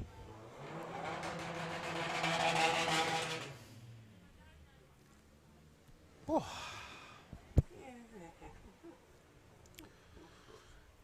Okay, so rattling through the final few pairs.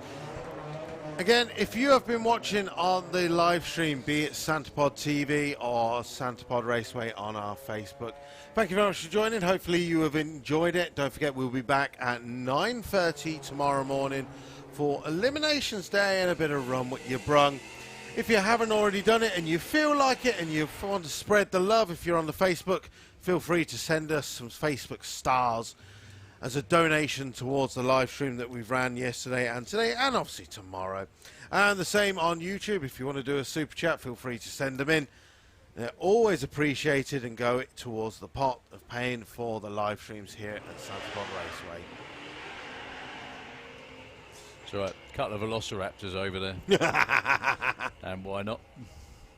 Oh, the velociraptor has just split open and a tidy young female has appeared. Has revealed That's what it's it. eaten. That's it. Although her colour of her skin matches the matches the orange of the outfit. I think someone's got a little bit too hot in there and has gone, I give up on this.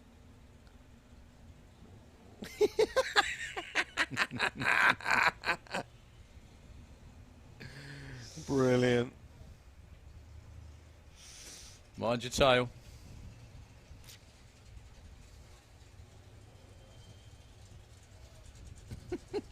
Sorry. This is rather funny to watch, if nothing else.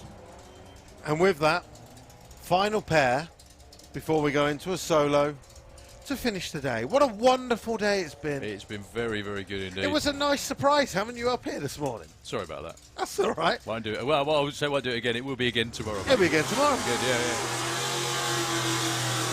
No, it's While it's very fun being up here on your own, it's a very, very lonely job talking to yourself all day. I think everybody wonders why I'm quiet for ages when I go home after doing this. It's because I've, well, had enough talking. The hardest thing is we're going to now leave. We're going to go into the pits, and we're going to do nothing but talk to racers.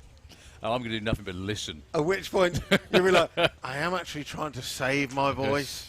I've done it before at VW Action where I've screamed so much on the Saturday night. Oh, dear. I've literally gone down with a little placard saying, no voice. I remember Ozzy Osbourne walking around at an after-gig party. He had a little sign on his chest that just said, I can't talk, because otherwise he couldn't perform the next day.